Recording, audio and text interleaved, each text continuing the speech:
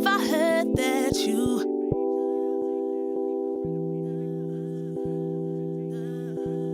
If I heard that you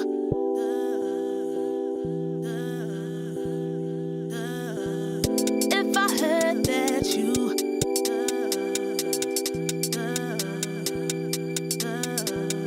If I heard that you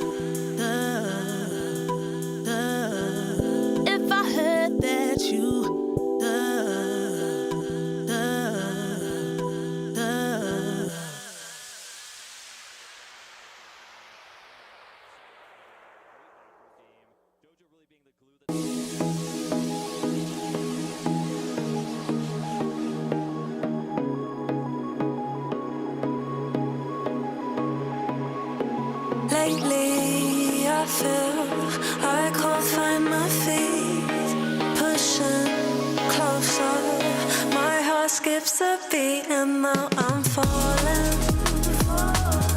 deeper than I fly, I can't control it.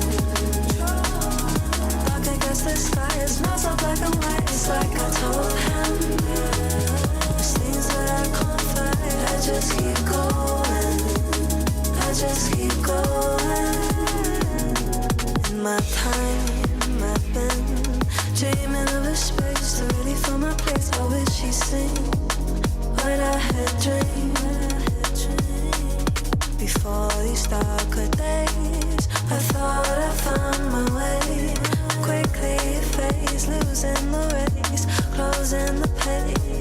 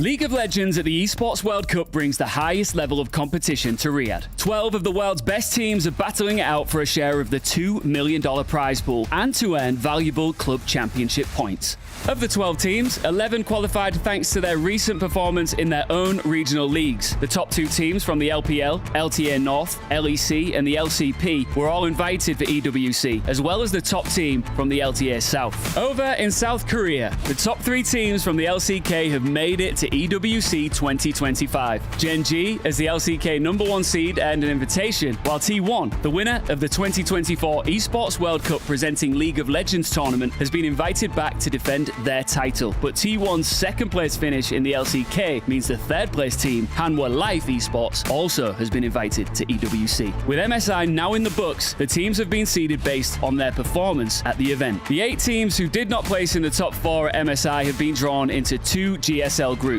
Win 2 matches and you qualify for playoffs. Lose 2 and you head home early. The top 2 teams from each group will meet the top 4 seeded teams from MSI in the quarter-finals of the single elimination playoff bracket. In the playoffs, matches move to best of 3 featuring Fearless Draft. And for the first time in years, a major League of Legends tournament will feature a third place match, giving teams a chance to earn a prize pool bump and more club championship points. The League of Legends EWC 25 tournament winner will be decided in a best of 5 Fearless Draft grand final on Sunday, which you will not want to miss.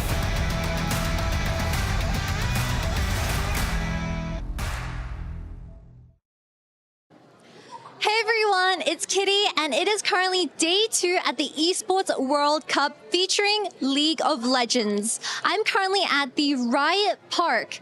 A little birdie actually told me that the total prize pool for this League of Legends tournament is going to be $2 million. I should seriously get back into pro play, but I think I need a duo. Momo? Kitty, what are you doing? I'm here to play some League of Legends because I want to get Challenger again. Let's go. I'm so tired of getting griefed all the time. Let's queue up, girl. Let's go!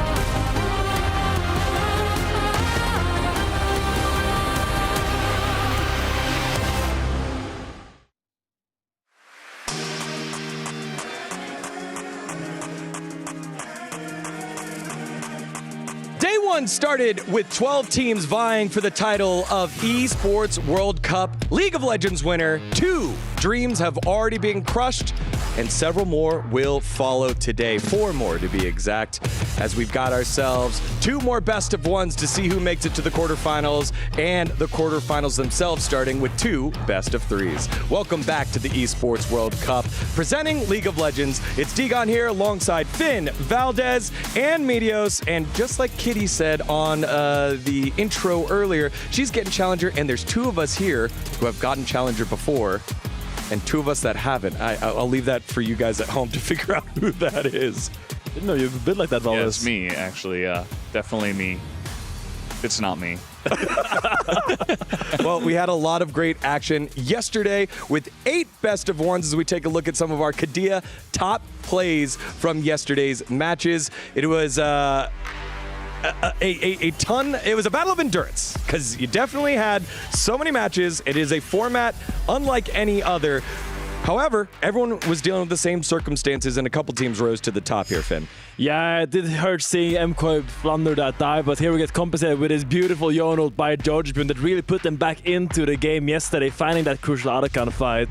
I feel like yesterday really delivered in terms of games. I feel like almost all the games were really hype, kind of contested, with some exceptions, of course, which were a little bit one-sided, but in general, a lot of action and a lot of scrappy skirmishes. Yeah, it was nice to see How Life Esports playing pretty well yesterday, respecting their opponents. So that was good. They were able to make it on to the next round, to the knockout stage. And MKOI and CFO, who did play up against them, did actually show some good stuff. So as you were mentioning, definitely pretty competitive so far, as we're taking a look at some of more of the highlights from the day. Definitely a fun day of games so far, but now as we move into knockouts eventually, after our first couple of best of ones today, it is going to just ramp up that competitiveness even more. Yeah, it's a shame there's only one NA team at this event. I was really looking forward to having more NA teams here, but I guess just FlyQuest again. Yeah, FlyQuest kind of carrying the banner now for the LTA North squads, as it was Cloud9 and GAM Esports that were eliminated. 1 team from the LTA North, 1 team from the LCP, and their keys were crushed. But we do have 10 more keys still available and alive vying for that title. Standing by right now is Kitty and Hysterics. Hey everyone, it is week 2 at the Esports World Cup. Wait, it's another Australian. Welcome, Jake. We are in front of the key wall right now for League of Legends day number 2. A little bit of a recap from yesterday. We've had 2 teams eliminated so and one far. of them was NA second seed. People saying they should be going to MSI, but look at Cloud9. Their key is bent. Absolutely destroyed by Furia yesterday. And then, of course, GAM versus CWC Flying Oyster, another grand final rematch that ended pretty tragically for GAM Esports. But we've got 4 more today that we're going to crush as well. Yeah, 4 more teams ready to be on the stage. And also, we have best of 3s today. So for the first half, we will be on best of 1s. For the second half, we will be entering into best of 3. So I can't wait to see how that plays out, Jake. Back to you guys at the studio. Thank you very much, Kitty. There are 10 teams still alive in the tournament, which means 2 will sit out today. It is our top 2 finishers from MSI in T1 and Gen.G. They will do battle tomorrow against the winner of FlyQuest and Furia, as they are the 2 that are still up and alive. We get to see probably one of the proudest moments in all of Brazilian League of Legends, a key crushing of a North American squad in Cloud9. It was a pretty big moment. It's been a long time since a Brazilian squad has defeated a North American squad in League of Legends. Yeah, it hurts a little bit. I'm not going to lie. I don't think it was very expected. I think coming into this, a lot of people, and myself included, really thought C9 was going to have a good performance, but it just wasn't their day yesterday. And, in these formats where it's just 2 best of 1s, sometimes it doesn't work out, and you speedrun it. Yeah, you definitely got to be able to show up here in this very difficult GSL best of 1 format. Yesterday, Movistar Koi and Hanwha Life Esports were able to get the victories over GAM Esports and CFO respectively. Then Hanwha Life knockout Movistar Koi to the lower bracket qualification match. CFO defeated GAM Esports in the elimination match, and this is probably one of the better reactions that we've had to the key crushing as Doggo put the Vietnamese team to the sword. Yeah, eliminating the team from his own region. Once again, a little rematch of the finals there from their local league. Just so good performances. He's a little bit shy there. Startled by the crushing of the key of GAM Esports. Yeah, so with that, here is the prize pool update with GAM Esports and Cloud9 slotted in at that 11th and 12th place on your screen right there on the right.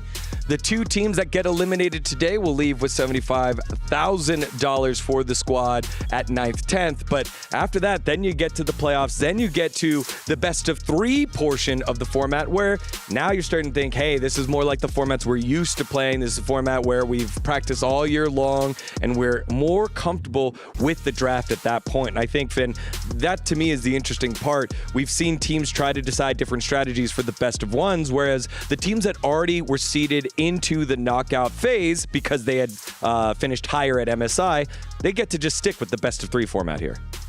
Yeah, I think in the beginning of the year when this new format was introduced, I think we saw a lot of teams put heavy emphasis on kind of designing their own approach to how to deal with this new format. We saw CFO with the 2 top laners. We see MKOI with its really explosive drafts. And I feel like you don't really get to show all the things you practice in just a best of 1. And I think now we're going to start to seeing all the different colors of these teams, all the flavors they've prepared for us, and all the different nuances the drafts can give us. Well, we did have 8 best of 1s yesterday, which gave us a ton of great reactions. Let's take a look at some of them in our Crunchyroll top reactions from yesterday's matches. I assume we better have a montage of the Furia reactions, a lot of European reactions as well, as G2 and MKOI had successful days. FlyQuest got themselves a win, so maybe we'll see them in there as well. But great to see the players on stage smiling, popping off, and executing as we know that they can. Nice. Oh! Yeah. A lot of nices, a lot of big smiles, obviously. Got that from Whipple. We also had a reaction at the end of their game, which was like a little bit of a, it was a win, but it wasn't like the best win. That was up against Cloud9, of course, but still, at least they did get the win in the end. But yeah, everybody just trying their best. You see some of C9 there as well. Here are some Furia reactions as they were pumped as they got the big victory yesterday against Cloud9. Yeah, I mean, they're definitely happy. Very exciting win for them. Definitely coming in as the underdogs. I don't think many people were expecting Furia to do as well as they did. And they've still got another match today to actually make it through to the bracket stage. But, it's a good start for them. All right, if everyone's keeping track at home, every time that we've tossed about the Furia to Cloud9 victory, it's always ended up in Medios' laugh. So I promise I will try not to do that anymore. I'm sorry, man. I mean, it is what it is. I'm an NA fan. I'm a C9 fan. And yeah, you don't always win. And that's okay. All right, well, let's take a look at the Aramco power rankings that are updated. We will update these daily based off what we've seen teams do and not do. We've kept the same at the top. With Gen.G and T1 as the favorites. Contenders, AG.AL and BLG still stay there. But then we've done a swap here of some of our Western teams. G2 moving up to the contenders and FlyQuest moving down to the underdogs based off of what we've seen yesterday. And Finn is grinning. All is right in the world. Once again, G2 seen as the contenders and NA are in the bottom. It does feel like a blast to the past seeing all these teams. Gen.G, T1, BLG, G2. All these top teams throughout the time of esports. They just belong there at the higher tiers. Yeah, I think this just makes sense. If you're wondering why FlyQuest may have been moved down, I think it was just because their one victory over Cloud9 was pretty close. And then, of course, Cloud9 got knocked out by Furia, which is another one of the underdogs. So it's kind of like, I don't know, maybe, again, it was just one best of 1, but at the same time, it gives us a little bit of a read on to where their form is at right now. And obviously, they can prove us wrong and do a lot better. G2 could also do the same in their best of 3 a little bit later, for better or for worse, but we'll have to wait and see how that goes. Yeah, all the underdogs right now are the teams that are still fighting to move on to the next round. They're all still kind of at elimination point. They have to win their next game to move on, so it makes sense.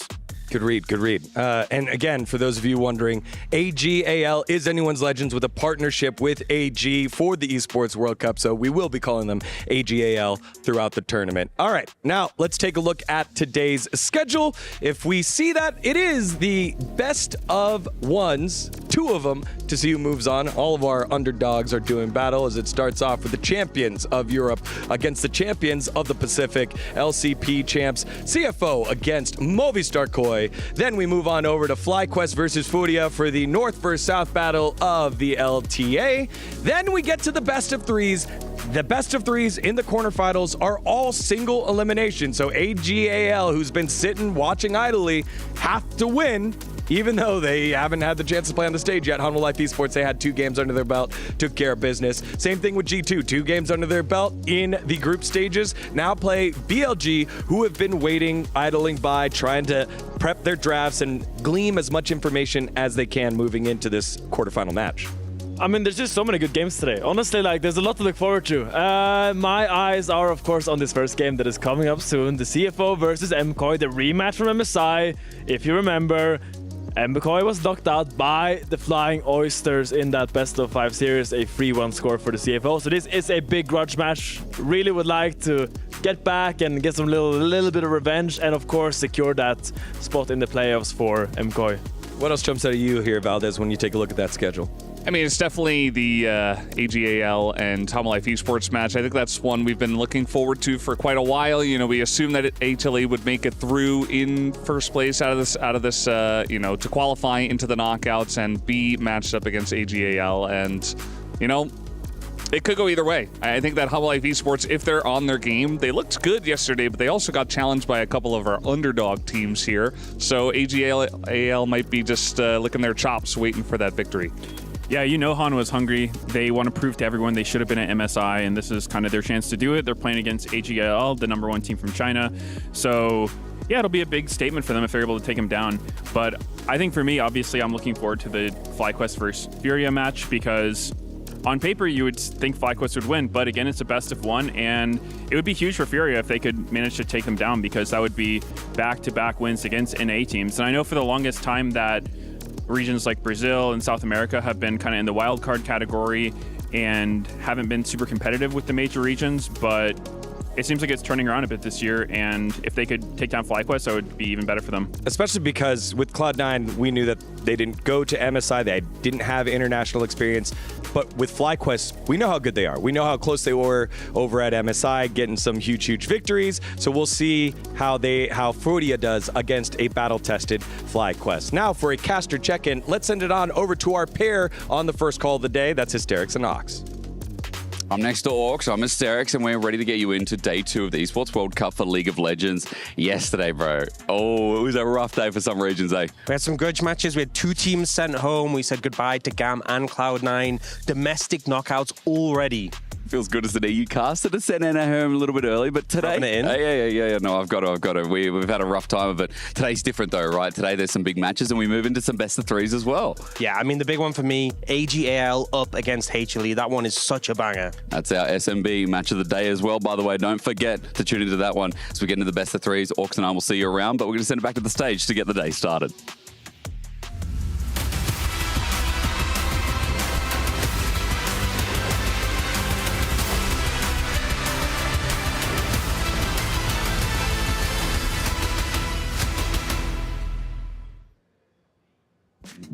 Nice little shout out there for the AG.AL and Humble Life Esports match, which will be coming up in a little bit. But now it's time to set the table for our first series here, the best of 1 elimination match and key crush match. It's CFO versus MKOI. Let's start off with CFO for the Pacific. These guys have been pretty great, traveling all around the world from the LCP, then heading on over to Vancouver, now here in Riyadh, getting here safely, thanks to our friends over at Jamil Motorsport. If you need to make a deal, go to Jamil, as CFO looking to make a big statement here against MKOI, who are trying to, recover from the battle scars of MSI.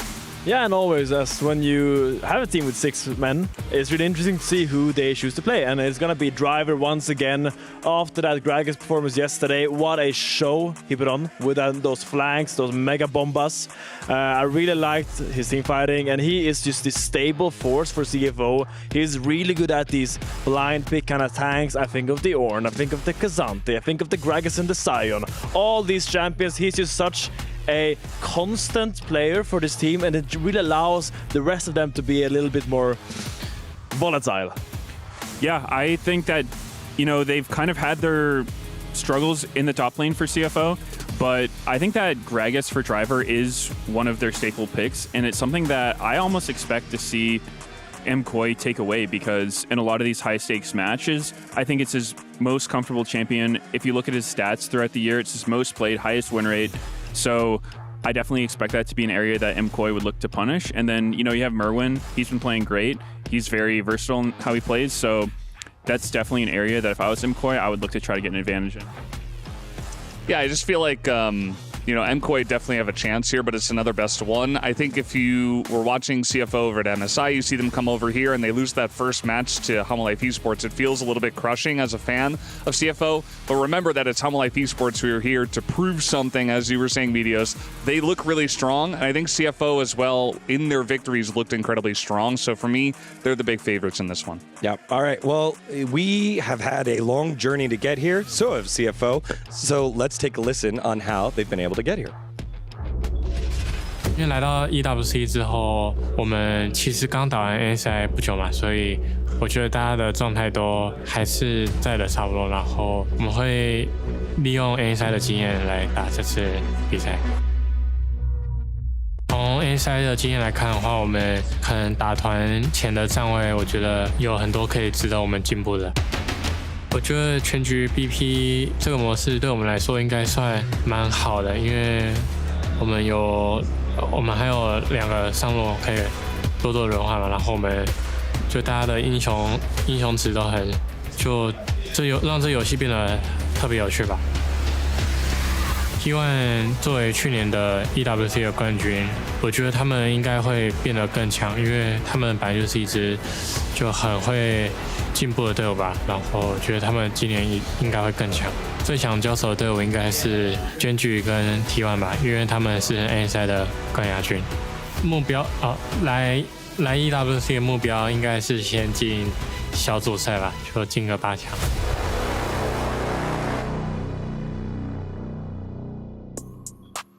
Great to hear from them, and the goal was set. Top 8 would feel pretty good. And the thing that I liked that he called out about T1 is that it wasn't just, hey, here's a technical aspect of it. They're just good at improving, right? For the longest time, the LCP was dominated by Talon. CFO seemed to be the new big dogs, and they've now had staying power going to internationals for 2 years running, and I find that so impressive, Finn. Yeah, I'm trying to remember what coach it was. There was a championship-winning coach in some Asian team, I remember, who said that coming into every tournament, every team has a lot of issues, right? And usually the team that wins the tournament is the team that topples those issues. And to me, like when he said T1 is so good at improving, that just struck out to me because they feel like a team that they come into a tournament and it's like all the issues they previously had before the tournament, they just solve them and they just adapt so much to the atmosphere and the pressure, and they just always topple that kind of pressure environment. I don't find a better word for it. That's just how it is. Yeah, and again, I always love when we have the opportunity to give shout-outs to Coach Chowie, one of the long-standing great mid laners in the LCP, then shifted on over to Coach, did some time over at TSM, learned a lot about problems and problem solving there, and now heading on over to CFO and finding success. So best of luck to CFO, but now time to look at their opponents. It is the Kings of Europe. It is MKOI. My boy Jojo Pyun, they're leading the way, but truly it has been the play of all the players combined as one team. Merwin experimenting in the top lane, Elyoya driving the pace forward, Supa doing the damage, and Alvaro just constantly finding these engage angles, very reminiscent of Delight in finding ways to set up the rest of the team. Yeah, I think, I mentioned before, I feel like their opponents might be favored, but I do think that they are a bit of a wild card for sure. You think about Miran and the weird picks he's been able to pick up. I think that also Jojo Pyun has been a big star in the mid lane for this team. Elioya has been that rock. I do think that they have a chance here, but I'm curious about how they're going to manage it in this best of one. I really liked their game yesterday against Scam because one of the hardest things about playing internationally is the pressure. And to me, I really liked the patience that they showed because even though early game wasn't going too well for them, the top lane was kind of falling behind. Levi was getting super fed in the jungle as Wukong, but they didn't start getting desperate and over-forcing, which is something that happens a lot when you're feeling pressured. Especially for Jojo, he just he was 0-0-0 for the first, 20 minutes or whatever of the game.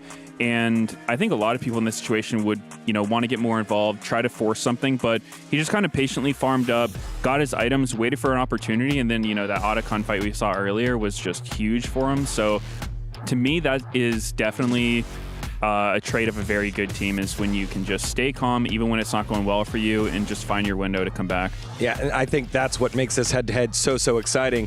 Jojo Pyun, no longer a rookie. He came in, took NA by storm over with EG. He's now the veteran going up against Hongkyu, who is the rookie, who is the young guy, who is lighting up the international stage. And I feel like a lot of focus is going to be there because for anyone that has experienced Jojo Pyun, you get good Jojo Pyun, you can take over a game, and sometimes you get tough Jojo Pyun where everyone else is going to have to maybe make up for his tactical decision-making. But here, this is one of the highlights and one of the moments that you live for when you're a Jojo Pyun fan. Yeah, I feel like in winter we got a lot of the other Jojo Pyun, but all throughout spring we've just seen Jojo Pyun accelerating, improving, and just reaching his final form, and it all culminates here with this ult at this Otacon fight, just completely saving the game and getting his team back into it. I think game was looking really sketchy before this, but this really good call by Mad or MKOI to force this was just the key to bring them back into the game. Yeah, and at the same time, we look across the aisle at Hongkyu, able to set up this amazing wall. Obviously, he started the fight, and then Driver knocked it down with his Gragas flank that did come in just a little bit later with a 3-man body slam. And the team fighting from CFO has been incredible, but certainly some of the highlight plays from our mid laners is where we are going to be looking at for this matchup.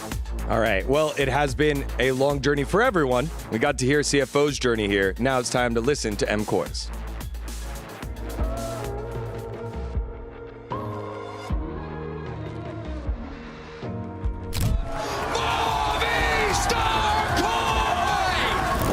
I'm pretty confident coming into this EWC. We are really grateful for this chance that we have to prove ourselves again. My main goal this EWC is gonna be that I perform well.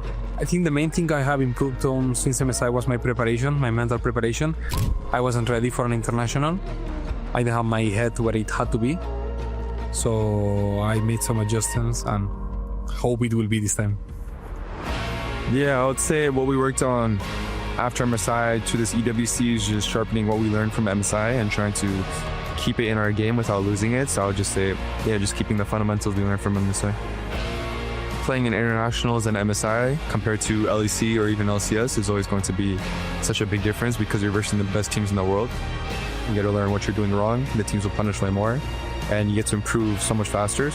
And any personal goals would be probably just versing the top teams and just winning a best of 3, best of 5 against them pretty dominantly. I would say that's my personal goal.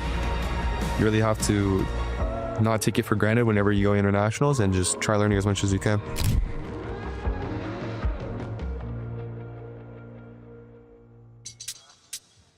Yeah, I mean, that's the next step for this passionate fan base. It's now building upon what they've already had and getting some titles, getting over the hump in the international stage. They've been able to conquer Europe, but keeping the growth and the momentum, just like what CFO said, right? It's, are you able to problem solve and get good during the short time frame for the squad here, Finn? Yeah, and something Elio has been very vocal about in these last couple of internationals is that the fact when he goes to internationals, he feels like he gives the East Asian junglers a little bit too much respect. He feels like he makes himself a little bit too docile, and it kind of like he doesn't push himself as much. And I really think today against Gen.G, who is still, in my opinion, one of the top junglers, he is such a force for the CFO roster. And I think this is a great game for Elio to finally conquer those demons and kind of think, okay, I'm on the same level as these guys. I can compete. I just need to play my game, bring my thoughts to the matter, and I will get it done. Yeah, and I know a lot of these teams have talked about taking what you learn from MSI and applying it, but sometimes I feel like that's harder said than done, because a lot of times when you lose to these top teams from around the world, it's not always obvious why you lost. Sometimes you might think it's something, but in your effort to correct it, you might cause other problems, fixing things that weren't broken within your team. So I think it's really hard to, make such a quick turnaround, but these teams have to if they want to keep going, and there are definitely valuable lessons you can learn from those matches against top teams. For a deeper insight, let's take a look at Supa, who is standing by right now with Kitty. Take it away. Thanks, Dion. Welcome to the first pre-match interview. By my side is MKOI Supa. Welcome. So you guys had an intense battle against Hanwha Life yesterday. So how do you feel right now going into today? I'm really excited to play because I think I prepared really well from the MSI to here, and I want my revenge today. And of course, you guys are facing CFO, and I know there's a little bit of a rivalry between you two because CFO didn't eliminate you guys during MSI. So what are you planning on doing to them today? I need to be thankful because they give us more time to prepare and vacation for the Esports World Cup. So I will let them better vacation so they can prepare for Worlds better. Yeah, and last message, because we know that C9 unfortunately got eliminated yesterday, and surprisingly, EU is doing quite well this tournament. So is this the turn back or turnaround for EU? I think we don't need to over complicate the things. EU was not that bad. People is not that good. I think we are in a really close level, and I believe who prepare better for the official day is who's gonna make the difference. I hope this doesn't age weirdly after the game, but best of luck today, and I'll see you on stage. Back to you guys. Thank you again to Kitty asking the hard-hitting questions. I love it. Don't worry about how it ages. It'll all play out to fate. Now it's time to put our prediction fate on the line. So let's start on the outside in. We'll start with Meteos. Who you got here winning and why? This is a really tough one for me, but I think MKOI will win. I don't have a great reason why, because it's super 50-50, but I don't know. Just from how they've played, I think they can do it. Yeah, I'll take it from here. I think that CFO will take it down. I think it's going to be relatively easy for them. I think MKOI is a pretty good team, but I think that CFO have proven that they're on a different level at the moment. I would say it's like 75-25 for me.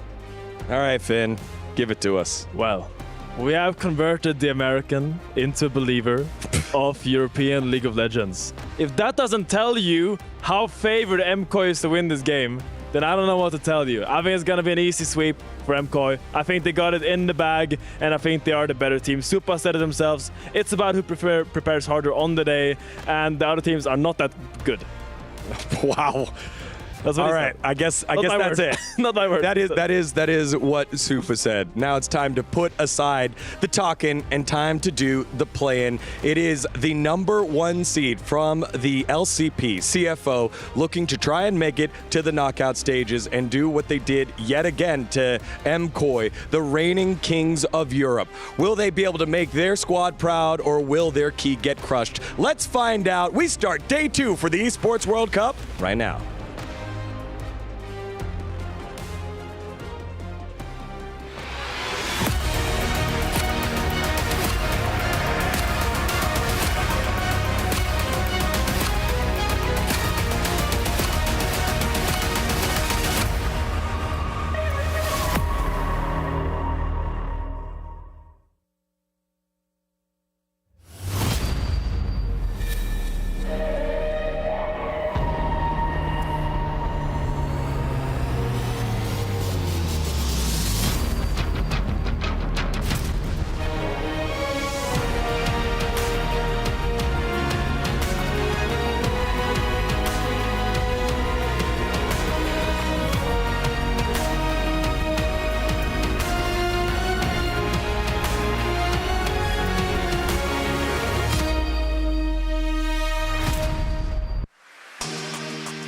Yesterday started steady, but as always, we ramped up the pressure. Teams blinked, and before they knew it, they were back checking in bags at Riyadh Airport. This is League of Legends at the Esports World Cup, and now it's down to 4 different regions, 2 chances to stay alive. We got 2 quarterfinals coming up, but before that, a crucial best of 1. Win it, and you get a spot in the playoffs where Giants T1 are waiting for you. And the stakes could not be any higher. You got a club championship points, legacy, and a shot at $2 million on the line. By the way, if like me, you are a key-crushing Supa fan, do not worry. 4 of them will be shattered on stage here today. Now, I don't know if you heard earlier, but we've got some mega fans in the building over here.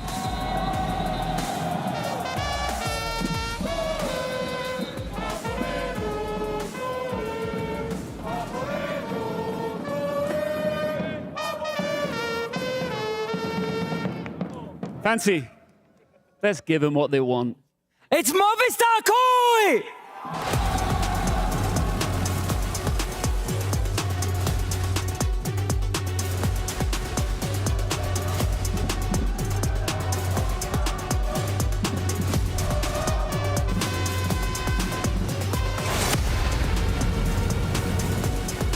Their opponents avoided being KO'd once already.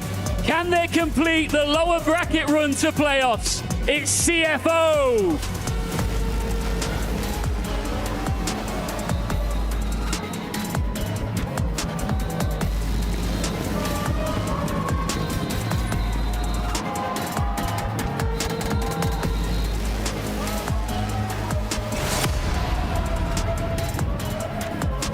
A quarter-final slot will be locked in. A key will be crushed. It's the Esports World Cup. Let's get back to business.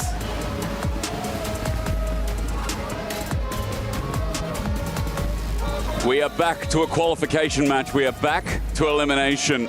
That really feels like the story every day. Myself and Orcs will take you through yet another game between CDBC Flying Oyster and Movistar Koi. A game, or rather series, that we only recently just saw, where everyone's pick'ems were destroyed at MSI. You all out there know how I feel. I'm with you. And in a 3-1 fashion, Koi were eliminated from the tournament. And CFO created what I think was one of the biggest upsets, at least of the tournament. And they had opportunities after that to face. They had some pretty big matchups. Went 3-2, 2-3 against T1. Who made it all the way to finals, so really got to show their stuff, I think, at the tournament, and earned a lot of respect. And now MKOI have the opportunity to get some revenge here on the day. I think definitely showing some good form to get to this point. Both of these teams having beaten GAM, but losing to HLE. HLE obviously a formidable opponent. Yeah. Hard to judge. You saw some disagreements on the desk as to who's going to take this one. I think either team could take on the day. Obviously, it being a best of one as well. That's the thing, it really just comes down to the approach. We often talk about how Fearless there's so much impact in draft when it's Fearless. Yeah. That's also the case when it's a best of one, because you only get one draft to come out with. If you make a bit of a fumble, you don't get time to adjust. You don't get time to sort of shake things up as you go through a longer series. So whatever you end up with in this one game, you're stuck with. And that's what leads us into our draft for this only game. Senna so far yesterday, exceptional performance. 3 out of 3 wins. Yesterday as well, we saw a lot of Annie, a lot of Talia. Things we should also mention is things in jungle pairings like the Xin Zhao. Sejuani Yone, I remember you came into the day yesterday and you were like, man, Sejuani Yone, there's a lot of angles for it here. That's one of the first bans we go into pick and ban here for CFO. So maybe that pairing taken away as Sion against Driver also makes a lot of sense. And Gragas, so pretty heavily targeting Driver. He was insane. He was insane yesterday. Yeah, and I remember Sion as well in the series. These two played against each other at MSI. Him getting solo kills on that Sion, which is something you don't really expect to see, but it was such a big factor. So learnings and respect given over. That Pantheon first pick, we've seen that a lot at this tournament. A lot of priority towards that for that early pressure. The jungle will get the Rumble coming through for Driver. We get a Xin Zhao part 2. Jun just smurfed on that yesterday. He was so good. We had some fantastic Xin Zhao yesterday, and yet he was the best. He was and that was tough to have that. His Skarner is okay. Yeah, it does end up locking that in. I think the Rumble Skarner combo, we've seen that have some power. You can kind of just, toast them over the fire, skewer them, and hold them there. Does mean when you get deeper into the game, the Pantheon has pseudo tankiness from the fact he can block damage, but overall is a pretty squishy champion in comparison to the Skarner. You have that solid front line. MKOI will lock in that Aurora. I've seen that pick at a ton of value. MSI, Chovy in particular had some fantastic games on it, and then that Jojo Pion has picked up himself. remember as well, can be top lane for Mirwin. Mirwin is no stranger to picking out some, potential lane counters. Aatrox thought about that. It could also be realism as... I mean, instead. Okay. Could also be an Aurora Flex, something I wanted to mention. You see some hovers that suggest that it. We have seen Aurora into Rumble before. Probably going to be mid. Something to mention. Yep. Kaiser does suggest they kind of want to sort of lean a bit more into that sort of dive, which fits the theme of the first 2 picks they have. Yeah. And CFO, they have a pretty strong front line with that Skarner. They're looking towards this Victor. So much AoE damage already. And considering all of MKOI's composition so far is quite squishy, you could just shred through targets. You think about the Arcane Storm, the reset you get. We've had fights where, you get a couple of kills with that ultimate and it just expands so quickly. True. Going into late game team fights is going to be a little bit scary up against this composition. Now, we go into the second phase of the draft. Could look to target top lane a little bit if there's some matchups you're not too comfortable with, but Rumble tends to do so well into a lot of scenarios. I also think banning away supports that match up well with the Kai'Sa Nico is a big one we've often seen paired Nautilus, with the Kai'Sa. right. But they actually go for the casting ban, so aware that potentially the Aurora could go top, and worried that casting could be something that could just scale up against the Victor and be a problem later on. Okay, with that away, maybe they get rid of something that can bully the lane a little bit, something that tend to survive the lane. Again, Aurora, we're talking about in flexibility, but they're saying that, Mirwin might actually just take this top because of the matchup itself. Alistar's going to be one of the bans. Supports that maybe CFO will fish for on 4 or 5. As you said, Kai'Sa pairings are still many with things like Rel, with Nautilus. Nico, you also mentioned there as well, maybe CFO can be able to utilize that better. Yeah, they don't ban the Nico, do ban the Braum. Kind of suggests maybe they just want to go for the Nautilus. Yeah. But the Senna's still open, which I feel like it's kind of crazy left that one available, especially, the front to back from CF4 already so strong. True. You're going to have to work really hard to get on that back line. And, I mean, the other option, you could actually pick Nautilus yourself, and then you could end up going Senna Nautilus, which is a really strong combo. There's that option for CFO. But looks like they might actually just go for the Rel themselves, not wanting to give away too much. Rel with the Alistar gun as well, feels pretty comfortable, keeps that 80 carry option available. Senna could still be an option, still there, but want to see a little bit more and just happy to pick up that engaged support. Now for MKOI, they have the Nautilus as an option, they have the Nico as an option in terms of support role. We will get to see where this Aurora is going. Oh, Galio top and then Aurora mid. Yeah, that makes sense. We saw Galio really show up first in the meta, played into the Rumble in the top lane. I mean, in honesty, you could go either way. I think it probably would be the Galio top, but we'll see what they end up going with. Technically, you're right, you could mismatch. Yeah, swap around. Really means it's important that you get a support that can kind of lead the charge here, because you want to set up that Galio ult. And I actually like the Rakan a bit more, or the Nico's fine too, because the thing with the Nautilus is, although he has that engage, he doesn't really lead with the body, and you want a body going in so that the Galio can ult to them. And the Nico's pretty good at doing that. You set up with the big Pop Blossom. You can also use Galio clone. You can ult on Galio clone. Yeah, no, Nico clone. Really strong. And CFO kept the 80 carry pick till late. Maybe thinking the Senna might be a little bit hard to defend. Sivir, though, the spell shield, a lot of value, but Jin can just play at range. Much better setup.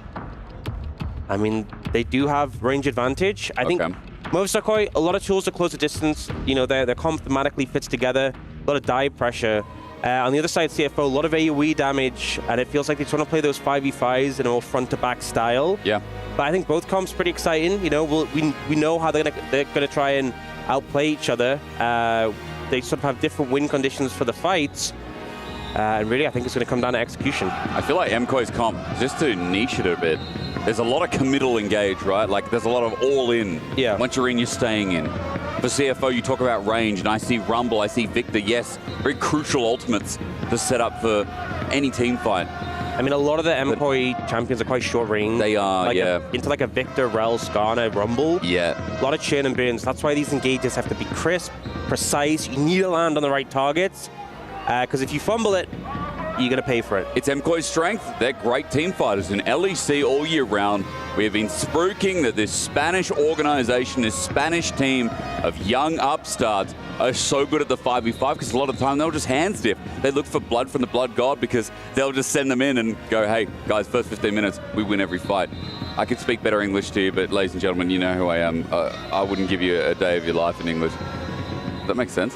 No. It's so funny talking about I can't speak English properly and then I just... You can speak Australian perfectly fine, though. Yeah, but it's sometimes just my brain doesn't keep up.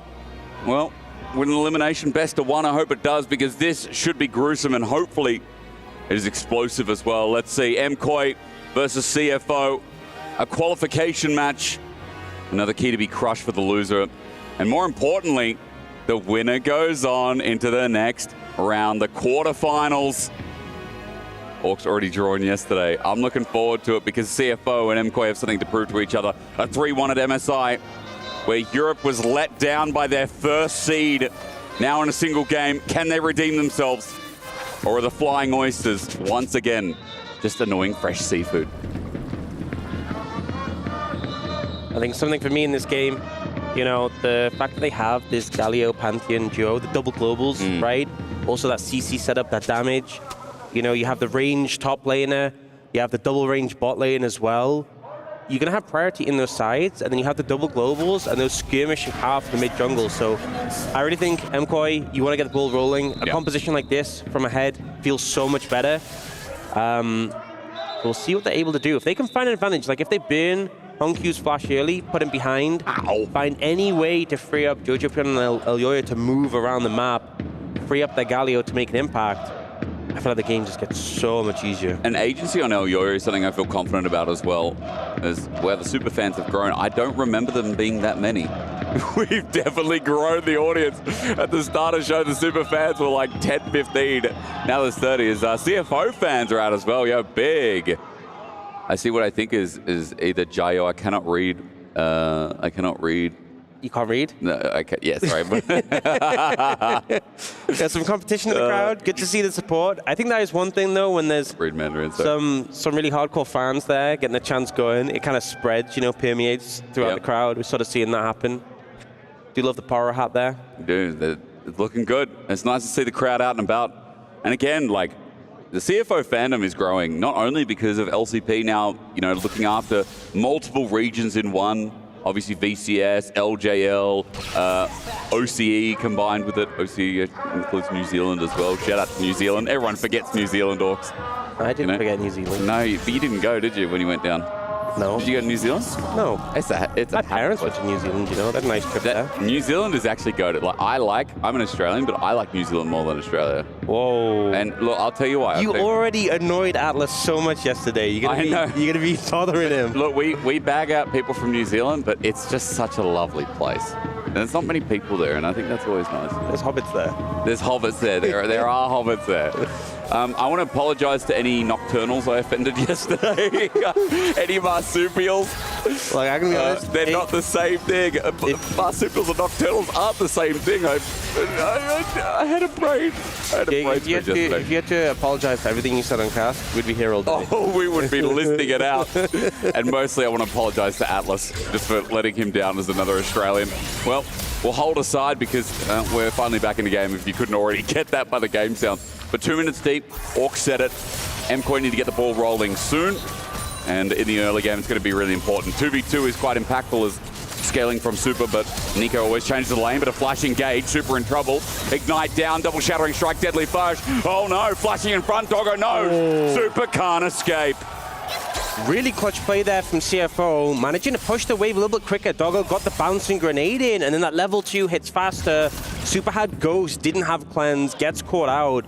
You saw Alvaro went for the minion there, but it was too little too late, and that is such a bad start to the game for the bot lane. Maybe don't. Of a Star Koi. Level 3 hit from Honkyu, but look, pushing up to the wave. There's going to be an instant flash. Justice punch, but a quick stand, and under the gravity field, Honkyu feels okay. He's burned his flash at the cost of one from Jojo.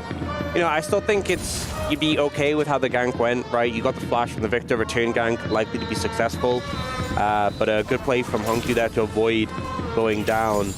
But as I said, this is kind of what I see being the win con for MKOI, is that you put pressure on the Victor, find opportunities for to prevent that pressure. He is now being ganked, though. Vice versa for the pressure. Justice punch, but in the way. Kaiwing, great gank. Another shattering strike. Gravity field gets the slow, and Jojo's getting whittled down. Kaiwing, 2 out of 2 KP. This guy is rearing the early game. Such a good start for CFO. And we see here, so you know, I think maybe Supa goes for the Q there. Not enough damage done to the minions. Maybe a bit too much focus on the poke from Alvaro, and then Supa just gets demolished there. Doggo with a great flash over the route there to finish off the kill. And the fact that you get that kill, then Kaiwing moves mid, gets killed there as well. Phenomenal start. Already CFO 2 on the board, about 1,000 gold lead. This is the start they really want. 2 for their carries that are going to play so well on zone control as well that we talked about in draft. So it was like early game is now really chill, and the onus is on MKOI. We've already said it.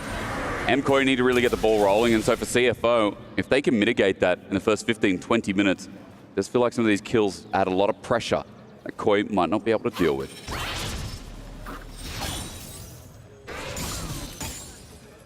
Yeah, we see top lane's been pretty chill so far. You know, I think Driver doing a pretty good job of just farming in the matchup. Not the most fun playing into range top laners. I'm sure every top laner knows that experience. I've seen this matchup get bodied from the Rumble's perspective, so the fact he's actually up in CS, even early game, kind of nice. Doing pretty good. And I think, you know, if the game does end up in a neutral state, it's not like it's over for Koi, because if they get a big engage on the right targets, that's fantastic. But a lot of their picks will feel a lot more flat if they are behind, you know, or even just even doesn't feel as inspiring. You see CFO with a lot of control in this lane right now. Still early days. We do have that flash from Hankyu about halfway off cooldown. I really want to see some window where Koi look to capitalize on the punish, but in return... Jojo's in trouble again. He still doesn't have that flash. The Justice Punch is interrupted, and against the wall he will stand. Here's Charles' warm embrace. Leads to another kill. This time one over to Gen.G. Elyoy is trying to get something back, but with no red buff, no real damage onto this Scorpion. It's trouble as Alvaro, he's locked in place again. It's another great Shattering Strike. A quick cleanse away from the Tangle Barbs and at least something back for MKOI, but there is nothing going right here for the Spaniards in this game. You know, I'm talking about how I think the focus was really needed to be on this Victor without the flash. It was MKOI who went for that first gank, who burnt the Victor's flash, and yet the return has been from CFO. They just keep punishing the fact that Jojo Pion flashed early, and here he's playing a melee champion into the Skarner, tries to sort of use his dash into him, just gets pulled into the wall, immediately goes down. He is having such a rough game, and if your Galio falls behind, gets trapped in lane, the comp's going to start to fall apart. If this Victor could just start one-shotting waves earlier than expected. I mean, he already has that lost chapter. Yeah. Really nice to get that one down early on. Not too long until his flash is available as well, so I mean, he's fine just wave clearing, you know, and the wave, it consistently feels like whenever we look towards mid, the wave is in an uncomfortable spot for Jojo Pion. He has to be pushed up as a melee champion. Puts him in a threatening spot, an uncomfortable position now. Alvaro hovering. If he gets Tangle Barb, something could be done. Remember that Galio has ult, so we're just talking about how Jojo's in a rough spot, but now he can move the map. Now if he sacks the wave, something else can be done elsewhere. The CFO covering well, they're not overstepping, and as they hover around top side, it's a minute 10 till grubs spawn. That's why Gen.G now looking for his level 6 so that he can have the similar impact as Elyoya rushes there too. Felt like there was a bit of a bait there from Alvaro to try and set up, but Kaiwing just does not fall for it. Yeah. Has the backup from his jungle a little bit later, so still a solid lead there for the side of CFO. And I think really they're fine just chilling out now. Gen.G as well has the early double giant spell, so he's super bulky already at this point if we get into those early skirmishes. Oh, Chaos Storm just going to be used out for Chunk. Jojo has no TP, so he's walking back here. Man. And the timing could not be worse here. Dragon, Grubs, take your pick here as Gen.G has now hit level 6 as well.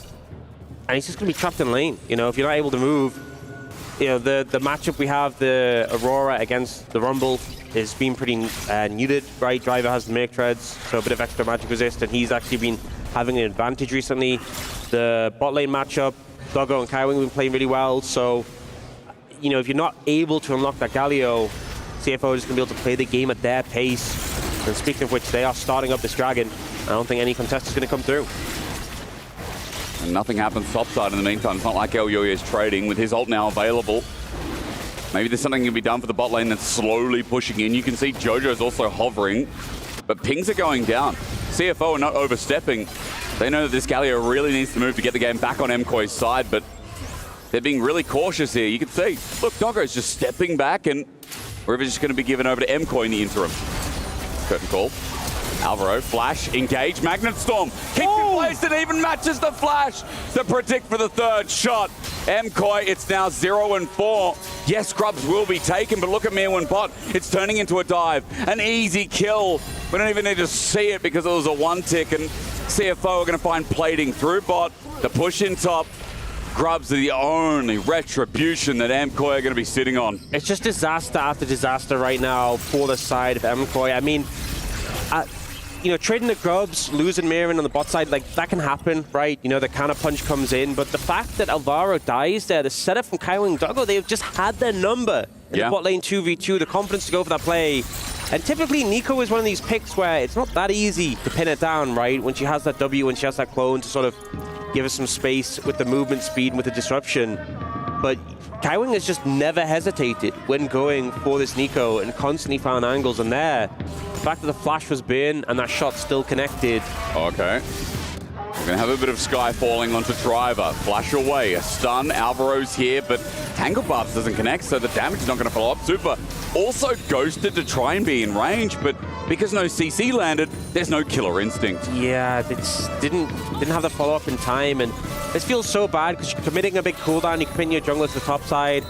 Sure, they'll be able to get some plates, but you know, it's not really that big of an advantage. And also, there's a limit to how much they can push because Driver's ult is coming up soon. So, you know, they'll push this wave in. They can't take any more because the next wave, Driver can just ult it if he really wants to.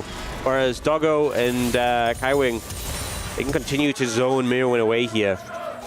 It remains at 2K for now. That's the lead. Supa getting this with 3 grubs, yeah. It's getting more and more positive as they stay isolated, but Jojo now hovering up. Hongq on the way. Junja's just going to push him back, and Jojo gets away unscathed. Okay, looks like ult was a little bit further away than I thought it was. So they're going to clear this wave. They will actually get some more plates. So actually working out better for MKOI than I thought it would. Driver does have his ult now, though, so that's where the push ends. So actually, working out pretty positively for MKOI, all things considered.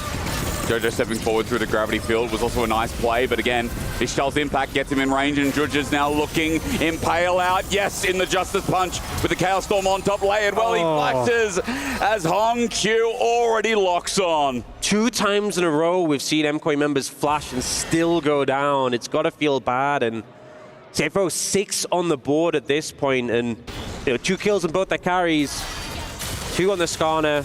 He's going to be super bulky later in this game. It's a 1K gold lead on Hongq. I mean, this is the dude that gave Faker a run for his money in that best of 5. And everyone's saying he's a prodigy. Like, we're going to keep an eye on this kid. You know, he's so young, but he's so talented. 1K gold lead on Victor already with a Blackfire Torch that's going to shred through this tank Galio and any other bruiser on the side of MKOI. It is a bit of a disaster in the early game. It is encroaching 3,000 in the lead here for the LCP representative, and more importantly for MKOI. They have not been able to use these semi-globals in succession orcs, like the Aurora laid with Galio, laid with Pantheon, the Nico ult. I mean, I've never seen everything on top. We saw one Pantheon ult, didn't really do anything. Galio ult hasn't come through yet. The Nico's only just gotten ult.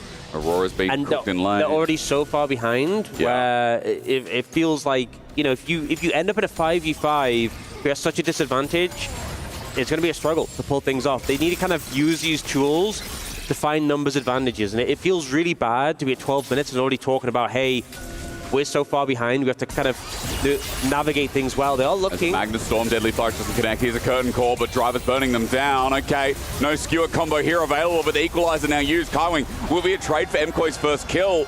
We sit 1-7, but Brazil's not showing up to this game. We'll hold for a second as Mirwin teleports in. It is just a simple trade for now. Doesn't feel too great, though. I mean, normally if you're trading when you're behind... Face checking into a Skarner. Flash away from Elyoya for the red buff. Okay, but Mirwin needs to pull his weight. Puts the Between Worlds up to get a shutdown. Elyoya is still alive, and red buff is doing a great job. But Junja, as he finally autos away with his passive, will make it another trade. Teleport up from Hongq. Want to bring the fight into full succession as top wave goes down, or rather turret. Supa picking up the gold for the trade. When you're 3,000 gold behind, now you're only 2 orcs. I think you just take what you can get. You know, I think a little bit better. I was saying before, you know, the 1-for-1 trade, considering they committed a TP and a Galliwell, doesn't feel as good. But, you know, getting another kill trade, Jojo Prim's going to get some plates here. I think MKOI feeling a bit better. They are now on the board.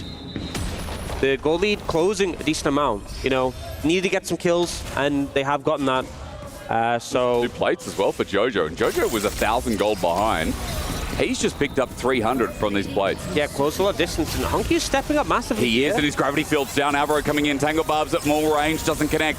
Honky turns around with a Chaos Storm onto this Nico. No kill threat just yet, but it's enough to send Alvaro away. Yeah, I think even if the root had connected, the ult wasn't there for the Nico, so probably wouldn't have been a kill, but would have chunked him out more, maybe could have set up for that dragon. But to be honest, I think when you're still a bit behind, it's fine just to let this one go. It's only the second dragon of the game.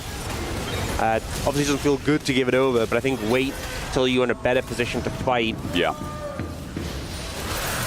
Supa has to be careful. Kaiwing has his flash available. He's going to second skin away from that, rather. The supercharged route. Junja is looking for Jojo again. Jojo giving up the wave, giving up the pressure, and with it, Hongkyu will be able to match that first turret that MKOI obviously found in top. Yeah, we'll open up the lead a little bit more and getting that dragon as well. CFO still definitely ahead in this game. And Hongkyu the most ahead on this Victor in a comfortable spot. I think as well, another thing to be mentioned with this composition that MKOI have, it's really important that when you're going into big fights, what you are going to start seeing as we get later in the game, right? Second dragon taken, next will be that third, that sole point. Yeah. Having summoners bin. And if you can find like small scraps, maybe it's like an even trade, like a 1-for-1, or just like a quick engage where you get a summoner spell, can be so good to find that before a big fight starts. You know, a minute or two before it starts, that a cleanse or a flash isn't available. Because if you go into a big 5v5 and Hongkyu and Doggo have flash, you're probably just going to lose. Because we spruiked about MKOI being all in and like their committal engage, but the carries on CFO are not mobile. Yeah. So further to your point, those summoners are going to mean so much here, as Koi are going to be picking up the Herald, but CFO want to contest it, bring in the fight. Smite comes down, and Elyoya has it in hand, but Junja with an Impale ready, wants to come in. Driver flashed over the wall for this. He's going to equalize down as Elyoya is the only one cooking for now. Pop Blossom off the side, hits no one between worlds. Doesn't do much, but the Magnus Storm does. Keeps him in place as Kaiwing is a nuisance against the wall. Junja doing the same with an Impale. A scrappy, messy fight with a Chaos Storm, shredding down and charging everyone. An order that won't reach to full fruition as Koi are left with 4. It's only Elyoya for the Herald being the full trade, but I correct myself because that Rel dropped in the interim. Yeah, ends up being a 1-for-1, and they got the Herald, so I think they're pretty okay with how that one went. Looked a bit scary. There was definitely a point there where it was a bit concerning. MKOI able to navigate that one pretty well, all things considered. They do end up getting this. I think some abilities whip. That's something to be said for MKOI. It could have actually gone better for them, but you see Alvaro's ult doesn't actually connect onto anyone. It chooses a little bit defensively. Doesn't actually clip on the driver. And then the pawn from the Galio here, trying to get as many targets as possible. I think only gets Hongkyu here. Oh, it does get Junja as well, actually, but, you know, was maybe looking for Doggo too. Wait. Did you watch Supa in that? Supa just dodged everything. He was pretty clean. I feel like he's the reason that they got the try. I mean, he definitely was. He ulted into the back. And, yeah, 1,800 damage out of the Kai'Sa when Pantheon obviously is going to hit higher damage earlier on in the game. That's something to look forward to for MKOI fans if they can find another fight like that where they skirt around. And the thing is now, you don't have Cleanse and Doggo, flash down on Driver and Kaiwing. Obviously, Hongkyu and Doggo style flashes, not ideal. Well, you really wanted those to be down, but some targets you can set up plays on for the side of MKOI. You can find engages onto. Now, though, CFO looking for this mid-tower. TP coming in to defend. The Aurora, but Pantheon's going to turn into a fight. Elyoya just runs in front of Kaiwing, no Shattering Strike, but Elyoya's ulti is now down. Nothing is up. Yeah. Off the back of MKOI to move to. A lot of resources committed to defend that tower, and it still took a good amount of damage. I don't know how much longer you can really maintain this, but for now, that Tier 1 tower is live. You'll see, though, Driver's moved over. They're pushing on this weight. I think this might just be gone. With Equalizer, I think so. Might not have grubs, but they'll have the damage here as MKOI don't dare to step up. Jojo also on a ward as he came in for his flank. There's the turret. Mid is now open. Gold is still growing for CFO. You can see, just if you look at the minimap, there's some fantastic vision control around mid. There's like 4 control wards all around. And, you know, you'd think with like, you know, mirroring the fact he was there, if he'd stuck around, there just was no... The vision denial was so good that there's no way he could stick around and kind of punish that turret push. So really good homework from CFO to make sure they could go for that turret without the threat of like an engage or a dive. A lot of times teams, you know, they heavily go for that mid-tier 1 and they end up getting punished for it. He's checking for the wave. Driver walks in. He only thought Jojo's there, but it's Elyoya covering his mid laner. That's an important kill. And a wave denied. Good kill picked up. And, you know, more picks they get like this. We talked about the gold lead being pretty significant. It was like was 2-3K way earlier in the game at about 12 minutes. Now only 1,000 at 18. That goal lead being closed quite substantially. And still, there's still bounties on Skarner, Victor, and Jin. One team fight could really turn this in favor of Movistar KOI. And Supa's actually up in gold. Now Quinsu's picked up, by the way, second item. So if any of those shutdowns go over to Supa, he's going to be leading the charge. He's going to be onto that third item quicker, and that Poke Kaiser will be online. Yeah, I mean, this is a big spike for the Kaiser, the 2 items. Whereas with the Jin, the Ghostblade Rapid Fire doesn't feel as good. The 3 is really where you start to feel, you know, when you get the Infinity Edge. Infinity Edge, yeah. Yeah, so they're feeling confident leaning into this Dragon. This is third for CFO. Is a Chemtech, so the highest priority soul, but we're probably trying to find some setup here. It's all about Alvaro with the Tangle Barbs as well. Make sure you watch Supa as Kaiwing's engages have been the fear for MKOI. The support of CFO has been carrying through the last couple of fights. And don't forget, Honkyu stronger than maybe you'd expect here on the Victor, as he's found such an early gold lead. Mid versus top right now in the bot wave, matching each other as Supa's hitting mid wave, but CFO are in river first. You see Kaiwing just trying to threaten Jojo Pion here, but just lose some pressure towards, you know, that banana brush. MKOI trying to get some mid priority, trying to move in, but CFO holding strong, denying them access to the area. And I think, you know, the fact they're trying to push through that one choke, really difficult into Victor, into Rumble, into Rel. Ideally, they want to find people coming on flank angles, and they haven't really had a chance to do that so far. Now, though, just moving up towards... They're going for the Anakan. They're actually throwing Herald down. He's saying forget it? That... What do you think? Did he mean a sweep, I wonder? Because I feel like throwing the Herald down kind of gives away the play. Yeah. But I mean, the Kaiser does a lot of single target damage. Maybe he's just trying to distract them. Only Kaiwing is here. It's not Spellbook Rel, so no chance to steal. I think this is a really good trade. So, good move from MKOI. I mean, it's just a third Dragon, right? And it's only a Chemtech Soul. If CFO do get Chemtech Soul, it's not the end of the world, and they don't have it yet. And they pick up that the Atacam for free. It's a lot of XP. It's a lot of stats as well. You can 17 flowers, by the way. That was what they got. Yeah, you can see now Supa higher level than Doggo. Jojo Pion higher level than Honkyu. It was a big influx. So actually a really heads-up play from MKOI there. Just to say, you know, we can't find an angle into this river, into this Dragon fight. We'll take this instead. And they'll wait till Jojo's at two and a bit items as well, and that'll be around the fourth Dragon rather, as there's no turret here, so Junja's going to bring AG.AL's impact into it with an Impale up and available, waiting for max range. Jojo's getting help with a TP from his ally as well, but Alvaro's also on the way. Shielded Duran gets 2, and Driver isolated, getting burnt down between worlds. All they need is a Pop Blossom, and they'll get it from Alvarito. Milan zones off the rest, and MKOI know that CFO won't dare show their face for the rest of the fight. Huge counterpunch, and for the first time in a while, MKOI have a gold lead. Tangle Barbs, also Super in. Ulti's in with a killer instinct. Flashes the Magnet Storm. Super avoids it all. A Shattering Strike, yes, but no curtain call.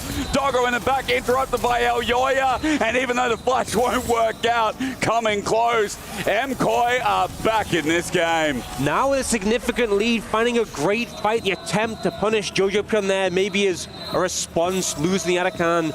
CFO feeling some regret after that one, but they disrespect the composition of Movistar KOI, the speed at which they can join into a fight, and also the engage potential. They get caught up in it, and they get punished swiftly, and now losing turrets across the map. This gold lead just ballooning for Movistar KOI. Those 3 grubs are now paying dividends. It was a big investment, as Jojo's not going to get Deadly Flourish. She's fine to walk it out. But as you said, I mean, the Atacans obviously made a big difference here, but they overestimated their damage onto Jojo. Yeah, I mean, the thing is with the Galio, you're quite tanky. You can also reduce a lot of damage, and Driver's waiting for cooldowns. The Taunt also gives a damage reduction. Mewing gets in, does so much damage to Driver, who has to flash kind of into him to get away from the other targets. And the ult that comes out from Alvaro is massive. Yeah. And then the thing is, you think the play's done, but Honkyu walks up here, ends up getting fought out again. Alvaro with a huge play. Supa goes in with the confidence, dodges the Magna Storm. And honestly, the only saving grace here is that Doggo doesn't go down, but it was so close. They're back in this. 3K gold lead now squandered, now lost, now everything hurting for CFO. Their early game, so brilliant, so clean, really. Honkyu had such a lead, but all I see at the bottom is blue. All I see is once again Koi in a position to come back. And now flashes down for every member of CFO. Those engages from Movistar Koi are going to stick. As we talked about, the immobility to hurt CFO. Baron's up in a minute 5. That's the next objective to look towards. And remember, Dragon spawns 45 seconds past it. So if CFO can maybe, just maybe delay Dragon enough, or rather delay the Baron enough, I should say, then we have those objectives up at the same time. Maybe it's a solo angle, maybe an early Elder. I don't know what you think of early Elder, who it favors. Maybe it actually favors MKOI. I think it's hard to say at this point. Yeah, I think it's difficult. I mean, it's so hard playing around Elder because it makes it so flippy. True. Especially in a best of one where it's do or die, you know? It's a delicate situation to be in. Honestly, I think the early Elder favors whoever has control of the game at that point because it's going to be really hard to contest. Right now, Movistar Koi have control of the game. You can see CFO a bit on the back foot, kind of pushing and get some vision that is now being swept out. I think Movistar Koi might just look to threaten Baron as soon as it's up and available and force CFO to come in and set up that engage. Baron's there now. 43, top right, you see it. That'll be next. CFO are hovering top though, and Jojo, as he gets pushed in bot, there will have to be some attention from Driver, who's just picked up his Bloodletter's Curse to go bot and receive that wave. But CFO, after they do their due diligence, they're going to get into River and get their wards down. Timing's going to be everything. As you said, it's a best of one, but at 25 minutes, it is leaning towards MKOI with a 2,500 gold lead, with a couple extra flowers that they found from the kills as well. They're in the driver's seat here as they approach third items on some big carries. Yeah, I will say though, the Baron Pit, Victor gets so much value, Rumble gets so much value, especially with the terrain off the rift. So Dragon is spawning, let it go. This is what they're doing, they get him some vision in the Baron area. It's the first Dragon for Movistar Koi, it's meaningless at this point of the game. So I think this is the right call. You just try and get a little bit of extra vision around the Baron area, you give up the Dragon, and more importantly, you wait for those flashes to be back up and available, which they're coming up soon.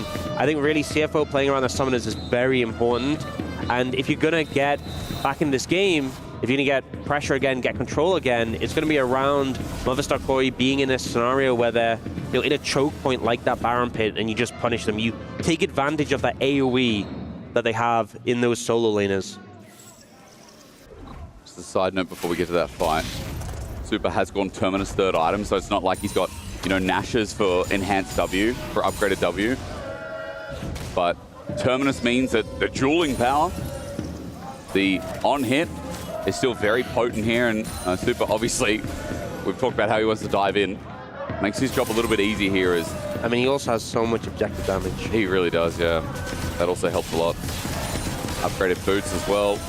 Yeah, Supa, he's hitting like the Flash. I don't know what the Flash is. I've never watched it, but I assume that guy hits hard, The move speed he's got. He does hit. Does he hit hard? Does he hit people? Is that what the Flash does? Well, yeah, he can. He hits pretty fast, and things that go fast. Yeah, like some science. That there's science. Yeah. Force equals mass times acceleration. Every action has an equal and opposite reaction. Yeah, science lessons with Jake. Okay, get to it. Orcs. That river is quite dark, and Baron is starting up ever so slowly from El Yoya. Yeah, not too much damage on it yet. Supa's pulling off. They're trying to draw him in. Trying to draw CFO in. Tangle Barb doesn't connect. Junja walking into the choke as well. Remember, Supa. That W doesn't connect, no upgrade either. Jojo coming in from an angle, but he's spotted out as well. So CFO alleviated from some of the pressure as Alvaro tries to get the ward over the wall. But again, good defense here of their scrimmage line from CFO. Definitely feels like This is also under turret, but Jojo doesn't really care. In fact, Driver just does not do that much damage to him.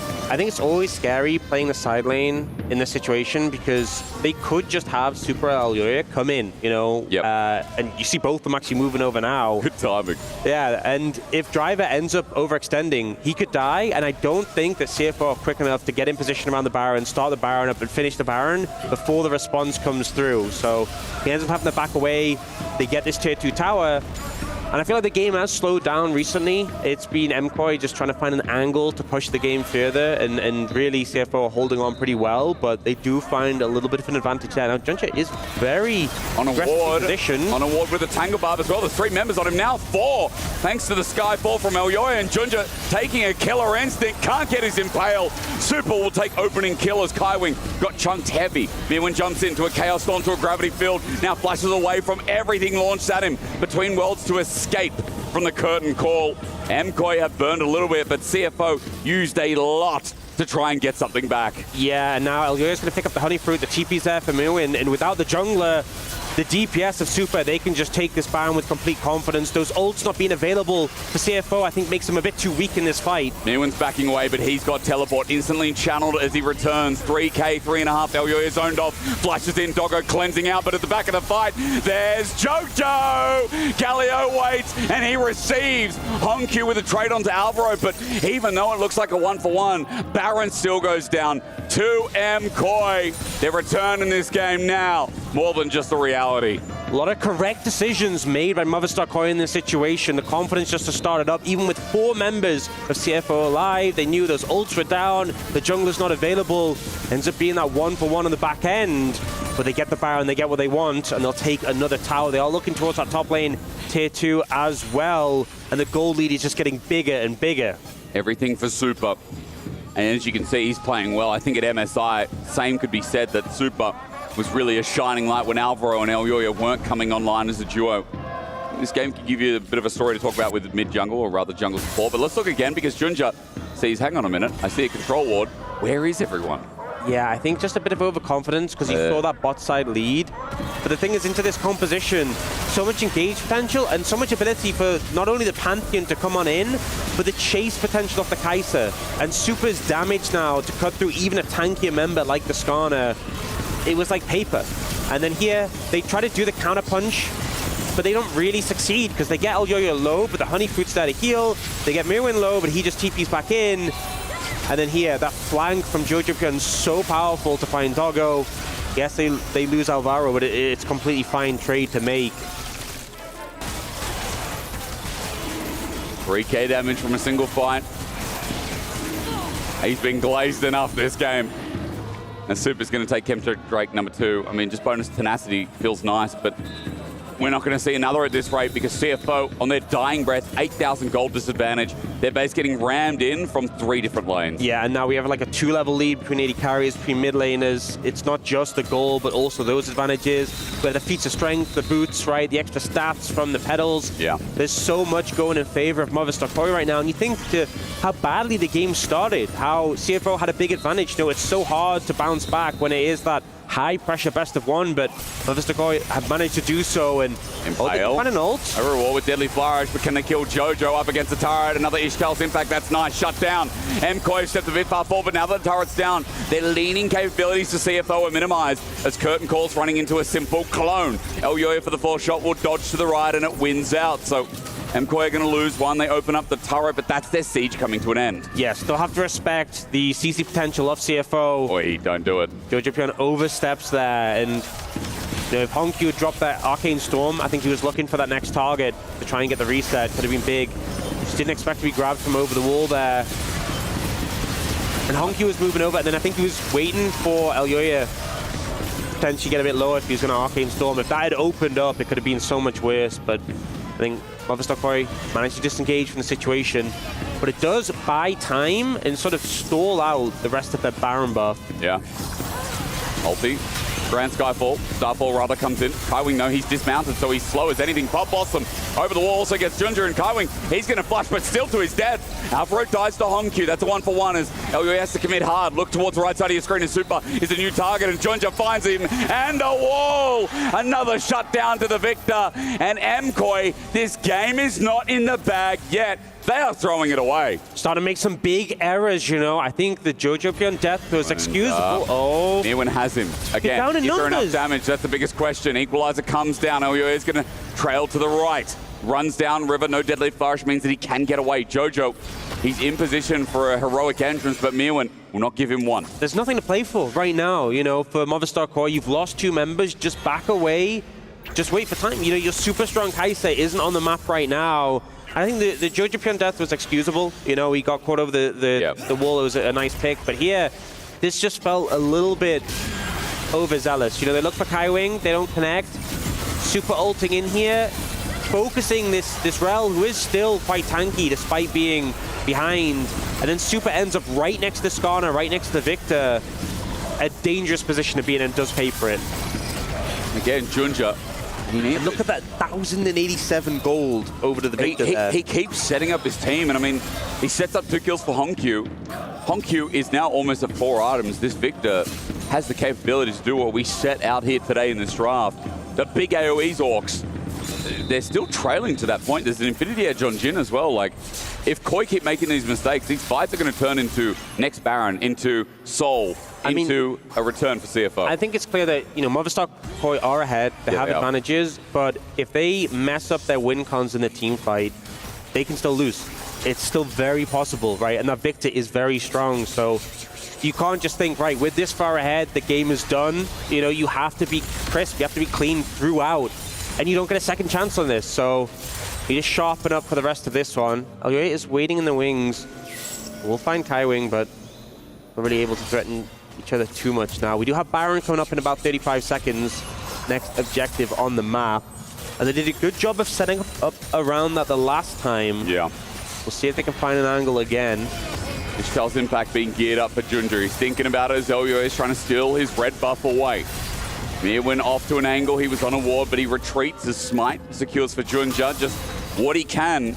And a red buff for the whole team is definitely impactful. 10 seconds for Baron. 50 until Dragon. The turning point for either team. The finisher maybe if MKOI can get the Baron and get their siege back on. That's what's on the line. I think CFO have done such a good job of just this defensive play, considering like they have had a big deficit, and yes, there have been some moments that MKOI have picked up big leads, but you know, some teams would have just crumbled under pressure and the game would have been over by now. The fact they managed to get these counter punches, game is still going, there is still hope. Dragon in 20 seconds, there will then be 2 objectives up on the map, and we'll see how Sakura play around that. Mirwin has to be careful. Junja is angling for it as well. Kaiwing doesn't have his flash available, but he has a Magnet Storm, and you can see. Steps forward, he looks for that pick. Someone caught out of whack, and that's how dangerous it is for MKOI. They're going to get mid-push. They move to bot. TP in from Jojo. An angle here. Junja and Driver moving into position, but Jojo is spotted out. The winds of war fly swift. But Driver and Junja are unaffected as Dragon starts again. You see Jojo in a great spot with that Mega Blast Cone. Trying to look for an angle. Look at Doggo. Shield to Duran. He wants to go in. The flash and the setup from Mirwin. It's gorgeous. MKOI now have all the AoE as Super runs on in, and the comeback be damned. MKOI silence the doubt and bring us back to a 1-game win. Beautiful engage at the flank from the solo laners, and Supa with the final punch to finish it off. Movistar Koi will not be going home, and they'll deliver the death blow to CFO. The LCP will, though, in full completion. GAM, now CWC Flying Oyster, but Koi get their revenge for MSI and qualify to the quarterfinals at EWC. And just so much resilience shown in a game. You have this one best-of-1 opportunity where you fell behind early. I think a lot of people would have seen that start and thought it's doomed, right? You're playing into picks like a Victor, who are so strong in today's stages. But they didn't give up. They held strong. They managed to bounce back and keep their hopes alive in this tournament. And it must feel so good. It's such an insane game. Yo, Trumpet guy, gear up. Oh, the fans must be so hyped. Again, oh, hot damn. Okay, Mirwin, show me. Yeah, okay, we're doing, this is a meme. Oh, it's the kid dancing on the boat. Yeah. We all know it. Okay. And I think, you know, a little bit heartbreaking for CFO. You know, they had a... There he is.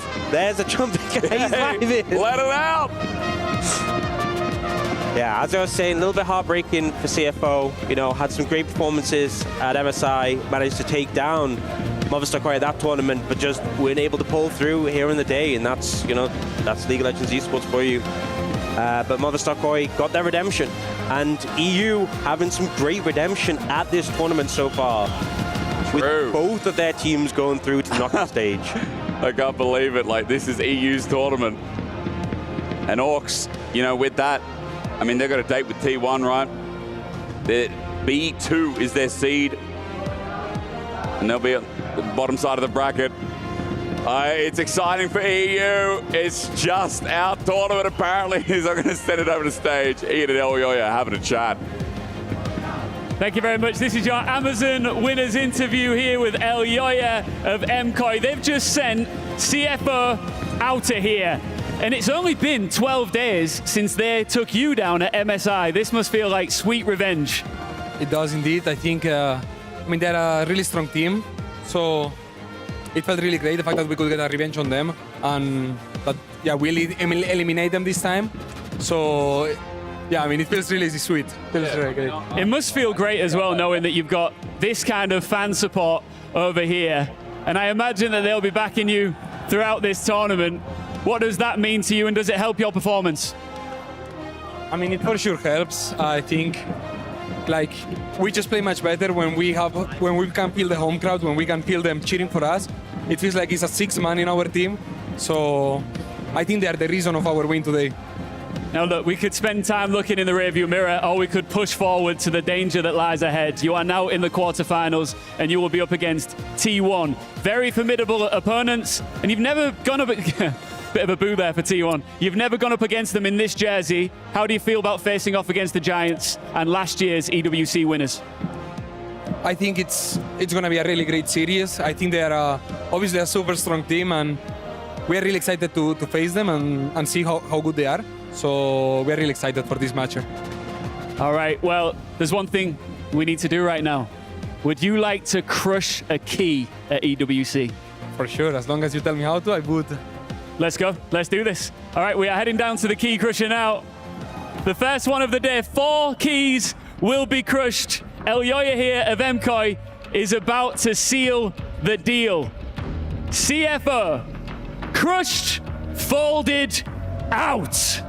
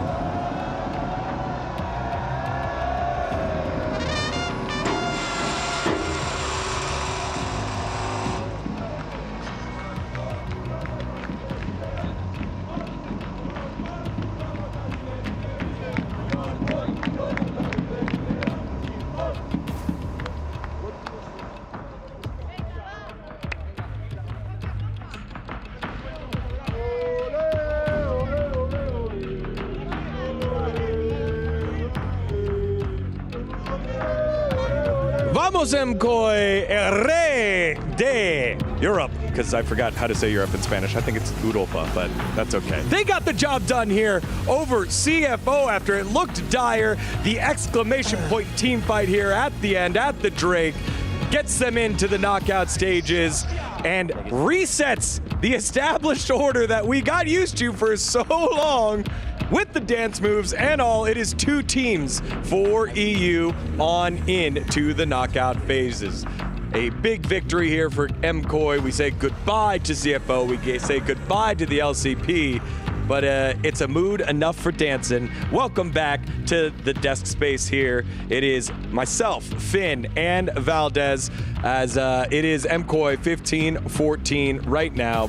Currently standing by, though, is an interview with one of the players over at CFO and Kitty.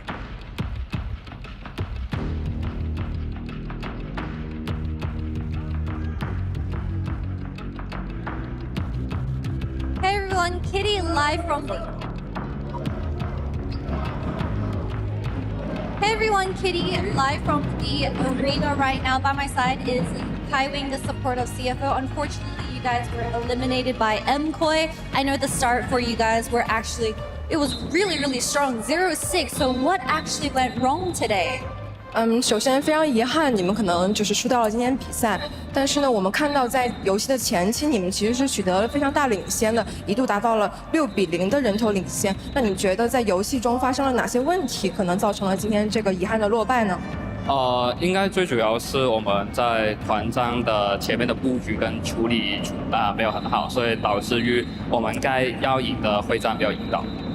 I think that during the early stage we did get some early leading, but I don't think we coped that well during the team fight, and the synergy and strategies over there is not pulling really well. That's why we lost today. Unfortunate to hear that. And of course, today we had a very back and forth game where we weren't actually sure who was going to take the win at the very end of the day, around 35 minutes. So please walk me through the team fights. What do you actually think went wrong for the team fights for you guys to get this result? 就是我们在游戏中期看到，其实是战况是非常焦灼的，甚至是在35分钟的时候，我们甚至都没有办法看出来谁会赢得今天的比赛。然后你觉得在团战中的话，就是怎么样处理的呢？因为玩到中后期的时候，他们双系的那个等级拉得比较高，所以那个团战我们如果没有一些明显的优势去打的话，可能在中后期会达不到我们想要的画面，所以导致于后面的画面会比较不理想。I think that moving on to the later stage during the game, I do think there's a big gap between the levels of the components and us. So I don't think we played that well during the team fight. And because today is your last day at the Esports World Cup, we have some fans that also traveled all the way here to support CFO. So do you have any words for them?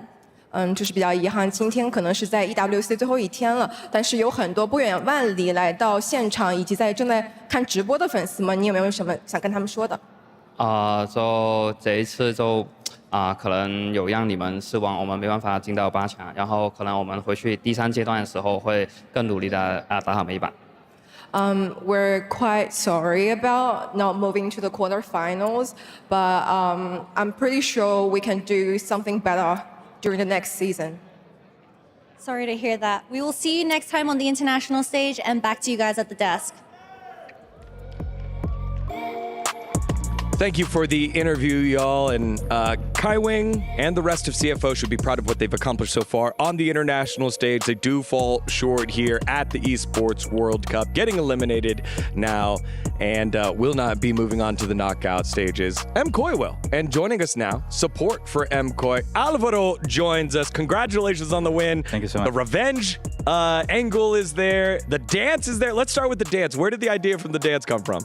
I'm pretty sure it was Mirwin idea, but I think also everyone was down to do it because, as people probably know, like in MSI, when we lost into them, like Driver did a dance on us. So yeah, we just had to do a little revenge. Yeah, a little revenge. Did you realize the state of the game? Like early on, things weren't going your way. What were the comms like there?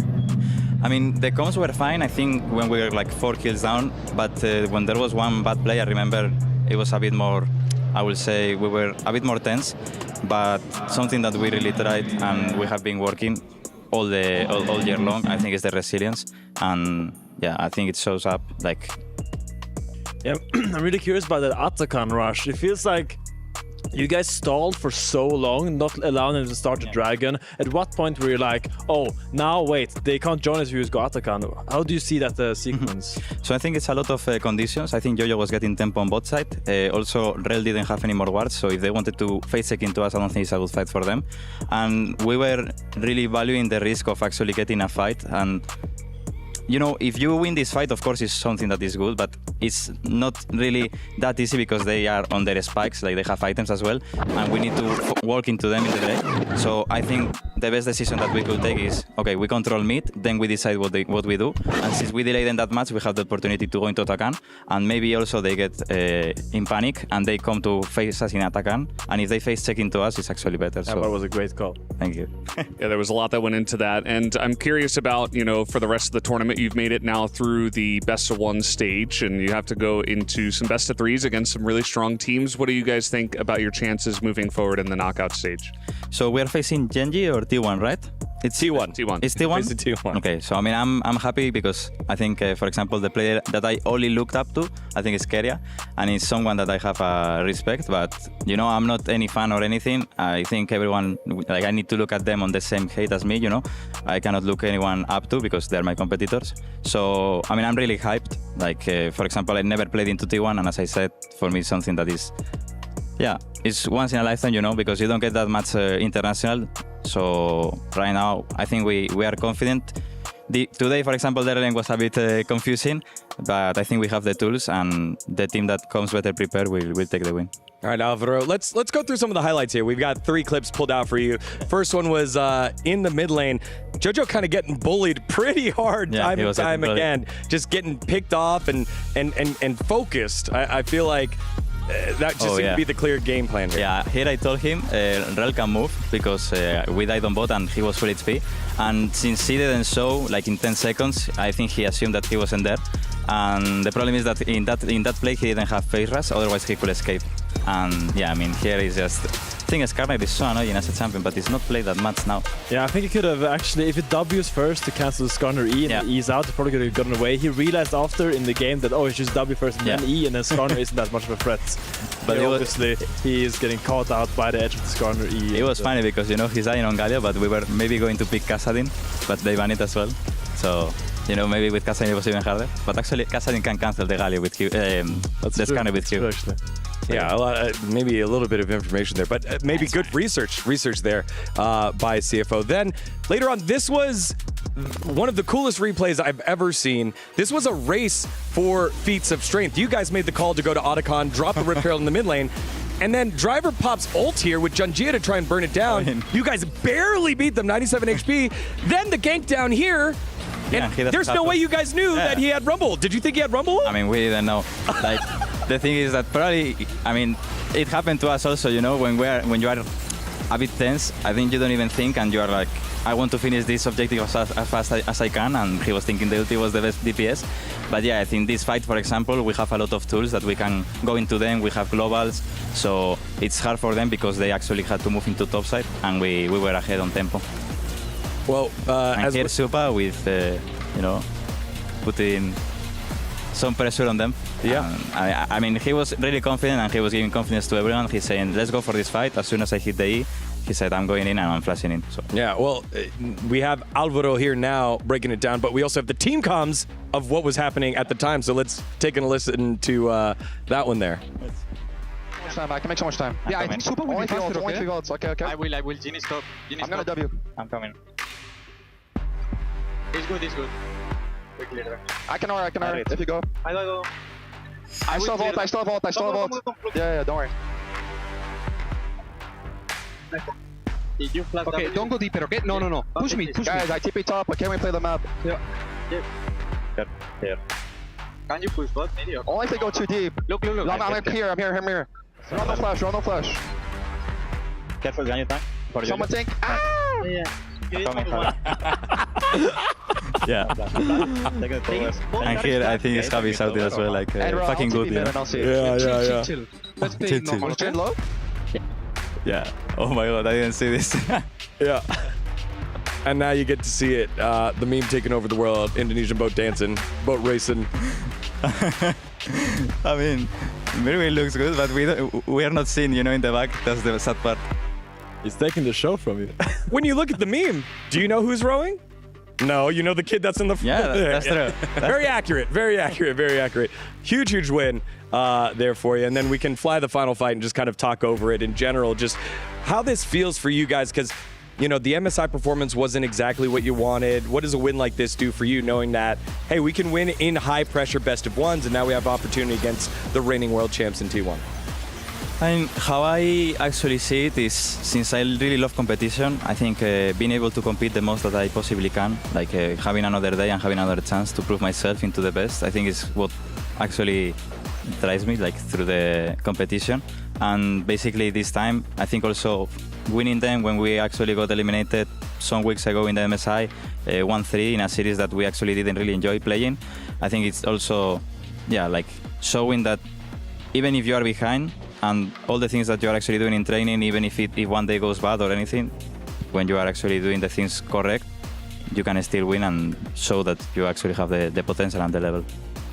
How much do you feel like the mental game to how well you can play on the day? Do you feel like a lot of it is your actual preparation and the way that scrims go and stuff, or do you feel like it's a bit more up in here and how the team is feeling as a whole? I think, for example, we're a team that in scrims doesn't play as good as usually other teams play, and I think we are more of a stage team, as we said. I think this is also because we are a bit emotional team, and you know there is sometimes that the frustration can trigger on us, and we actually don't stop it on time. But also we have the tools, we have the staff, and as players we actually grow up a lot.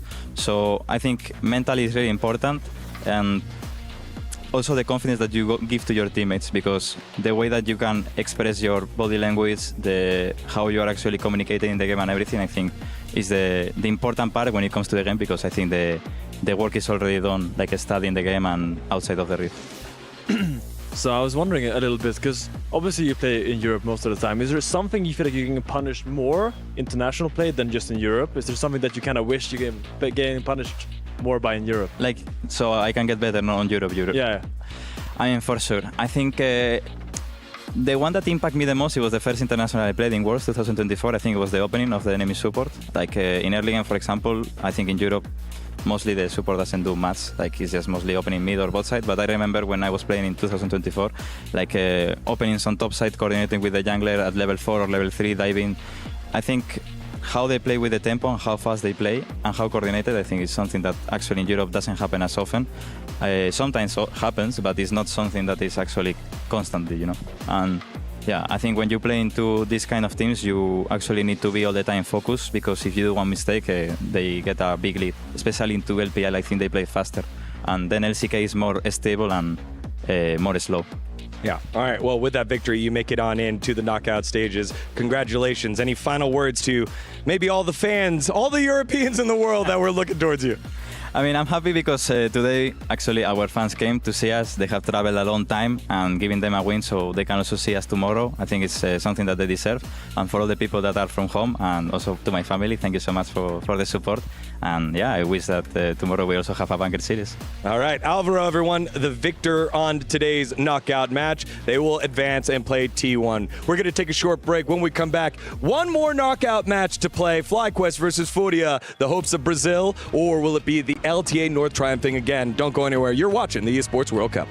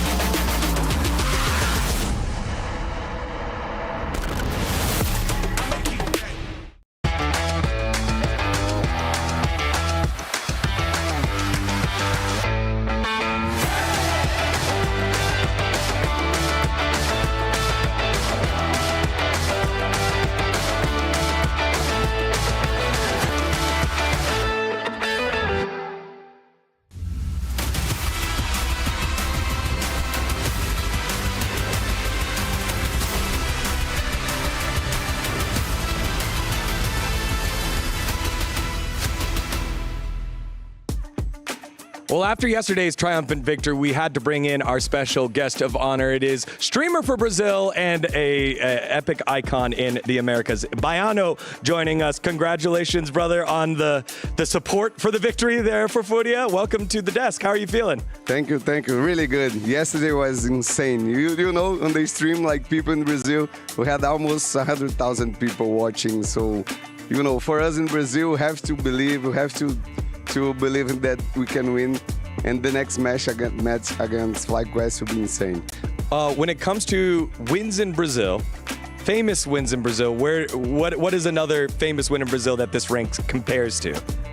We had some times in Worlds we can win like against AG.AL, like China, and like some match like that. But for now, that you know how it works, LTA, right? Right now we play South against the North, so win against Cloud9, win against FlyQuest is so huge for us, you know, because we get hope that we can win against the North teams, and we need that in Brazil right now, you know. We need that hope that we can win.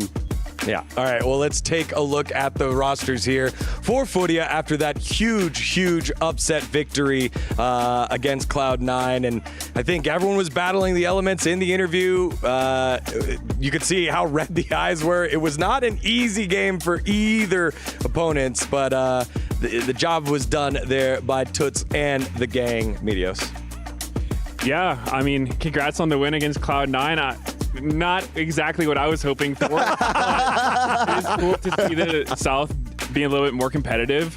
How have you felt so far about, you know, the LTA merger, the North and the South battling each other? Because up until now, you know, Brazil has kind of been in that wild card slot where now they've combined with NA and they're the LTA, and, you know, they're a major region now. So what do you think about that competition between the regions? You know, at the beginning, we thought that it was impossible to play against the North. Like, it's impossible. We have no chance. We're going to be smashed all the time. It's going to be so fucking hard. But now we can see, like I said, that's why it's so important, these games, that we can feel that we have hope that we can play against Cloud9, even FlyQuest, which is the best team, I think, outside the Asia right now. So we need that hub. And playing best of one, like, we have a chance. Like, best of five is going to be still hard, but best of one, like this game, where we can believe we have a chance. Now, their opponents are FlyQuest, who are the reigning champs of the LTA North, had themselves a pretty solid run over at MSI, and Valdez, they're looking to try and get themselves into yet another knockout phase of an international event. Yeah, I think FlyQuest definitely making a big name for themselves nowadays. I think they are the first name you think of when you think about competition from the LTA in general. And obviously with some big best of fives against some strong teams, they have proven that themselves already. I think a lot of people have been inspired by Inspired and his play on the big stage. And yeah, definitely a very strong team. I'm curious, Bayano, going into, you know, you took down Cloud9, but now it's like FlyQuest the next step. What is the big hurdle for you that you would say? What is the biggest issue potentially going up against FlyQuest? How can you take them down? I think people Inspired, they are so fucking good. Like, it's so hard to play against them. Like, we were talking to Tatu, our jungler, yesterday, and he was saying, like, oh, Inspired, like, I learned to play with him, you know, and now he's gonna play against him. So it's so hard for us. But I think the jungle in the top can be really hard to play. But you still have a chance, you know, if the team they are focused, and we got a really good early game, get some kills with Tatu playing aggro, like invading jungle. We have a chance. Well, speaking of Inspired, we have him standing by right now with Kitty, so take it away. Hey everyone, this is the pre-match interview with Fly Inspired. So tell me a little bit more about yesterday. You guys went up against C9 and G2. Now you guys are about to play your third best of one. So how are you feeling? Feeling pretty good, feeling confident going into the game. I think yesterday our loss to G2 was a bit unfortunate. I think we all felt pretty tired. It was a long day, and today we are well rested, and we are going to play way better. Nice. And I did want to bring up the conversation that a lot of fans are having on the internet, where they're considering you to be one of the best Western junglers to come out of European history. So how do you respond to that? I mean, I don't really think about that. If people think like this, I'm really happy. I obviously try to play as well as possible. I think I play very well, so I'm happy people think like that. Amazing. And also, you guys are going against Furia, which is quite unexpected, to be fair, because yesterday Furia were going into the game as underdogs. So tell me a little bit more about what you think of Furia and how they play as a team. And Furia looks like the best Brazilian team ever, honestly. I think usually the Brazilian teams were pretty easy to verse. Like it felt like they were not very good at laning. They in mid game they would not make correct decisions. And nowadays, at least when you play against Furia, it feels like they are actually the team that can compete easily. They have good mechanical players. They are an aggressive team, and you have to play very well if you want to beat them. So hopefully we don't get surprised today in the best of one, and we will play a good game so we can take them down. But it's also going to be a tough game. Okay, hopefully we will see an exciting series between you two, and best of luck. Thank you. Polska, Godom, they're inspired. All right, less than a minute to the stage, so let's get to it. Medios, what do you got? Well, I just wanted to ask Bayano, you mentioned that you think Inspired and Bwipo will be tough for your team, but what is Furia's strength? You know, who can you rely on to carry this one? I think we have Tattoo, like I said, like when he's confident, he can invade the jungle, he can play the game so fast. And for me, that's the point that we can win. And we hope that come on that way. Like, that's the way we're cheering for. Yeah. And let's go. We are the underdogs, but people home, just cheer for us. This is an epic game for Brazil. If we win this game, it's going to be epic for Brazil, for all the history. So let's go. Let's go. Cheers for Brazil. All right, there you go. Let's go. Furia versus FlyQuest.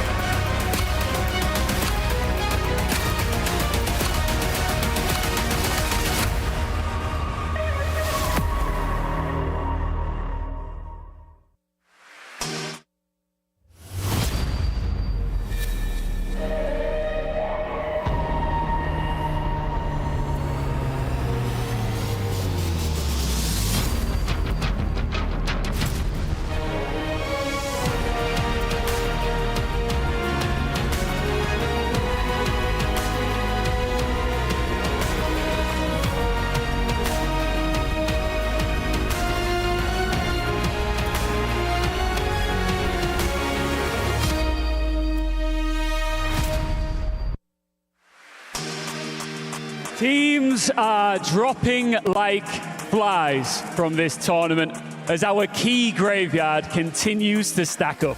As we now know, all but one of our quarterfinalists, one last battle of best of one must take place to lock in the final spot. You're absolutely right, and a big win here secures that spot in the quarterfinal. And I can tell you now, we are lucky enough to see the players backstage, and tensions right now are palpable.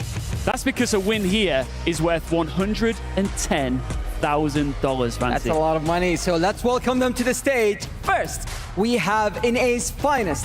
Can they soar to the quarterfinals and keep their key from shattering? It's FlyQuest!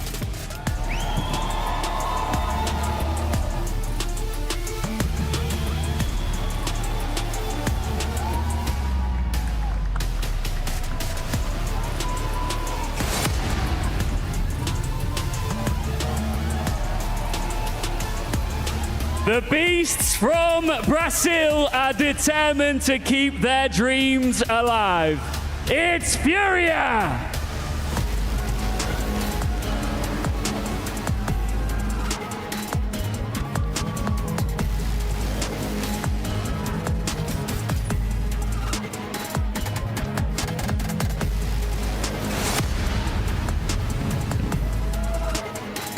One more spot in the League of Legends. The EWC quarterfinals hangs in the balance. Who will grab it with both hands? Let's find out.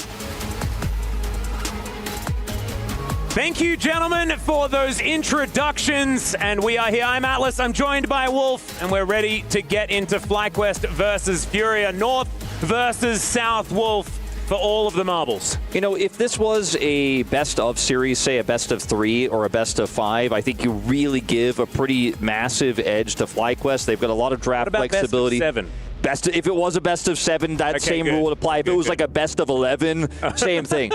But it's a best of one, right? And I think FlyQuest are definitely the favorites, but anything can happen in a best of one. And Furia has proven time and time again, we saw it at MSI, this team can take a game off almost anybody if they have the right settings, if they're in the right condition. And I do think that, FlyQuest comes into this as favorites. I think it would be a massive disappointment to lose here, considering their MSI performance, considering how well they played at Worlds last year.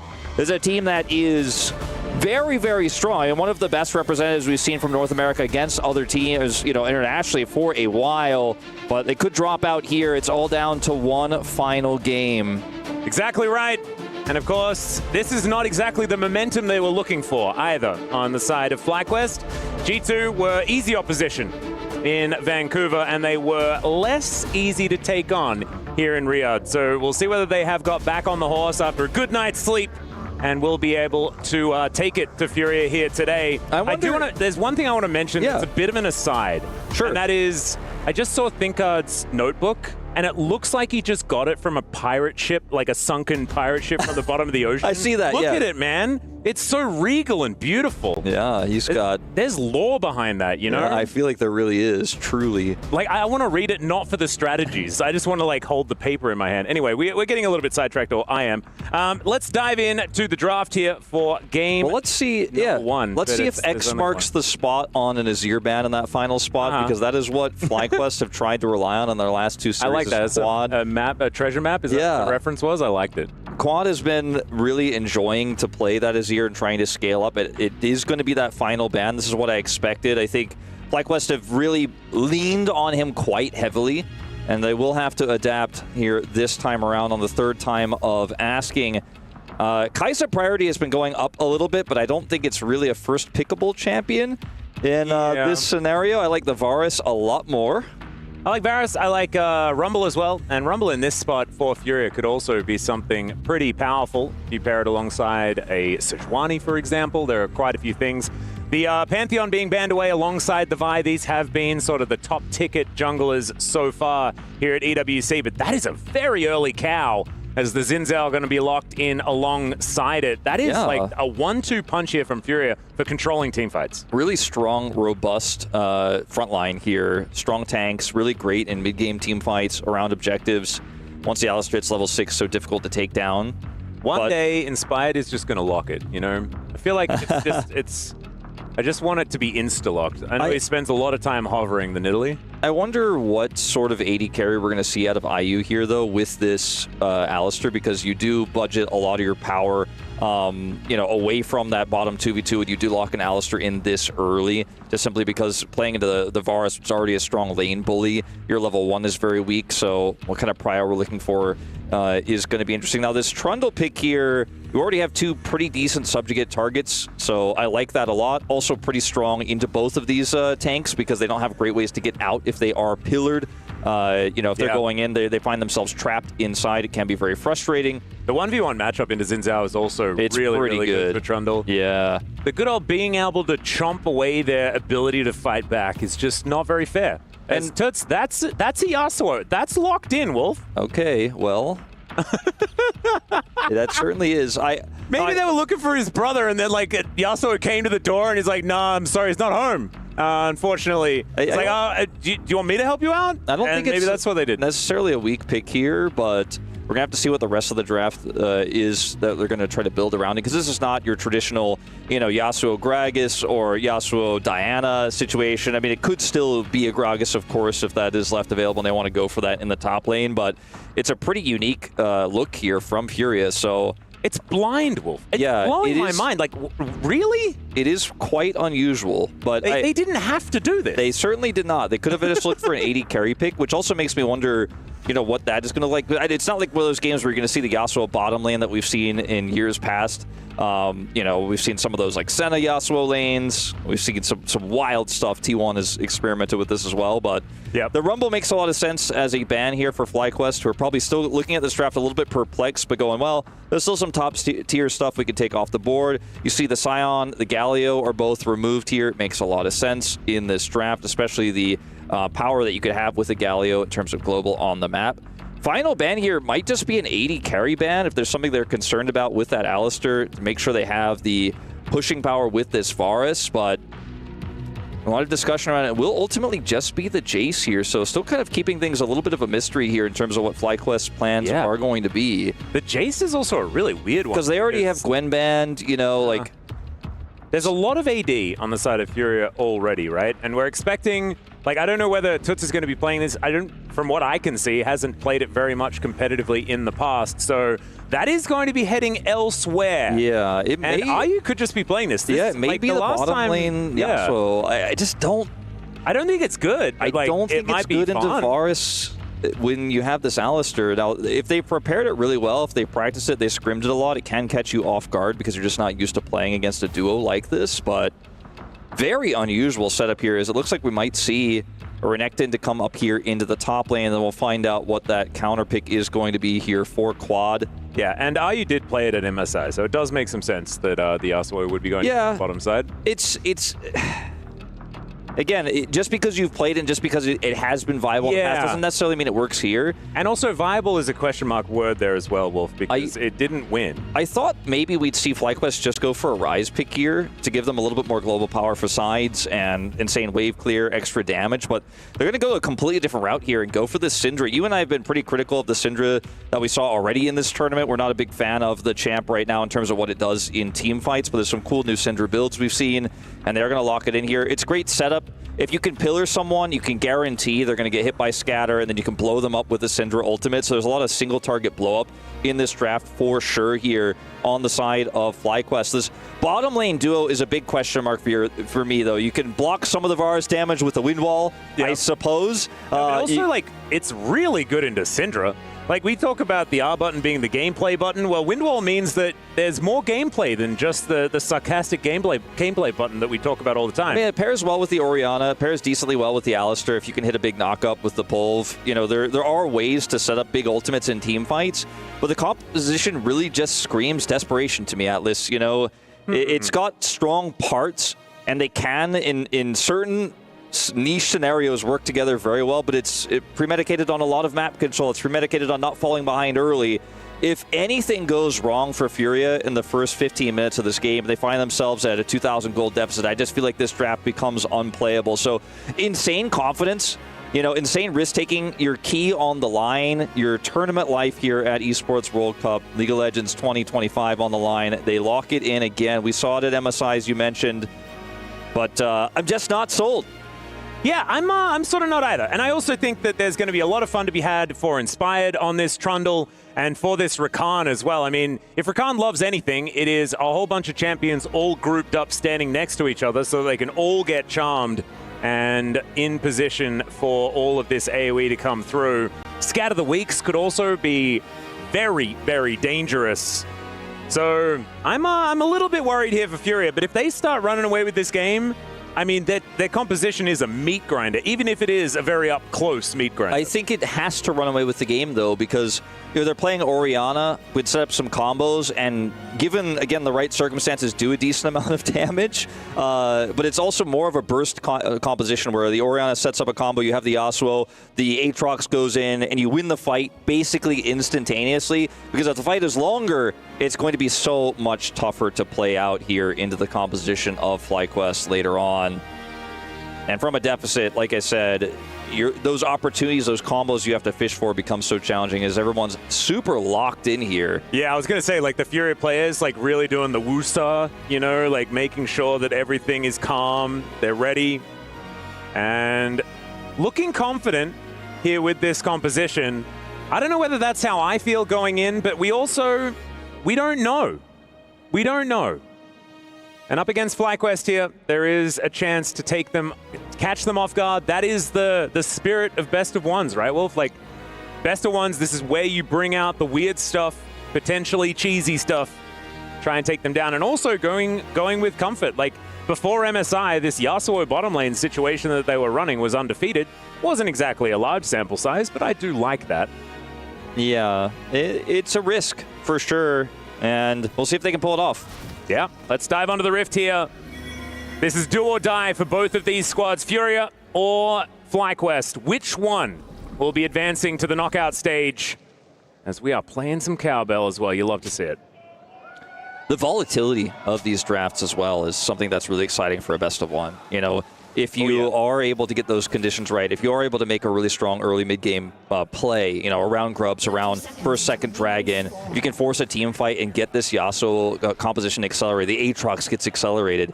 I mean, you can just win with this wonky draft and be that underdog story that you want to be, and to take that win, to move through the knockout stage. And everybody could always use a little bit more cowbell. Yeah.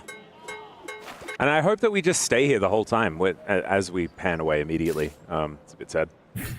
Inspired is traditional Trundle, so still having the Pillar of Filth is absolutely fantastic. Massive gold lead for Toots as well, by the way. Oh, that's true. Oh my god, 5? That's infinity more than everyone else. Ward Spotter. Nuts. Okay, and Ayu as well has gone for the most edgy Yasuo skin. If you've ever played solo queue, this is the one. He did go for the exhaust, which is unsurprising. Allows you to all in a lot better in a lane like this, in the bottom lane. As we'll watch this top matchup, it is very critical that this Yasuo does not, or sorry, not the Yasuo, the Aatrox, excuse me, does not fall behind in this matchup.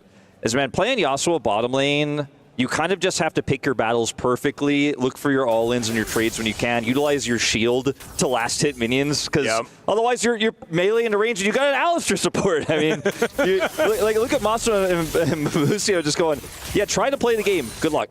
Yeah, this level 1 is not the most powerful in the game. You're absolutely right. As Bwipo with level 2, slicing and dicing and acting all cool, will be able to be followed up here by Guigo decently well. But doesn't hit level 3 yet, so doesn't have the Ruthless Predator. Can't show us that indeed the minions are not in as much danger as they were yesterday. As I found it crazy that Bwipo's played 2 games in a row of Renekton when he played only unique champions. Yeah, I was going to mention that earlier. It was funny that that's the one that ends up being it was like the 13 in a row unique champions, which is like pretty nutty, all the way up until the Gragas. It was bookended by Gragas's, actually, with his last game in the LEC being a Gragas game. So far, this mid-matchup, relatively even between these two. Toots wants to look for an extended trade. This is one of the oldest matchups ever. The orb off in the mid lane. When I think of these two champs, I think of my first year of the LCK, and I think of, BDD versus Showmaker. As, okay, we are going to have a bit of a trade up here on the top lane. Bottom as well, the all-in. Yep, there's the exhaust down onto Masu. He's trying to get himself out of there, and the last Steel Tempest not going to land. As Ayu going to try and find a tornado, doesn't quite get it. It's not quite an all-in, but now going for even more as the grand exit to come on through. And now Tatu, I mean, this is the most common gank that we've seen throughout this tournament, and Inspired is there to catch it this time around. Like ships in the night, they're just going to back away. That's not how the ships in the night thing works. That's when they walk past each other. Saw each other and then they left.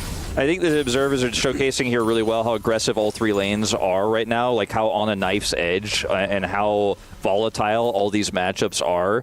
I only have 2 eyes though, Wolf. It's really hard to focus on one thing in particular. We're going to see that TP back in for both mid laners here, as that's going to be the end of that knife's edge battle that we are having, as Bwipo continues to have a slight advantage here on the top side. Do see Inspired wants to turn that into a larger advantage, though, here at level 4. Let's see how Gigo responds. Does, of course, have his flash. Yeah, in comes Inspired. Doesn't quite get the fadeaway there, as Guigo does have that Q charged up. Flashes pretty late there, but Inspired holds onto the turret aggro, and that is a gorgeous dive for first blood onto Bwipo. Yeah, just holding that aggro is all they needed to do. They have the setup, they've got the pillar, and down goes Gigo. So first blood over to FlyQuest here, and on the cross map, there's just simply nothing Tatu can do right now. He's still clearing that Gromp at the moment. Does have bot side prio, but really frustrating situation here for this early game for Furia, who find themselves nearly 1,000 gold behind. There's another all-in. The flash pulve as they're layering the CC. Teleport to immediately come down, though, as Jojo, I don't think, got the memo that they were getting out of there, because Bwipo's coming in, and he really wants to stake. He's going to be able to pick it up. No more cowbell, at least for the next 10 seconds. When you go for these types of plays, the reason I call them all-ins is, we saw the exhaust play previously, and then this one here, is there isn't really like a cancel button. There isn't really a, oh, well, we tried to trade here, but I guess we get out now. When you go and you have to get the kill as soon as possible, and when teleport is available, as it was there for Bwipo with the advantage he had topside, you don't get out. You lose. You either have to get that kill or you're going to pay with it with your life. And that's exactly what happened down there in the bottom side for JoJo. And so this is a really tough situation now as Masu goes topside uncontested. Gigo trying to catch that bottom wave. Look at Ayu going so late up here to the top side. Won't miss a ton of minions here, but still the tempo advantage hugely flies. Well, there's a headbutt pole as the trample are going to come down as well, but the scat of the week was so good. There's the flash in from Tatu though, but he gets knocked off. Busio in perfect position. And there is the unleashed power to lock down the kill for Inspired. JoJo just trying to get himself out of there, and he will be able to do so. Furia, they're clutching at straws, Wolf. That's what it feels like. Yeah, this composition really cannot fall behind, but it is, and this is starting to feel worse and worse. Well, another fight here towards the bottom side of the map as Bwipo now with 2 kills after teleporting opportunely towards that bottom side, utilizing that as a lane swap as well. Oh man, not losing tempo and still being there for the counter gank was pretty ridiculous, and that means this Crocodile is so powerful. Really is. Ayu here, you can see looking for trades like this and just losing so massively at this point. I mean, look at the itemization. He's got a Hearthbound Axe versus just the Greaves, but it's the range advantage that Masu has where he's like, okay, nice try, but on your way out, you're going to lose a 1/4 of your health bar. As this looked like a really big opportunity here for the side of Furia, I think Quad, knowing that both his support and jungler are nearby, feels pretty comfortable to kind of push this and bait this. And he's looking for something, right? And then look at how well he plays this here. This double scatter, flashes away, buys a ton of time. Busio comes in here, gets the knock-up, and at that point it's over. He ults in, they get the kill, they get the Feat of Warfare, and it's just a sick play. Where did the Shockwave go? Yeah, it wasn't quite. It was on cooldown. I'm really maybe it was used a little bit early, so a little bit unfortunate there for Toots, but that's fine. As Guigo down to 300, Bwipo just gone. Oh my God, he just killed him. Okay. Well, that time he didn't hit a minion, Wolf. Yeah. Well, I think he could have, and he may have still killed him though. The news doesn't get any better, unfortunately. Did you just see him in the play? Yeah. By the way? Oh, it was very good. When Bwipo is locked in, man, he's got his head focused. He is leaned into the monitor. Oh, that's true. He does have, like, pretty ultimate gamer position. Yeah, you know the gamer position where you're on the couch, you're kind of sitting back, but then suddenly you're like, I'm really gaming. Oh, yeah. Bwipo is always really gaming. Yep. That's why he's so good. He's got 3 kills in this game. He's got a cleaver online at 8 minutes. And I don't know what else I could tell you guys about how bad this is going to be for Gigo for the rest of this lane, as those plated steel caps are basically made of paper in this scenario. And now we're looking to fight for grubs here. Busio does have level 6. I mean, all summoners available here for the bot duo. This is a really big risk here for Furia. It is. This is trouble. This is what their composition wants to do. The flash heal to come on through there, but he just gets eaten. Shockwave does come down, but doesn't do too much of anything at all as they knock up the cow. And Busio still looking for even more. They'll take JoJo on their way out, and my goodness, this is an absolute shellacking here. And, we knew from the outset as Ayu will survive, but has to use his flash. We knew from the outset that if this comp falls behind even slightly, like I said earlier on, it's impossible to play. And now at 9 minutes, the game is essentially over. And I hate to say it because this is an elimination match. This is Furia going home. This is the end of their tournament. They had a really risky draft, but they fell behind early. Super hard to execute on this composition. FlyQuest looked very ready for it. Masu and Busio handled the bottom lane all-ins masterfully, and Inspired has had an amazing game here, right? He's been everywhere he needs to be. He's absorbed that pressure. He and Busio both have really stopped every single angle that Furia have tried to find. And from behind in this scenario, like you said, your comp needs to fight early. It needs to get advantages. So they have to look for plays like this. They can't just simply give this up. But in the current game state, you just get cut to pieces if you're split. And Tuts is the victim of being split here in the mid lane. And there's just nothing Furia can do. At this point, if you're trying to say, aha, like Furia, this team has no idea what they're doing. If you're watching this at home, it's just not true. But the composition dysfunctionally can't really operate anymore. There aren't really great choices to make. At this point, you're really hoping for a big mistake from FlyQuest.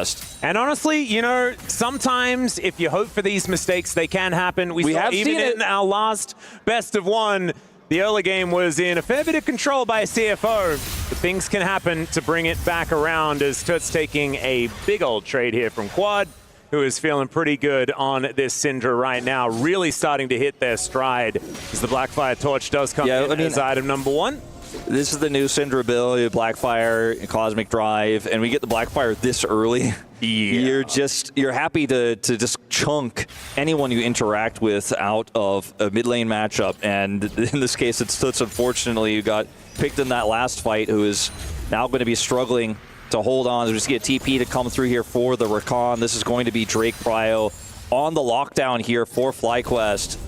And even Busio spotting out where Tatu is here, just leaving nothing to chance, leaving nothing here to question. They have Whippo with TP who could join this fight if it is a fight, if it is a contest. But frankly, I think Furia have no right to be anywhere near this dragon. No, I don't think they're going to be fighting for this one. It's a very late dragon, actually. 11 minutes for first Drake of the game. I was looking at the top of the screen. I'm like, oh, it's a fancy new UI. I guess I can't see the dragons, but I couldn't see the dragons because they were not there. They were not there. That's why that was a thing. FlyQuest now going to be moving one away from collecting the feats of strength as well, as far as those objectives are concerned. Look at where Buppo has the lane. He's like, I'm the only person they could try to dive or make a play on because we're doing dragon on the bottom side, and I'm just going to hug turret and keep the wave right here so I can both farm and you can't kill me. Okay, they're baiting him a little bit though. He sliced and diced, he got himself in, but the Dominus is going to keep him so healthy. Let's see whether they can actually kill him. He just needs one more Q and he's going to get all that health back. There it is, as they should be able to take him down. There is the kill. That's a good flash from Guigo as he makes his way out, and Tatu didn't have the turret aggro, and so that is going to be a successful dive against Whippo. I feel like I gave Whippo a lot of credit for how he had the wave there and how he was like, nah, I'm not going to allow it. Immediately sliced but I do almost feel like I still was right. Like I feel like Whippo was just like, no, hold on, I'm so fed. I can actually bait them and Inspired will clean up. And he went for it anyways. And then he ultimately did pay for it with his life. But this is one kill. This is one bounce back. It goes over to Tatu on the Xinjiao. So it doesn't feel great. He finally has that first item online. But you need so much more than this. And looking at where Inspired is on the map right now, he's heading up when Whippo does decide to make that call. And so I think Whippo is thinking like, okay, I've got my ult here. I'm going to have the empowered Q for the heal. I mean, look at the heal that comes through here. Bam. Yeah.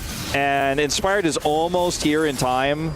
I feel like it was an intentional choice by Whippo, but they didn't quite have the distance, or Inspired wasn't quite there in time, I should say. The distance was too great. Well, FlyQuest thinking about killing the turret, but Guigo was being cheeky and tried to kill the minions, so they had to kill him. Quad takes a turret shot, but that is about all that went wrong there on the side of FlyQuest, so the revenge is immediate. Yeah, Toots is going to get a plate here in the mid lane, small victories, denying some farm as well. Anything you can get. As unfortunate this Yasuo, I don't know if it's ever going to be relevant in this game. Gets a flash though, and that was, as you say, a well-timed one. But you can see, look at how much damage he takes on the attempt. It's crazy, and this has kind of been happening all game long. This is on-hit Varus as well. That's not lethality damage. Did he take a turret shot? Maybe he took a turret shot. I'm not sure. That looked like he took a turret shot. I don't know, but either way, the damage that came out from the Varus autos was what I was really looking at. Yeah. Which was a lot. And do you know what the worst part is, Wolf? Furia, there is no one that can even go anywhere near the range of Masu right now. As far as on-hit Varus is concerned, no one gets to do the do-si-do as far as the range advantage. Look at Ego's items, or lack thereof. I don't think he wins a 1v1 against Masu right now. You know what I mean? There's not a whole lot of good angles in this game. And when you see a draft like this that's so all in, the game can end up this way, and Furia were very well aware of it when they made that choice, but they're unfortunately reaping the consequences of their choices now. That was really cute by Jojo, actually managing to taxi his way out. Didn't have to use the flash, and by didn't have to, I mean he didn't have it. As now Tatu's going in as well. Busio and Quad still in position, but it is just going to be half the health bar as these dark spheres are really starting to hurt. They don't know where Inspired is, but they're about to find out. And Ego is not going to like it. He's going to go straight past the ward as Guigo is just dead, guys. There is no way that he's getting out of that one. There is a teleport in, but now it's Toots just kind of here watching them kill his turret. He's going to have to wait for Tatu to make his way up. First turret is going to be feats of strength over to FlyQuest as well. And They are just going from strength to strength. They wanted to make that play to try to play around the turret and punish there, but the turret gets killed so quickly and they TP topside. Guess what? They also lose bottom turret because Syndra is pushing that in right now. Quad actually could TP to this fight, but is it really even a fight that he needs to come to? It's just slow, casually played here by FlyQuest because like, oh, we slow this down, get the bottom turret. Quad can show up at any moment. Just play this slow, don't need to hard force anything. Just continue to snowball our lead. There's that bottom turret. Now Quad can back by and then TP in for the Herald contest. FlyQuest can really do nothing wrong at this point as Ego also has teleport, but I don't know how relevant this Aatrox is going to be in this skirmish. The window is closing though, and I think FlyQuest may just simply have been a little bit too slow to show up on this one. So again, small victory here, small pickup. For Furia, it's going to be a lot of dominoes they're going to need to try to push over here to get back into this one, but baby steps, I suppose. Indeed. 10 seconds until the next Dragon, so that might have been what FlyQuest were aware of, wanting to make sure that they can get some priority on that area. That is exactly what it looks like. But Bounty Gold, actually kind of a big deal here for Furia to try and get themselves back in. When we say things like Bounty Gold, though, that shows that it is certainly an added layer of cope, because it is 4,000 gold the lead at 16.5 minutes. That is nothing to scoff at. They will be able to take an uncontested Dragon here towards the bottom side of the map. Tatu wants nothing to do with it. He's just going to take himself back to base. Still holding on to the Rift Herald. We'll see where Shelly does pop down. Ocean Drake here for the Soul. It's not the craziest for either of these teams, but will be significant for the leader in FlyQuest. I think a really lucky one for Furia as well, because they don't really care too much about that. They're a wombo combo composition, right? They have to kill you instantly, so a bit of sustain shouldn't be the end of the world. It's kind of problematic with a Trundle and a Renekton this big, though, when you're trying to kill them fast, I suppose. Yeah, that is a good point. But yeah, I mean, it certainly could be worse. It could be a Hex Tech, in this scenario where you're already super far behind with this low-range composition that is just going to get slowed and struggle to close the gap. And I feel like this is a composition here for Furia that went wrong that doesn't really sell how good this team is, how well this team has played internationally so far this year. And it's a sad ending. It's got to be crushing for the players to go out like this. Down 7 kills, down 5,000 gold nearly. Or 4,000 at this point. They did bring it back a little bit, and we're down 5K earlier. To be in a position like this where the rest of the world is watching and perhaps not even necessarily understanding why this comp can't function anymore. They just don't have any windows, man. It's one of those games that's tough as a commentator as well to try to find what could be the angle, what could be the way back in. It just feels like checkmate was reached long ago. Yeah, it does certainly feel like that. And there is certainly angles, but it relies on FlyQuest making a mistake, overextending, giving away shutdowns. Like killing some crazy Orianna combo. Yeah, killing Inspired could be a big deal, right? Like he's got the biggest bounty on his head right now. So that could be an opportunity, but yeah, like you were saying, I'm also just clutching at straws here. It's not looking too easy for Furia to find that angle.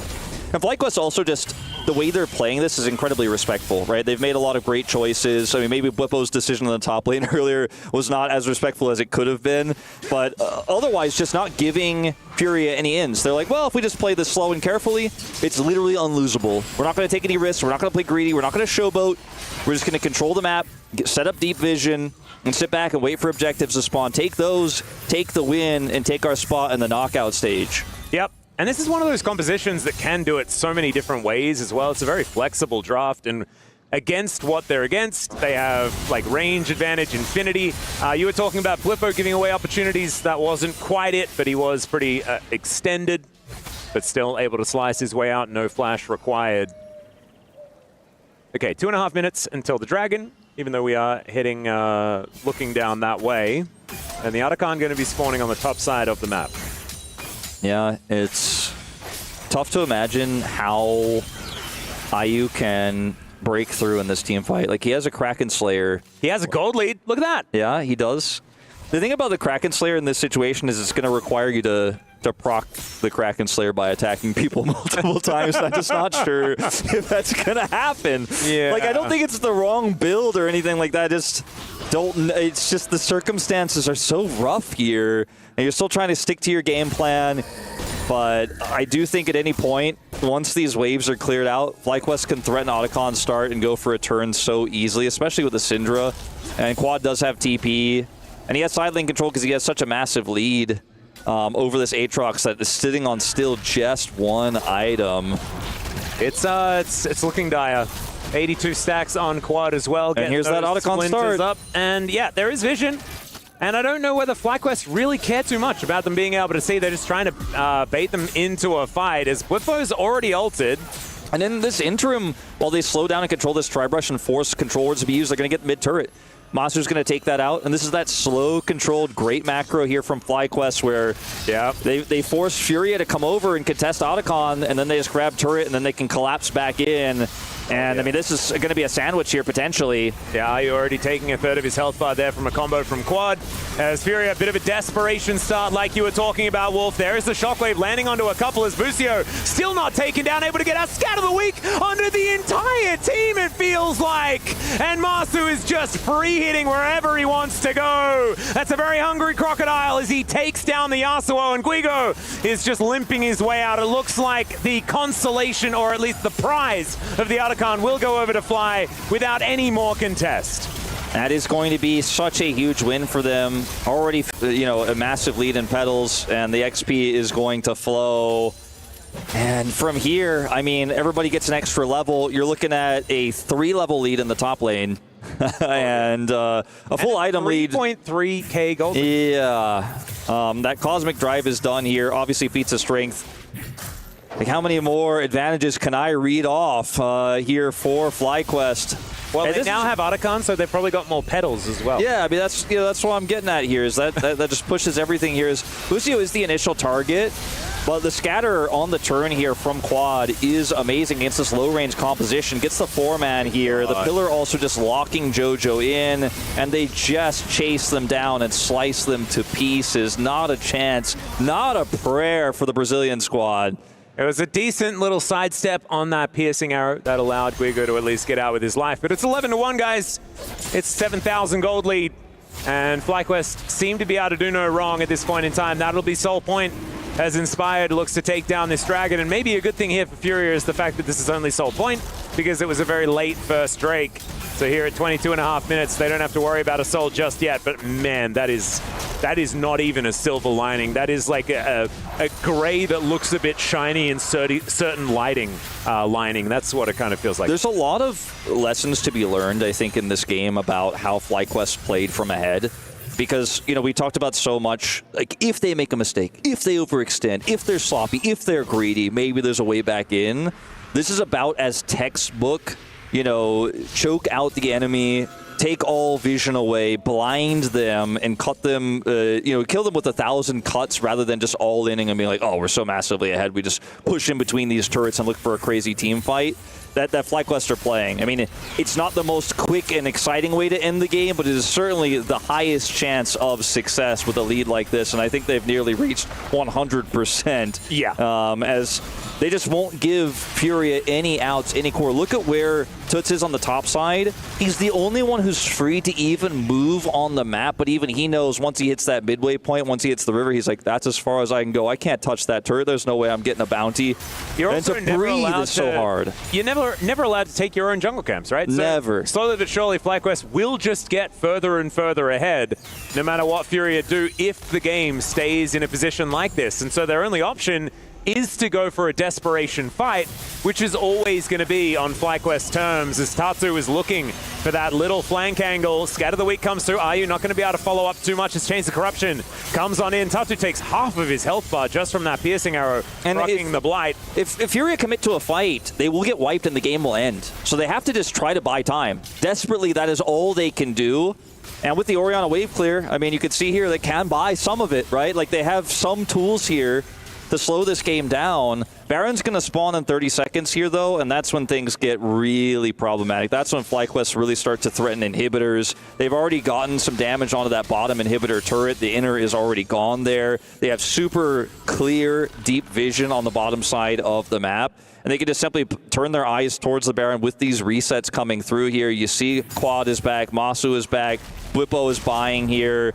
and he's going to have a GA potentially after the next fight if he's able to get a few kills. And I mean, at this stage, as Furia, you're like, what if they group bottom and just take out our inhibitor? We have to be aware of that possibility. We have no vision. Look at how carefully Tatu has to surf around the top part of his jungle. He's like, okay, I guess I can get wolves maybe when those are up, but I can't really go any further than that. And FlyQuest at any point can just move towards Baron, but they're keeping their options open. And on top of that, Inspired is about to like finish a Thornmail, I'm pretty sure. Like, then who kills him? Because Tuts is just not doing any damage right now. There is nowhere near a Void Staff or anything like that. This Orianna has been pretty far behind throughout this game, but also Orianna, I feel like, needs a little bit of help, needs a little bit of acceleration to really be dangerous. And then the rest of the team is just physical damage. And yes, you can say that Yasuo takes 45% of your armor or something like that, but 45% of Infinity is still really large. So Bwipo now going to be fighting against Guigo here towards this bottom side as Inspired, just waiting for his angle of attack. And now there are 3 people here. He's chasing after this Yasuo. The last breath comes in, and it's exactly that, ladies and gentlemen. There's the Pulverize. It is going to connect as Bwipo finally will go down. It's a 1-for-1, so I guess that's good for Furia because the ones on the side of FlyQuest are way more dangerous, but not anymore. The piercing arrow coming down. The Pulverize is there to protect Tuts, but now he has to get out. And this turret should be following suit. Yeah, a very strong fight here for FlyQuest, despite it being an even trade. They got rid of one of the threats. And this is a risky call here. I'm not sure if this is going to work out for Tuts, but he's going for it. We're going to try and take down Busio. That didn't quite work out there, but the rest of the team are now in position. A possible flank angle. There are some CDs that have been used up, and Busio will be the one to fall down first. They're still trying to chase this one out. The dissonance will be able to help Tuts catch up. And Scatter the Weak coming on down. Guigo dealing with these orbs coming on through, but he seems to be able to do so as now Inspired in a fair bit of trouble. The King's Tribute not helping out at all because no one died on the side of Furia. And here are some shutdowns. TP. Scatter the Weak didn't land because they ain't weak anymore unless Bwipo has something to say about it. Cull the Meek coming on forward there as Jojo will be going down. That is a dangerous spear, and that is a second one. The slices and dices are coming on in. He's put into the bouncy castle, but that is a double kill now for Quad, really asserting his orb dominance on the Orianna. IU's going to get a mid turret here, which is bounty gold as well. You know how we talked about, or I was really talking about textbook how to play perfectly and increase. They kind of got bored of that. Yeah, they were kind of like, you know what, I'm kind of done with this. It's a little bit slow. They could have just done Baron, as Quad is also extending quite heavily into enemy territory here. He's got Bwipo with him, but now we're looking at, you know, a situation here where it's still really bad for Furia, but I think this was best case scenario. They defended their inhibitor. The teleport play was extremely greedy and could have actually cost them. The game would have ended if that failed, but they were able to pull it off. They were able to execute on it well. Ocean Soul is going over here to FlyQuest, but it could have been a Baron and a Baron turn here, but they got a little bit eager there on that bottom side. And Bwipo is so incredibly strong, I can understand the idea behind it. He actually built Death Dance instead of that GA I was talking about, so in these types of fights, he is nigh unkillable. But you can see this flank here really does pay off. And, you know, with the pillar attempt here from Inspired, you could buy some space, but they're just not quite able to get away. Tuts has the speed up, of course, with that ball, is going to be able to run them down. Bwipo then decides to TP in here and commit to the play further. He's so big at this point that taking him down is incredibly difficult. He doesn't have Ocean Soul yet in this fight. They get it afterwards. If he had it in this one, he might just end the game. And they did a decent job, like interrupting the slide and things like that, as we are straight into the action here, as Tatu not going to get stunned up by the Scatter the Weak, but that pillar placement was just obscene from Inspired. Down goes the Xin Zhao, and now no one's going to be able to get anything done. And of course, the wallets are just that little bit too heavy on FlyQuest's side. No chance here for Furia in a straight up 5v5 without the turrets helping out, without that positioning that they had the last time around. And without Guigo now, that will allow this front door to be opened and FlyQuest to just knock it down. that should be the end of this one. There was one heroic defense, one moment there for Furia at the end, but with a draft like this, the all-in attempt fails, and FlyQuest will soar into the knockout stage. Really good to see the bounce back here from FlyQuest. It was a difficult day yesterday. This time around, though, making it look not even close in any regard. Wolf? Yeah, not really, and I think the draft just left the options for Furia so limited with an early game like what we saw, but they were brave enough to pull it out. It was cool. Everybody loves to see Yasuo. Everyone loves to see a Yasuo bottom lane. Yeah. They definitely kept it interesting for the fans. It was a unique draft, but FlyQuest, the massive favorites coming into this one, and they will stand tall. Certainly will. Taking a bow here. Now get to think about the knockout stage. But before that, they get to do some key crushing, Wolf. And this is the first time that we have been on the broadcast ready to send you to a key crush, and I'm really excited about it. Certainly was the best part of last year as well, and already we've seen quite a few of them bite the dust. You can see Fancy collecting the key crusher himself. I think Furia is a stronger team than what this final best of one really showcased. I think hindered by the game state in their draft in this one, but have had some pretty strong performances here across 2025. And their year is not over yet, but their EWC is. Perhaps we'll see them return next year to try to compete to make that top 8. But I do think we got to give this squad a shout out for some cool drafting, a lot of confidence, and I think performing higher than a lot of people's expectations across 2 recent international events. I do want to say as well that, like, Whippo's bounce back here as far as his performance yesterday on the Renekton to now, like, he did, what, 40% of the team's damage on a Crocodile? That was pretty impressive. He did certainly get himself off to a great start, but man, must feel good to bounce back. But now it is time to throw it over to Fancy with Masu alongside to crush some keys. Thank you so much, gentlemen. We are back on the stage after FlyQuest flying to the quarterfinals and a few games away from earning this trophy. I have Masu with me, but before we start with the interview, I just want to say congratulations. You are the first ever Middle Eastern player that goes into the quarterfinals in EWC League of Legends history. Very, very happy for this moment. Just want to know, how does it feel to win at your home region? It feels pretty good, of course. I don't know if there's any other Middle Eastern players right now that are here, so it feels good. All right, so you guys lost to G2 at the yesterday's match, but there's a chance that you might face them in the semifinals if you win against Gen.G. So do you think you guys got it? I mean, of course, if we're beating Gen.G, I think we'll have a good chance to beat G2. But overall, I think individually, I have not been playing well. And as a team, I think we're also not playing that well. So I think we have a lot of time to ramp up. And then if we play up to our level, I think we'll be able to. Absolutely. You guys have a tough road ahead to get to this trophy. But now that you've won an elimination match, you get to crush this key. Are you ready? Yep. All right, let's do it. So we're moving to the key crusher to crush a key at EWC. As we know, this is what EWC is all about. As soon as you win an elimination match, you get to crush the key yourself. Masu, I'll let you enjoy this moment.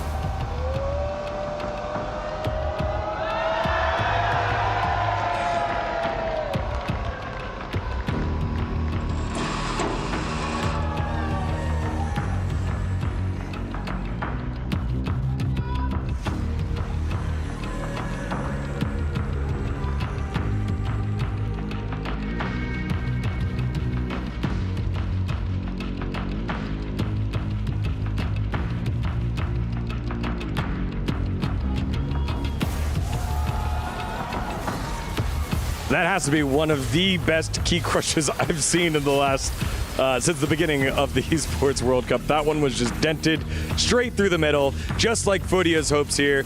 Fell short, never really had an opportunity in this game, except when the score was maybe 7-1 for a brief moment, and then FlyQuest quickly ticked that one over to 8-1 and took the wind out of the sails of the squad from Latin America South, or LTA South, as it is the LTA North, taking the victory and moving on to the knockout stages. FlyQuest 1-0 over Furia.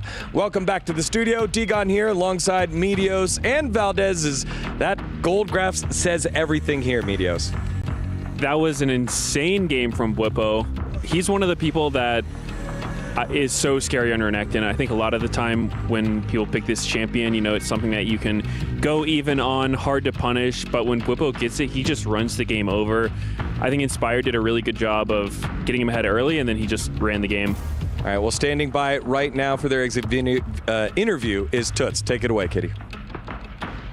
Hey everyone, Kitty here. I brought Tuts from Furia. So unfortunately, you guys are eliminated from the Esports World Cup with a quick game. So please walk me through the unique draft that you guys decided to bring for us and how ideally it could have been pulled off. I think we played this one in the LTA South and it worked out pretty well. I think that we made some mistakes early game that made the game super hard because it's Super is no body comp, right? If we go behind, we have like 4 melees, it's going to be tough. So I feel like the mistakes we make early game are going to impact the game a lot. So yeah, after we start, the game behind is going to be super hard to come back. It do be a feast or famine composition that you guys locked in today. And of course, I want to talk about your achievements. You guys were able to bring down C9 yesterday. And I think a lot of people on the internet have actually praised Furia for their strength. So do you think this is a good direction and positive message for the fans that LTA South is something to look out for? Yeah, I feel like for sure we're a bit underrated. I feel like we are a pretty good team. I feel like we have a lot of strengths, but also we have a lot of weaknesses that shows a lot, right, when we're behind and things like this. So it's something that we need to improve on, but I feel like we made a decent statement. I feel like if we won today, it would be a huge statement for LTA South, but I think it's like we had an okay run, you know. I think a good run would be if we made out of first stage.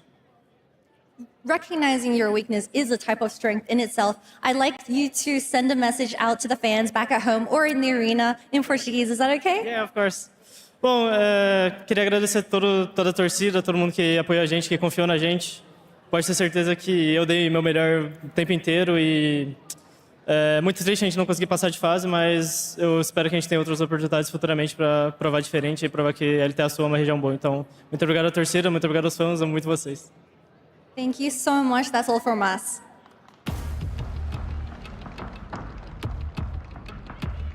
And we say obrigado to Furia for getting us to believe and dream for a little bit for the LTA South. Words there by Toots, who has fantastic hair. And speaking of fantastic hair, a man who has just as great hair. No, I'm not talking about myself. It's Whippo. Look at that hair, right? Yeah, Whippo. I don't know. It looks okay. I don't know. Thank you. I think your hair looks better, actually. Thanks, man. That's what I was looking for. Congrats on the win. I feel like it has to be the expectation here for FlyQuest. What was that match like for you? I feel like Furia is a pretty strong team. I don't think we underestimated them. I feel like their preparation coming into the match was really strange. I feel like coming into an angle where they're discussing their draft of first three, they obviously had Yasuo planned into Varus. Our team is probably the best Varus team on our side of the continent, right? Varus is a champion that is highly contested even by Asian teams across MSI against us because Masu is an insane Varus player. And then you go 4-5 with Yasuo bot lane and you end up giving me Renekton as well on top of that, which again is a super contested pick when we play against the best teams in the world. So I feel like in terms of preparation, it was cute that they tried to do that and I respect it, but they definitely had a huge oversight giving us Trundle Renekton into a 4 melee comp. And had he had something different prepped for the Renekton as a counter pick, maybe maybe he had like a super strong Gnar or something, I could have seen the vision, but as soon as Aatrox got locked in, I was just like, I mean, this one's over. Medios? Yeah, I mean, congrats on the win. Who are you looking forward to playing in the rest of the tournament? I actually don't know how the bracket works at all, so I don't know who we can draw, but I'm excited to get a rematch against BLG. That would be really fun, and then obviously against HLE, it would be really, really cool to play against Zeus. I mean, I had a pretty intense series against Bin, and I feel like I performed rather all right, so if I can climb up the ladder one by one and take down from last year Keen, Bin, and then now have a series against Zeus, I feel like that would be a really good experience for myself, and also, I'm reaching Ong status in esports, so if I can hang with the best, that still feels pretty good. I had one more question. Did you see Broken Blade's interview yesterday where he said he could out-yap you? I mean, that would be shocking. I mean, maybe in certain elements of life, but when it comes to League of Legends, I think I am the biggest yapper on the planet. Yeah, Master 5000 over there. You guys have been drawn already. You will be playing Gen.G. The next match is Hanwha Life against BLG. So theoretically, you'd be playing against one of them as we take a look at that playoff bracket. Now that you've finished your match, it would be Gen.G. Gen.G versus you guys. Yep. BLG versus G2. So you'd play the winner of that match. And then on the opposite side, it's AL versus Hanwha Life and then T1 versus Movistar Koi. You already talked about it. You've played Keen before. It feels like that's just a matchup that you would look forward to. I mean, absolutely. He's the best top laner in the world, in my opinion. I think, when you scrim against him especially, I think the level he performs at consistently is just a step above everyone else. Obviously, Zeus wasn't an MSI, so I can't speak for him, but when it came to the LPL top laners and Doran, it was very clear to me that Keen was one level above everyone else, so getting to perform against him and getting an opportunity to play against him on stage is always going to be, rare. It's very rare, I feel like you can say, like, this guy is the best player in his role, like, undisputed. And I think that when it comes to Gen.G, they've obviously got quite a few of those. So it is always a pleasure. Gotta measure expectations, however, because, losing to them is no shame. Yeah, I was curious. What do you think makes Keen the best? I feel like he's got a pretty eclectic champion pool. Like, he's willing to go on to Ornn and those tanks and stuff, but he is also willing to pull out the weird stuff. Like, he's pulled out Vayne before and stuff like that. So what do you think makes him different from the rest? Another thing is just his composure. I feel like a lot of people can get dragged into your kind of pace when they change archetype of champion. Like, usually, like, the best players in the world, they're like tied to certain archetypes of champions, and they make their name playing that specific style, right? So if you look at someone like Vayne, it's a carry top laner. Zeus, same thing as carry top laners. Like, they perform on tanks, but the thing is when they're playing tanks, they're almost looking like, oh, this guy's playing Ornn like a carry, like he's taking mass resources, he's like playing like very aggressively on the Ornn. I feel like Keen actually is one of the few players in the world that can actually change the way he will play the champion, and he doesn't get swept up in his own style. I feel like a lot of players have their own style. I'm a big example of this for sure. Like, I have my own way of playing the game, and it doesn't matter what I pick, you kind of see me like gravitating towards those kind of decisions. I feel like he is much more detached from that, and I think that's what makes him especially impressive, on top of the fact that he has the best laning phase in the world right now. So let's take a look at some of the highlights here from this last one. Early game, you and Inspired were running the Rift, man, making a huge impact across. Why don't you talk us through some of these moments?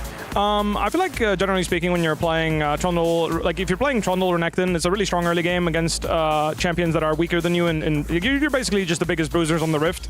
So in this particular game, we ended up being stronger than Xin Zhao. We pushed out the Xin Zhao out of topside because he didn't want to get double crabbed, and Aatrox ended up being vulnerable and getting dove. So from there, I'm just really strong. I actually really like this creativity here. I was actually talking to my bot lane, like, if you guys can all in, I can just slam, teleport, and kill him, and then the Alistar flashed in, so I was really happy about that. But I proxied a cannon wave, so I had mass tempo in order to set up a TP play, and I felt like once I had secured both top lane by diving the Aatrox and then killing the Alistar bot, I felt like the game was good. And then, I just had flash advantage from all this still, so I was able to squeeze in another kill, and from that point onwards, when I'm 3-0 against the 4 melee comp, it's all she wrote for them. Yeah, Meteors, when you hear him talk about the game like this, I just feel like we do have just one of the biggest minds in League, right? Yeah, I think something that I've always been impressed with FlyQuest is it seems like you guys have a really good understanding of, how you want to play the game, and especially you've played with Inspired for a while now, and I've always viewed him as, one of the best junglers, extremely consistent, very smart. Going into the game, was it your plan to sort of spend more time around top lane? Because, with that matchup can be kind of snowbally, especially if Renekton gets ahead. And he did a really clever gank where he came up around level 4, you warded the Krugs, counter ganked the Xin Zhao, took the crab, and then looped around super far around Aatrox's ward. And I thought that was just extremely smart. And so is that all pre-game prep, or was it just kind of like we're adapting to how the game went because you traded well earlier? It's usually a conversation we have at the start of the game, and then we lead up with updating each other as he's clearing through his jungle, right? Like, it's very stock standard, I think, but it's necessary for high-level basic League of Legends. He asked me, what are you doing in the first 3 waves? I told him I'm going to be being in and trading aggressively, trying to get an advantage. I definitely want to play and force him to use his teleport early, or put him in a position where we're going to dive him. And either the wave's going to bounce and we're going to gank him on the bounce, or we're going to dive him, or we're going to take double crab. Like, whatever the decision is there, we'll adapt as the situation situation goes, and that's like dependent on micro. Sometimes we're not going to get that dive because he base TPs early and he wants to make sure he doesn't, and then Trundle will just sprint down bottom. But we got a really nice trade on him, or I managed to get a nice trade on him. We were both low. Generally advantageous for Renekton because when you're below 50% health, you generate more Fury, if you didn't know. So it was very volatile top lane, which is really good for us. And then at that point, he couldn't recall anymore because Trundle's pillar would interrupt his recall. And at that point, we just made the call that he's going to loop around and look for the dive. So really, honestly, just well played by him, reacting to situations. I think that it is planning, but the execution is 100% on him and me combined in the sense of in that winning position, capitalizing. Yeah, so it's kind of, you have the loose game plan of you want to play around top, pressure it, basically. But then you understand the different decision paths that you could take and how to adapt each situation. Because I think at the same time, sometimes you can have too rigid of a plan where it's like, okay, we're going for the 4th wave dive, and it's like, oh, well, it's not set up, and you're like, all right, well, I guess GG. Exactly. But yeah, just being able to understand all the options and execute the right one, very impressive. Yeah, 100%. That's like a big thing about Inspired. I think it's really impressive about him is he's really he makes his decisions very quickly, and I think a big part about playing with him is understanding that that's one of his biggest strengths. Where as he's doing the crab and he's pushing it around, he's going to make a split-second decision of like, I'm playing for bot crab or I'm staying around top side. And as soon as he makes the call that he's staying around top, obviously I got to react well, and then we win. And then you did. Valdez, any final questions here for Whippo, since we're just getting a masterclass on how the thought process goes for FlyQuest? Well, in a wider scope, I feel like a lot of NA fans are getting very excited for FlyQuest nowadays because you guys are getting so close over and over again against such big teams. What do you feel like is the final step to take where you guys are actually a big threat on the international stage? I'd say honestly, I think we could play a little bit looser, like on opposite side of where I'm playing. I feel like usually I play very loose. I'm someone that like was willing to take a fight. I'm willing to take an L. It's top lane gaming, you know. You don't mind going 0-1 or 0-2 sometimes, as long as you can get the game going and you can start picking fights that you can potentially win. I feel like that mindset is something that currently is rewarded quite well. I feel like if you can get small leads and translate them into like crabs and stuff like this, like the game is like very slow in a sense of like, there's a few minutes where nothing really happens, and then like a crab spawns, and like everyone is almost ready to fight and win the game on the spot off like a team fighter on a crab or Atakan or a dragon. So I think in between those moments, when we're strong, I don't feel like we squeeze that hard, and we give a lot of breathing room for people to buy their items and then get a fair chance at those fights around Atakan or fights around dragons. And I feel like the best teams in the world, they do squeeze a bit harder. So I'd like to see us do that. Love that. Whippo, so much insight here with us. Congratulations on your win and best of luck into the knockout rounds later on against T1. That will be happening tomorrow. But before that, we have our quarterfinals starting today. So we will set that up for you and more in just a little bit. Don't go anywhere. You're watching the Esports World Cup.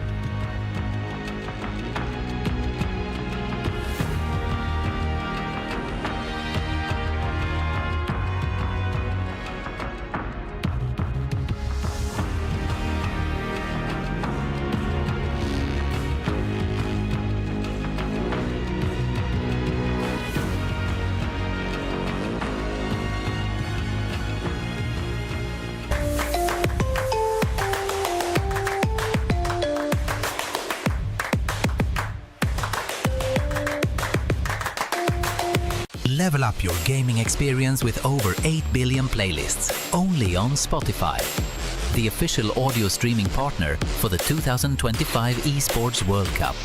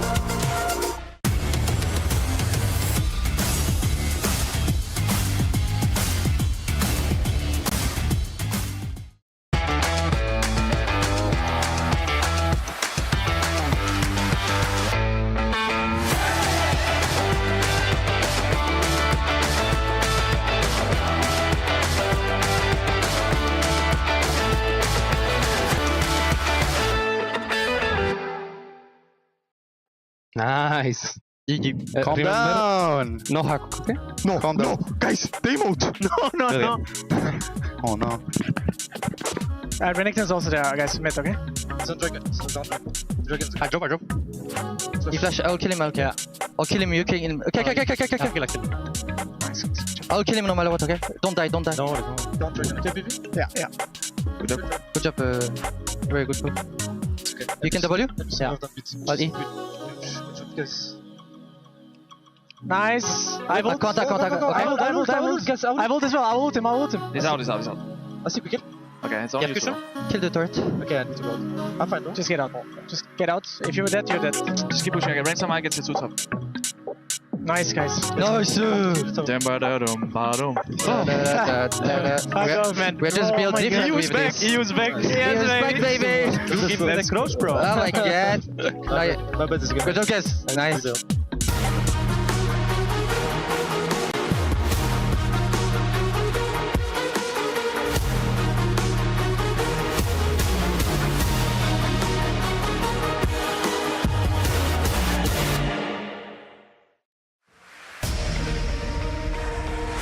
And there's your first look at the newly named AG.AL. All Gamers, one of the biggest organizations in Crossfire, also now partnering with Anyone's Legends for the Esports World Cup Club Championship.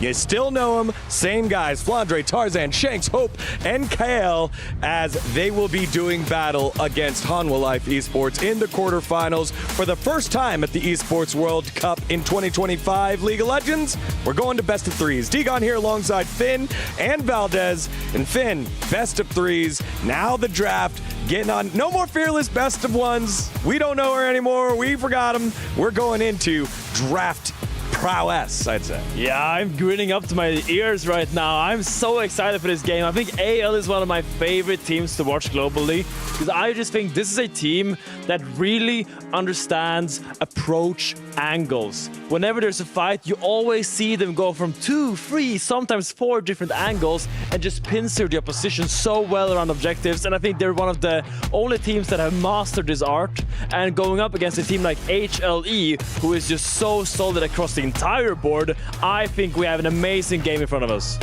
Yeah, HLE definitely a very flashy team. I think that sometimes that volatility can get them into a little bit of trouble, but they're going to have to kind of clamp down a bit up against AG.AL. I do think that there are a lot of angles for them to take advantage of AL. We will get into that in a little bit, but so many cool matchups in this best of 3, and I think this is definitely one of the big hype matchups that we've had here so far at EWC. Absolutely. I mean, you can look all across every single lane. I look immediately at the jungle position because Tarzan has been great for such a long time in the LPL. Finally gets over the hump and gets himself a championship. On the opposite side, one of the most established junglers in the history of Korean League of Legends with Peanut.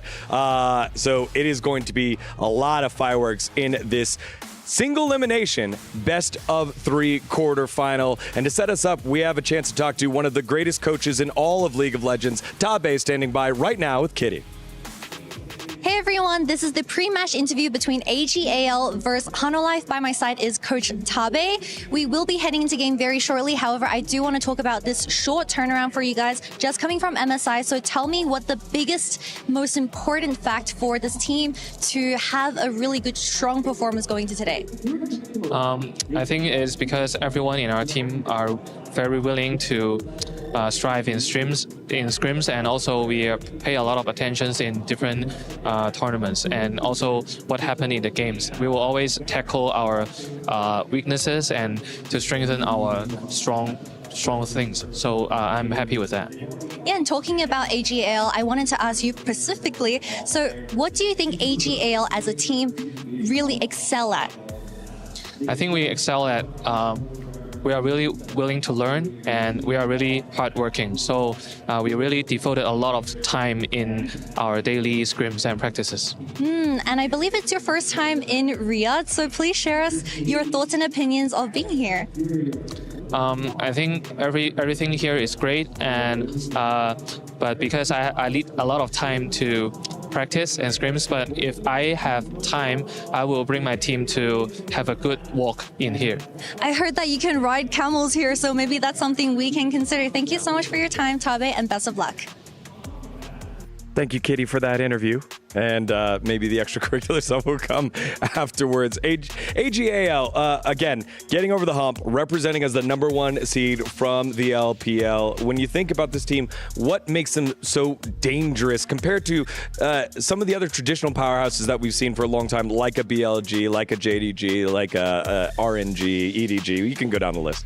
I mean, there's a lot that really sticks out, but I mean, I feel like always they are on the same page, and whatever play they're making, they are making it as 5. And to me, like, Flandre is a big part of that, because a lot of top laners, they're not that willing to just drop everything just to join the play. But he's one of the players that's just like, he will be there with the fight no matter what. He wants to fight with his team, and the fact that they're all so coordinated, and they're all so willing to play fast and create skirmishes and try to outhand their opposition, I think that has given them so much local success, and I want to see that translate onto the international stage as well.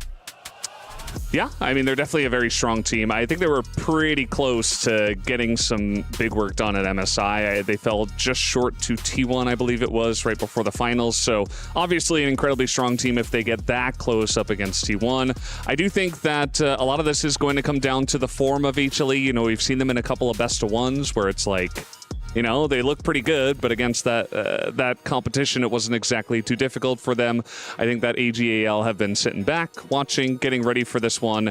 And in a best-of-3, anything can really happen. I have been pretty impressed by Delight's play so far. I think that Peanut as well isn't, even against some of these other teams that he should be better than, he has been treating them with respect. He has actually been playing to his top level. And as long as they keep that up, I think that there are a lot of matchups where HLE can get the advantage. All right, yeah, let's shift our focus on over to Hanwha Life Esports. They arrive here, or they have already arrived here, as you see on your screen, with the lineup that you know and love. The big change to this Hanwha Life Esports roster from the one that won in summer in 2024 in the top lane. Zeus comes on in, then Peanut, Zeka, Viper, and Delight, one of the strongest bot lanes in the world, one of the most established junglers in the world, one of the strongest top laners in the world, and world champ Zeka, we know how good he can be when he's on his day. This is a roster with high expectations. We've hit this number multiple times here, Valdez, where they were pretty strong favorites to make it MSI when we got to Road to MSI, and they proved it through the LCK Cup win, through the first international tournament first stand win, and their relative dominance against everyone except Gen.G during the spring split. Yeah, I just feel like LCK right now, we are blessed with a lot of talent and a lot of very strong teams. It does actually feel like a 3-team region at the moment. Like, if T1 didn't explode with this power in Road to MSI, we were all predicting Hanwha Life to be at MSI, and it was a big upset when they weren't. So the fact that T1 has now sprung back onto the stage, it has been incredible, as this is the play from Delight that we were all talking about. Just the wherewithal to just identify that there were 3 guys right there ready to engage on. He is one of the best, if not the best, support at engaging and finding those angles.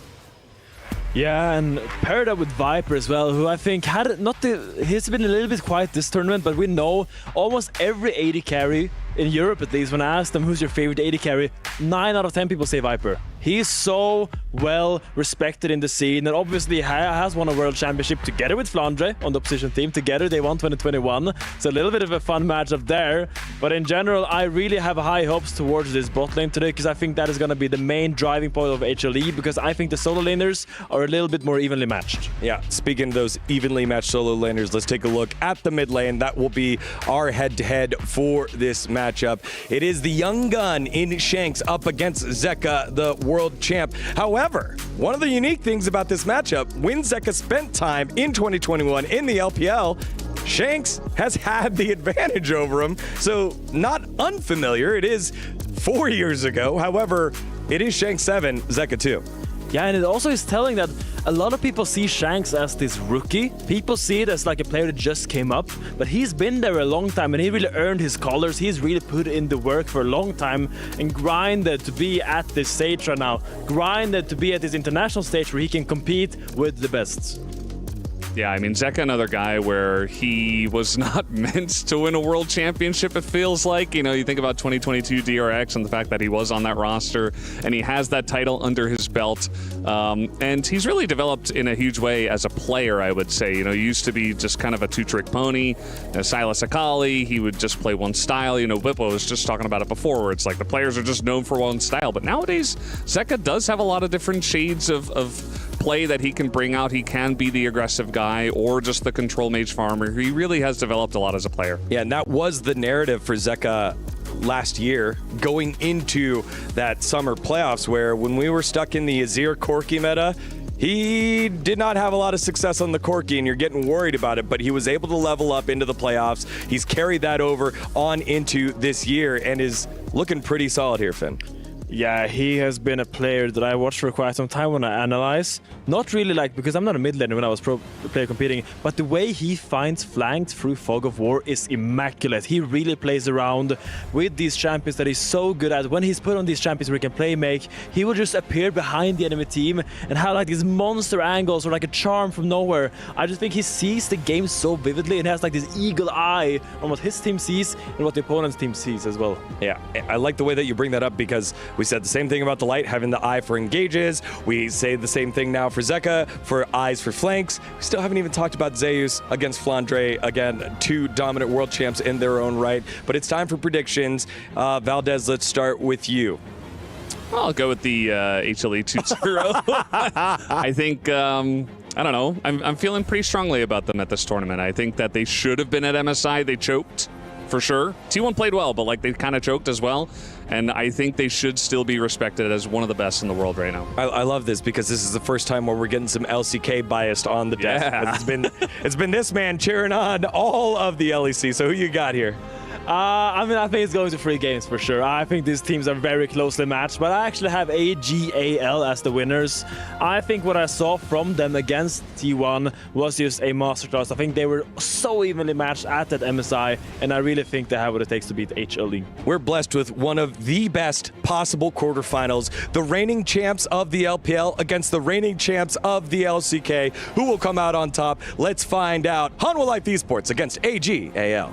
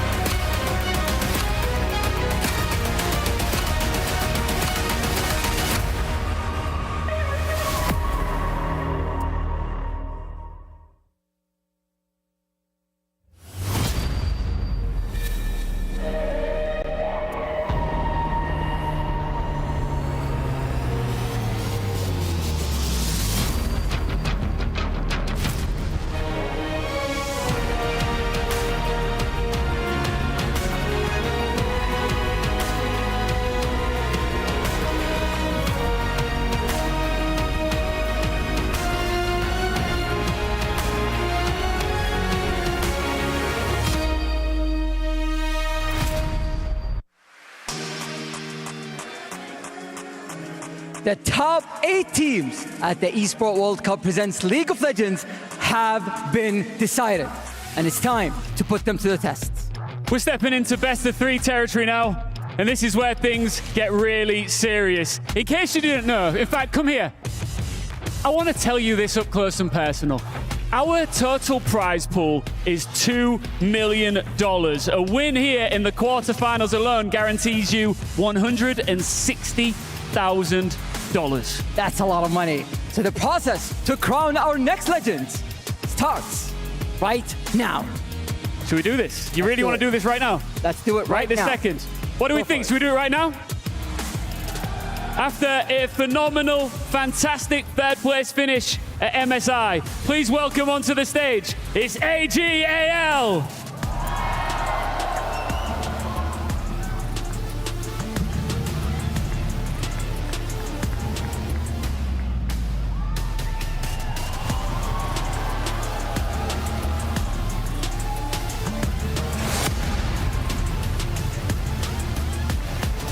And their opponents, they've blown away all opposition, representing LCK with pride, it's Hanwha Life Esports!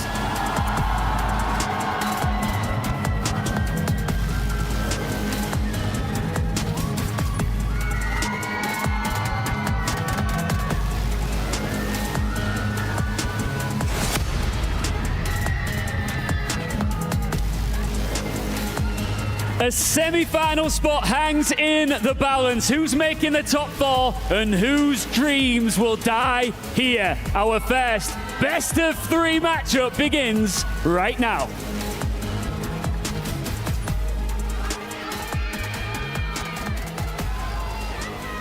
All right, LCK versus LPL. Big seeds with a big job to do in a best of 3. I'm Asterix, I'm joined by Orcs, and we're going to be taking you through what we hope will launch the quarterfinals in spectacular fashion. And this is going to be fun because I think these teams can be very explosive when hitting their prime. We've seen a lot of rematches so far in this tournament, you know, rehashing some rivalries we had at MSI. This is a new matchup. They get a chance to see this. HLE the opportunity to face up against the first seed from the LPL. And, you know, we had some differing opinions coming from the studio on who's going to take the lead here. I will say, you know, HLE obviously coming from the region I cover, I feel like it's been a while since I've seen them in really convincing form. Yeah. They obviously got reverse swept by Gen.G in the road to MSI. They then got demolished by T1. And then even in the matches we've had at EWC, yes, they won both their matches, but they weren't really that convincing considering the level we've seen from this team before. True. You know, these are the first-hand champions, and yet we have such high expectations for this team. And I think if they don't come in today on their A game, I think AG.AL may give them a really tough run of it.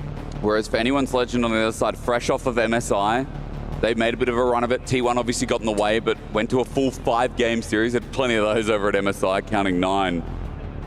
But for me, what really sells AL is Finn mentioned on the desk, like, Flandre will be willing to sack waves. Shanks will be willing to just move. AL are always up for a fight. And that's how they've overwhelmed opponents before. As we move into pick ban, we can talk about the Griffin reunion later. We can talk about the EDG80 carries a little bit later. For now, we start game 1 off in our first best of series. As jumping right into another Fearless. Let's just see, already Yone's gone. Vi's gone as well. Jungle Panther not going to be allowed here to someone like Tarzan. A lot of respect given to the top side of HLE. You know, we saw that Yone ban so often during the LCK season. The Vi ban as well. Peanut did so much work with that pick during first stand, and going away from Zeus makes complete sense. But a lot of jungle bans towards Tarzan, really respecting the impact he can have on these picks. Still, there is Zinzao available, but Varus being left open that will instantly get snapped up here. We did just see it win our previous match. And HLE definitely will have expected that. We'll see what the plan is going up against that pick. Talia's also open, so if you want to talk about power pairings for Zeka and Peanut, I don't know how you feel about seeing a Zinzao Talia to open up game 1. Yeah, I mean, Zeka's definitely confident on the Talia, something he was keen on bringing out. Rumble also keen on pick picking out, nice one. Available. Looking towards the Azir, though, interesting. We often saw, you know, the Talia, people happy to take the Talia into the Azir in the LCK. Zeka opting to take the Azir part of the matchup, so I imagine Shanks could just go for the Talia into it, and we could just see them go for the, you know, the side you mentioned, which was that Talia Zinzao in return. It suits the playstyle for Tarzan as well. Give him something he can initiate on. It's perfect. I feel like Shanks has really honed his craft on champions outside, just the Galio, his Casio OTP, his Rise is like, Shanks got such a diverse pool, and on carry mid you can rely on him to win the lane and try and take over the game from there. Let's see if Tarzan gets the pairing here now. You'd think yes. Now the biggest question is, can Peanut match it with anything? Do you like a Sejuani here, Orcs? That feels like that's an easy, obvious answer into something that wants to go into melee. Yeah, I mean, I feel like Peanut has a lot of options he's gone to before, you know, even like the Trundle is okay in the Zinzao. So open. Skarn is fine. I think there's huge pressure to pick up now if you want to match AD carry in this situation. And I will say, going for the Zinzao here for AL does mean that the top lane pick won't be secured in this situation. So Flandre, you know, he won't be able to match the Rumble right now. They will just go for that Trundle coming out. And obviously in some of these early duels, that bite reducing the AD of the Zinzao, he is auto-attack based, can be pretty solid. And now going into the bans, so can really set up Zeus to be in a great position here. If there are any picks you expect Flandre to bring out, can target him a decent amount. You obviously have first priority after the bans as well. So if there's a support you want to pick up and prioritize, you can look to do that as well. They all opt to actually ban away supports, taking away the Braum. Obviously a good pairing with both the Zinzao and the Varus. Being able to stack that up quickly, especially if it is that on-hit Varus. And Jin taken away from Viper, a pick he is very potent on. Wonder might be opting in for an option now. Probably thinking a bit deeper because the Brom is gone. Something like the Ornn into the Rumble we've seen a lot, even especially at MSI. I'm not seeing a lot at MSI, at LPL because it'll lose lane, but again, long range engage. Add it with something like Varus with Talia pick. Something to discuss, something to think about. Nico's gone, another engage option off the table. Jin was utility range for HLE. Something to match maybe the Varus. Do you care about Ezreal's the biggest question? Is Sivir actually a scaling option taken away from Viper? Yeah, by the way, that Sivir that we've seen Viper play earlier in this tournament, actually, time that one. And they are just going to go for Delight Alistair, prioritizing that on that 4th pick. We saw this quite a lot kind of in earlier patches where you'd see that 4th pick Alistair. The Senna is still open and available as well. They can actually take the Senna Alistair here with that final pick. So I think a pretty smart move taking the Alistair here, and the fact they deny the Braum Nico sets that up. AL considering their options, the Rel, you know, I mean, it's still playable into the Alistair, but I think Rel into Trundle Alistair might have a bad time, so instead opting for the Rakan, potentially, seeming to be the lock-in, and now we get to see what Flandre is going to go on the top lane. Obviously, a lot of options. Could just go that tank in the top lane. Could go for something, a more carry matchup. Gallia's open, but do you have enough damage? Are you worried about how your damage scales into this comp? Or maybe it's just a non-factor? I think they have enough damage. Okay. You know, I think it's... Double AP soul lands. Gallia feels nice. Now, apparently it's been picked. We just can't see it. Ooh, the mystery pick. We don't know what it is. We don't know. They opt to go for the Xayah instead of the Senna. So a bit shorter range, but you know, when you're diving into it, a lot of power. But it does mean into the Varus. If it is that poke Varus, might feel a little bit painful. You know, I feel like sometimes you get a draft where a lot of the picks are just powerful sort of meta picks. Yeah. I feel like we've kind of gotten that. Have been revealed, Aurora is that hidden pick. Okay. So we had that matchup earlier today as well. The Aurora into the Rumble, looking for a bit of power on the top lane. Flandre wanting to put some pressure on Zeus. She was in the weeding, that's why you couldn't see her. Makes sense. Yeah, I feel like a lot of the picks we have, quite high in the tier list. Not too surprising for a game 1 in a series. Yeah. Nothing too crazy, I would say, has come out so far. But again, it's a lot of prep for the rest of the series. It's what's nice about Fearless as we get into best ofs. You know, obviously it's best of 3 until finals, and that's a best of 5. But like, we do get some kind of draft identity being built over the series. It is only game 1 of a new kind of rivalry that we're building up, and AG.AL versus Humble Life.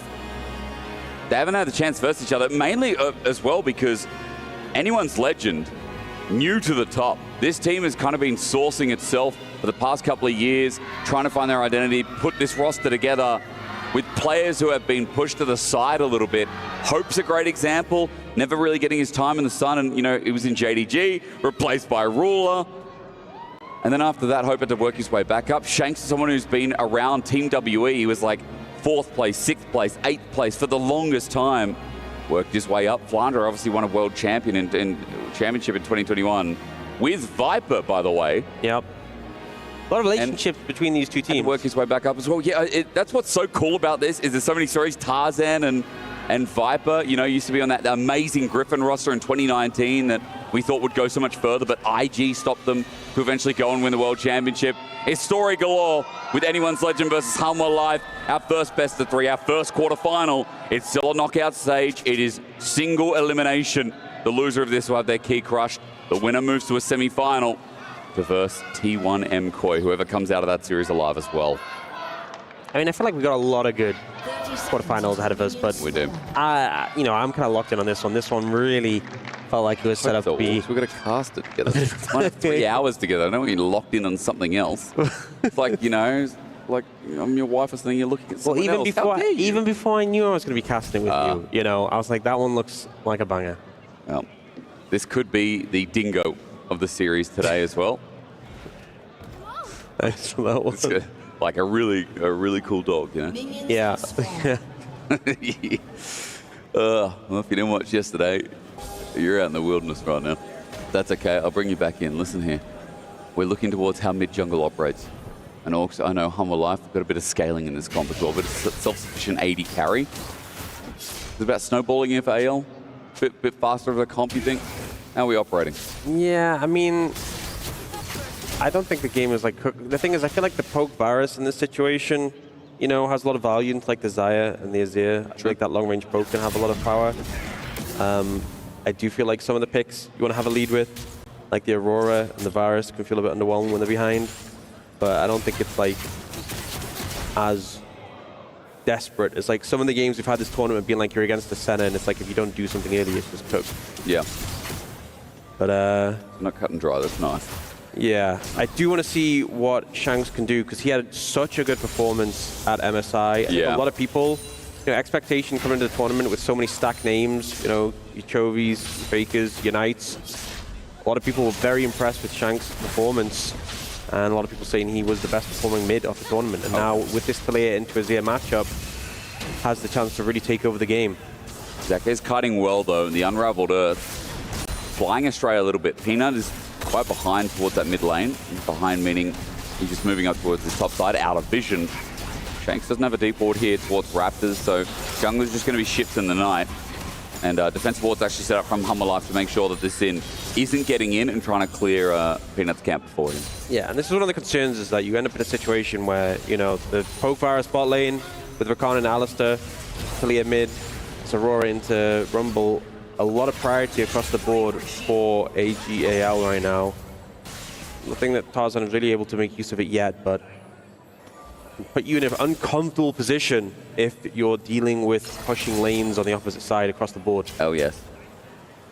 Now quick spoon feed for everyone out there if you're wondering why AG.AL. Now all gamers, you know, currently got onto the team just as we started EWC. So instead of anyone's legend, as you would have been used to, or AL, as the people who knew them thought they were cool, it's now changed to AG.AL. And a new logo by the looks of it as well, which is kind of cool. It's like a shield, but I hope we don't lose the panda forever. Well, they had the pandas when they came on stage. They had the little plush pandas. I saw that, yeah, but here the logo is different, so I hope, again... The logo also has a little panda on it if you look closely. Hang on. I don't think you can see it from here, but it does. Trust me on this. Okay, trust orcs, guys. Actually, no one trusts you. Why would anyone trust you? Everyone's leaning in right now. Everyone's like, hang on, I can't see it. Did you just punk us? Is it actually? I just looked at it. I can't see it. It doesn't, does it? If you look really close, everyone's got their head on the screen like, I don't see it. Keep looking, guys. Update me if you find it. Shank's getting poked out a bit now. Zek is doing pretty well in this lane. I think he's kited around the Unraveled Earth pretty nicely, but again, all it takes is burst like that. And Shanks, even after the Unraveled Earth circle, he's just going to throw a single rock out. One hits, one does not. Let's take a look towards top, because Viper's already making his move. 4 minutes 30, and lane swap begins. Zeus on a ward, spotted out, cancelled. Splandre has a slow pushing wave. Yeah, I think, especially with how the lanes have been going early on, the sooner HLE can break up these lanes and get the swap in, the better. Other than Zeku, who's actually been having a great time in the mid lane matchup. Yeah. But switching Viper up the top side and changing things up, definitely favorable. But you can see already by the CS leads in the AD carry and top role that AG.AL already forming a little bit of a lead. Still early days, not too significant yet, but those advantages showing up so far.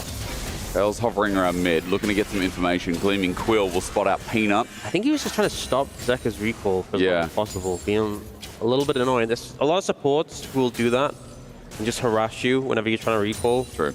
And Rakan's so good at it because it's so hard to actually punish him for it. A lot of supports die trying to stop enemy recalls, but yes, so many escapes. Yeah, the best is when they have Ignite and they just do the walk up and Ignite you. Oh yeah, the Chad move. The classic. Unsealed Spellbook, very possible in this game. Yeah, sadly just don't have Ignite as much anymore with all the heal being taken, but yeah, the Unsealed Spellbook gives that potential back. That does mean double smite for both teams again. Something we did see quite a lot at MSI.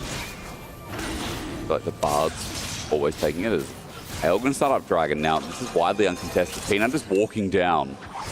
Delight, however, was all the way up in top. So in this lane mismatch, naturally AL have priority here until Seismic Shove comes through onto Zeka. The walk down, it's not going down that quick. Peanut wants to fight.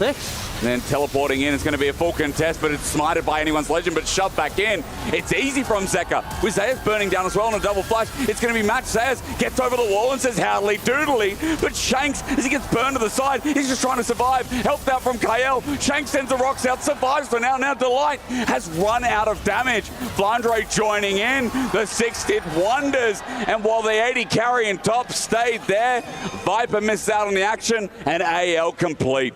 Yeah, the extra TP, the extra man for AG.AL gives them the advantage. I think HLE feeling confident because they had the Empress Divide, the Equalizer available, thought that's going to be enough to win the fight, but the Summoners come out from AG.AL that gets them out of the fight, and sure, Viper gets some free farm in the top lane, but in return, Hope is now 2-0-1 on this Varus, and they'll definitely take that advantage. Zeka had a nice shove. I'm sure we're going to get a replay in a second, but that was all over the place. Teleport being channeled. I want to see who was first. It was AL who channeled the TP first. Yeah, so we end up getting the ult comes in, the Equalizer, but it's kind of a shove off it, so it's not a huge amount of value. Yeah. And then all these flashes to follow. But Zeus' cooldown's a little bit late. It gets a bit split. Peanut goes down. We don't get this kill onto Shanks, who gets another rotation of spells.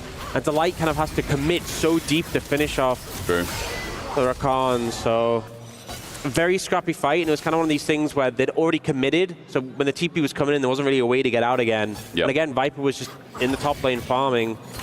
I think HLE had a lot of confidence in those ults carrying them through, but realistically, the Equalizer just didn't get that much value. True. I should correct myself, only one TP channeled in that fight. Obviously, Zayas was down bot with the lane swap, where they were mismatching, so his Equalizer didn't get much value. Flandre picked up a kill from that trade as well. Outside of that, it was only Delight. Pick up the second kill for HLE. Small gold lead for AL. As quick note as well, that dragon, if you go down, Orcs, I'm looking up, it's Infernal. Sorry, I had to look for the logo. The Infernal Dragon that's did usually how you work out what dragon. I know, but it has a little fire symbol. Yeah, but I'm used to the color of it. It's like a white symbol here. So I look at it and I'm like, oh yeah, that's it. Yeah, you're used to something. It's like the overlay at MSI and EWC being different. And you look at it like, oh, it's very different as grubs are going to start off. Pause on that thought. Yeah, I do. Like an old man. One grub taken. Second, waiting for the smite here. Tarzan gets it. Trying to disengage his Peanut. Now with a pillar up, but the light is too far from the engage. Zeka has his wall up, but doesn't want to commit. So 2 for 1 grubs is special. The thing is, AL there's no real reason for them to overstay when they've already got those 2 grubs. I'll give one over to HLE. They've already got the advantage. We'll back off on that play.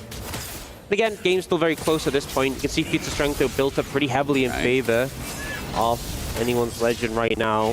1 away in terms of objectives from securing that. Zeka playing very aggressively on this Azir. Kind of has been all game.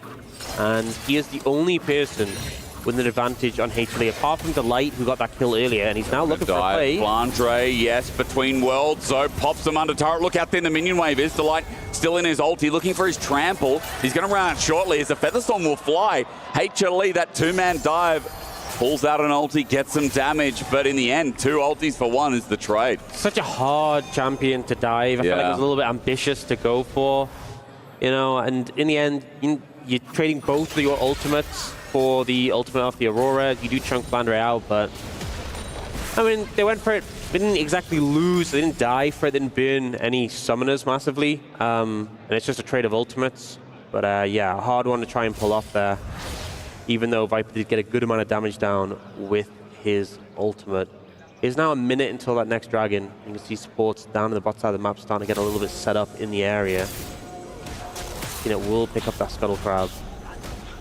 And already Ghostblade completed for Hope. Yeah. And I feel like the Varus kind of in a pretty great spot. And this is kind of the problem with the Xayah, is that the Varus, when you're playing for mid priority at this sort of point of the game, setting off these waves, the Varus can just poke you out. True. How do you step up? Yeah. I mean, at least with the Essence Wave, you can kind of just play a little bit like caster Xayah, because, you know, you have infinite mana. You can just spam your abilities to clear the waves a bit, like Viper's been doing there. But you're still going to take poke, right? And you get whittled down, and eventually you're too low so you can't fight, which obviously isn't ideal. It seems also very easy to pull out Xayah ulti in this game as well, right? Like, there's a lot of tools. Like, everyone has some kind of lockdown or CC that can pull out the feathers to fly. I mean, some of them are, you know, like Xin Zhao and Rakan at least have to get close with it. Yeah. Seismic Shove's pretty telegraphed. The Virus Ult's pretty telegraphed. And the Viper's pretty good at kind of responding, so... Yeah, I'd expect it to be good. We've got a good amount of value now. Viper's not the problem, yeah, okay. Anyone's Legend have started this up. Oh, Peanut could be in some trouble. He's chunked out before. Wait for the subjugation, though. That might bring the fight back. You said TP. It's a double. On the back is Flandre coming in, and he's got his ulti back up. The shove sent back from Zeka. KAL re-engaged with the quickness, and the Between Worlds clears HLE. As Dragon goes down, Flandre with an auto is now cornered out, but he's going to go into the weirding. Buy time and Shank zones for him while the feathers are going to fly out on the left side of the fight, but Hope is now on the left as well. Shank sent the wall out, a double feather pull. Viper somehow brings it back. Zayas cooking them, but there's not enough damage yet. Viper now too far forward with nothing but his cleanse, but it won't save him there. A double kill over an AL spring to life. Oh, now looking for more? And there's a chomp as well, shut down. Okay, Peanut gets one. TP, they wanted a little bit more. Maybe Zeka thought we can go again. Yeah, not really going to find anything on the back of this. Dragon goes over to Anyone's Legend there, and the fight advantage as well, but a little bit of an answer back. It's Hope, though, who's the main beneficiary of that 4-0-1 now on this Varus, able to clean up those kills.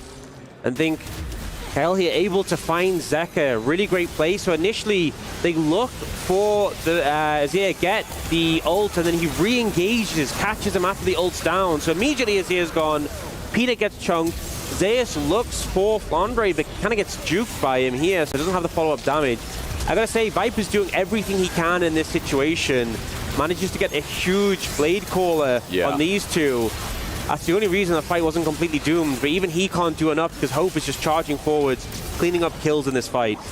As you said, the Yeomans did work for him earlier. It's doing work for him again. Backing on a ward here, though. This is how Peanut gets the shutdown to Light with no HP. It's a clean return kill, but then they lose Zeka's TP after the fact as well. Tabi looks concentrated, locked in there. 3 for 2, so not a huge advantage, but the Dragon secured. It's the objective they wanted. Yeah. And if Flandre hadn't recalled on that ward, it would have been even more favored towards Anyone's Legend. It's still in a huge gold lead. They do get the feats of strength. They do have the 2 Dragon leads, so definitely a big edge for AL. But I think the main thing is not so much, because again, it's not a big team gold lead, but it's where the gold is. It's Hope having a 1,500 gold lead over Viper. It's the fact that... Fuzzy Shove, as well as Weaver's Warp. Both are now out. Or rather, it's the Emperor's Divide, excuse me. Shanks is half HP, but he's just going to disengage. That was... Oh, you missed a cannon. That was a pure solo play. Good one. Okay, Shove. But yeah, that's just it. Zeka has no one nearby. Who's coming down. Maybe KAL was looking to help out. Quickness going to be burned out. And there you go. A couple of ultis down now across the board. And Herald's up in 1 minute. I feel like both these teams just being so aggressive. You know, Zeka just trying to force onto Shanks with no backup, no other players. Normally you see a play like that, you know, we pan down to it. I'm immediately looking at the map. Who's there? No one was there. He just wanted to see if he could find something. And then the Light forcing the ult from his lane opponent with some backup from Viper. Just both teams trying to see if they can get any advantage. So Zeka's really good at finding roads. Telling me he builds them, he creates them, he crafts them. You know, Shanks is not bad at finding roads either. The difference is you can't do it on Azir. Just looking at me blankly, orc. Been building roads, been looking at who builds roads in League of Legends these days. I mean, they can build walls.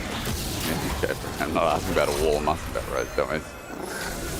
You've lost me. Yeah, I know. Don't worry, mate. I was told by Atlas that I need to be a lot stricter with you today. Yeah. Apparently, I let you walk a bit yesterday. Yeah, getting a little bit off rails. Well, no, yesterday the off rails wasn't the point, but you know, I think you were mean to me. I think that's what he said, and that was the problem. Yeah, I do that specifically to you. And today I'm gonna get you to study bloody roads, mate, because I tell you what. I'm seeing Zeka in this game, I'm seeing one item, and I'm thinking maybe he can build. KAL just use quickness. That's going to be up and available, though. Short cooldown, a 15.5 minute mark. That Herald's up. Dragon's up in 110, so this time is going to correspond. 3rd Dragon for AL, something that HLE probably have to contest for, because it is a Mountain Soul coming up, and extra bonus stats to stop some of the all-in from HLE. It's quite nice for AL to play through game 1. Yep. And I think, especially a Mountain Soul in a game like this, you're already struggling to deal with this virus. That extra level of safety would make such a big difference. Herald being started. Exhaust down. That's unsealed spellbook. Yeah. But nothing to swap through for KAL yet, so he has no flash. Herald's pulled out maximum, Eye exposed. Zeus is coming in. Hope wants to zone this. He gets Chains of Corruption down. It's a beautiful stun. Herald taken down and Smooth Criminals. HLE just walk out with a bit of poke on their backside. Just so hard to approach, you know. They're wanting to look for an angle, they want to try and challenge, but the poke from Hope is so significant. Even this early on, no one's that tanky, and he has such a lead over pretty much everyone in terms of gold. Another cannon. Wait, boy, there's the zoom in we're asking for, isn't it? Now looking towards this dragon that spawned up, bit more control in favor of HLE in the area for now. The Herald gonna get thrown down mid, gonna force some sort of response. TP coming in as well. AL definitely putting the focus down here. You see the recoil coming in from Zeus as well. Quite nice. Okay, Pillar in the way, easy for Peanut. Doesn't shove on Delight. They're drawing out the Unbreakable Will, but they haven't found it yet. Herald is going to drop down before the charge. That Pillar interaction annoying. TP flank though. HLE looking for an angle to bring this game back in. For game one, the opening of the series, it's Zeus who pokes out Tarzan and HLE converge. He jumps, he flashes, takes the blast cone. Nice escape from Tarzan, but it doesn't end there. HLE have been poked out by Hope, and this third dragon continues to be a look. I think AL on in a rush. Just let Hope get the poke down. More poke on into Light. Zek is already half HP. Tarzan will go into the dragon so he can stack up his knock-up. Thanks. It's about his Weaver's Wall as well. It's going to come in. Peanuts on the wrong side of it. All right, we'll see. Equalizer down. There's the quickness again from Kyle, but Peanut's still not dead at 3.5k. The Between Worlds hits 4 people. Flandre, he's exhausted, but he's done the damage. The Redemption comes down to Light. Gets backline engaged, but it's third dragon over to Anyone's Legend as Tarzan destroys the enemy jungler. Running through, it's Peanut rather, who ends up dying, but Zeus tagged out. Viper as well. Tarzan will clear them for a triple, and Anyone's Legend have taken game one. Such a good fight from Anyone's Legend. They're able to get the dragon, able to play it patiently, have the cleanup, the value that Flandre got there with the AoE, and it just forced them into this position where they had to try and go in. You see Delight here, the latter end of the fight. So firstly, we get the Weaver's Wall comes in, Peter's trapped in there, he ends up having to ult just to survive. The Equalizer doesn't get much value, just kind of cuts them off, and eventually Delight goes for this play onto the Varus, and Zeus is there to try and clean up, but the peel comes in immediately. You know, Viper's getting a lot of damage down, the shuffle is okay, but they're not able to finish off these targets, and they're just so slippery, and Tarzan getting the Wind Become Lightning onto Viper, shutting him down, cleaning up the fight. Just some excellent team fighting from the LPL's #1 seed. Top lane is alike as well. Now, I did say, it was like AL taking game one. It's not happened yet, but 4k gold lead. A major fight, first major fight of the game, really. And with that gold lead also comes solve point, 3 minutes 45. Artican's up in 55 seconds, and I see a 2-item Varus. I see a 2-item Talia just about as well, and I'm alive. Again, this is what AL are so good at doing, is forcing their opponent into these fights. They're very good at 5v5s, at trying to hand stiff, and I'm alive have hands. It feels like set up in this game for AL. I think just the Varus score is causing so many issues. So much easier to execute, hey? He just keeps poking them down. Just keeps poking, and it puts a timer on your setup where like you have to start the fight sooner rather than later. It makes you desperate, and then when you finally force to engage, everyone's already lower, and you have so many tools that just cause issues. Like the Unraveled Earth comes out, the ultimate from the Aurora comes out as well. Just so much AoE damage, and then the cleanup is just there, and HLE really struggling finding their way in this one. And the thing is, there's now just there isn't that pressure. There's Arakan coming up in a couple of seconds. It's on the boss side of the map as well. There's Dragon up in 3 minutes. AL can just maintain control of bot side. They're in no rush though. They don't need to start Arakan. If they get a window, sure they should. But if they maintain control there, then in 2.5 minutes when Dragon's up, they can just take the soul. If ever there's a point where HLE overstep or someone takes too much poke, that's a signal to start up the objective. Oh, they're just going to desperation start it. You are a little bit tilted from this one, Orcs. It's 4 on Arakan. You know what? Worried. It's a best of 3. The game's looking dire. Just send it, you know? Do I think this is going to work? Probably not, but why not? Teleport's going to be committed. It's double TP again. We're 5v5ing. Flandre from bot, Zeka from the top of it. At 7k, you need the auto attack from the Azir. The Weaver's Wall, though, zones him off. at 6.5. It's still going down, but HLE are pulling off as Delight pulls the unbreakable will. Seismic shove. The cow is in as the equalizer down. Does a little bit. Shanks gets poked. Kale gets poked, but in. Zeka gets destroyed again. Flinder, his ulti have been superb. Even the Arakan is taken by a Rakan. Anyone Sledging got one more chase in him. Onto Viper. Tarzan says, hello, old friend. Wind becomes lightning, and Viper becomes dead. Yeah, and that might be the nail in the coffin. AL, very patient. You know, the shred from the Arakan comes in, the poke is there, and they just execute so cleanly. The smite actually came in from Kyle there, able to get the Arakan buff for himself. Sealed spellbook, baby. Unsealed spellbook, yeah. And, you know, this is one of these plays where, look, the game was pretty doomed. Yeah. HLE were like, let's just flip Arakan. If we get it, we might have some hope. If we don't, did we really change the outcome? Probably not. And I feel like their minds right now looking towards TP. Looking towards a TP. Actually, I was going to say game 2, but apparently not. Not yet. Can weird out somewhere, can't he? But he's just going to walk up, get the shutdown. Shutdown to Zeka does feel nice, all game considered, but yeah, it's 50 seconds until Dragon. I don't think that shutdown's really going to change things drastically right now. Yeah. We'll see the replay. So the thing is, resistance is getting shredded when you're in the Arakan pit, and especially against like a lethality champion, it just makes it so much scarier. The wall comes in, which doesn't have like huge value, but like think about the light gets shredded even through the ult. He takes so much damage, and then Zeka's a little bit split here and just gets jumped on and deleted. You know, Viper has to ult just to survive. The front line gets shredded, and it's just so quickly over. Viper does what he can to survive, but not really many options in this situation. It was a 4-man smite fight. The light didn't get the smite in the end. And again, yeah, it was Rakan, it was KL who took the smite and got the Arakan. Now, game 1 looks all but secure, but for HLE, their last stand here in this first game at the very least to stop Dragon Soul. It needs a miracle.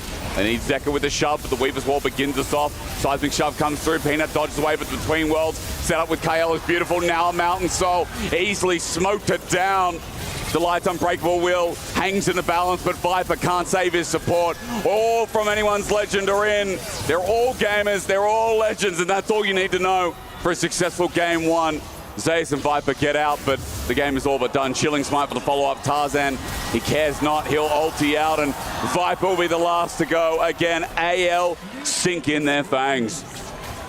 And that's game 1 going to be over. Should be able to end off the back of this. AL with a dominant start to this series. A best of 3 as well, so they'll put them on match point very quickly off the rip. And I think leaving the Varus open, they're going to regret that one. Obviously won't be played for the rest of the game. Actually won't be able to end just now, but I feel like the game is as good as done from this point. You're right, it's a 12k gold lead, and we might even be able to approach near the 20k mark as well if it keeps happening the way it is. Baron's up in 1 minute, that'll help them close the game, but it's replay time because around this Dragon, this did feel like I'm Alive are just trying to send it. Yeah, I mean, Zeka ends up getting just clumped together. The Rakan value is so high here for Kel. And I just don't see any angles to fight for this position anymore. It just feels like cleanups from AL. Find a target, see a target, kill a target. That simple. Tarzan doesn't even stop there. Ends up being an ace. And Tarzan, I mean, he's had a great game again. Anything that gives him agency, looks like that's why Tarzan is the best jungler in LPL. When there's all these big movements being made, you know, going from Shun to Wei to Page 1 for BLG now. You know, Top Esports not making MSI. Looks like Tarzan uncontested. As Delight pops his ulti again, you're finding out why. Now there is a pop over the wall. Hope is caught out this far as does a bit of damage, but he's shut down. Kale goes in with the quickness, and Bahama Life maybe an advantage that they never knew they'd find, but Flandre destroys Zeka before he gets to interact with the game. His flash still up, but now he's body dead as Kale gets back on again. Viper caught between the worlds, and Peanut as he charges out had no chance to begin with. Even with a catch on Hope, it's still not enough for Hummer Life in game 1. Yep, not enough with how fed the other members are. They are just going to push through. Don't think Zayat's going to be able to do enough on his own, especially without the equalizer, looking towards game 2 on the back of this push. As you said, the Varus is a big regret, but for Hummer Life, a 25-minute loss, count at 26. The Weaver's Wall, Zayas can't get anywhere near to stop it. The death time is that short, because this game hasn't even started. I mean, We normally stop at 30, but 25 minutes in a best of 3 in quarterfinals, that's domination from AL. Completely, you know, it felt like there wasn't really a point in the game where HLE were in control. The early skirmishes went in favor of AL, and they just never gave over from when they had control. I think there were some decisions, you know, it wasn't all about just leaving the Varus open. There were some decisions. They opted for that fight, a skirmish around Dragon, where they didn't have the numbers advantage. They put a lot of faith into the ult power from the Emperor's Divide, from the Equalizer. It backfired, and it just felt like once they lost that grasp on the game, they just never were able to regain it. All right, we're going to send it back over, though. Game 1 is done and dusted, but it's the best of 3 eliminations, so we'll find out what happens between Game 2.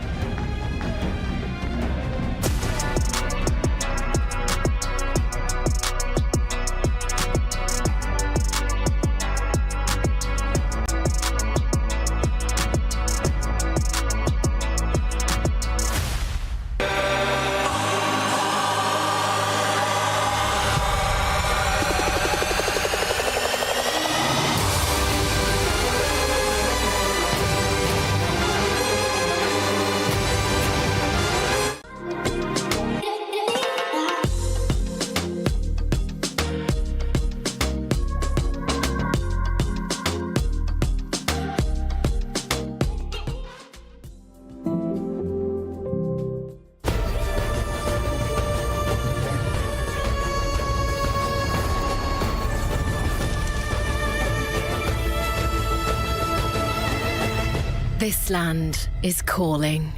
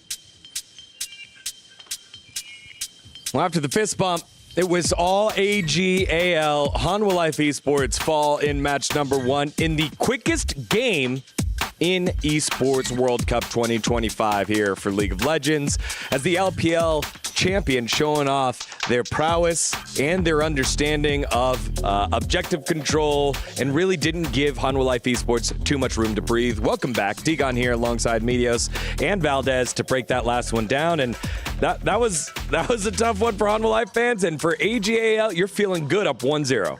Yeah, I mean, that was not what I was expecting out of this game. I know that Hanwha Life came here with a lot to prove. They didn't make the MSI, and this was their first match up against, one of the top teams internationally, and wow, they got stomped. That was rough.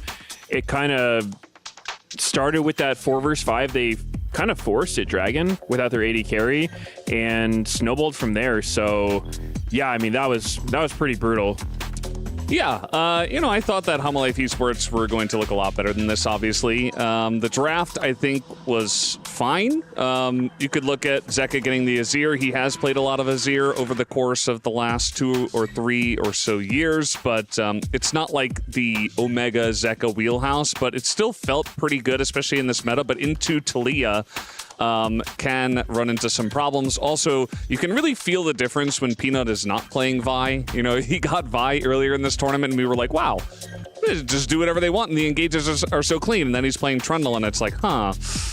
It felt very forced from them. Yeah, I didn't love Hanwha Life's draft, especially the first 3, because both Rumble and Trundle, in my mind, are champs that do really well when they're paired with CC from other lanes. But when your whole top side has no lockdown whatsoever, you're pretty much just relying on Alistair, who he's a really good setup champion. He can get things going, but it's best if you have things that can follow up more CC, because as it stood in this game, they were kind of just able to walk out of everything that Hanwha Life threw down. And I also think the draft was interesting that they opted to give away Varus, which is one of the best champs in the game right now. Most people prioritize him highly.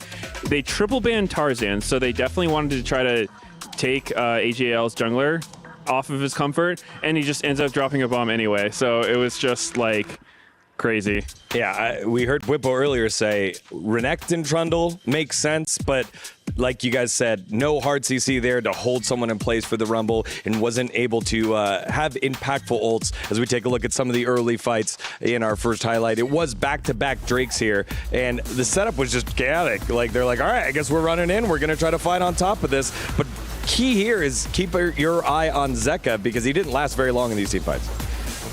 This was that first fight they did where on the surface, this looks like a pretty close fight, not a bad one from HLE. And then you pan over to the minimap and you see Xayah's top lane. You don't have your AD carry. That's pretty much all your sustained damage. And even though she wouldn't be that strong this early in the game, it's still not standard practice to force a 4 versus 5 this hard. So yeah, a little bit surprised by that decision. And a lot of the fights afterwards too just didn't really go their way. Yeah, I mean, you take a look at this fight as well. Felt very forced. They get the big pullback on the feathers from Viper, and that was about it. That was kind of the one angle. And for AL, it felt like for AG.AL, it felt like all of their team fights were very nicely set up. Like, they had a very clear angle of how they were going to approach those fights. It's something that Finn talked about. Like, they know exactly how to angle into the fights, to take the fights on their page. I feel like Shanks on the Taliyah was really fantastic. All of his walls were in the right spot, always right behind Hanwha Life Esports, making the one engage tool of the Alistair a really difficult job for Delight. Yeah, let's take a look at our third Drake, which is where the game finally broke open. Before then, it was 6-4. Things were still close, so you're thinking, all right, which way is it going to go? Goes the way of AG.AL. Yeah, in this one, Peanut got kind of cut off from the rest of his team, and then there was a massive Aurora ult, which just kind of did a lot of damage to everybody, made it pretty chaotic for HLE. AG.AL grabs the dragon, and then, they're just kind of able to clean up. Yeah, again, this just comes down to the excellent setup from the side of AG.AL. They had so many zoning tools that by the time Delight finally got his engage, he was super low. His ult was basically towards the end, and he was only engaging for Zeus, who was on the backline, but the rest of the team was so far away because they got zoned by a wall and an entire Aurora ult. And then finally, our last one here, the Otacon fight. You had to do something if you're Hanwha Life Esports. They tried to step up here and force this one, and Medios was in the back being like, is this really the call? This was just pure desperation. I don't think Hanwha Life would look at this situation and be like, yeah, this is good for us. This was definitely a situation where you just feel like, all right, this game is lost. Let's just try something. And this wasn't it. You see the Rumble ult. I feel like they need more CC for these champions. A lot of the fights too, Zeka was one of the first people to die on Hanwha. I think he was, probably feeling pressure to go in, make something happen, but he kind of ended up just getting taken out every single fight very early on, which isn't ideal for Nazir. He's more of a hyper carry. So yeah, I think it just didn't go their way. They lost some early fights, and I'm not totally sure if this is a comp they normally play, but it didn't seem to work that well for them. It felt like a lot of comfortable pieces, but the entire composition as a whole wasn't great. We look at AG.AL. Tarzan, he was actually fantastic. You mentioned the 3 bans against him. Still ended up with 10 KDA on the Xinjiao, which they did pick up early for him, which did make a lot of sense. Tarzan, I think, trying to send a message to his brother Viper, potentially, and Peanut as well, across the aisle, saying that he is here to play. Yeah, again, he was the piece joining this Anyone Legends roster from LNG last year, has been one of the most dominant junglers, able to do so in game number 1. On the Xinjiao, which has been high priority, he's able to get in, has the Crescent Guard as well to buy time in those fights, and it just felt like lack of CC here in the composition for Hanwha Life Esports once it got to equal, and once the, I guess, vision control and vision setup was done by AG.AL first. So, just got the update. Hanwha Life Esports moving on over to the blue side. We've seen a lot of blue side dominance in the most recent set of patches. So, Hanwha Life going towards that way. Medias, you've been pretty vocal about the lack of CC in that game number 1. What do you want to see here? Where's the draft going to build around for Hanwha Life Esports since they're going on the blue side? Well, I would expect they would try to put Zeka on maybe more of a playmaker. I know that historically he's really known for his Silas and Akali, which aren't the easiest champs to draft, but maybe something like Annie could go really well for them.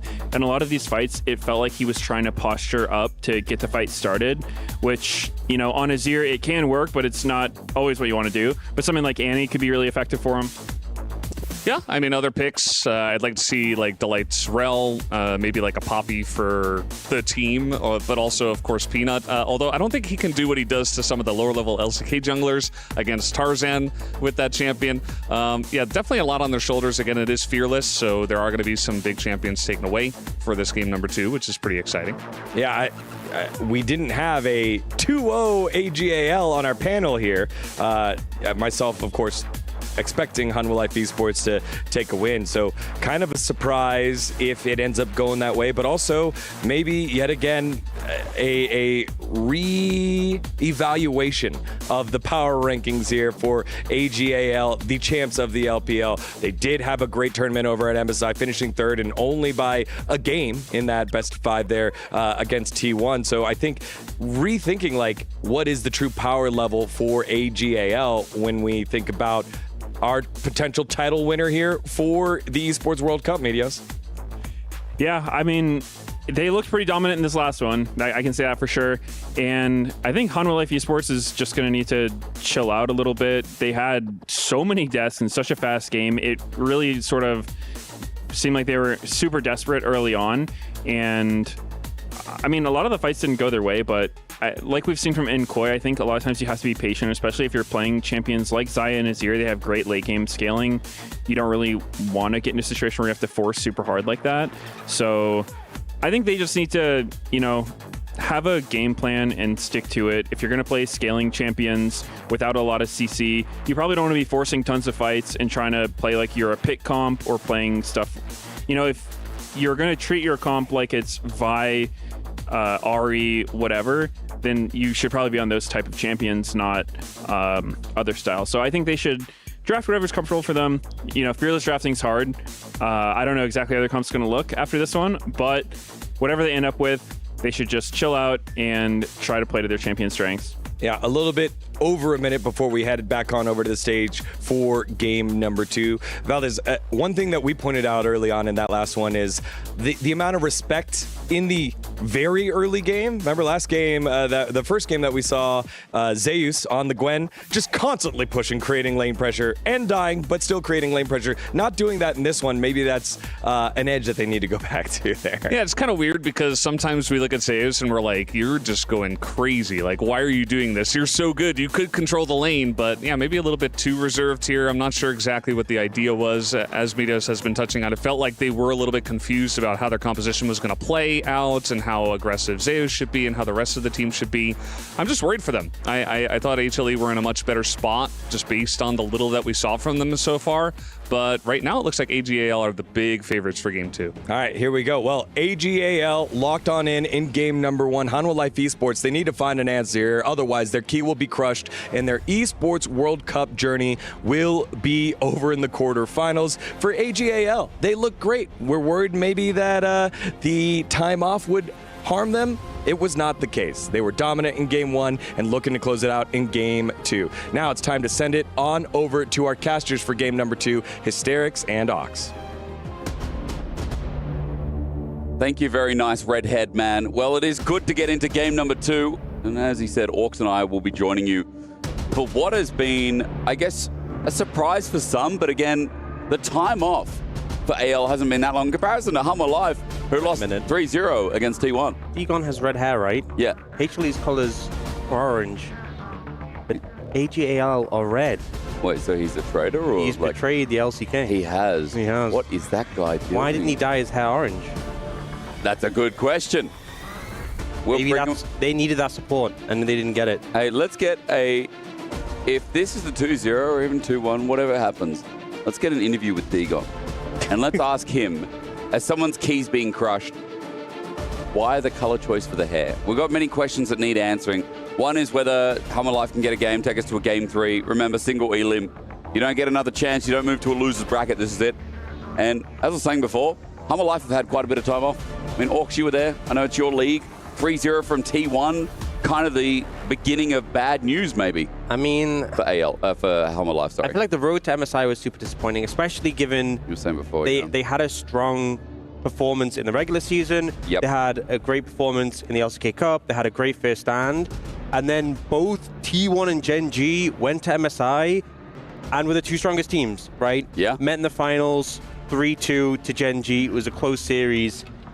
And I think for HLE, not having that chance to prove themselves there, and then if they were to come to EWC and get 2-0'd by AG.AL, a team which both Gen.G and T1 beat, I just think it'd be a real big blow to the confidence for HLE. So they need to bounce back in this series. We've seen the draft start off. Sides have been switched. AL did have side selection game 1 as they were the highest seed. Yep. There's now HLE side selection as they lost game 1. And starting off, but you see that Gwen ban maintained, but the Lucian ban coming in instead. So something out of that Vi and that Yone are going to have to be let through.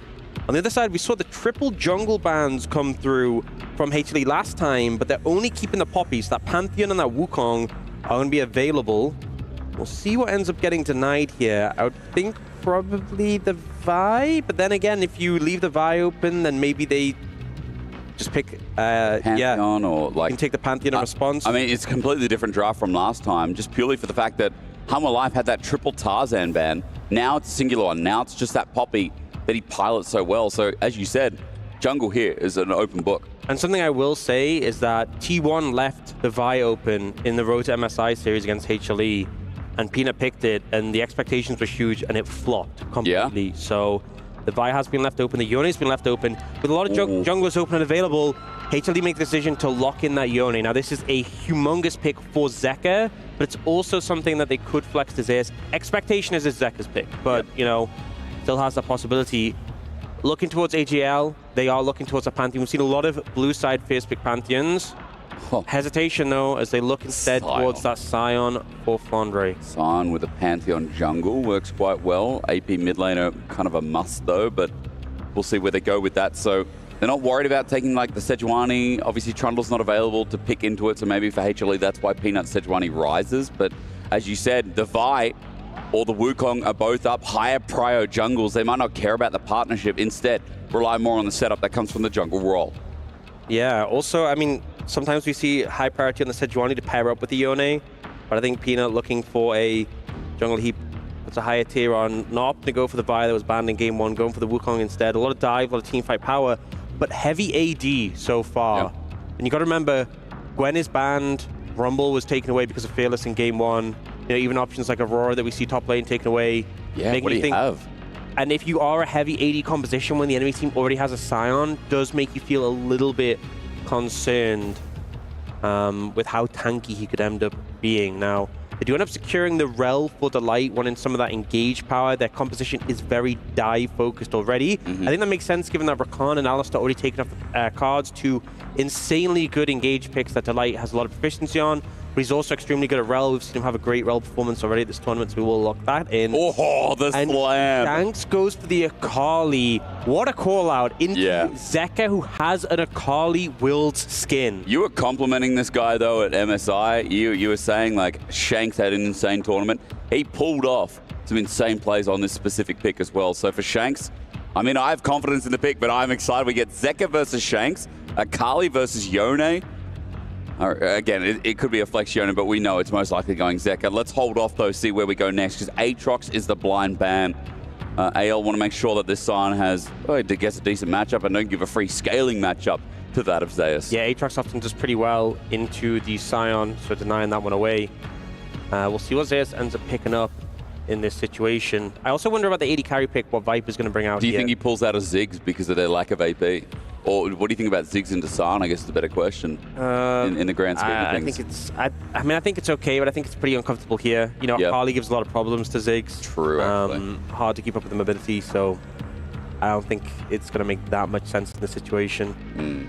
Could go, I mean, even something like a Kai'Sa, because their comp's very dive focused and it has like the hybrid damage. Yeah. They do end up banning the Ziggs though, so they're clearly thinking about that AP damage profile. I do think that the Akali can cause a lot of issues, but Scion specifically is good into because you can never really get off the decimating smash because of the satchel can always just interrupt it. So they opted to eliminate that. Renata taken away, a pick that didn't do super well at MSI, but obviously into this dive-focused engage, we will get rid of it. Take away the Braum. The Nico, though, going to be looked at by anyone's legend. Obviously a great engage pick, but also has that range advantage when you are playing into a melee bot laner.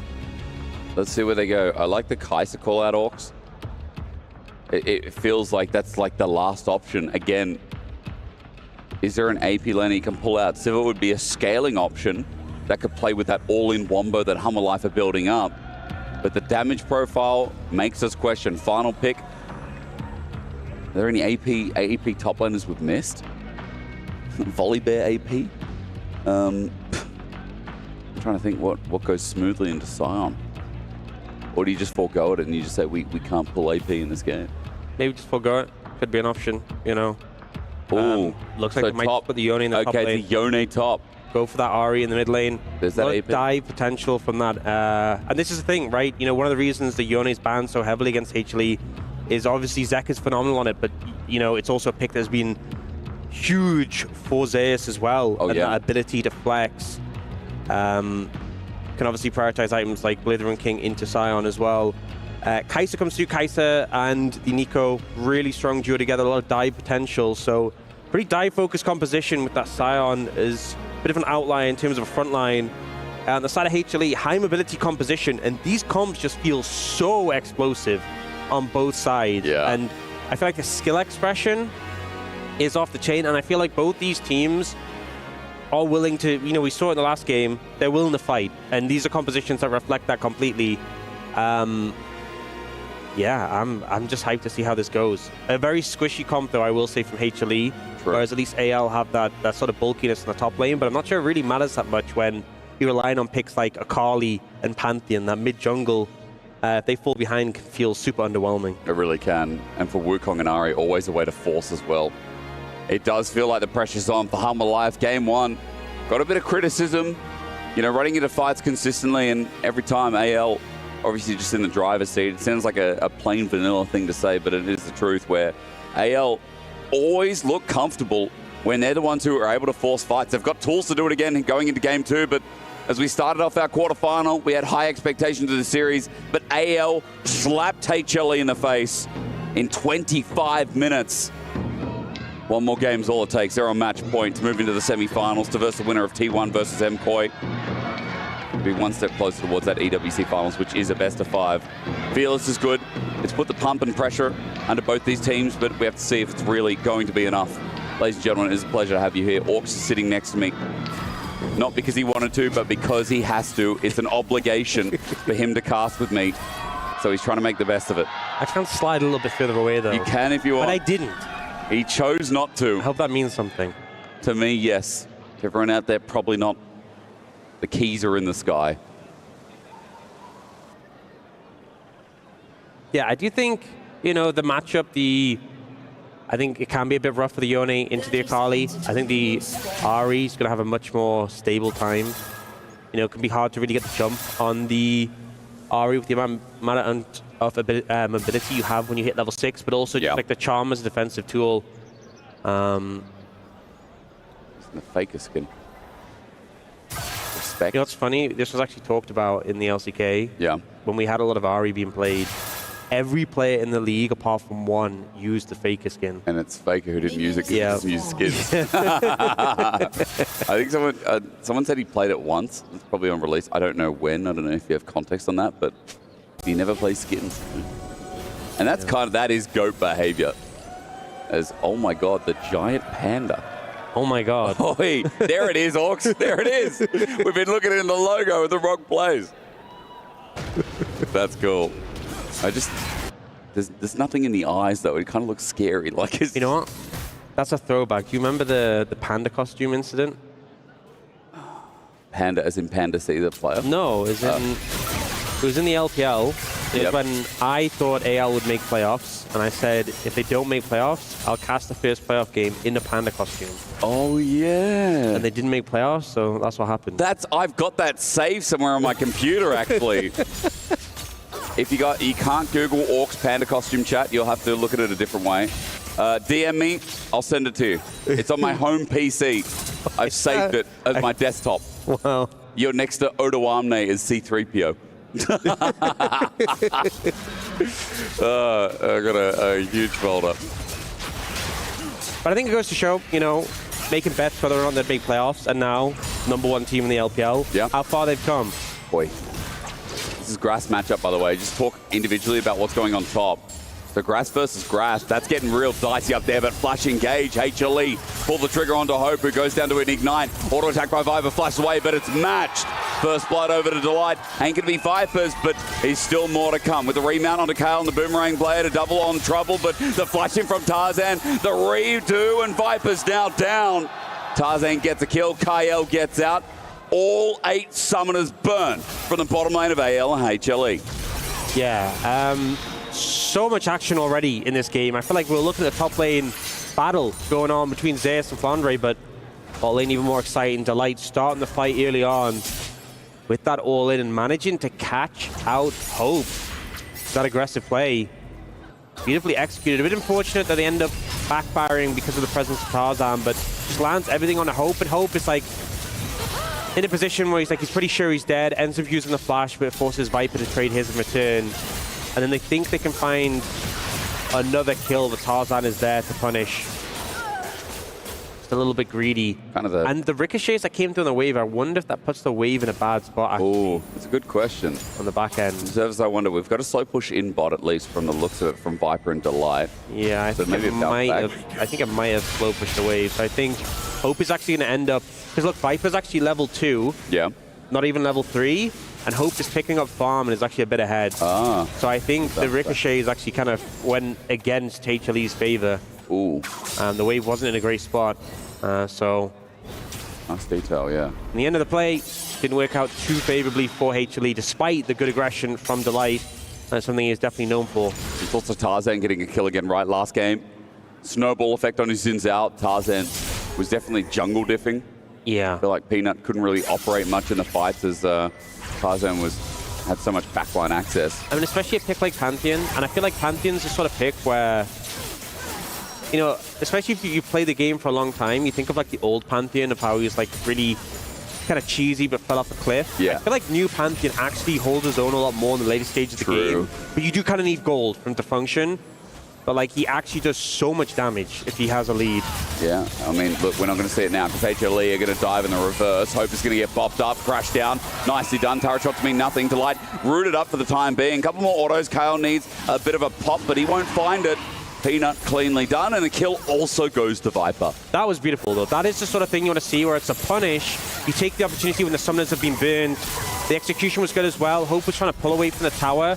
Moves back in because he wants them to have tower aggro, but unfortunately not quite enough damage done to be able to finish off the support of HLE. Boy, all in. Zeka's actually got ulti though, so he should be fine. Doesn't make it over the wall, but away from Tarzan is the main thing. Yeah. Shanks does not have perfect execution yet. This is the sort of gank where it's very non-committal from Tarzan. It costs very little just to walk in mid. Yeah. And you get the ult from Zeka, you relieve a little bit of pressure. Zeka was never dying there, but you force a cooldown. So, you know, Tarzan just getting something done. But you can see the matchup in the mid lane going in favor of Zeka here, having that range versus melee matchup and having the advantage there. If AL win this tournament, if they win AWC, will you wear a panda costume again? For all of us to see? You know what? I will. Okay. I'm happy to reciprocate if, like, you want, you know, for, like, HLE or... I just don't know what I would wear. If HLE win the tournament, you have to wear, like, an orange costume. Okay, like an orange, like the fruit. Yeah, and you have to lift weights while you're doing it, because that's, you know, their remote. It's like an orange lift weight. Oh, yeah. Okay. You have to like, lift weights in a big orange costume. All right. Yeah, production can start sorting that out. I feel like that's a pretty even bet, you know? Because if I said, like, you have to do this if Gen.G won, I feel like that's pretty unfair, because they're, like, quite hard to That's right. But HLE right now, you know, in a bit of a dangerous spot. Maybe it's even unfair to set up AL, but who knows? Gen.G and T1 are in the tournament. AL just got a 5-game series by T1, so I think that is fair. All right, we've made a deal. Whoever the person was in the crowd who has the panda suit, can you please share?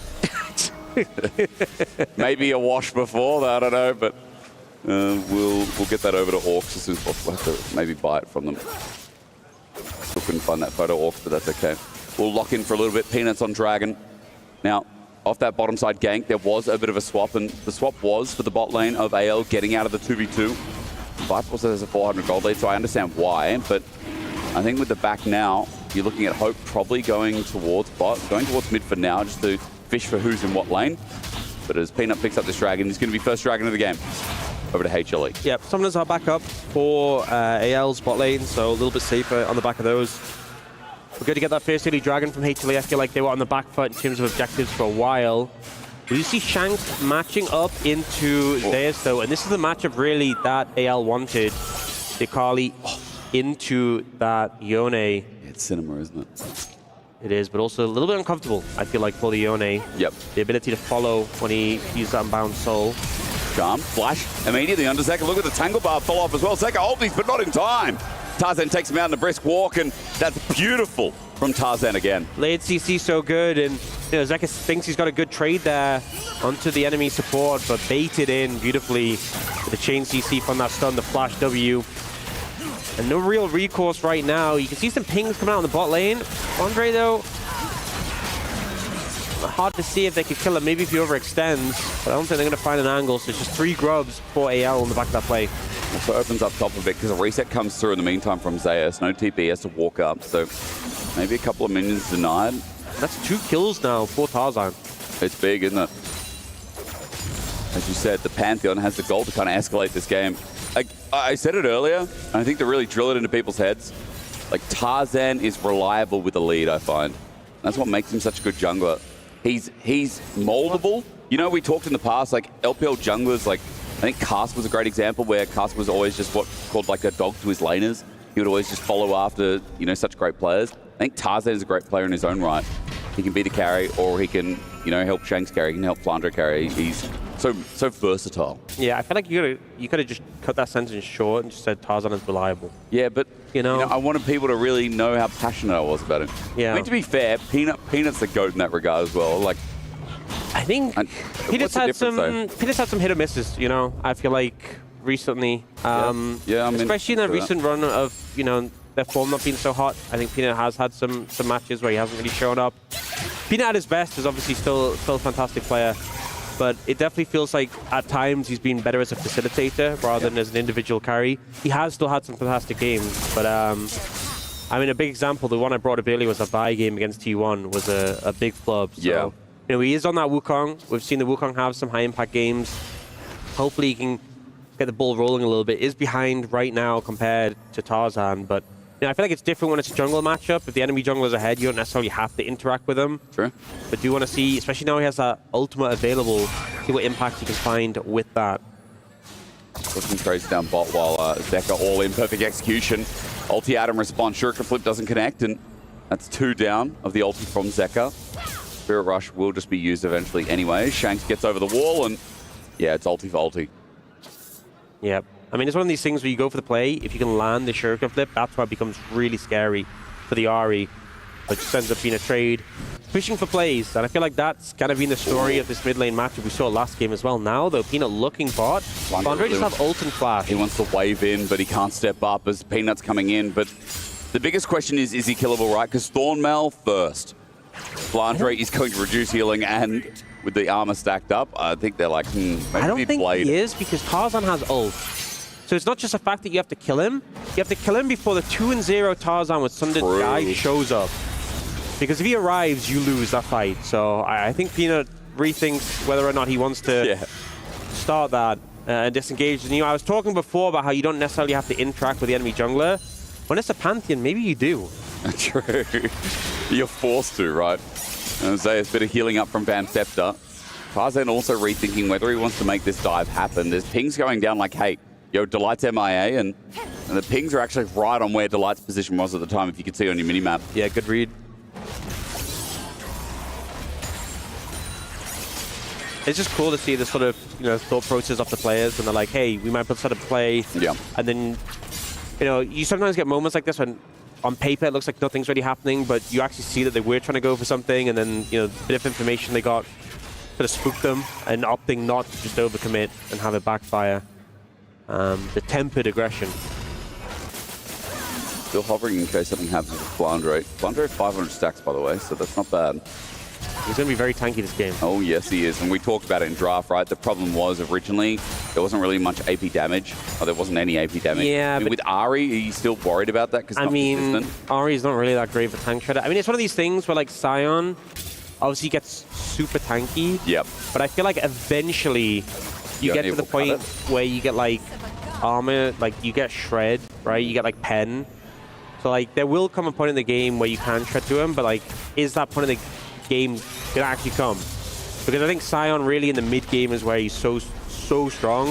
Before like when Vipe has 4 or 5 items, gets to full build, especially when AD carries and pro have more economy than like a tank top laner will. Yep.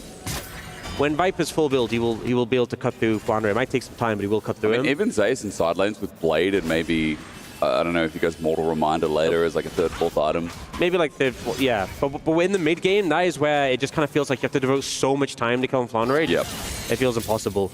And especially Sion, who just has so much extra free health, is really hard to cut through. True. That raw health in the mid game is just such a strong stat. I've also I've enjoyed Flandre in a lot of his team fights, both MSI and in the last game as well. Talk about a reliable top laner. Well, no further. So that mid game is going to be punishing, going to be powerful. So we're just heading towards second as HLE are gearing up for the second Dragon. Sitting there watching.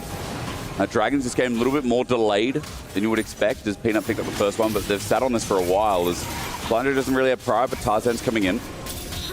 Yeah, we did see Shanks just hit level 11, so this Kali's going to be strong. Yeah.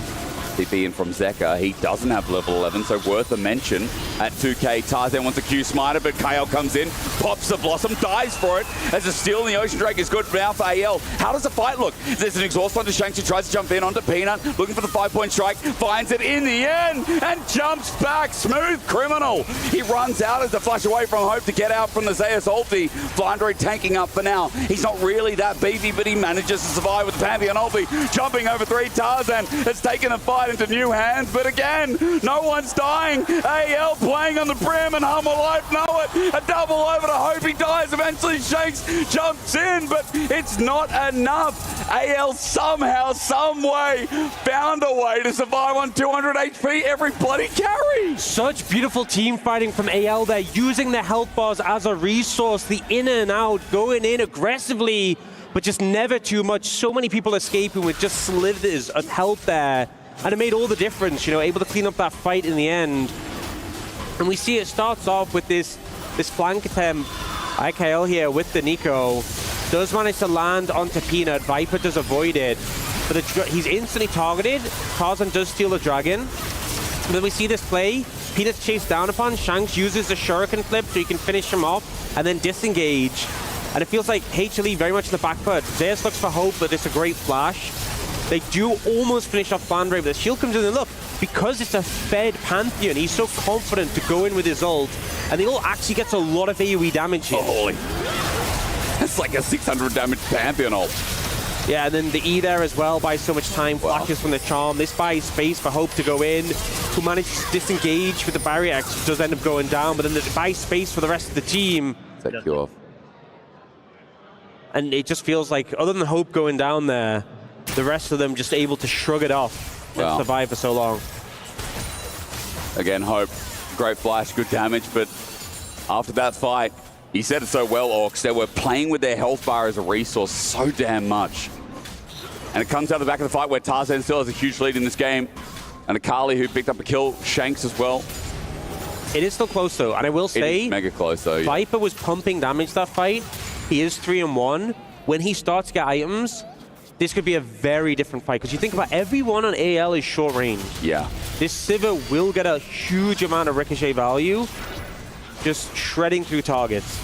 And I think as the game goes on, if you can't deal with Viper, he is going to be a problem. True.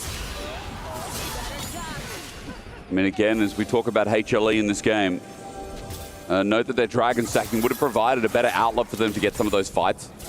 For Viper to have them all in one spot. Dragon a little bit delayed now because of the take from AL, as Herald is now the thought process, but Viper's going to look for push mid. It is movement from Peanut to walk up towards this top side of the map, as Herald hasn't really started yet. Yeah, I also think this is a game where it's very difficult to push the pace forwards for AL because you're into a Sivir with so much wave clear, and you are a short-range comp. Yeah. It can be quite tricky to see. Really so good point.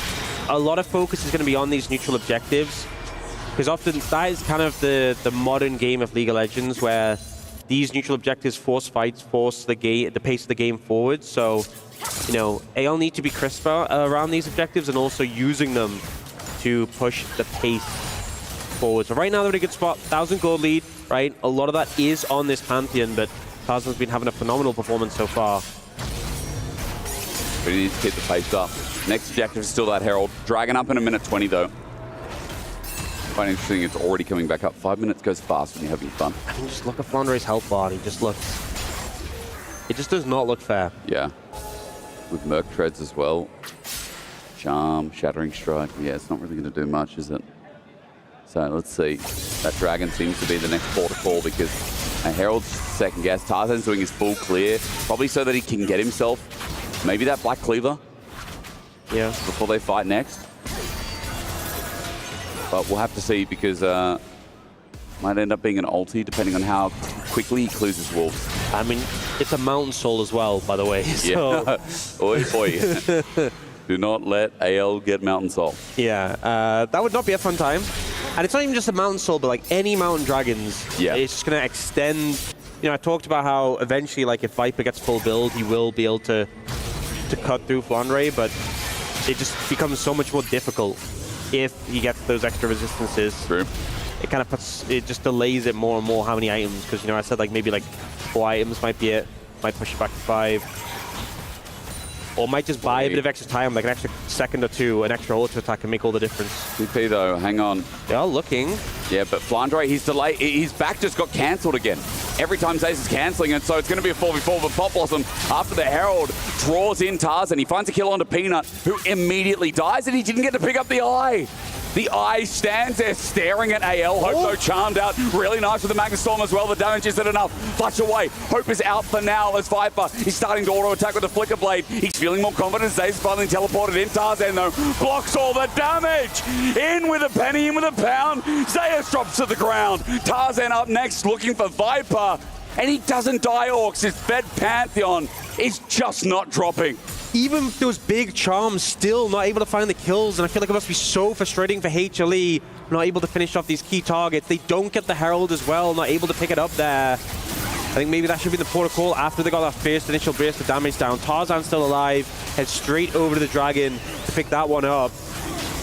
And I think they're fine with the Herald going down, they're not being the recipients because they got the bigger boon.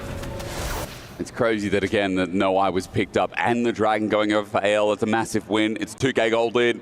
It's replay time again because they thought they had hope. Great charm, great follow-up. Yeah, it's a good charm, but Tarzan stunning Viper, stopping the follow-up from him means the Hope's able to survive. And then I think maybe they could have pushed for the Herald, but instead they go for this fight. Zeus lands a big ult. For Tarzan, the Sundered Sky and just the bulkiness he has keeps him alive. They're able to take out Zeus in the back end. Yeah, feels like a tilter. Oh God, 3 and a bit K damage. He's just doing so much. He really in these is. Fights. Both games now. The reason he's the driving force of AL. Atakan's up, by the way. Bot side, you see it. But HLE are moving into position. Ward control right now, really heading towards AL. But last game they did the Hail Mary Atakan. It's not at that point yet. It kind of helped lose the game for HL. For HLE, excuse me. Won the game for AL, I should have said. Peanut's still going. They're still tanking this, but AL are slowly moving in. We'll see what they can do. It's so easy for Pantheon to steal these as well. And he's going to fly in at 4.5k. Jumps in. Pod Blossom as well. All AoE Paradise at 2.5k. We look towards the Atakan and Starzan. It's finally charmed over and finally dead. Zeus helped with that one. And he also got them the Atakan. The top laner for HLE comes up clutch. 3 are dead for it. But they got Tarzan. I guess it's an emotional worth. You know, I honestly think that HLE will take that because that could have been so much worse in this situation. They're able to get the shutdown onto Tarzan, getting that massive amount of gold. They got the Atakan. Yes, they lost 3, but considering how bad the game state was, could have been on the back of them losing a fight there. Yeah. I think you'll take it, but that was scrappy. That was not controlled. The Nico value here is pretty massive. Catching out both the Light and the Wukong. And Wukong just gets deleted. And then it's up to Zeus, who manages to focus onto Tarzan here. I didn't actually see who got the kill. It was Viper. That's huge, 1100 gold. And then Zeus clutching it, grabbing it in the middle of 3, able to pick up the Atakan. And, I mean, they just got away with murder. You got to say, like, even though HLE are down in the dirt a little bit, there's still that star power coming up clutch with a charm as well. Crash down easy. Kael's dead. Zeka is hitting after hit. I mean, this is... HLE are such a vibes team. They are. But ALR as well, that's what everyone was excited for in this series. It's a shame it's only a best of 3 because I feel like the vibes will only go stronger the longer this goes. Yeah, I mean, but now we have the situation where Viper has 3 items, has that LDR in pocket. It's a very tanky Sion still. He doesn't have the IE yet, so it'll still take a lot of time to cut through, but there's a huge influx of gold for the AD carry. The team gold is about even. It was feats of strength for HLE. They did get the Atakan buff. They're actually now ahead in gold, so... You know, I guess it worked. You just get, you know, when in doubt, just start Atakan. Yep. And I think we can say that 50% of the time, it works every time. Every time. I mean, that 1k gold for Viper, that 1100, has accelerated. If you already talked about it, the 3rd item, and maybe in the long run, they'll say it's worth. Maybe with Baron coming up, they'll say it's worth. I mean, 3rd Dragon rather for AL. That's the next fight, it feels like, because if they give away those stats that you talked about, more stats over to Flandre, it does feel like the stall gets a little bit longer here for AL. And then that Sivir maybe gets mitigated a little bit longer as well. Let's see. 3 items for her already. We mentioned Viper. I'm looking across the board. Hope's a little bit behind. 2 item Akali, 2 items Zeka here, who's got a lot of burn through things like tanks. Comes down to this next 45 seconds and setup ensuing. Yeah, and you don't want to give any more Mountain Dragons over. And I think now is a position where HLE, more than they have for a long while, can feel confident to fight. You know, even like Peanut, who's been so far behind the curve, like he's 1-3-1 compared to Tarzan's 5-1-5. But you look at the items and not that much in it in comparison. Just component difference between the two. So the Stride Breaker picked up as well for Zeus. Able to equal things out between him and Flandre. And these fights are explosive, chaotic as well. See how the execution comes down here. Viper going to get this mid priority with that Sivir just able to shred through those waves. That's something about a stride breaker when there's a lot of sticking power when you're playing short range. For Zayas, we might see it in action soon as AL move themselves over a ward. It's a bit of poke to bully them out while Hope looks for this outer in bot side. Flandre covering mid. Baron's now up. Dragon's now up. It's a fight over objectives. It's a pincer maneuver. Delight has to crush down. Viper not going to be caught out. He spell shields, not too much, but even with the Tangle Barbs, Delight now looking to recover the fight. Peanut looking for an angle for Hummer Life to continue the series. It comes down to this. A pop blossom for Peanut. He's isolated. He's dead. He's caught out as Flandre. Now a new target. He flashes away, but the charm doesn't connect. He's buying as much time as possible. Eventually, Orbit Deceptive would have killed him, but he doesn't get hit. Over the wall, it's flying in. It's Tarzan hitting them all. Both junglers have now entered. Orcs, vibe check. 3 versus 3 in this fight. Flandre had to back away. He's got teleport to rejoin, and HLE are on the wrong side. It's so scary still, and the fact that Sion's going to be able to rejoin on full HP is a big threat. Shanks is looking. Trying to bait it out. It's only the clone. Shanks has a shuriken flip to go back to the Shroud, but HLE, even at half HP, he won't take it. On a knife swim as HLE don't start anything up in the top side. Instead, teleport's going to come through from Delight, but Dragon's being soloed by Hope. Peanut is back up though and heading over. Low. Flandre's going to zone control. Delight shattering strike. Hope pulls off the Dragon for now. Second skin passive. Hang on. Hang on. Hang on! Viper just walks up and takes it. Simple as you like. The confidence of HLE. Get off your phone! HLE are coming back, get off your phone! HLE able just to walk in and take it away. Again, chaotic fights. It looked like AL had that one in the bag, able to pick up Peanut at the start, but the kite back was so big. The fact that Flandre survived, I thought was going to be the breaking point. They are able to start to cut through him with that LDR. But at a kite back, and I think Zeka's charms, that charm he got onto Tarzan as he landed was flawless and didn't give any chance, you know. It feels like the Pantheon is so tanky if you can play around his E, but when you're CC'd before you get it off, just went down so quickly. Cold as neck and neck. Dragons neck and neck. Baron the only thing that stands in their way. Both junglers ran it into the enemy team. And it comes down, I keep saying it comes down to 1-5, but it really doesn't, does it? It feels like we'll be going to the journey of the soul as GA is soon to be picked up by Tarzan. He's got that gold advantage, so that might be the big difference maker. Seeker's here, another tool for Shanks. Orcs, I know you like talking about summoners. While I'm looking through items here, those flashes I'm seeing on AL's side at least, mostly up and available, apart from Flandre's and Kyle's. Yep. I feel like in this one, less important, I feel like, for, you know, I think it's the biggest one for me is Vipers, if I'm going to be honest. I think Viper having sums is the biggest thing, especially when you're playing against stuff like Nikali. True. I think he is pumping out so much damage now. Flash. Yeah, he does have his flash. He is the main character for HLE, you got to feel. Doesn't quite have that IE, he's going to have that soon. Once he gets that, he will just shred. And if he's able to free hit, it might just be game over for AL in these fights. But they have a lot of tools to try and get access to him. We see both teams setting up posturing around the Baron. Flandre is on that front line, but they might just look to focus him. Honestly, if Zeka lands a charm... The Tangle Barb stopped Delight from finding an engage. Flandre is able to walk it out, but the perma wave clear... The thing is, it's not just a wave clear, but also if you stand near the wave instead of his spear in it, you get shredded. Yeah. So it's the zoning and the wave clear. Predict. Zayas looking for Shanks in the Shroud. Some good damage now. This Yone also starting to tickle a little bit. Peanut looking for the dive, but a control ward from Tarzan. Spots him out. Tarzan with a level lead here over enemy junglers.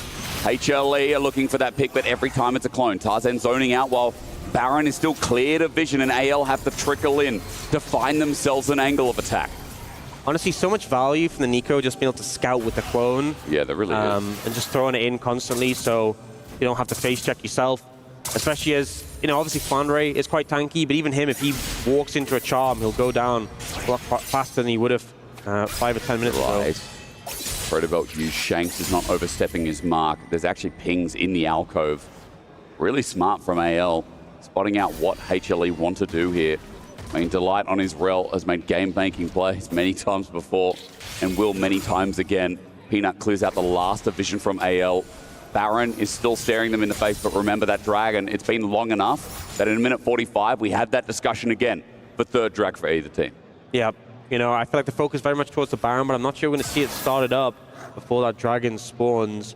You get the unending despair coming through for Flandre. Is very tanky. And now AL trying to find moving in through the top side of the river, trying to find a way in. Light does not want to face check this, but we'll get the Pop Blossom thrown out. We'll sort of warn him. And it looks like a lean towards our top lane tower. Quite late for it to go down. And these outers for It's actually the HLE. first tower of the game for AL. Isn't that crazy to survive this long? Yeah, considering how far ahead AL were in this game, but I think just showing how much difficulty they have really taking these towers with their composition. Yeah. As you said, the small range, fighting them a little bit here. And for AL, they do get control of this blue side of jungle, which means Baron looks a little bit easy. It's going to be started off, and Hope has great on him. Just recalled. Here. On a ward, you're right, that recall may be hurting. Zeka has to walk up. He doesn't want to TP until now. And the Light doesn't have Smite with Spellbook. They will force them back. Shanks on an angle as well. Flandre found out Zeka wants him, but instead Shanks has found himself onto Peanut. Cyclone catches him midway as Tarzan used the Grand Starfall to get near, but that's a couple of ultis now burned out for the fact that they found Viper. Yeah, I mean, trying to find Peanut in that situation. The ult, though, interrupting the dash, though, I think was really critical there from Peanut. He was trying to rush over, make his way there to try and ward them off. Such a tense game, and even more so for HLE. AL have an extra chance after this. HLE do not. And they're constantly threatening this Baron. They know with the Kai'Sa with these items does shred it fast. There is a ward on it, though. They have full information off this. But Teleport's getting burned. They look towards mid. Flandre is just going to ulti in. Zeus on the way. That TP in front of a Yone. Shanks now finds him, though. Great damage as he zones him off at 5k before anyone can get in. Peanut looking for the steal. The steal. The miracle steal. It's Peanut and a Baron. It's HLE stealing it away. And Tarzan has had Peanut's number all game, and here he slides in, takes the Baron, drops them a Pingu, and walks away to the Mountain Drake. Answers back. He's got to feel good about that one. 6-2-5 to Tarzan, 1-4-1 to Peanut, but when it comes down that clutch moment, Peanut answers back. It's big to get the third dragon alongside it as well. HLE moved to Soul Point, and he literally just walked in here and bonked for the smite steal. And, you know, you obviously can combo the damage off the Q and the smite, but it's hard into the Pantheon because that Q smite with the full stacks is huge. It does a lot of damage. He's good at securing objectives, so just well played there from Peanut, especially when normally the person whose team is on the Baron is syncing up with the teammates. I know they were trying to sync. There is a GA on Tarzan. Zeus has been chunked out a little bit, but Tarzan getting chunked out even more so. Great tangle bars from KL, saves the play. Tarzan and GA might have been run down as Viper's running up into Shanks, and the ricochets are tickling. More than that with an Infinity Edge here on Viper. HLE, the priority is on them for game number 2. Shanks looks to defend that top tier 1, another tier 1 that stays standing. Yeah, I mean, Viper's doing so much damage at this point. But you see the Tangle Bobs? It lasts so long if it's hitting you after it's passed through a target. But they'll just shred through these towers. We do see a response from AL in the mid lane, taking that tier 1, but HLE are not stopping the top side, and they're happy to have Zeus defend mid while he just has that TP to join. Zek also has a flanking angle onto Shanks, finds him, but no charm or perception in, but that's it. Zeka's ulti is now down, but Shanks is chunked out. That opens up for the inner turret, and with the enhanced recalls, HLE are going to call it there. Yep, sync up the recalls together, everyone gets out. They got 2 towers on the top side. They still have time on the Baron. They can reset, head towards the bottom side of the map, and maybe look to pick up an inner tower there if they have time. But yeah, now this gold lead, it's not huge, but there is a lead in favor of HLE. It's about 2,000. But I think the significant thing is just at this point of the game, how strong this Sivir is. BF Sword picked up for Viper, likely going towards a Bloodthirster. He is doing insane damage, and I don't think Flandre feels too tanky anymore at this point. That ulti down now as well. New angles open up. HLE still have themselves 33 seconds of a Baron buff too, as well as taking away all the jungle from bot. They're going to move into this inner turret, and Flandre doesn't have an ult for a re-engage. We're going to get a real little taster of what Viper does with ricochets here. Through the wave at the very least. Flandre is not going to give it to us, but inner goes down regardless with 15 seconds left on the Baron buff. Shanks looking for a big flank, though. This could be something. He's going to come on a ward eventually. Lens is going to be spotted out, but KL's caught out before the fight can begin. Getting out with Protobelt is nice, but look at the back of the fight. Shanks now jumping in and onto Viper. He had no GA. Zeus jumping in with Peanut, but again, watch Shanks into close quarters. It's big, but Zeus is carrying the rest of it with Magnusol from Delight as well. It's a mosh pit, and AL don't seem to be liking it with Zeus running amok. He's at low HP. Shanks eventually takes him down. Hum alive. They played on the edge of this one, but Shanks somehow did not die. I feel like AL got away with a massacre there that HLE started to bring back. Such a beautiful angle there from Shanks, just cleaned up Viper immediately, and without that DPS, without that damage, you know, Zeka and Zeus tried so hard but didn't have to follow through. The team fight goes in favor of AL, and this game still has more to show. Cannot believe HLE of Zeus was frying in the middle of 5 people. When they say put the fries in the bag, like, that's a big bag. But Shanks in the end, you're right. We're going to look at a replay shortly, don't worry. Outer turret goes down, and all Outers now down on Summoner's Rift. That fight was crazy. And I think HLE were just in a bit of a rush, right? They knew they didn't have much time left on the Baron. They're like, we want to get this tower. They didn't do the setup, they didn't do the homework, they didn't have the ward coverage. And they jumped onto Kyle, and I think that was the mistake because, you know, you focus so much resources onto this Nico. The Nico wasn't the problem, the Nico wasn't a threat. There was nothing left to peel the Sakali who came around the side. Sure. And as soon as he reached Viper, there was just nothing Viper could do. And now Viper Flash was going in the next fight. Yeah, just immediately delete. Oh, look how much time he buys. Yeah, and that Stasis as well was so good. Would have just gone down, I think, to Zeus there without it. Oh. Like, this actually did so much there. He really did, yeah. And it just wasn't quite enough against Shanks. In a game that has Zeka in it, it's so funny that he's neither the Yone nor the Akali, but... Look at the team fight damage, you know? It's Tarzan, man. I'm surprised it wasn't that much on Shanks, but he was just cleaning up. He was just cleaning up, you know, he was just finishing off the targets. That's what he needs to do. Crazy how much Tarzan is still doing on this Pantheon. Yeah. This pick still holding up in the late stages. But now, setting up for this Mountain Dragon would be sold for HLE. Remember, no flash on Viper is super significant. You're right. That barrier almost up and available to give him a bit of breathing room, but still, ulti's all that remains for now. Viper has a GA, though. Last fight, he only sat on the BF sword. Now he has everything. Delight maybe caught out as a clone. Gets between their way. Tarzan sends a spear. His Comet from afar. Shanks, his flank will be met with Zeka. Looking for him. The charm, max range. Orb of Deception as well. But the damage not enough. Protobelt, wow. Already that much damage coming out of this little Akali as Flandre zoning off. He has the ulti. Delight in the way. Pantheon on, but the Pop Blossom layers down. Hope jumps in. Tarzan flies through. Shanks in the backside running in. He's going to go golden, but HLE have obliterated anyone's legend.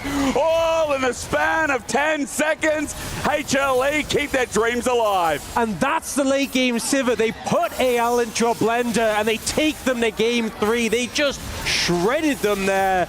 A 5-0. They're going to take the Nexus, and this series going all the way. All to 3 games in Fearless. We get a treat. Our start of our quarterfinals delivers, and HLE play their comp to perfection. That one was tense. That one was tense. You know, they finished the game with a kill deficit. That kind of shows how it went. And Tarzan on this Pantheon doing so much work. Viper pumping the damage. But even then, I feel like the whole of the team had to come together. We're going to go to a short break when we return. Our final game, our elimination game here at the EWC quarterfinals for League of Legends.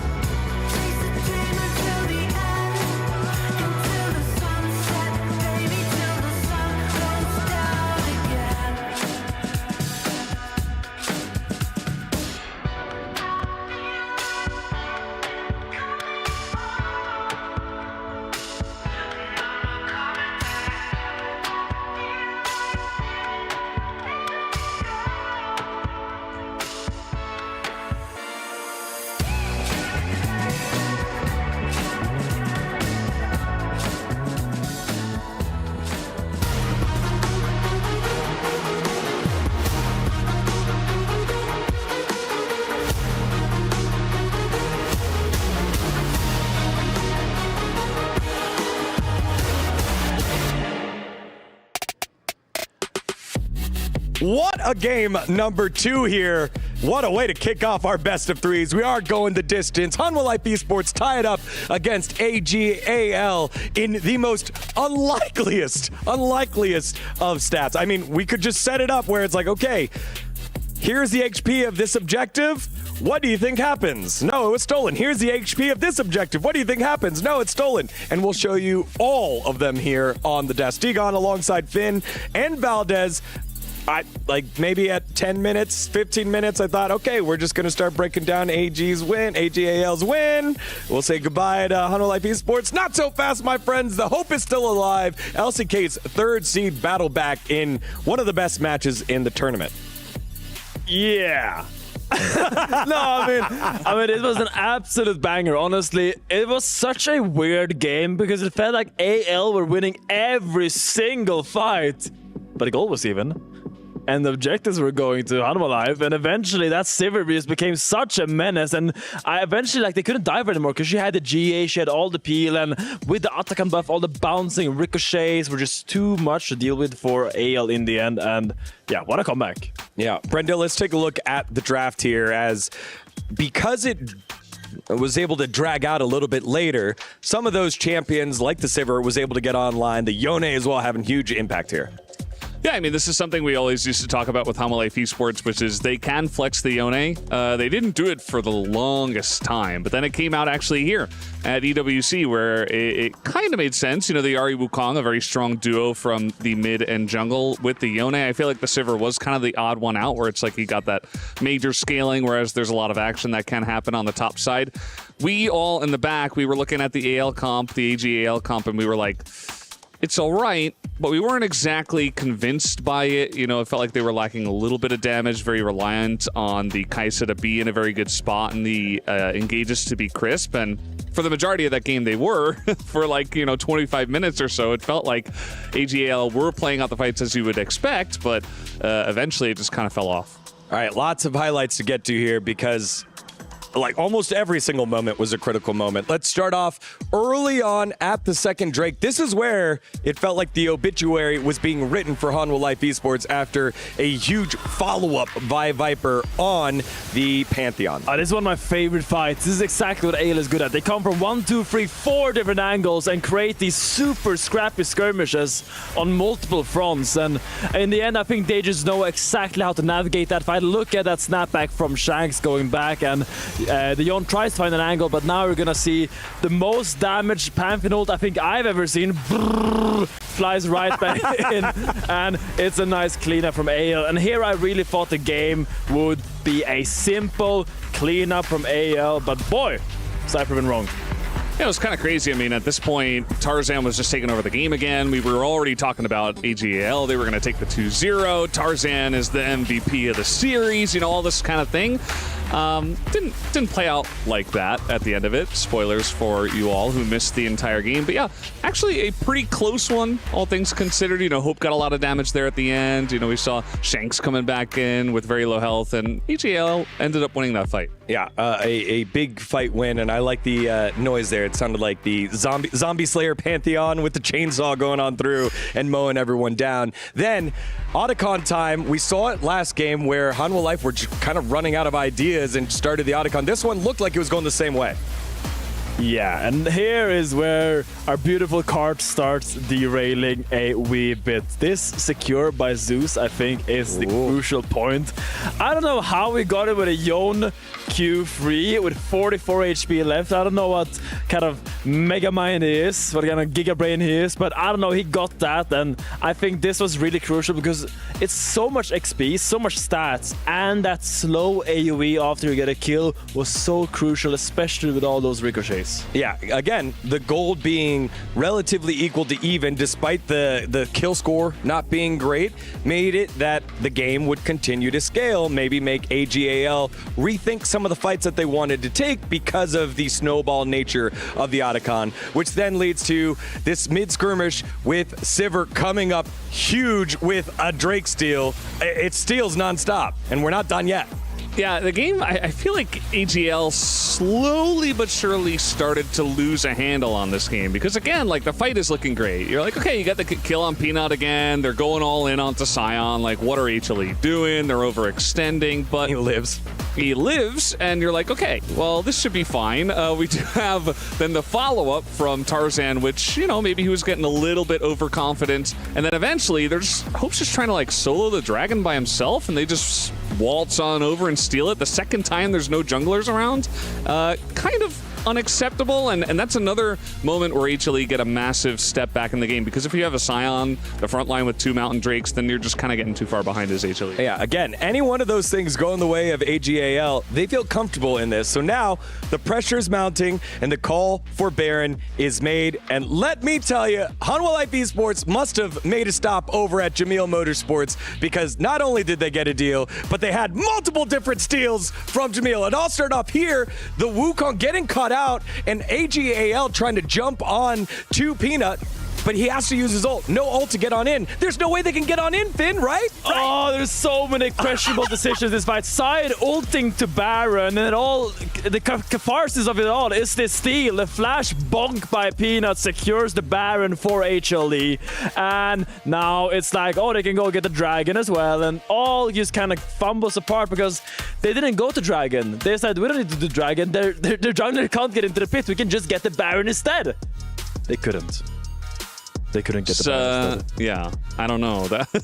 AL, again, they were losing their grip on this game bit by bit, and I think that was kind of the final nail in the coffin. The game wasn't over. It was still kind of even at that point, but it just felt like mentally AG.AL were kind of out of it after that. Yeah, with Baron, Hanwha Life Esports then push the bottom lane. They get to the bottom tower, and then they get flanked on. But it was just like a 1-for-1, which meant we're back to equal yet again. However, the Drakes had been stacked for Hanwha Life Esports. As we take a look at our final highlight, keep your eyes on Hope. The Kai'Sa ult, maybe not the greatest here. Yeah, it's a tough fight, because Shanks can't really get access into the backline, being marked by Seka very well, and here the Sivir is just fully scaled. She is just fully locked, fully loaded, and there's just nothing to do at this point. Yeah, I mean, what can you say? Not the best fought out fight there for AG.AL, but as you were mentioning, Finn, you know, they were marked. The Sivir was out of control. There were just way too many dominoes that had already fallen before that fight, which again, it wasn't the best execution from them, but it just felt like HLE had taken the game already. And you can see it was very back and forth, but at some point, you know, we had, I think it's like a 2,000, 3,000-ish gold lead for AG.AL. That's not massive, especially when you're giving up a Otacon to a Yone. Yeah, definitely not. 8 different gold swings in that one, and every single one a twist in turn. One of the best games that we've had so far at the Esports World Cup. We'll get the side selection here in just a second for AG.AL, but it was a heck of a game. And now, if you're Hanwha Life Esports, you feel like all the momentum's on your side. You know, maybe a little lucky if, you know, Coach Dandy's like, hey, if any of these steals didn't go your way. If you're AG.AL, you're kind of worried you weren't able to close it on out. Yeah, I'm just like looking ahead a little bit draft-wise for next game, because here we see that AG.AL chooses blue side, and when I think about the jungle meta, there's all these skirmish junglers, and Vi is the only one really up and available, so I imagine that will be taken out in the banning phase, which turns us to either you go for a Sejuani Maokai Skarner type champion, or as Tarzan has done in the past, you can go into the Zeds. The little bit of crazy, yes, we see some massive PogChamps on our screen, just beautiful. But I really do wonder how they will adapt now in the game Free Fearless, because there are so many avenues you can walk down, and you just gotta pick one. Yeah, again, in Fearless, you have to, more so than getting comfort at some points at this, even Game 3, Game 4, Game 5 especially, later on, you have to pick stuff that makes sense with the composition. And this is where I really like to see the coach's brains really working and the gears turning, because you have to put together something that makes sense for your players, but also makes sense as a composition. And this is going to be a little bit difficult, I'd say, for HLE on the red side, who have had some rough drafts so far. I will say, though, that although it's a different roster with Zeus in and not Doran in for this team. This feels very similar to Game 5 of Summer Finals last year, where we're like, okay, cool, you won on blue side, you got to win on red side, you got to pull something out here with a terrible kind of run, and now momentum on your side. Will they be able to do it? Our knockout phase concludes our first match here. Hanwha Life Esports, AG.AL, as we send it on over to the casters. Well, it is nice that our first quarterfinal has gone the distance. Last game imminent. AG.AL, their debut with their new name. They put up an exceptional game number 1, but HLE were so damn punishing in game 2. More so, they were just resilient orcs. Yeah, resilient was exactly the word I was going to say. Yeah. I feel like there was a lot of moments. You know, I think a word you could say is clutch. I think another word you could say is kind of winging it. You know, the Arakan. Yeah. The Baron, where Peanut just walked up and said yoink. Yeah. Did the Mapingu, you know, a classic from Peanut. I think if you look at the average of the series so far, pretty favored towards AL. Yeah. Because game 1, very favored towards them. And game 2, you know, HLE was down on the wire. It was close. It was pretty close throughout it. So game 3, we'll see what HLE can do. It's side selection for AL. I think this is still not the sort of peak level of play we've seen from HLE. Sure. And AL still showing that they are a formidable team, the formidable team we saw at MSI. We will get into the bans, and we are going to see Gwen banned once again by AL. Consistent ban all 3 games from them. Going to take away the Jace from Zeus as well. Yorick going to be banned. That was something they started banning in game 2. And the Poppy is something they banned in the first 2 games, but it's actually going to be AL who banned that Poppy away this time. Vi is something that was talked about in the studio. So I wonder with the Poppy off the cards, maybe if the priority on the Vi goes up a little bit. If they're trying to bait out a Vi ban in this situation. Yeah, because what else is there? Like, in terms of skirmishing junglers, Xin Zhao, Pantheon, Wukong all taken away, even the Trundle. And with that Yono combination, Sejuani hasn't really been seen. 5 bans. So we go down tier list of junglers. For Tarzan, getting him prior here makes a lot of sense, but also, is it just going to be one of those mid lane picks, like seeing early Annie Orcs? We're going to see early Rise for someone like Shanks. Could do. I mean, the option's there. Maybe with the Jace banned. I mean, Jarvan is open and available. They have to lock that in. So sort of moving down the tier list in terms of those. I feel like Peanut could just go towards a tank jungler. And can you just go Ezreal here? That's a miss. That's a miss. But Jarvan B1 seems maybe a mistake. A no. Okay. But don't you just pull out, like, don't you have mobile AD carry like an Ezreal or something here would be nice against Jarvan that can just kind of all in and needs mobile carries? I feel like you could definitely lean into picks where the impact of the Cataclysm is reduced. Yep. The Galio going to come through. That partially feels like a little bit of a denial as well, because I feel like Jarvan Galio can be pretty punishing. You take Ori here with it as well, and then just show that you're going to go Galio top. But no, I wouldn't blind Galio top. No, definitely not. Glad I have you here. Yeah, I mean, pick this up. It'll be interesting to see if they opt to go for a jungle pick here. I do think that I was talking about Peanut potentially going like a tank jungler. I don't think that's going to be the case if you're going to Galio, and it looks like the Lee Sin they hovered is something they're going to commit to. An old favorite, I remember way back in the day when it was SKT Peanut and he broke the kill record at MSI. Oh, was that the 16 kill game or something? Something like that. Been broken since, but it was crazy for a jungler. Yeah, long time ago. So definitely a classic for that Peanut. And the Jhin. Seeing a lot of Jhin bans in the second rotation, but it looks like Hope looking to prioritize that one. And you've heard the term many times before, shooting a fish in a barrel. This will be shooting oranges in a Cataclysm. A little bit different, but though I get the and I think the Jarvan Rise as a combo pretty strong. You know, matching the global pressure that the Galio has, but also, you know, playing into 2 melee champions already, 2 short range champions. You can really stack up the flux quite easily in these team fights. And as you said, you don't want to pull this Galio up blind. Feels like it's going to be mid for now. There's that Ezreal against the Jarvan, so there is a bit of mobility added into HLE's comp against this said pick. Yeah, not a huge surprise for Viper specifically, and also just into the Jarvan. Great Ezreal, yeah. So, you know, both teams prioritizing those AD carries early. In top lane, not coming through yet. I do feel like we've had a lot of the we've had some of the higher prior top laners off the cards and banned. It does put us in a situation where, HLE have some choices. You could go for like a high prior pick on 4, and then go counter pick either support or top lane. What I imagine is whichever engage support is left available could end up coming out on 4 for HLE, and then they go counter pick for Zeus on that last pick. Yeah. And honestly, there could be a lot of options. I mean, with the Ezreal, you could even see Delight bring out like the Bard. Into Jhin, you can cancel the ult. It's something he has brought out as a ranged option. You're into a mobile carry, so it's a lot of value. I mean, heck, even defensively, you could throw it down on a Cataclysm, although I don't think that's really a great use case for it. True. We'll see, although I think Bard Blind might be a little bit optimistic. And there are still quite a few engage options available in like Nautilus and Leona. Well, that's one taken away. Do you take away that one? They're fishing maybe for Leona. I mean, look, Karma against Jarvan, do you think that's also an option for HLE for the 2v2?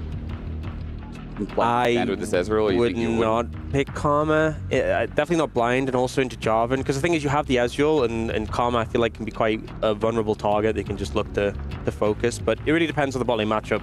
Yeah, feels like Rakan would have been a nice follow-up here, but unfortunately it's taken away. Oh, Rakan would be so good here, but yeah, it's banned. So I like the Camille ban though. Honestly, Camille would have been huge for Zeus, and also pairing with the Galio. I think that's one that was a heads-up ban away from AL. So we'll see if they opt to go for the support pick here on 4. I mean, there isn't anything that like really screams out to me that you need to grab it now. But Leona, you said. I mean, they opt to go for Leona. That is like the last remaining engaged support. Yeah. It looks like they want counter pick for. And this is Kael's best champ. Kael's Leona this year has been sensational. His best champion by far, I think. So it's also a nice little takeaway from the support of AL. Yeah, and we'll see what they opt to run into it. Braum is off the cards as like a typical response. Don't like the Blitzcrank and Ezreal. Don't really like the Bard here that much. It's hard, people have gone mobile options because of the Jarvan, and I think Bard, the ult value is reduced into mobile options as well. But they opt to go for it, they lock it in.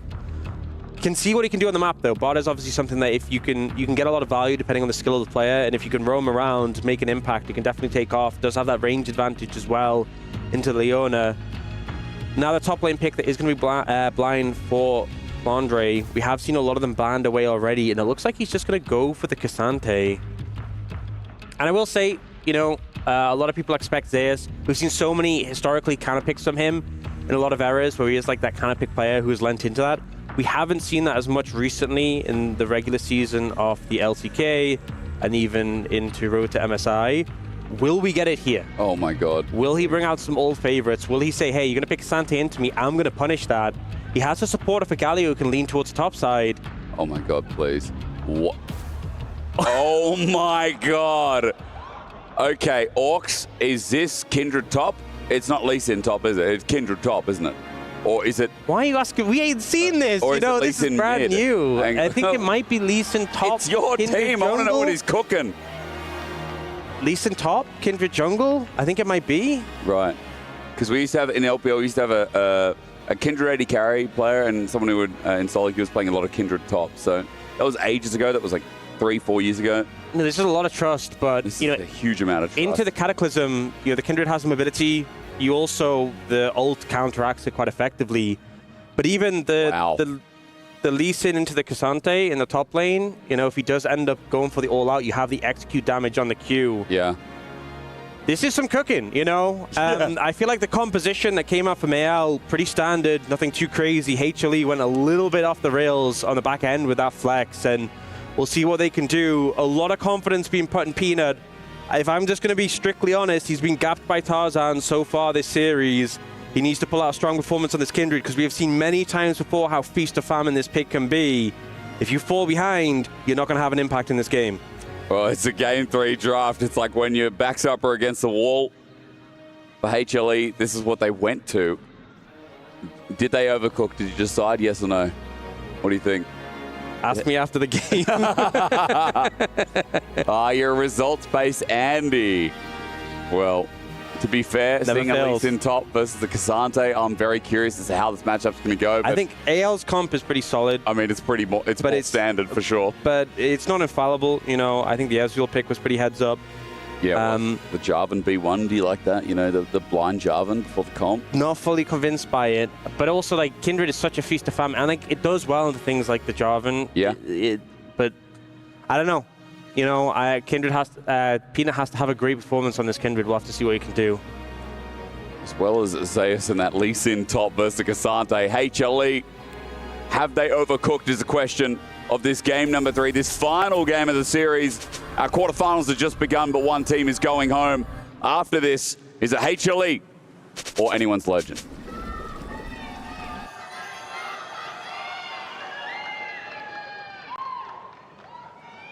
Just needed that bit of spice in the end. We did. If HLE are going out, they go out with a bang. If they take out anyone's legend, they take him out with a bang. Either way. You know, I wouldn't have put it past Zeus to bring out Kindred top. I really wouldn't have. Yeah. Well, that Shield of Daybreak is charged up, but the Light doesn't actually get the auto attack to lock down KL as he backs off, and HLE look for deep vision here after Hope is just spotted out. They'd actually end up going for it. I think Aware would have just been cleared out pretty quickly if they did. Yeah. I'm trying to fake that they put a ward in that brush there. But early information is so important. You know, we always talk about Kindred and the stacks. 4 stacks is when you get that first range upgrade, and then it's every 3 after that. But that first 4 is like the biggest spike. And it's kind of like, you know, when you have Kayn in the transformation, it's not quite the same, but it's like you're half a champion before you get that first range upgrade. Like after that, more stacks is obviously nice, but really, we've seen games where Kindred's never hit those 4 stacks, and it feels, you're just an ult bot. You feel so underwhelming. So tracking those early on, seeing what Peanut can do, seeing if he gets lucky around those first spawns is going to be a big factor. Well, I'm excited because for Peanut, as you said, it's been a rough series outside of a couple of steals and some cool team fighting moments last game, like the interrupt and the Shanks ulti as Akali. That was about it. I'm curious about top lane matchup. This is one that, like, you know, Finn would obviously probably know because Finn plays some wacky stuff. Yeah, it's been a while since we've had too much Lee Sin top. You know, Rascal was known for it in the LCK. There was a period where they were playing it a lot. Remember, Cabashard was playing it a lot in the LEC a while back. There was a period where they buffed his Tempest a lot, and people were maxing E, and it was really good. Wave clear. Yeah, but obviously that's not how it is right now. True. I assume the matchup into the Cassante, you're gonna have some early pressure, and then like after 6, if he does go for the all-in, you can kind of just burst him with kick and the execute because he has that lower threshold health. But we will see. Obviously, a lot of early power from Lee Sin. Kind of why he's picked in the jungle. True. Sonic Wave taken there. And you can see already Zeus in a good position. Just punt from Zeus, or rather Zeka. As Shanks, well, flashes forward. Thinks he has kill threat, but he does not. Maybe overcooking a bit there with Shanks. Yeah, and Zeka's going to feel good about that. And honestly, if I was Peanut right now, I would be... hit mid. I'd be maybe switching my mark onto a certain someone. Yeah. You know, flashless Rise, when you have a Galio with flash, to me that is such a signal of a free kill to be set up later on. And Shanks feeling himself, but doesn't quite calculate the damage perfectly there. Probably like, you know, an extra Q off with Overload on top. Yeah. With our Spell Flux on top, I should say, sorry. I think it's always harder to judge with Galio because he has like the damage reduction on his W that lasts a bit longer after the shield as well, and you know, the resolve defensive runes. Lucky. Is this Peanut's first mark? It is. He high rolled. Oh, here we go. I mean, for any Kindred player, they know they're like, it's a 50-50. What side of the map am I clearing for? Yeah. And he got it. And Tarzan and the pigs are coming down. Probably like, oh. You know, personally, I think they should make it so like the first Scuttle Crab always gives a mark. Like once you take one, like either Scuttle Crab gives a mark, and once you take one, the other one loses the mark, and it's no longer a coin flip. And balance him around that, because I feel like the 50-50 is just so silly. It is. It's so but if it was, so you're saying the first scuttle no matter what, so if one's taken, then the mark's just diffused, it's done. No, so like if you go top and the enemy jungler goes bot, no matter what, you just you always get a mark of that first scuttle you take. Oh, okay, first scuttle you take. I was going to say, is Peanut makes his gank known into KL. Magical Journey taken, Delight's on top, but Peanut's going to follow up, mounting Dread. And Peanut clears for a second kill, or rather, I thought it was going to be a second mark. Flash away from Delight. He gets out, but Peanut has to flash as well. That wasn't actually a mark. Peanut had marked Tarzan previously. Yeah, double sums, unfortunately, had marked Tarzan. It's a typical, I feel, for Kindred just to mark the enemy jungler. Hadn't switched it at that point. It's also a bit obvious if you switch it just before the gank as well. Yeah, yeah. You know? Oh, I wonder what that is. I wonder where Kindred is. Subtle, real subtle, mate. Yeah, I mean, still a kill on a Kindred, even if it isn't that extra mark, you'll absolutely take it. So, positive moves there. And we do see the swap coming through. This lands that. And Hope is tagged out, low on mana as well with Safeguard and Iron Will. Zeus just pops him for a bit of attack speed and Hope in a bit of trouble. The good thing in the lane swap is he can just... Zeus just got his ult, right? And genuinely, if he had his ult there, might have been able to kill, because I think a little bit longer, the ult to suspend him, and then a second Q, maybe. Yeah. Dangerous game played by Hope there. We'll see the play here. This is the thing with Leona into Bard is that, you know, you're quite a bulky target, right? Bard, it has a really big hitbox, and that Zenith Blade quite easy to hit. So, AG.AL walks up, does get punished. Now Peanut moving on to the Dragon. Yeah, now on this Drake as well. A bit of a success story so far as his Kindred. I mean, an early kill too. Yeah, I mean, still a slow start in terms of marks, but getting kill, getting objectives. Getting one mark is better than none. That is true. You know? Glass half full guy, I see you are, Jake. I am indeed. You know, top mark is Scuttle for the time being. Peanut is beelining towards it, but Tarzan's going to take it out before he gets there. Because the 2v2 might escalate in a minute 30 because Grubs are up. And Peanut already with a Phage longsword. Bit of an advantage here over Tarzan in the early game. Yeah, definitely the start. And the thing is as well is that even if you don't have the marks from that kill, like the extra gold is going to make getting marks easier. Yeah. And push in that direction. Obviously though, Tarzan does have that level 6, that Cataclysm. And you know, you have targets without flash. You can potentially look for, particularly Delight level 4 with that DP Ignite currently. I will say Shanks, flash coming up soon. I would have liked to see more of a proactive effort to punish that, you know? I feel like in a mobile pick like a Rise, Burns Flash, and you have a Galio into it. I don't know. I think that's the sort of thing that you should punish, you should look to capitalize on. I feel like we saw a game earlier today where the flash was banned proactively and it was actually turned around quite effectively, and there was just repeated ganks to make things happen. Yeah, mobile mage with no flash feels very easy to do so. But you're right, Peanut doesn't get anything in the end, and that flash is about to come back up. So at 7.5 minutes in the game, this is that one kill towards bot. It's still Peanut with a bit of a lead. It's still an early game that you can be proud of here. Next mark, though, just going to have to track it out as Grubs is spawning in 10 seconds. Tarzan is clearing up. Peanut is now level 6 as well. So both junglers have that to the table. And we're just going to have to see, because both bot lanes are still top here. And Zeus doesn't have TP available. Flandre, he does not either. So it could just be a 4v4. Peanut not looking towards the top side, maybe the Grubs. Timing going to be rough here. Flag down TP first. is just going to be from Leona. No TP for top laners currently, but they are trying to make something happen off this. Trying to get the Galio to move in. Delight does not have ulti available. KL does. Tempered Fate, the advantage. Misses, though. So now that's down. Tried to use it with T1's own skin, but fails there as the flag and drags in. Tarzan and fighting Saga with Deadly Flourish onto Peanut, who still has his ulti available. There you go. Ulti for ulti, the Cataclysm in the shiny dome, but the Galio ult is going to save Grace as Zeka comes in. Tarzan gets out with a brisk of health. Flag and drags over the wall. He has no way out. He's on the wrong side of the rift, and Peanut gets another mark. Meanwhile, HLE are fending off the rest of the fighters. AL will not come out of this one without the Grubs, or rather, with the Grubs, but no kill. And I think Peanut so happy that Tarzan just flag and dragged over the wall to deliver the kill to him, deliver the mark. You know, it was actually the ult from Viper that secured it, but mark goes in favor. And it is Grub advantage towards AL. We also saw Zeus move up towards the top side, so a little bit of a lone time for Flandre, but I think HLE happy with the outcome overall. And Peanut is in a great spot. Orcs SD 2 out of 4. I see 2 out of 4, yeah. Want to be able to get that third mark that's on the left side of your screen there. Who's he going to mark next? I don't know. Who would you put on? Who would I put a mark on? Oh, I'd put it on Shanks. He just lost his flash again. You know what? Let's do that. That is a great call. That's what I would do too. Yeah. We see the commit here, but it's kind of difficult because he has the ultimate.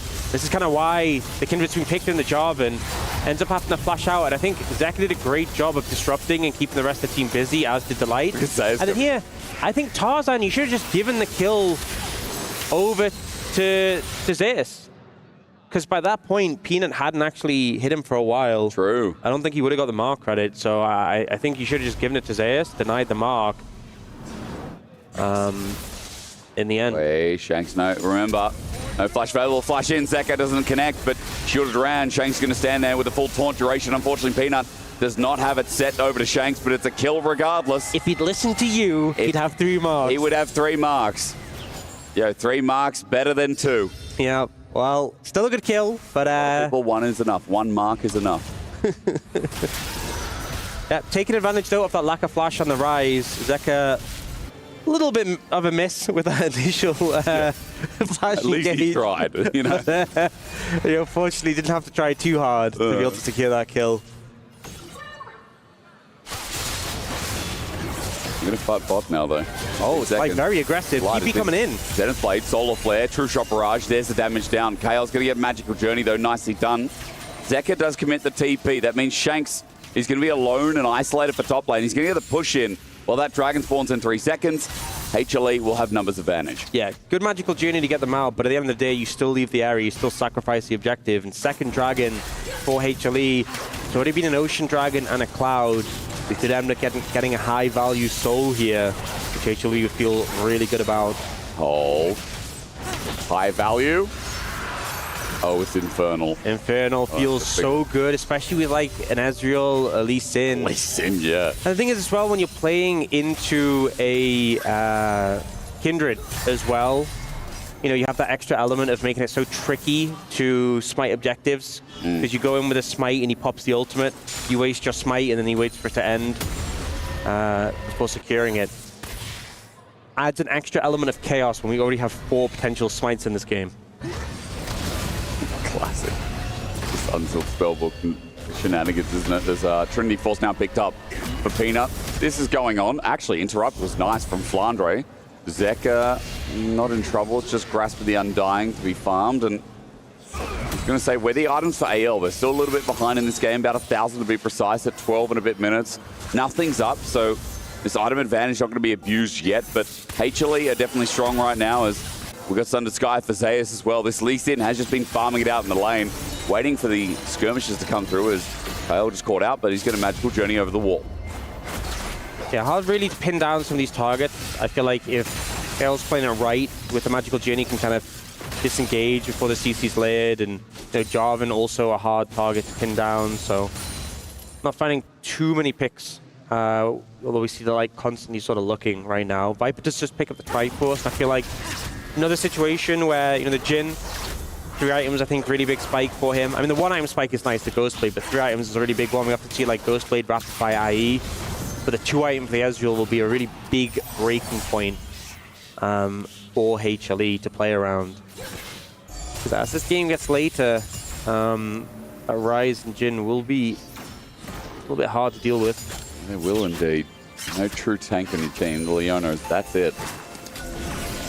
As Dragon, look, we're far away, but we're just fighting around this area anyway. Delight instant flash away into the Zenith Blade. Tempered Fate doesn't connect, and Peanut is now hitting again, setting up for another mark. The ulti out immediately from Peanut. The Lamb's Respite going to be down just to heal up Delight as Curtain Call is lining down, but Zeka's in the way. Really good blocking. He gets Deadly Flourished after the fact, and there is no kill in the end. KAL gets out and stops Peanut from moving to number 3. Yep, I think AL stayed exactly as long as they wanted in that fight, and then immediately disengaged after the ult came through from Peanut. Yeah. A lot of poking and prodding for these 2 teams. You know, this is last game before one of them will go out of this tournament.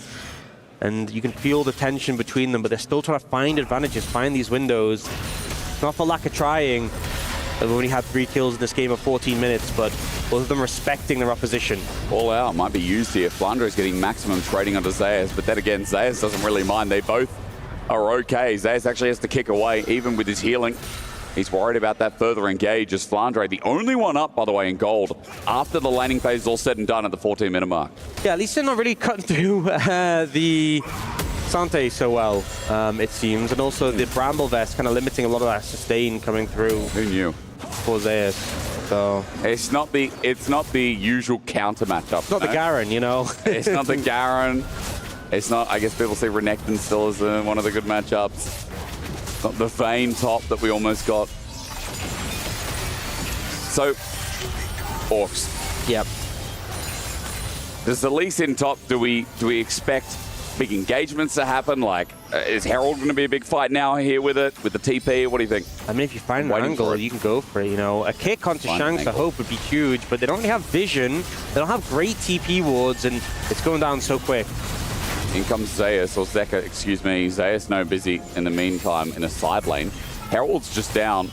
They're slowly losing the turret, but there's only one grub for HLE. It's not going down quick enough, and with teleport from Flandre to match, HLE don't get anything for the trade. Yeah, bit of damage to the tower is all, so I think AL go for the rush on the Herald and get a reward for it. Peanut's still sitting on 2 marks, hasn't really found a way to push it and take any camps away with the marks, and also he's had that mark on KL for a while, and he's kind of played very defensively. I don't think really because of the mark, but just because generally dying in League of Legends is something you want to avoid. It is, actually. That's good play. Sometimes there's good deaths, but most of the time we're not having good deaths, you know, like we were talking about it yesterday, right? My deaths, I try to be like him, but like I'm 0-5 on 1 and 5, and it's just no one on my team is saying that was a good death. They're saying the positive reinforcement. They're saying other things to me. I'm getting negative reinforcement from my team, and I don't know why. Well, I mean, I know why, but you know, we can't all have supportive team members, can we? No. One day. You need your team just to back you up. Yeah, where's the love? Good death, bro. You definitely needed to die there. Hey, solid. Where are my Platinum Emerald teammates to support me?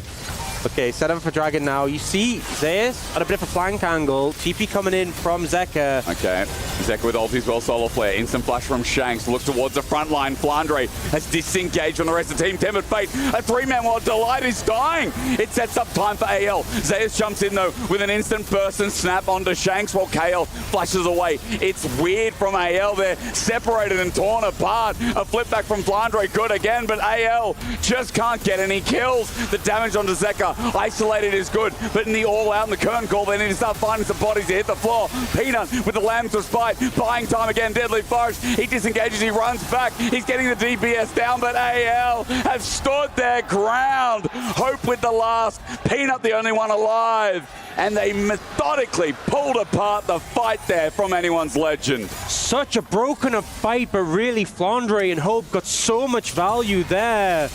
Felt like HLE weren't able to find the right target. Now looking for more. Or is he? Played in. Yeah, Tarzan maybe too far forward. Peanut just wants a kill in response, but out of range. He jumps back in. Kale takes a magical journey. Hope is close to dying as well. Delight's going to do it for him. But Kyle's too fast away, and he's got the cinders on the ground, so Peanut will not catch a break. Or will he catch death? I'm not sure. He's not going to go too far forward because that Shank's in the way. Isn't Kindred the representation of death? Yeah, but she can die too, right? Like one day, you know... Yeah, got it. Yeah. Anyway, so the fight, so something significant here. The light starts to engage up on a Shanks who burns the flash. So Zeus is immediately like, right, no flash on Rise, I want Rise. The Tempered Fate buys time here though, so it keeps Shanks alive a lot longer than otherwise he would have, and actually means you have to commit more. And all this meantime, Hope and Flandre just pumping damage out. Yes, Hope gets engaged on, but then Flandre gets this great angle here onto Zeka, drags him out of the fight, removes an element. Hope got enough distance to pop this ultimate, and Peanut's having to block shots and pop the ult to keep them alive. And then Hope can walk up here. Everyone's come together. The bouncing grenade value is massive. I believe that's what actually finishes off Viper here, yeah. Wow. Oh my lord. Yeah, Tabe is screaming. As he should be. That was a great fight. That was an insanely methodical fight, pulled apart. As you said, Flandre, 5k damage. We're at 18 minutes in that fight. And Cassandre did almost 5,000 damage. That's how long he was staying engaged for. I thought Cassandre got nerfed. What happened? Little do we know, he does true damage now. Why is he back? You know? He just always finds a way, doesn't he? He's resilient. He just keeps coming back. Guys, maybe Lee Sin top isn't a counter to Cassandre. Maybe the Lee Sin top is indeed not an option. Well, so far, I don't think Zeus has done much. I mean, he did get that kick on a shank. He got the kill on a shanks. That was a nice kick. Yeah.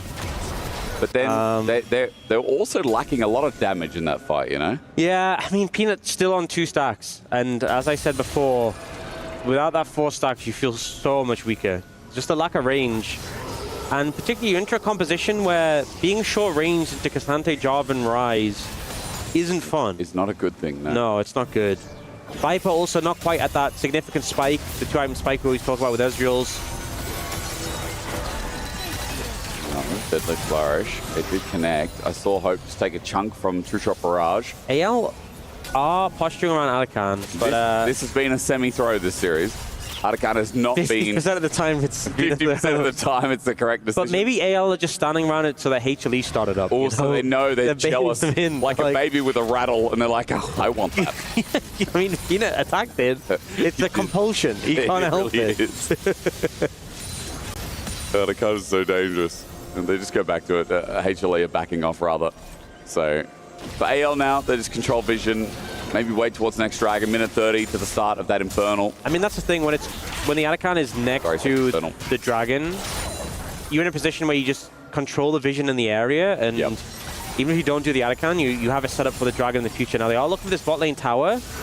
Flag is down. There's a ghost that's just popped as well. I mean, Hope is getting the push. It's a Kindred, so it's hard to really die with the ultimate. But they have cleared out the vision. Delight gets a ward over the wall. Peanut on vision, though. On vision, he clears it out, but he's caught out. He's Tempered Fate. He has to kite it out, and KL doesn't find him in the end. The curtain call is lighting down once again, and the 4th shot into Delight. Half HP for the support as AL are looking to take the turret with the back end of the chunk. Yeah, a bit of poke coming through. I mean, Peanut does have a bit of sustain in the kit on the passive, but not really any options to get. Lee Sin meanwhile, by the way. The Realm Mob. KL flashes forward. The Cosmic Binding was fantastic. The Cataclysm is a 3-man. HLE are stuck inside. Now Flandre comes in with the Galli ulti being layered down. Zeus and Zeka are heading backhand, but Peanut, he's dropped his ult in the nick of time, but AL are all inside. It saves them more. AL still alive, and Flandre just cannot die. The Winds of War out of range. And the Soul Lanterns, while they saved the back of the fight, it looks like in the end, AL stands stronger. Such a messy fight, and so many members of AL were caught. Oh, doesn't find it. Good sidestep upwards. So many members of AL were caught in the AoE from Zeka, but a bit too tanky, and Flandre in particular is so hard to deal with right now. Able to cut through. We do see dragons spawning up now. Peanut's still down, but members of HLE are moving back onto the map. AL rushing over as well. We'll see who's able to set up in time. Tarzan is going to be there first. Round 2. But Peanut is heading over, but not towards the bot side of the map. Where's he going? His mark is not up there. He wants red buff. Yeah, perhaps confident that they're not going to immediately start it up. I think he's right, though, because they got vision on it. And Tarzan's taking his time to get there. He actually took Raptors in the meantime. That ward stays there. Flag's down. They now know Tarzan's on it. Okay. Red buff being pulled. And it's not a global red buff yet. It is just a singular one with a sharing element. But I think the decision, the call has been made. We're not fighting Dragon. Yeah, they're leaving it. We're missing a lot of key... missing a lot of key abilities. And he's clearing through some camps, but wants to be around in time for Arakan if they get started up. The fights have been chaotic. I think Flandre, a bit of a main character in this game right now. Boy, Peanut gets his own blue buff. You're right, Flandre is definitely... He's like Saitama at this point. His punches do a lot. It just depends how much he holds back. Shielded around, but unstoppable. Flandre gets taunted in the end. Tempered Fate for Grob and for Zeus, or rather Zeka. The all-in, though, the kick, but it's away. It's a disengage to Hope. He'll live and saved away by the Galio ulti. Flandre in the middle, finally going to die. Is he finally going to die? He's still alive! Out, keeps him alive, and so does the Lamb's Respite. AL's top laner just keeps thriving. Delight somehow on the backside, and the Lee Sin top didn't work, but nothing that HLE send is working at this point. Flandre still alive through all that. The focus comes through, but they're just not able to cut through him. And now Arakan picked up by AL. Big lead opened up, the extra stats, the extra XP gonna come through, and it feels like this brick wall in the top lane. Too much of an issue for HLE to deal with. Not even sure they're gonna be able to get this tower in the mid lane. TP will deny it, and once again, would you believe, it's Flandre there. It is Flandre. He's a superstar this game. He is, but all 3 games, I feel like Flandre's impact has been grand. You know? I mean, I feel like Tarzan was such a big factor in the previous one. He was, but... I mean, I don't think Flandre hasn't been, but I think this one has just been, he is by far been the main character. And so Zeus tries to find an angle here. Initially, a lot of focus is put onto Zeka to get him with a Tempered Fate. Flandre gets the flick back, but then, you know, the kick attempt comes in, but it's a great flash from Hope. But look, they try and focus down the Cassante, and he just doesn't die. And eventually, they have to commit the defensive ult. And it just ends up, you know, saving Flandre as well. But I think if they didn't ult, they would have just all died immediately. But, you know, doomed if you do, doomed if you don't. I don't know what we're looking at. It was like he flashed and then did the Charleston slide or something and altered mid-flash. And so Flandre went left, then right. It was the cha-cha slide. Let's call it what it is. And yeah, the damage across the board. Look at Viper's damage. Viper's doing a lot on How are Ezreal. you doing 5.2k damage and he's still not dying? This champion's not balanced. Guys, Niv, where's Showmaker when you need him to shout out Niv Cassandra? Oh my god, we've got another one brewing surely. We need the copy faster back.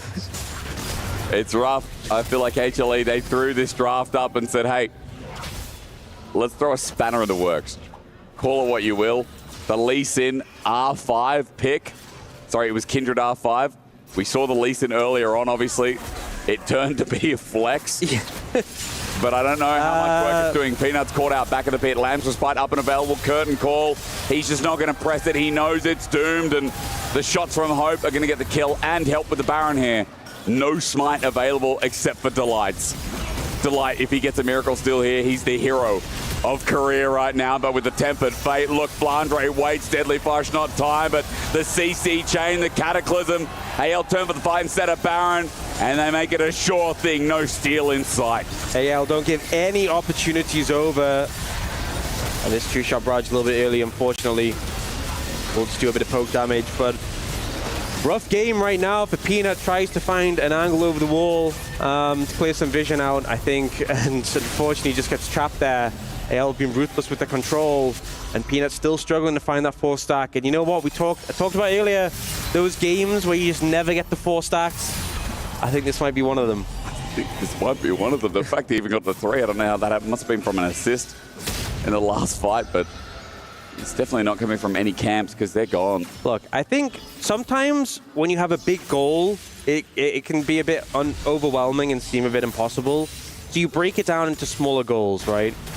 I think the goal right now is let's get Peanut to 4 stacks for HLE. Let's focus on that. That seems like a small goal, but I'm not sure if that's small enough. Let's not worry about winning the game right now. Let's focus on that, because AL, they have a small goal of winning the game. That seems very doable for them. Yeah.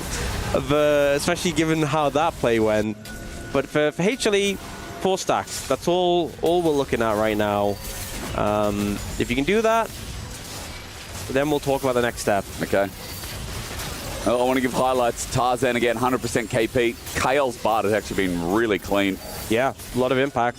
And they stole the Leona for this. The Shank's going to be cleansed away, but look at the damage he's got Magi's. Kale sent him in Magical Journey, and again, Tempered Fate safeguards him, while Delight wants to safeguard Zeka, but he ain't doing anything. Tarzan jumps into the fray while Peanut and Delight get out with a slimmer of HP, and Flandre is here again. Raid Boss returns, flip of the wrist, and an easy kill. Peanut lands Respite, but the patience from Hope.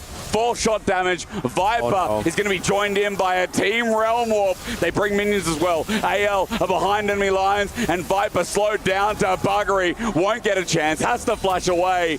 AL moments away from knocking out HLE just as they've arrived.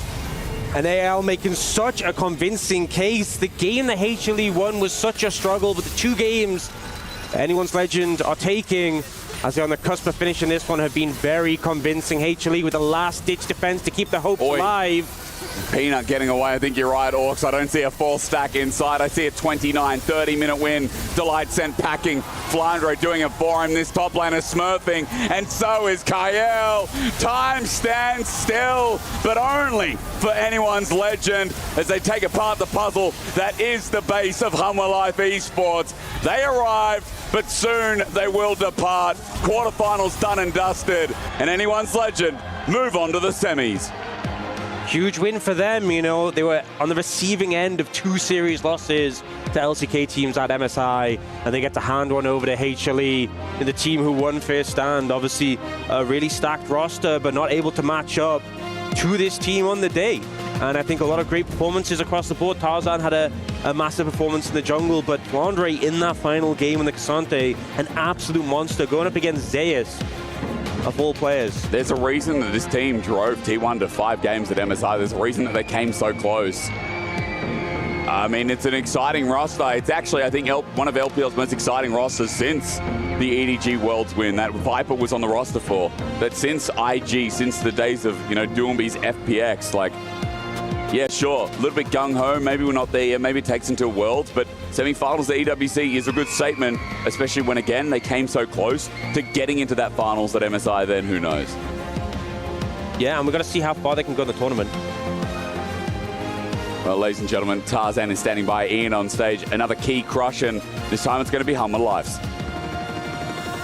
I am indeed standing by with Tarzan. This is your Amazon winners interview. AG.AL make it into the semi-finals. We'll talk about who they could be facing off against a little bit later on. HLE are out of the tournament here. Tarzan, you started this series so strong in Game 1. Game 2, it looked like you could have closed things out, but then they steal your Baron, the momentum shifts. Going into Game 3, how did you approach it? 首先恭喜你们赢下今天的比赛，然后进入到了半决赛。在第1局的时候，我们看到其实你们是非常平稳的度过了第1局，然后在第2局的时候，感觉好像可以赢下比赛的同时被偷到了大龙，然后你当时是怎么决策的呢？就第2把的话，其实也前面也很优的，但是我们就有一些失误了吧，然后我们偷大龙内部也是，就我们就尝试吧，但是我们就尝试有点失败了吧。I think that we did make some errors during the second stage. During the Baron got steal stage, we did try a bit during that phase, but in the end it failed. And then you brought it back to close out the series in Game 3, of course. 3rd place finish at MSI. Do you think that you can finish higher than that here at EWC, and why? 在 MSI 的时候，你们拿到了第3名，那你觉得本次 EWC 你们可不可以拿到一个更高的名次？肯定有机会吧，就我们后面比赛也很有机会吧。I do think that we have a very good shot at getting a higher place at the EWC. Now, you can either face off against MKOI or T1 in the semi-final. I have a feeling that you might want to face off against T1 to get revenge for them knocking you out of MSI. 你们在半决赛中将会遇到 MKOI 或者是 T1， 我相信你肯定是非常想遇到 T1 的。那你觉得就是想不想遇到他们呢？感受是怎么样？感觉 T1 会上来吧，然后我们这次如果打到 T1 也是比我上嘛，所以感觉更有机会吧，比 MSI。I believe that T1 will get the shot against MKOI, and I do think that we have a great chance against T1 in the best of 3. Well, that is yet to be seen, but what is guaranteed right now is a key crush. Would you like to crush a key right now? 你可以现在自己去亲自压碎他们的钥匙了，你想不想做这件事情？我去吗？是我要去的吗？或者不知道，感觉不知道。He was very shocked actually. He said, "Oh, am I doing it?" Yeah, you are. You're doing it. Are you ready? 准备好了吗？ Okay, come with me. It can be hard. If you are not a cruel competitor, it's not always an enjoyable experience, but this is something Tarzan is going to do right now. It was their first loss at EWC. It was their first loss, and it was a devastating one. It's time to say goodbye to HLE.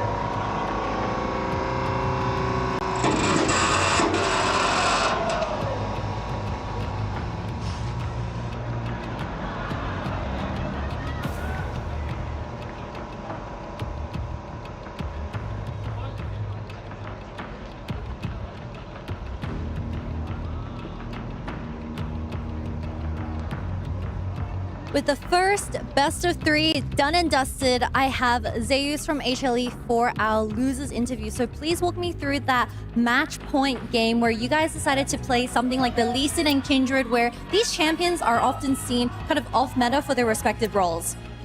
일단 첫 번째 질문으로는 일단 3경기에서 일단 리신과 킨드레드라는 어떻게 보면 굉장히 좀 특이한 조합을 들고 오셨어요. 그래서 이 조합을 좀 짜게 된 배경에 대해서 좀 한번 설명해 주신다면요. 일단은 리신은 뽑을 때부터 좀 선픽으로 박아도 지금 괜찮은 티어라고 생각해서 자신 있게 뽑았던 것 같고, 아무래도 갈리오랑 조합하는 것이기 때문에 그런 정글 픽이 나오게 된 것 같습니다. Yeah, I was really confident about the Lee Sin pick because I thought it was one of the top tier picks. But considering the fact that we're combining with Galio, so I think that was the reason we picked Kindred. Very insightful information. And of course, this was your first time versing AG.AL at the international stage. So do you think this team has that little spark behind them where something took you by surprise for this series to go like this? 이제 국제전에서 이제 AG.AL을 상대로 처음 이렇게 경기를 치러 보셨는데 AG.AL의 좀 어떤 경기력이 좀 이렇게 하나생명에게 좀 부담으로 좀 다가오셨는지 궁금합니다. 일단은 AL 같은 경우에는 뭐 잘하는 팀이고 좀 단단하게 잘하는 팀이라는 걸 잘 알고 있었고, AL이 잘하는 것과 별개로 좀 저희가 너무 참담한 그런 경기력을 보여줬기 때문에 지게 된 것 같습니다. Yeah, I knew AG.AL was a very solid team beforehand. So that being said, we should have brought the best of us, but we couldn't. It was a very awful performance from us. So I think that was the reason we lost. I see. Well, it's time to say goodbye to Zeus and HLE from the Esports World Cup, and back to you guys, Digon.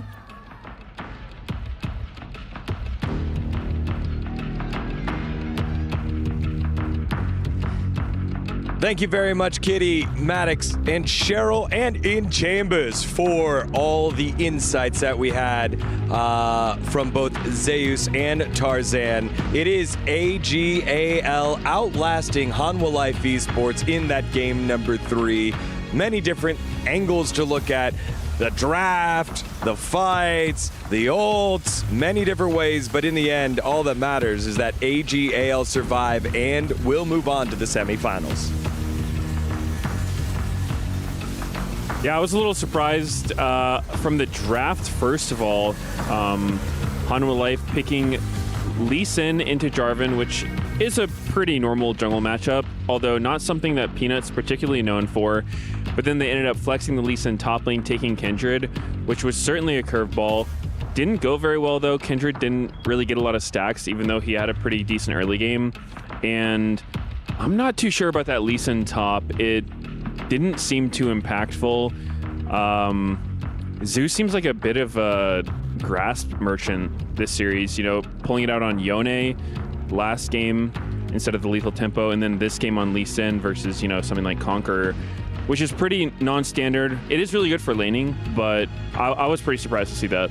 I think it was pretty clear that the value compared to the Cassante was just not really there. And, you know, in a game 3 where you're trying to be tricky and then you pull out this Kindred for Peanut and then he has a game like that, which he was doing okay. He was like building up and we thought, hey, you know, maybe he can build up to a great game 3. But you know, Zeus obviously isn't going to say it, but I personally think that Peanut had a pretty poor game number 3. And unfortunately against a team like AG.AL, you're just not going to win if that's the way it goes. I mean, in his interview, he did say, hey, we lost because we played awful, picked a very specific word to describe that.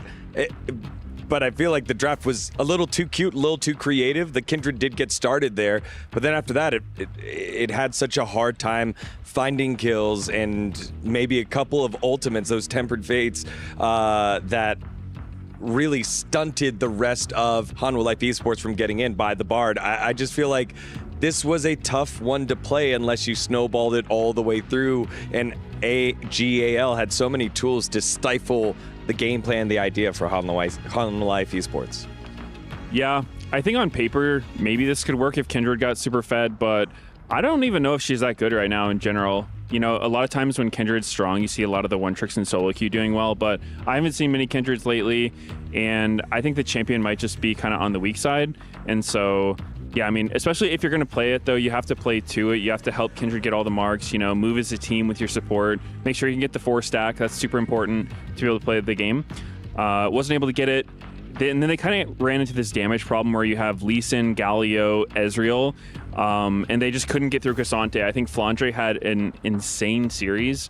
I would not have thought that Flandre would get the better of Zeus coming into this. I thought that would be a Hanwha Life Esport top gap for sure, but not how it went. Flandre played great, did a lot of work with tanks, and yeah, you know, just didn't have a good answer for it. Yeah, it felt like Coach Tabe just kept that Gwen banned consistently, didn't allow Zeus to touch that one, and because of that, he didn't have the same level of impact as we're used to seeing. Let's take a look at some of the highlights as we recap this one. It started off early. Wanted to point this one out because the Bard was criticized early on against pretty mobile champions and doesn't quite land his ult here. That allowed the re-engage for Hanwha Life Esports, and the fight goes the way of Hanwha Life here. This was actually from the Lee Sin Prio. He got the first move on Cassante, and Cassante didn't have TP, which then kind of ended up with Tarzan getting in too deep. He initially went in to get the Kindred ult, and then I think he kited pretty well, but then, you know, as soon as Lee Sin cut him off, he was like, oh, well, I'm dead. Rather give the kill to someone other than Lee Sin. So Lee Sin did get a little bit of value in the early game with, you know, he had that freeze top lane where he got his bot lane like 3 extra range creeps, and then he had this early move. So it did do a little bit, but I don't think it was enough to justify giving in to Cassante because, you know, Cassante's just so strong later on. Yeah, I mean, there was still a lot left open. You know, this wasn't like a Game 4 or Game 5 of Fearless. I think they just got a little bit too cute and a little bit of like, hey, what if we did this? This feels, especially like with the Kindred and the Galio, it's like, oh, well, it has great synergy, but you got to consider first, like, is Kindred even a good pick, right? Like you're saying, I think tier-wise, we see it every so often, but not the best one nowadays. All right, third Drake is where the game broke wide open here as we take a look at our second replay. And yeah, this one just a little tough. How do you get in there when Hanwha Life or when AL is already there? You're thinking, okay, fight together maybe, but a great ult really here good by the Bard ult. Cassante splits things up. Yeah, I think the Bard ult was great. It kind of kept HLE from really following up because this could have went the way of HLE. Rise used his flash and then got kicked in by Lee Sin, so I think they could have blown him up pretty quickly, but 3-man Bard ult, and then you know, Cassante was able to kidnap Galio over the wall, get the shutdown, and then, I don't know, Kindred ult is one of those tools that's very hard to use effectively because sometimes it's actually correct to not press ult on Kindred and die. You know, if the other team is very low and you're the only one who's going to die, sometimes it can be better to just let yourself die. But obviously, it feels wrong to do that. And then, you know, you see an all-out Cassante. He loves the Kindred ult. He's more than happy to be sitting in there, just doing so much damage. He can't actually die, and then he'll have like his E and W by the end of it. So, yeah, I mean, it felt like the Kindred pick helped Flandre out more than all of Hanwha Life Esports. And we have a perfect example of that in our last replay here, where we watched Hanwha Life Esports say, hey, we're not going to fight the Drake. The Drake goes on over, and then they kind of walk into a fight here that afterwards AG.AL take the Otacon. Yeah, I mean, this was a really fantastic flash from Hope, which was pointed out by Ox on the cast. You know, if he gets that kick and he knocks up 3 people, then maybe. But again, you've got to be really crisp. You have to be basically perfect on the Lee Sin to make it work. And again, this is one of these points where, like, Flandre's about to die, Tarzan's about to die, everybody's about to die, and then you just heal up everybody else. And it's just rough, especially from behind. And when you're lacking damage, it's like, well, do I try to save my team, or do I just keep all those guys that we can barely kill alive from the enemy team? And you can see that everybody on the side of AG.AL in the back room was extremely excited.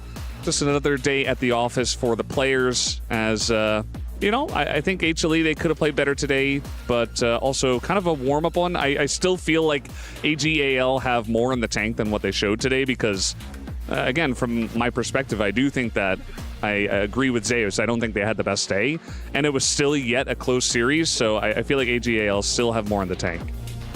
All right, well, with that win, AG.AL will move on to the semifinals. They have an off day tomorrow as the other quarterfinals will be wrapping on up, but they will face the winner against T1 or Movistar Koi, and that quarterfinals will be played tomorrow. So the matches tomorrow will be T1 and Movistar Koi, as well as Gen.G versus FlyQuest. But that does mean up next we have BLG versus G2, yet another chapter in this fantastic rivalry that has crossed international play. These two teams always seem to end up matching up against each other, and they've produced some great matches here. Yeah, I think it's a big match for G2.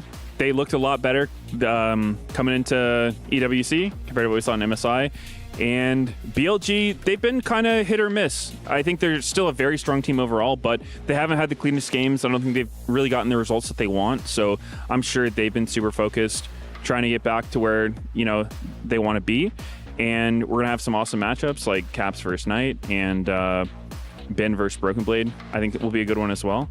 So yeah, I'm looking forward to it. Valdez, any final thoughts on Hanwha Life Esports, given the fact that last time we saw them, they weren't quite themselves here. They get a couple wins on the board. They have a convincing comeback victory here, but ultimately bow out at quarterfinals.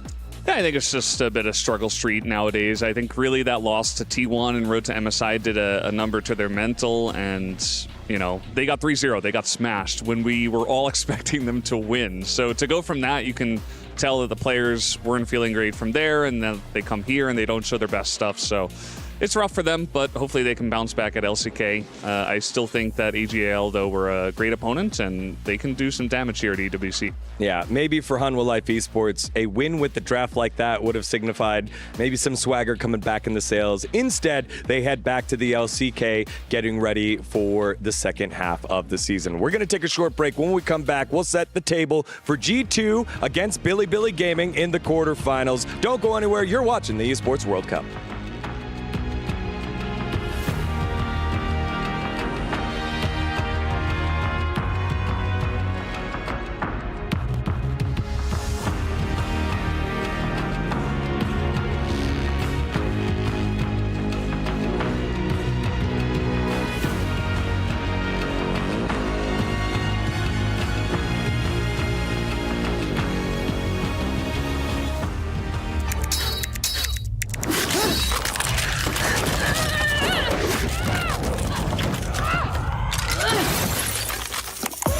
Reach your impossible. Lenovo Legion.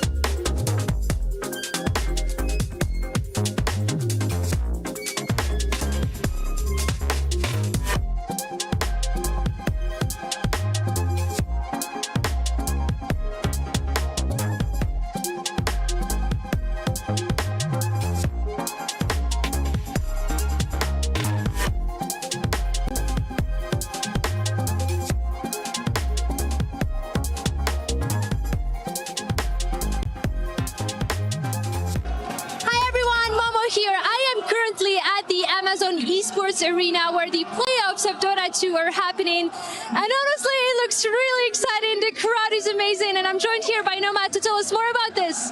Yeah, I mean, we just had an incredible series coming out where actually one of the favorites, BB, got eliminated by one of the teams we didn't really expect to do that well, win Tundra. So already an upset. It's really heating up.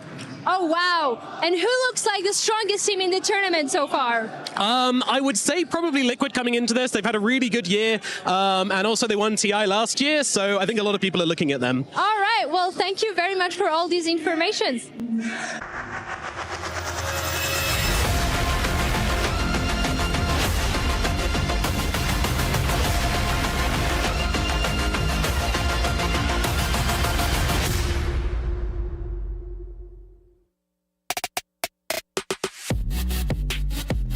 Oh, wow, is that G2? They're coming on in thanks to our friends over at Jamil Motorsport and ready to go against one of their new rivals that have been playing against each other year in and year out at international play. It is BLG, one of the stalwarts of the LPL. They're getting to go onto the stage for the first time and show the world what they're made of here at the Esports World Cup. Welcome back, Degon, alongside Medios and Finn to close out this series between these two squads. Let's run through that G2 roster one more time, who also ran through the group stage, which is why they're here today. Starting in the top lane, they've got Broken Blade, Skumond, the Western Goat Caps, Hansama, and Lebrov rounding it on out. And Finn, our resident LEC fanboy who's been leading the charge in terms of the cheers and the chants, how do you feel how this team has looked so far in the tournament?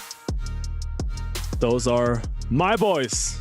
That's my boys, that's my region, and I am excited to actually be a little bit happy to watch G2 finally, because that MSI, boy, that sure was depressing, but now we are actually loaded and ready, and I feel like we have seen solid improvement. A lot of the question marks are kind of getting answered. BB doesn't seem to be slumping as hard anymore, and we've seen Skumond and Lebrov kind of look a little bit more proactive. Now, is that strong enough to beat BLG? That question will be answered in a bit. Yeah, I mean, it's going to be a nice test for G2. Obviously, they've looked better. They went 2-0 yesterday. But again, those were just best of ones. Those don't test your fearless drafts whatsoever. And yeah, I think G2 is capable of winning games. We did see them win games at MSI, although they didn't win series. So this will be a great test. They've got to beat BLG twice to move on. So, you know, we'll see if they can do it. Yeah, I like that you bring that up. Again, reminding everyone at home, this is a best of three, so fearless rules are in play. And we had that very eclectic draft from Life Esports there in the last series. So hopefully we'll be treated to all three games. And, you know, there aren't too many better teams that come prepared than G2. They've always got the drafts kind of locked down. They generally have the right ideas. They're not afraid from picking different things, especially in the top lane. Whether it works out or not, they take the learning lessons and try to get even stronger here, Finn. Yeah, I'm never really worried about their drafts. It's more about their individual laning that I am keeping a close eye on, because I feel like that is where BLG can be really scary. Not worried about the drafts? I saw quite a bit of Twisted Fate at MSI. And that would be a little worrisome if I'm a G2 fan.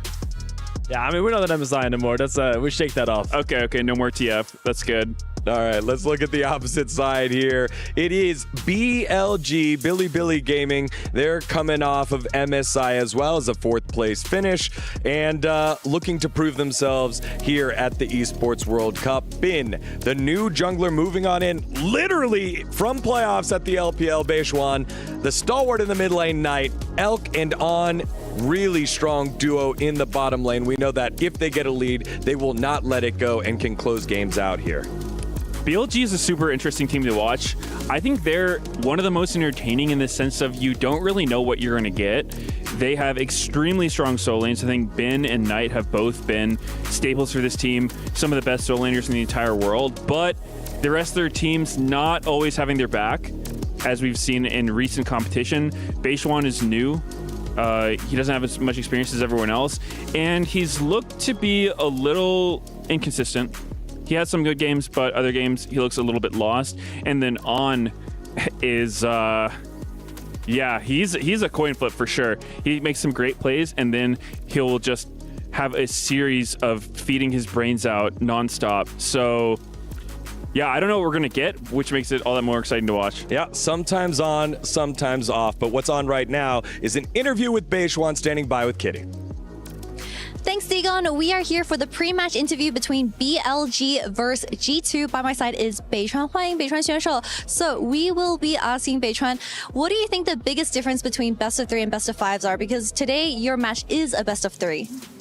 就是欢迎北川来到我们的赛前采访。然后首先要问到的是，你觉得 BO3 和 BO5 最大的区别是什么？因为我们今天的比赛其实是 BO3。BO3 可能用到的英雄都是一些比较强势的吧，然后 BO5 可能就打到后面2把用的英雄都是平常就是见到的比较少的。I think that for a best of 3, we would just pick some aggressive champions comparing to a best of 5, because for best of 5s, we will focus more on about the later stage and picking the metas that may be unexpected. And for the finals at the Esports World Cup for League of Legends, it is a best of 5. And I know there's a lot of discussion online around how best of 5 wasn't really changing the champion pool when the game was turned over to Fearless. So what are your thoughts about that? 因为我们 EWC 的最后的决赛其实是一个 BO5， 然后有一些可能觉得BO5 的这个英雄池选择的变化不会有那么多，然后你觉得是怎么样的呢？就是你觉得 BO5 中英雄的选择，会不会有什么变化，或者是会感觉就当前版本在 MSI 也打了很久了嘛，感觉就是应该不会有太大的变化。We've been doing this patch for a while. Comparing to MSI, I don't think the meta would change in the best of 5 much. So do you think with the addition of Fearless that the champion pool has actually been expanded compared to the original traditional drafting from back in the old days? 你觉得无畏征召模式或者是 Gen.G BP 和以前那种传统的BP 模式，你觉得改变有没有很大呢？我觉得就是游戏跟比赛更有意思了，因为就是会玩到很多不一样的英雄。I think that during the matches and the game itself, it's more, playable comparing to the old way of picking the champions. And for the last question, I want to ask, because we are in Fearless, what is your favorite champion that you've played so far because of Fearless? 就是因为我们在全局 BP 嘛，你最喜欢选择的英雄是什么呢？目前版本最喜欢玩潘森吧。I think Pantheon is my favorite champion so far. Thank you so much. Appreciate it. Back to you guys. Thank you very much, Cheryl and Kitty, for that interview with Bayano. Pantheon, maybe a priority pick here, maybe a little bit tip. We've seen a lot of Pantheon here so far, Medios. I can see why it's his favorite. Yeah, it looks incredibly broken on this patch. Everyone who gets Pantheon seems to have a really good game. So it would probably be my favorite too if I was playing. Yeah, and then a bit of a focus, right? Some of those questions being about best of 5, now coming back down to best of 3, Fearless, and how things might change up. I think BLG, they didn't start off very strong in the LPL. They ended up ramping on up, very similar to what happened to their world finalist opponents in T1 over at the LCK. Do you feel like maybe because they've played so many different best of 5s, going all 5 games here, Finn, they might skip a step or 2 in game 2 or 3 and be like, hey, this champ was good in best of 5, and game 5 maybe we'll go there? I don't know. I think in a best of 3, you don't really get pushed that deep in your pool. You kind of still can always play something you're really comfortable with. It's not like you're getting challenged with all the main champions being out. So I think we won't see that much digging, and I think we're going to see a lot of the standard stuff these teams have played during MSI. All right, we have the players on stage, should be going in just about a couple minutes now. So final thoughts here, Medios. Let's get your pick between the two squads, G2 and BLG. I would still bet BLG for this one. I think that even though they're probably one of the weaker teams as far as, the top Eastern teams, we compare them to like T1, Gen.G, I think they don't quite measure up to that level, but they're still very good. And G2, they had some better games so far at this tournament, but I think they still have a long way to go if they want to prove that they should be on that top tier of teams. So I still expect BLG to win. How about you, Finn? If you don't have faith, why are you even here? I think it's going to be a strong G2 2-1 win. All right, strong 3-2. Wait, 2-1. 2-1 G2 win. All right, I was checking. I was just making sure because I was like, if it's 3-2, it could be 2-0, and then that's the series here between these two squads. Again, very, very familiar opponents as BLG was dominating in the LPL last year, the year before, thanks to the hands of Tabe, who was the coach of AG.AL now on the opposite side. G2 winning and running Europe for years. It wasn't until this year where G2 started to struggle just a little bit. But now these two do battle for a spot in the semifinals. This one is worthy of its own finals, and everyone's going to get to enjoy it now. Will it be the former kings of Europe finding their glory once again against an opponent that's so familiar in BLG? Or will the LPL stalwarts of Billy Gaming be able to battle back? Knight versus Caps, Bin versus Broken Blade. Time to get on into it. BLG versus G2, spot in the semifinals.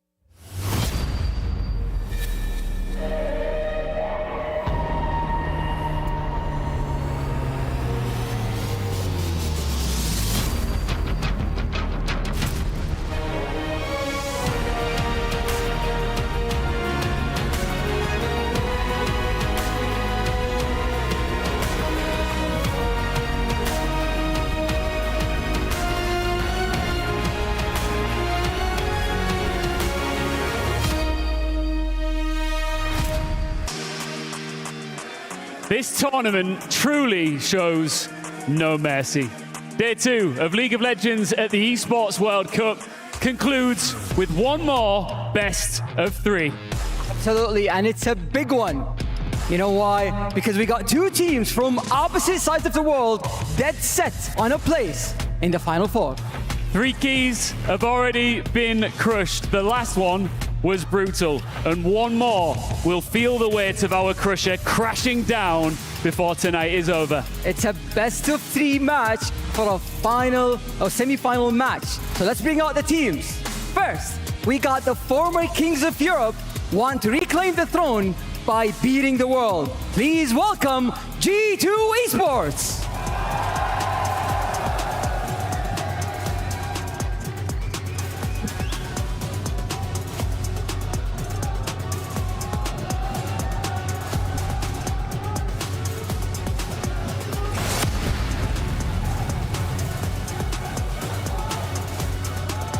An LPL powerhouse with eyes on global glory. It's BLG!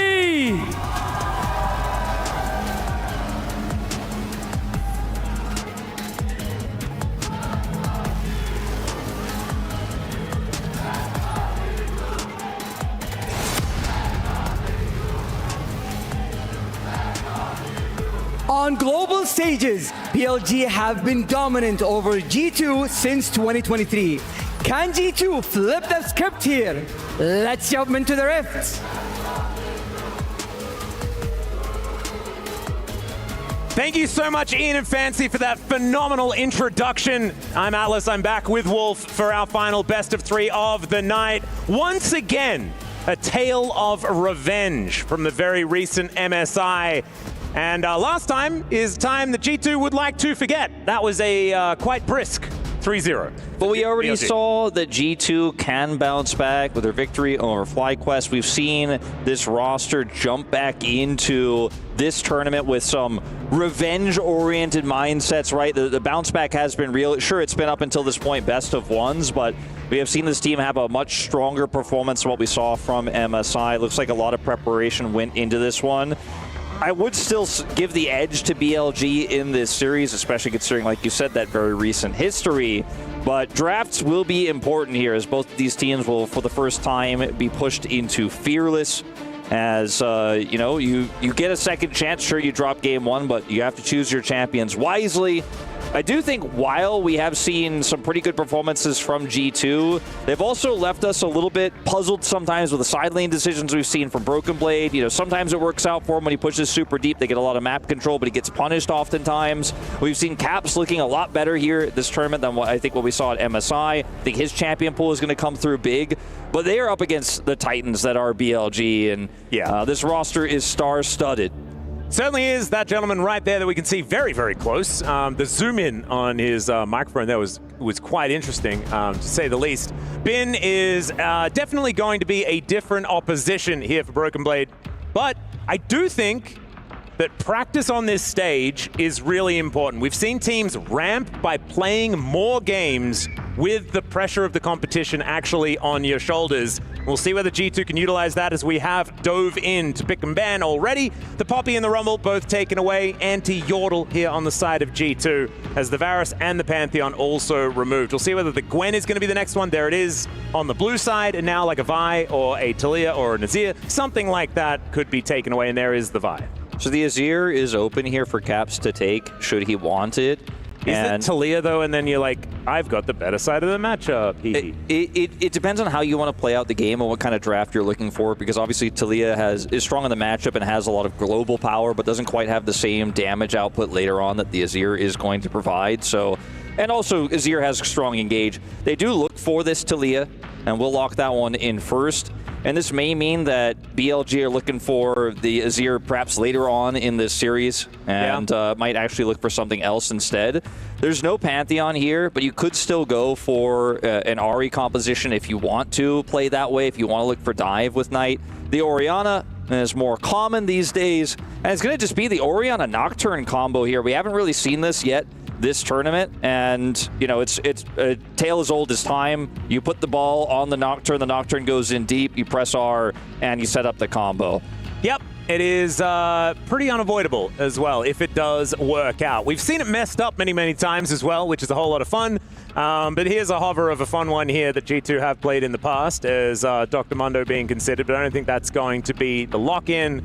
Zyra Khan possibly just locked away here, and that is exactly what's going to happen. I mean, Hansama has showcased already that he is phenomenal on this champion, this tournament, and we know he's played it a ton successfully in the past, but I mean, very recently, as recently as yesterday, extremely dominant on this pick. What was that, the triple fountain laser? The triple fountain laser. Plus the fact that, you know, oftentimes if you just keep adding more CC, it's hard for the Xayah to survive, but I feel like against Nocturne Orianna specifically, it's actually really easy to mitigate that combo.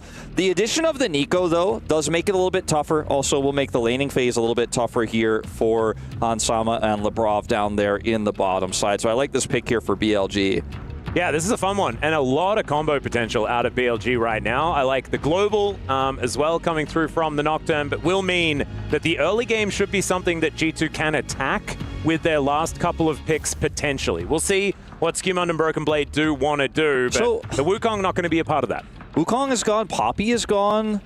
I know it's not everyone's favorite right now. It's a bit controversial, but I do feel like you could play Kalista Nico in this bottom lane with this draft. It goes pretty hard. It's really strong into the bottom 2v2. Opting to ban the Ezreal is quite interesting, especially considering this draft here. I'm not 100% sure if Elko's really considering that one.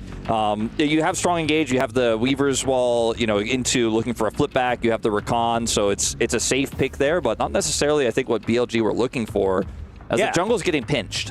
Yeah, I would say that something like Kai'Sa is the most common answer into Xayah, has been since 2017, but there's also the Jinx. Jinx into Xayah has been always just incredible. Yeah, I mean, Kai'Sa is not going to be considered for now. Kai'Sa is super easy to follow up on this dive with. Like you said, already strong in the matchup in general. Wow, that's more scaling. I mean, the Jace ban makes sense considering how much you can outrange this Xayah. As Lucian is going to be an interesting consideration here. It's a lot of early game power as well, especially in the laning phase alongside the Nico. And it will be the Kai'Sa in the end. Seen this many times. I think it was potentially an error to ban the Ezreal instead of the Kai'Sa here. We'll see if that does really come back to bite G2 here in this first game, because the comp just really couldn't be simpler for BLG right now. We've seen this so many times. Almost this exact composition. Maybe the Nico support isn't as common, you know, back when we used to see this in the past, but Kai'Sa, Nocturne, and Orianna all together is... yeah, it's pretty standard. And speaking of standard, the K'Sante going to be locked away here. And if they were watching the previous series, you can understand why the K'Sante's looking pretty good. Flandre making it look broken. Showmaker quotes all over the internet after that. Yeah, I wonder what Bin wants to play into this, as the jungle pick is also quite interesting because so much is taken away. No Vi, no Wukong, no Xin Zhao. And Jarvan here, the consideration, but considering how mobile this composition is, as well as how well you can re-engage after the engage, it's going to be a little bit tricky to play. I think it's strong into Orianna, can be quite powerful into the Nocturne. So we could have either seen just the Sion brick wall here into this K'Sante, or they could have opted for something a little bit more aggressive in this top lane, like a Gnar. That would have actually been great for their team fighting, would have been strong in the matchup, but looking like the Sion is the way they want to play this. Also just such a strong front line to help set up these team fights and fight in the neutral here for BLG. The Xayah pick felt really good when it was just the Nocturne Orianna. That was the main problem, but now you have the Nico, now you have the Kai'Sa, as well as even the sticky Sion that you have to deal with. So I think Weaver's walls are going to be incredibly important. If you can control the space around the map, also the Cataclysm that Skumon has to kind of warp the battlefield, can give some additional space here to Hans Sama, because it is an extremely low-range composition here for BLG. We know what Hans Sama could do with a lead into a composition like this. Even the extremely tanky Sion is not necessarily going to be a match for Hans Sama's late-game damage. Especially when there's so many things they can construct. You mentioned it already. The Cataclysm is going to be so incredibly good at just denying the train. They can just lay stuff over the tracks all over the place. Weaver's Wall, of course, another example of that. And we've spoken about this. Like, the way you beat Xayah is to outrange her, and they don't necessarily do that. What they do, though, is they dive on top of her to take her down. So that Featherstorm usage is going to have to be immaculate from Hans Sama. But once they do get through that initial salvo of the team fight, there is a chance this guy on your screen right now will be able to take control. Some fun drafts here for game number one, I'm not gonna lie. Of all the games you and I have cast this tournament so far, I feel like this is the closest draft. I feel like both teams have a really strong draft and really strong win cons here. And they absolutely know exactly what, because the identity is so different, they know exactly what they need to do to make sure the enemy team can't get those same advantages. And I think for BLG, it's to get that mid-game snowball rolling. And for the side of G2, it's to position well, it's to utilize the terrain that their champions can create to buy space for Hans Sama to be that triple fountain laser once again. Yep. What a sick game one draft we have here set up. Yep, this is very, very cool. As, yep, not quite the names, but that is absolutely fine, as here we are representing Fnatic as well as Skumon. You love to see that. Somewhere Cyanide is like, thanks, bro. Thanks for that. Thanks for the representation. We appreciate it. As BLG, I don't know about that bin skin, like the Viking Scion one. Not exactly my favorite, but that's okay. They can't all be Lumberjack Scion, you know? I haven't had that many opportunities to commentate a lot of LPL teams, you know, throughout my relatively short, compared to a lot of others, League of Legends casting career. Yeah, I like how like 4 or 5 years is short. It's just, I mean, a lot of casters obviously have been covering this game for nearly a decade or over, and so I'm excited. It's my first time getting to commentate Knight, Bin, Elk, you know, these legends on. And so, you know what? We're gonna hold it here so that you can bask in being able to do that, Wolf. Yeah, I've you know, always really been a big fan of Knight's playstyle and how incredibly strong and dominant he has been over the last few years. As also a fellow left-handed player myself, I don't use the mouse on my left hand though. Yeah, I'm just a fraud. Every time I tried to move the mouse to the left side, it annoyed everyone in the family, and it was just like, well, I guess I'm going to adapt and use my right hand. But in a different world, maybe with a more tolerant, more left-handed family, maybe I could have been like Knight. Yeah, well, you could have been like Freak as well. Freak is the only other guy that I know that actually uses a left-handed mouse. Naniwa, famously in StarCraft 2, was a left-handed mouse guy. It is one of the hardest, in terms of tech pauses and replacing hardware, it is one of the hardest mice to replace, one of the hardest hardware issues you can have. So if you're a left-handed player, you really have to make sure, especially if you use an older mouse, that you hoard it. Like you're on eBay A, you're trying to make sure you've got all the left-handed mice of that model that exists just in case.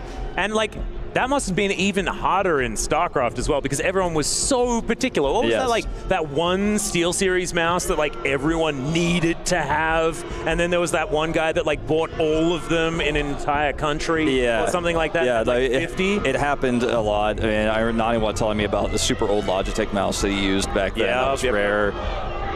Anyways, we are digressing quite a bit here as the fans are ready for this game to get going. Luckily, the timing of this tech pause means it's not going to affect the game really in any real sense. We just had 5-point starts and vision checks going on at the beginning of this one, and hopefully we'll be getting back into the action for you guys as soon as possible. A tense one, though. Cap's giving the thumbs up gives me hope that perhaps that means something has been resolved. Yep, and cheer for the faith. I kind of like that, that little card there.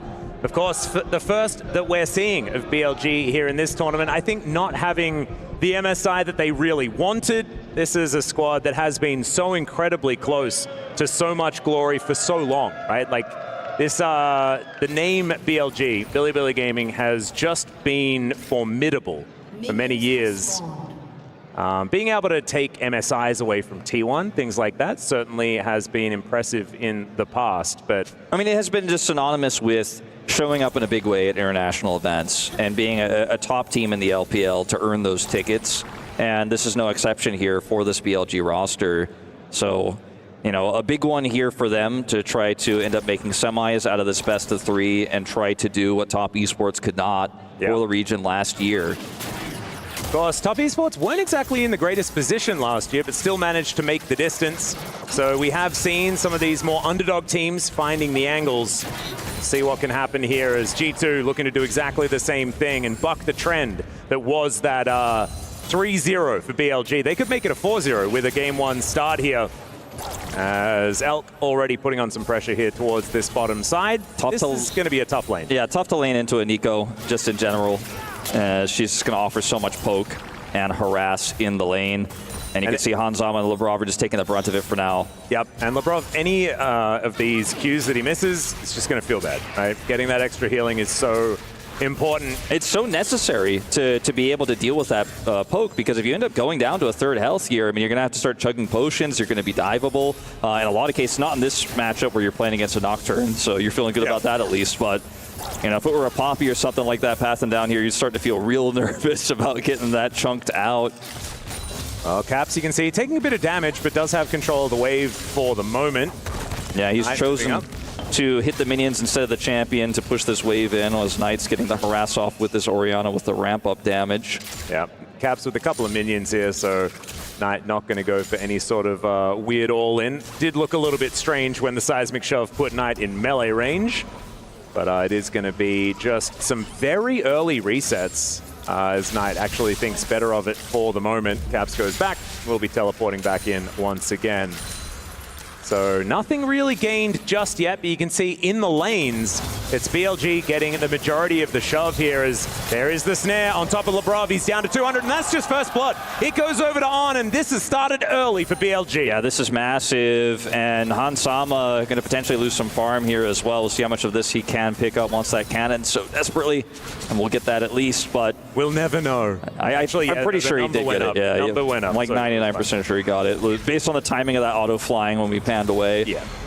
But yeah, I mean, a great target there on the Labrov. We'll watch this again as On plays this very aggressively. Clones gets the heal to move forward, and even with the attempt to escape, that Labrov is still caught by the edge of it. If he avoids it, totally different scenario, but he gets caught by just the edge there, and thought he would alone with his heal be able to get through, but doesn't flash and is punished as a result. So big win here as a Cole gets picked up on the back for Elk, and he is just really cashing in on hitting that big game spike with his team composition. Yeah, it's looking real scary. So we have some pings out here from Knight. Had an idea that maybe Skewmond was in the area, but does decide to go back. And first blood, 500 gold lead, something like that, approximately here for BLG. And it looks like they're picking things up basically right where they left off as far as that MSI start was concerned against G2 this season, or this year, you could say. But it is still early days, and of course there's a lot of scaling on the side of G2 as well. Yeah. Zaya is no slouch, there's not a massive amount of range on BLG's side. The bigger concern for G2 would be if they ended up giving over 2 kills on a Grub or early Dragon fight, for example. That's what you really don't want. But losing the Rakan early stings, and it does accelerate BLG slightly, but it's not the end of the world, especially because the kill went to On instead of Elk. Still a significant lead here for Elk, but at the end of the day, like you said, some accidents can happen in this early game. You have a lot of wiggle room with how the scaling works here. Just the mid game that you're more concerned about than some of these early snafus. Yep, I would agree. So not necessarily end of the world, but world is not exactly like a happy place, especially here in the mid lane. As Caps, that clockwork is just wound up, and there is the flash away here from Caps. Doesn't have teleport this time to try and make his way back, and that gold lead that was minuscule is now going to balloon unless Skirmon can get something done here. I guess Knight had it calculated. I thought he had maybe with that windup would have had just a flash auto for the kill there, but maybe just a little bit, not enough damage there, so just opts to take flash from Caps instead. Look for the Q. And BLG, with all this prio, looking for the Dragon. No denial available, even with Lebrov's unsealed, he doesn't have the smite ready. Well, this is a 3v3. The flash actually out from Beishwan as the double knockup comes through from Lebrov. They find the route onto Elk, but I think he's going to be able to make his way out to safety. Some good aggression here for G2, but it is only that flash that's going to be picked up here by the squad on the back end. Lebrov taking a fair bit of damage here, but of course he's Rakan, so not exactly in the most danger. This is a really tricky dive to pull off here for G2, especially with how low Lebrov is. I just don't think this is going to work out. They're looking for Elk. There's a flash forward, flash traded, and you'll be happy about that. If you're G2, getting the AD carries flash could be a big opportunity here. As Knight taking a bit of damage, the threaded volley here from Caps, but he's on the wrong side of being able to make money in his lane. I like that move from Lebrov there because the positioning of Elk away from the turret makes him a vulnerable target. Speaking of vulnerable targets. Yeah, On in a lot of trouble here as Lebrov looking to try and make his way in. A lot of damage here already by Skirmon. Just needs another flag and drag. And Elk, remember, does not have the flash, so needs to get back towards that turret, try and keep himself safe. And Hans Sama, he's come down, he's popped the ghost, and that will be the kill. Going over to Hans, the ignite is now on. And now Bin's in a little bit of trouble as well. Broken Blade. We'll see what he can actually get done. Just dashes away as he sees Beishwan, but there is that kill. And it's a double for Hans Sama in that bottom lane. G2 on the board. And unlike that play that happened earlier, we're like, oh, it's not the end of the deal. Lebrov dies early. This is a huge deal for G2's composition. For 2 kills to go over to Hans Sama this early, he has swung the pendulum of that gold lead about 1,000. He was about 400 down. Now he's 600 up here.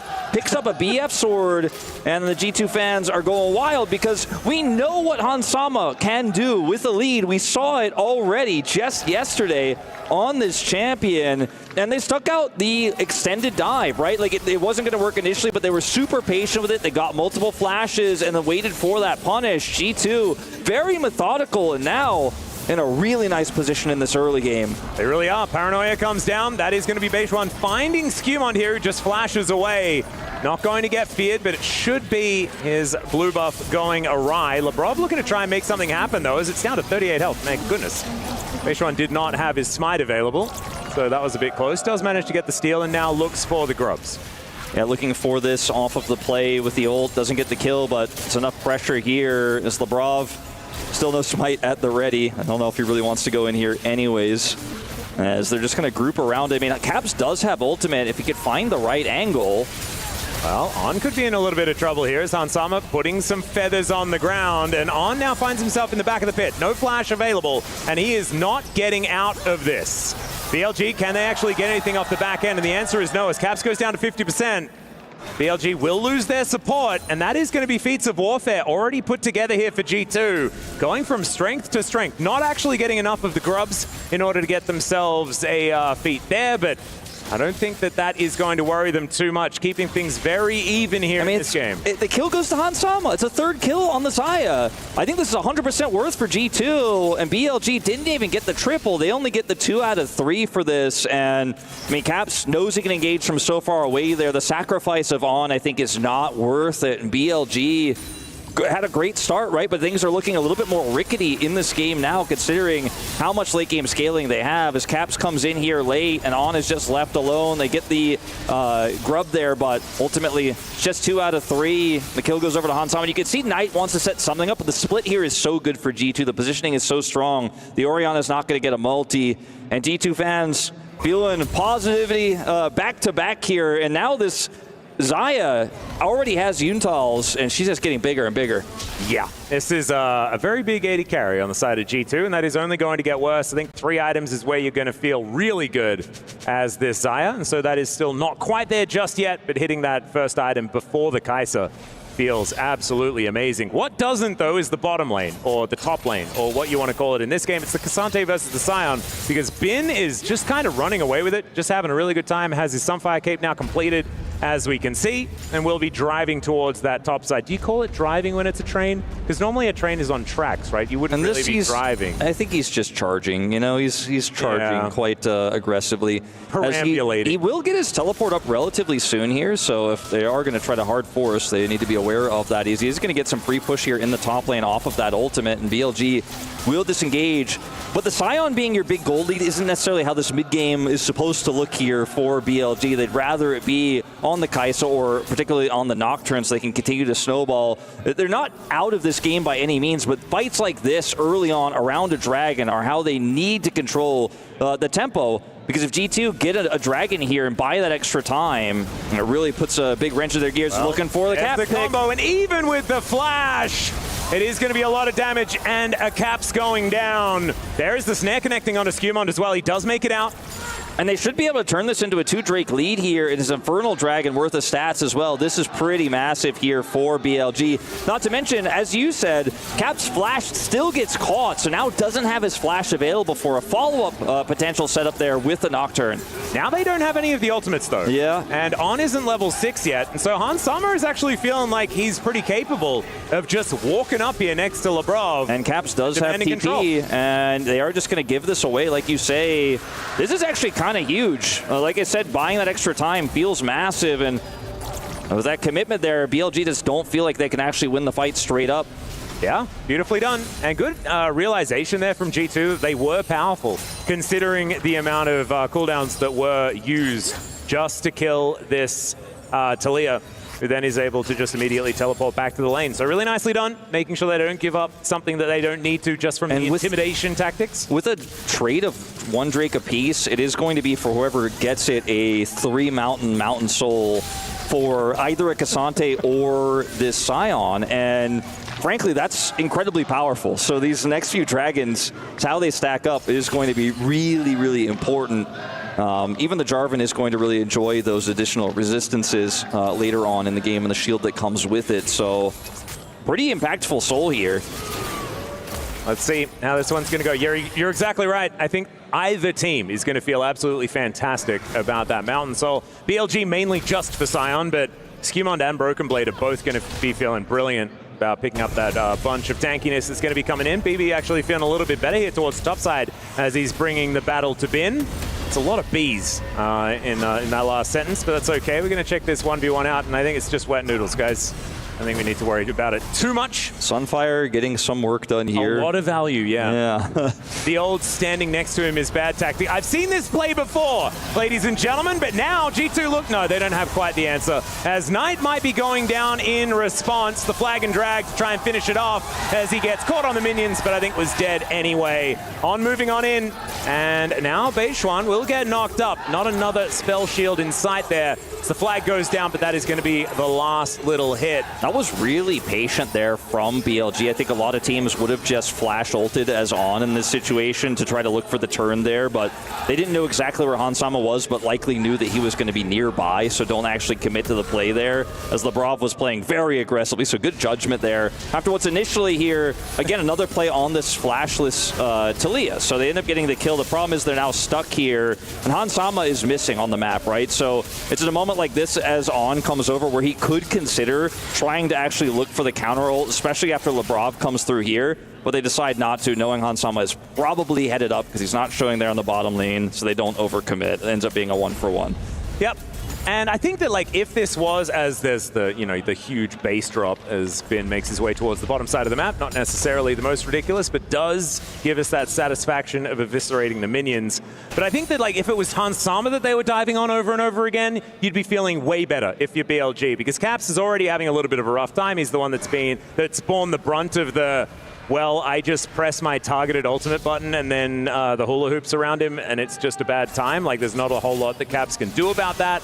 But Hans Sama has been untouched, and of course they can't do it to him because he's got the Storm available. I mean, Talia will do a decent amount of damage later on to this front line. It's going to take a while, but you know, Caps is the architect of this game. He is not actually the real damage dealer. He's not the real damage threat. Or he's the construction company. Sure, yeah. And at this point, you know, I feel like G2 are pretty happy with how things have evolved in this game. It's a very close one. The lead in gold is for BLG, but they need to hold on to that tempo because that won't last forever. This composition has a bit of an expiration date on it. With a small lead like this, it isn't yet enough.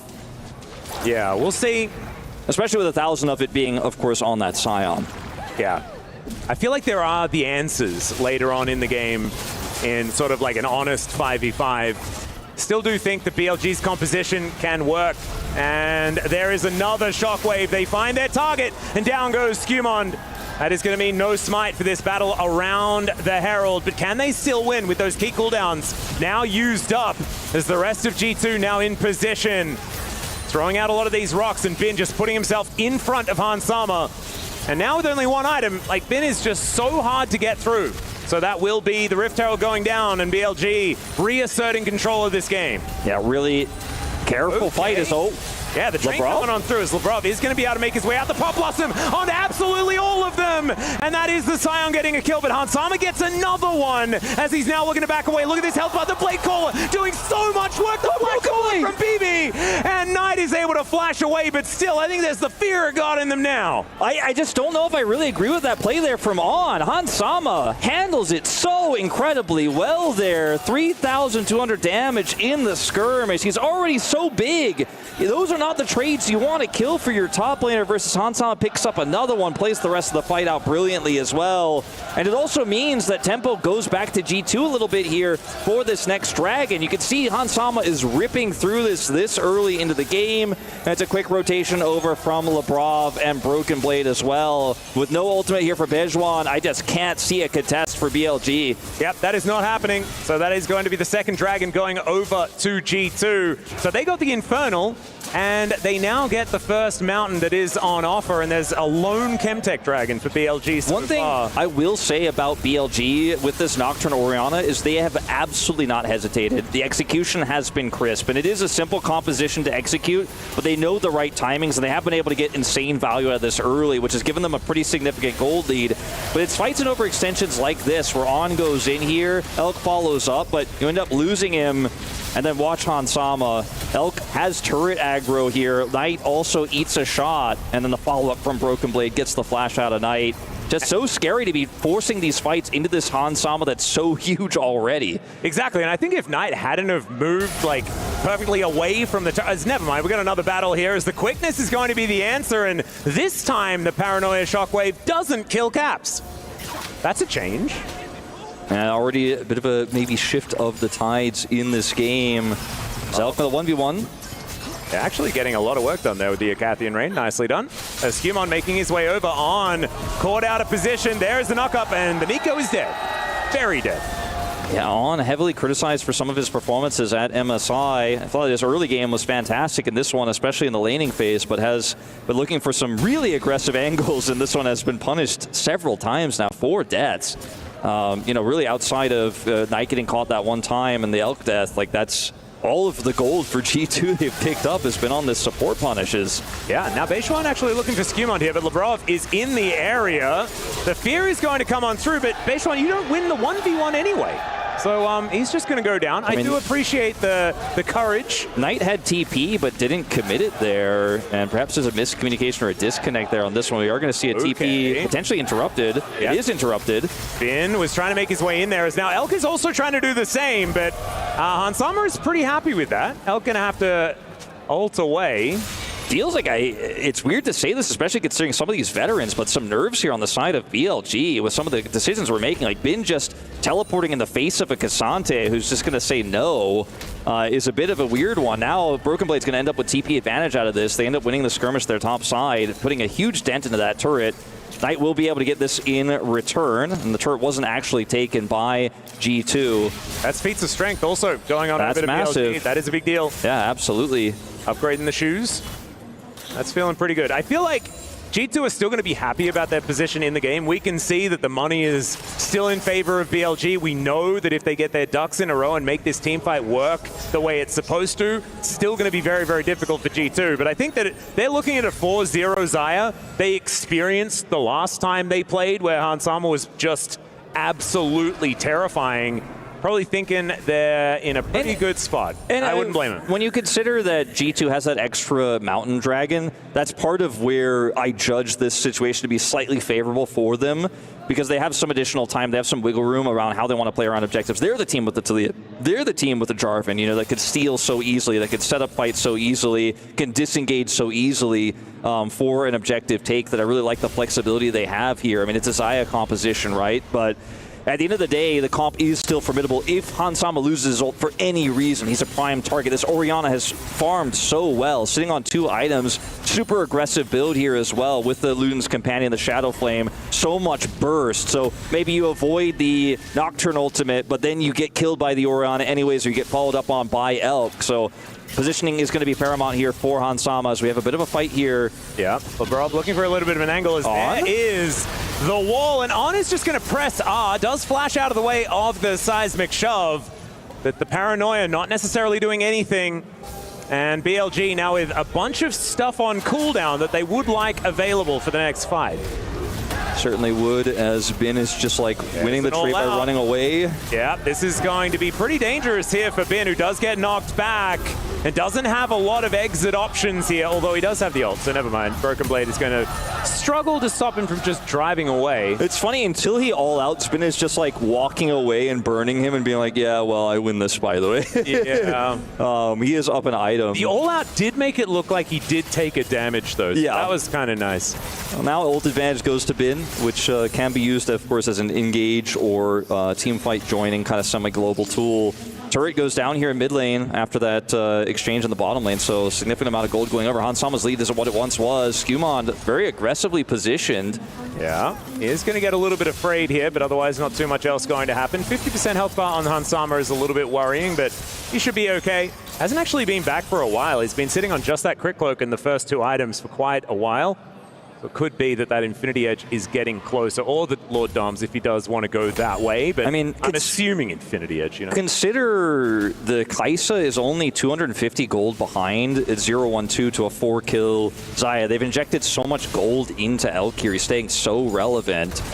That is one of the big boons here for the side of BLG, is they are potentially going to look for a contest here. BB's angle's actually kind of insane on this one, as Beishuan just going to get pushed back here by the Cassante. Spell Shield's a little bit early, and Broken Blade knows it. Does have the ulti back off cooldown once again. This is risky for G2, though. I mean, I feel like they're just kind of saying thanks for the leash at the moment, because right now the map is looking pretty dark. They do manage to get this ward in. They might be able to just take that one down. 3,000 health on the Dragon. There's the Paranoia. The rest of G2 are pushed together, but that is a beautiful stopwatch there as the fear does come down, but Caps still at full health. Gets the seismic shove. Lebrov in a bunch of trouble. The Pop Blossom going to be coming on through, but it's only on to 1. It is Knight grabbing a kill, but Beishuan also going to go down. There's a second as the double comes in, but like you say, Hansama still at full health, and there is the Feather Recall. A terrifying Feather Storm as well as he uses it aggressively, but these health bars are so ridiculously low. Knight finally to go down here as Skewmon, the absolute hero, to try and make sure that someone dies. The Acathian Ray, my god, Caps almost just dies from that drive-by as G2 with Soul Point after that walk away, I feel, with the win, even though they still don't have a gold lead. Well, no, they don't have a gold lead, but this is what we've been talking about all game long, has been careful, man. You got one shield wisely used there, but Hansama is just so huge. It's so much damage in that team fight. After what looked like, to me, when I see this Drake attempt for G2, I'm like, but they can engage from so far away. Yeah, there's no flash for On, but this is so risky. It's Caps' big arm guard here that is such a game changer that buys time. He perfectly times it here into the combo. Those are 2 big ultimates that, if used in this moment, would have been much bigger here. But even still, Elk does a ton of damage. Lebrov goes super low, but look at Hansama's positioning. Kite's back here. He has a little bit of peel from Caps, and he just rips through these health bars. No one can touch him. Elk cannot compete, not even close, with the damage. And even though the Scion is so fed, Hansama does so much. He nearly gets 3 extra kills in this fight. It's actually insane. As Knight's trying his best to turn this one around, Skewmon says no. But yeah, like you said, it's still a cold lead here for BLG, but you can see the coaching staff here isn't too worried for G2. Yeah, Dylan Falco, though, he knows it's still looking worrisome, right? Like, you could see that he's not reacting. He's like, there's still a long way to go in this game. I mean, if Hansama gets a few of those extra kills there, I think the game is basically over. He doesn't quite get them, right? Yeah. And it's BLG's composition hanging on. Like, Bin is so hard to kill. He was just putting feathers all over him. And now you have Caps with the Zonias, so he can do it again against that combo. And the Featherstorm is available for Hansama again, so trying to lock down these carries is so difficult. Bin trying to be persuaded to take damage, and he doesn't understand the concept. Question. Yeah. It's not really a thing. You know, it's so common for in any scenario with a draft like this into a Scion for Caps to build, for example, Leandri's, because like I got to get through that Scion, but he both trusts Hansama and his positioning and his damage so much, knows the game state, and says, I'm just going to be safe. I'm going to go complete he has safety. To as well. He's died over and over again to that combo. And I feel like, you know, it's a lot of damage he'll lose because of this, but it's absolutely the correct choice. When you have a 4-0 Xayah, you feel less bad about it. Yep. And I just feel like you can feel how well communicated G2 are on what their win cons are in this situation. Well, there's another Shockwave combo, but it's onto a Rakan. And I've heard that Rakan has decent mobility. He also doesn't even need to lock it there. It does flash ultimately, but still. BLG going to try to turn this into a Baron clear. I was going to say trying to take that would be pretty insane after using those ultimates. There is an Otacon up and available as well, but there's not a lot of vision for G2. So it is going to be a reset for BLG, an opportunity for G2 to now make their way into the river and try and take down some of this vision. One of the most critical things here is like G2 have all ultimates. The only real thing that can catch them is on flash ulting, and so they could just start this Baron. They're like, okay, clear your vision. I'm going to start this up. I have way more control. Caps could just zone them out. He could just lock them out here completely. Well, there's no paranoia, and Beishuan doesn't have flash, so it's so hard for him to get here. They can just burn this one down. Oh my God, stolen by Knight! And G2, they were so close. They thought they had him in checkmate, but it's the Orianna that steals it away. And now they can just walk their way out if they'd like to. Bin just standing in front of the G2 members. It's highway robbery here for Billy Gaming. And G2, all they can do is walk away with the tail tucked between their legs. There's no play to make here. LeBron's looking for something here, but I think he needs to be respectful. Hansama. Well, Hansama really didn't want to press his R button, as there he goes. Paranoia comes in, but the Shockwave connects. Hansama down so incredibly low, and Elk is there with that killer instinct to try and take him down. He has to use the flash, though, and now finds himself in a very uncomfortable position, as it's a slight overextension here. Moves back into the waiting arms of Caps, who's over that wall. But BLG, they still managed to deal with Skewmont, as well as that triple fountain laser that we were talking about. I mean, BLG find the angles there. Like I said, if for any reason Hansama has to ult early, he really didn't want to. Then he becomes vulnerable. Then he becomes killable. Broken Blade not going to get the interrupt there, but it's tragedy after tragedy for G2. Full control over Baron. It's stolen. The follow-up there, the HP lead is there for BLG. They have the proper ultimates to go for the chase. They get the kill onto Hansama, and they're going to get their second dragon of the game as well. Potentially a steal. Does this? It has a ward. Absolute insanity, as Beishuan does have his smite up and available. They're just going to pull it out of the pit, though. I don't know if he can look for it. He's trying. Yep, looking for the opportunity, but it's Knight once again. Man, Knight's smites have been so good that he doesn't have. Yeah, he's still going to be able to lock that one down. Let's watch this again here, how low it goes. It was a bit of a crazy one. All right, the feather pull 220, a bit early on that one. Skewmont not happy. But I mean, it's a great play there from Knight. And the G2 coaching staff frustrated, but what happens next is even worse, as they're able to catch the Xayah fans in disbelief, because it looked like that was such a great Baron call. I mean, I still stand by it. I think it was. Agree. And it's this moment here where ultimately there's too many threats on the Hansama, and he does have to ult early. And the flash as well was employed to try and get out of the Shockwave, but unfortunately it just couldn't flash far enough. LeBron is trying to ult to try to peel, but he's just not quite there in time, and it's just the dominoes falling here, and suddenly BLG bought a huge, whole new lease on life with this composition, now in the driver's seat once again. Well, we'll see whether G2 can battle their way back in this one. As of course, inner turret in mid lane does go down. Arakan now going to be their target. As in comes on, looking for Lebrov. They want to try and keep them out of this area, but that ward's still up and available. Actually has been turned off by the control ward, so it looks like G2 not going to be able to contest.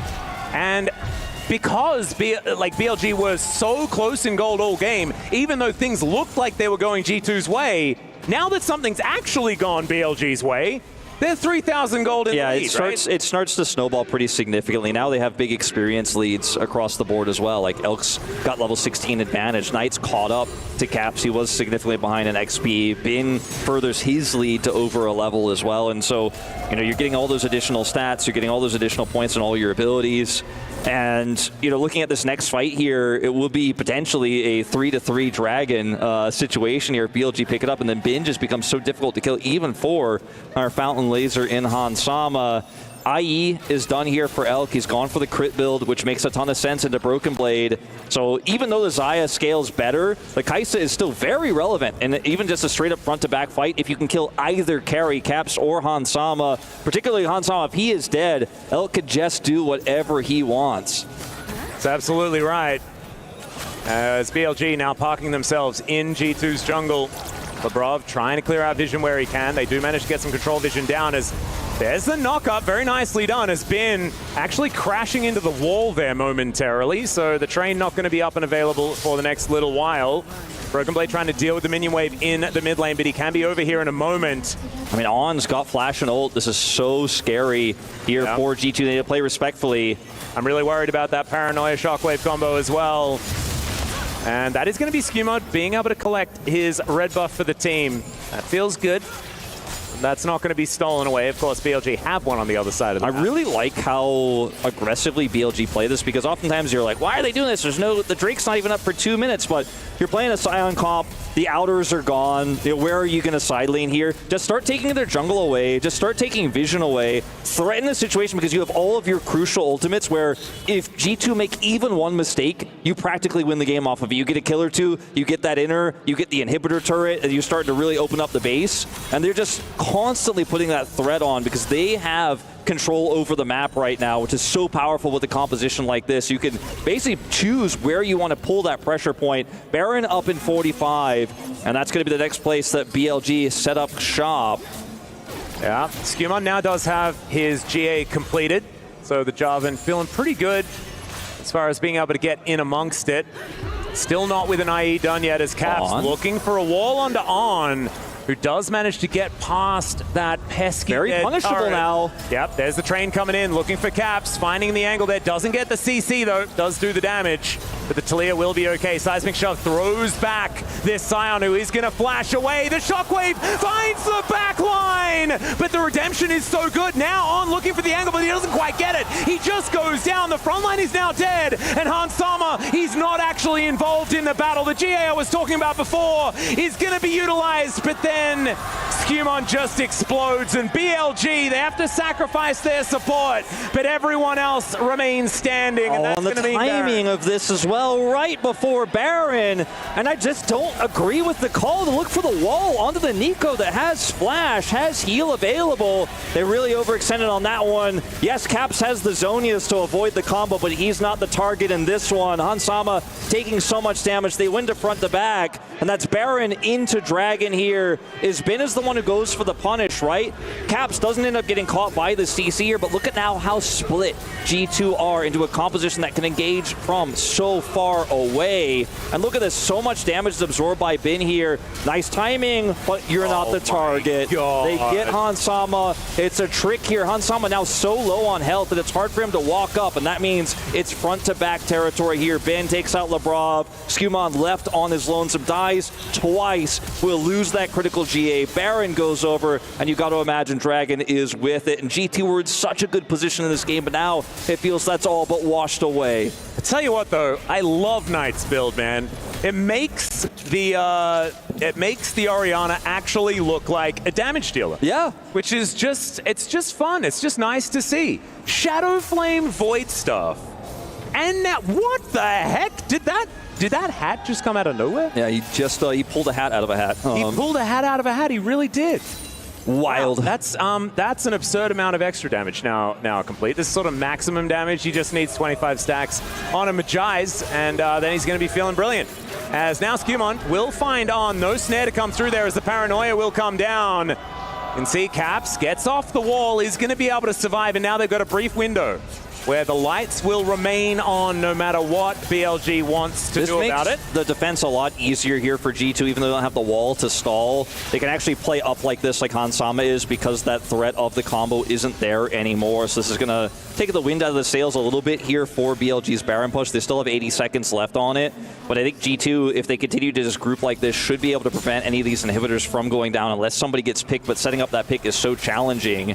I like the track on Skewmon here by on, making sure he can't look for this. Oh boy! Yeah, Hansama actually has to use the Featherstorm, so now not going to be able to defend this turret whatsoever. The Demolish proc almost just one-shotting that one as Ian goes on. Doesn't quite find as many as he wants though, and the Redemption is going to keep them relatively healthy. Broken Blade though, trying to be a front line as the Root is going to come through onto a clone.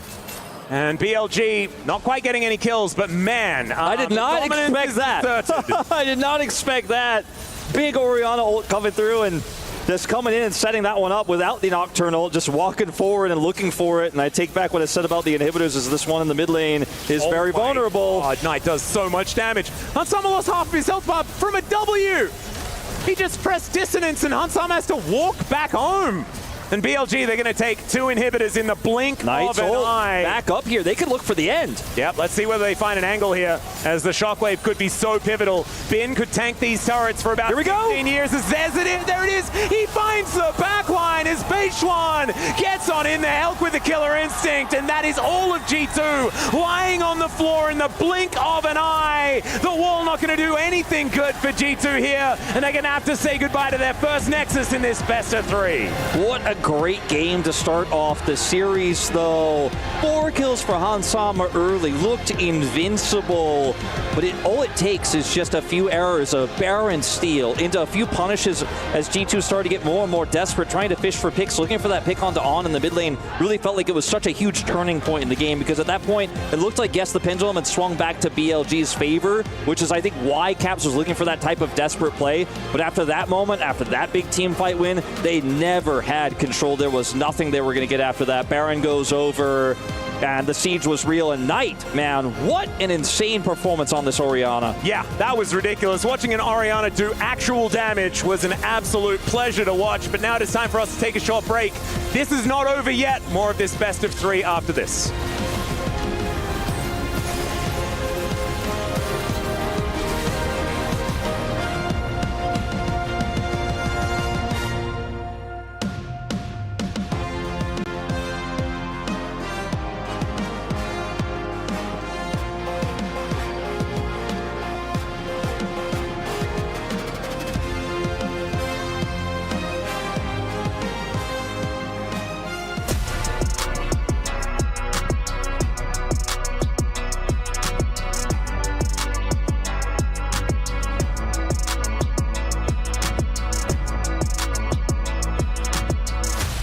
human body was built to move. Not trapped at a desk in one singular posture for 12 hours a day. It's time your chair evolved. This is Secret Lab Titan Evo. Ergonomically engineered for you, gamers, hybrid workers, artists, backing your every move.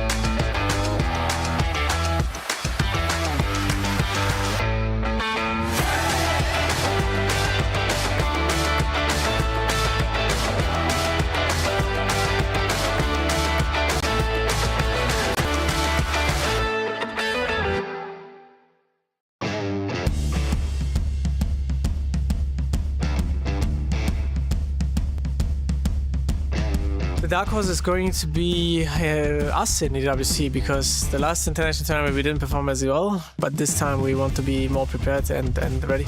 We had a very, again, disappointing performance at MSI, but we're looking to show up and surprise people at EWC. 이번 EWC에서의 다크호스는 AG.AL이라고 생각하고요. MSI 때 좋은 모습을 보여주기도 했고 많이 기대하고 있습니다. I think FlyQuest are the dark horses because I think that in best of ones and best of threes, FlyQuest is usually very strong. Honorable mention to CFO. I think they're pretty good. 네, CFO 팀이 좀 다크호스로 좀 잘할 것 같다는 생각이 듭니다. I think a team that has a lot of chance of surprising everyone is CFO. They went to a really close series with T1 that was like the grand finalist, so I think they have a lot of potential. I think the dark horse team should be us, should be Furia, because people don't expect us to win like much games, and I feel like we can surprise everyone. 하나생명인 것 같습니다. 왜냐면은 이제 대부분 팀들이 다 MSI를 치르고 왔는데 저희 팀은 MSI를 못 나갔기 때문에 그런 부분에 있어서 어떻게 보면은 좀 더 기대를 좀 못 받을 수도 있다고 생각해서. I think we're coming in as a dark horse in EWC just because we had a disappointing MSI. We almost took down BLG and then we lost to CFO, so I still think we haven't showed our full potential. 다크호스 팀은 없는 것 같아요. 좀 MSI 경기가 있었기 때문에 사람들이 생각하는 대로 좀 비슷한 평가가 나올 것 같아요. Cam.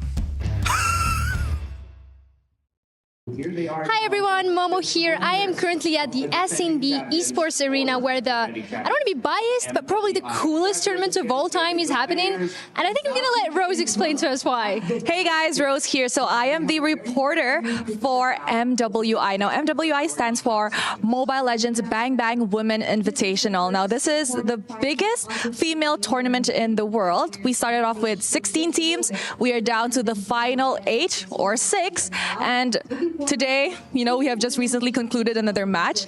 And guys, Gaming Gladiators just sent 2 Navi teams home today. Wow, that is incredible. I'm really looking forward to see who's going to win. Any guesses? Ooh, right now, my guesses for grand finale is probably Team Vitality going up against Gaming Gladiators.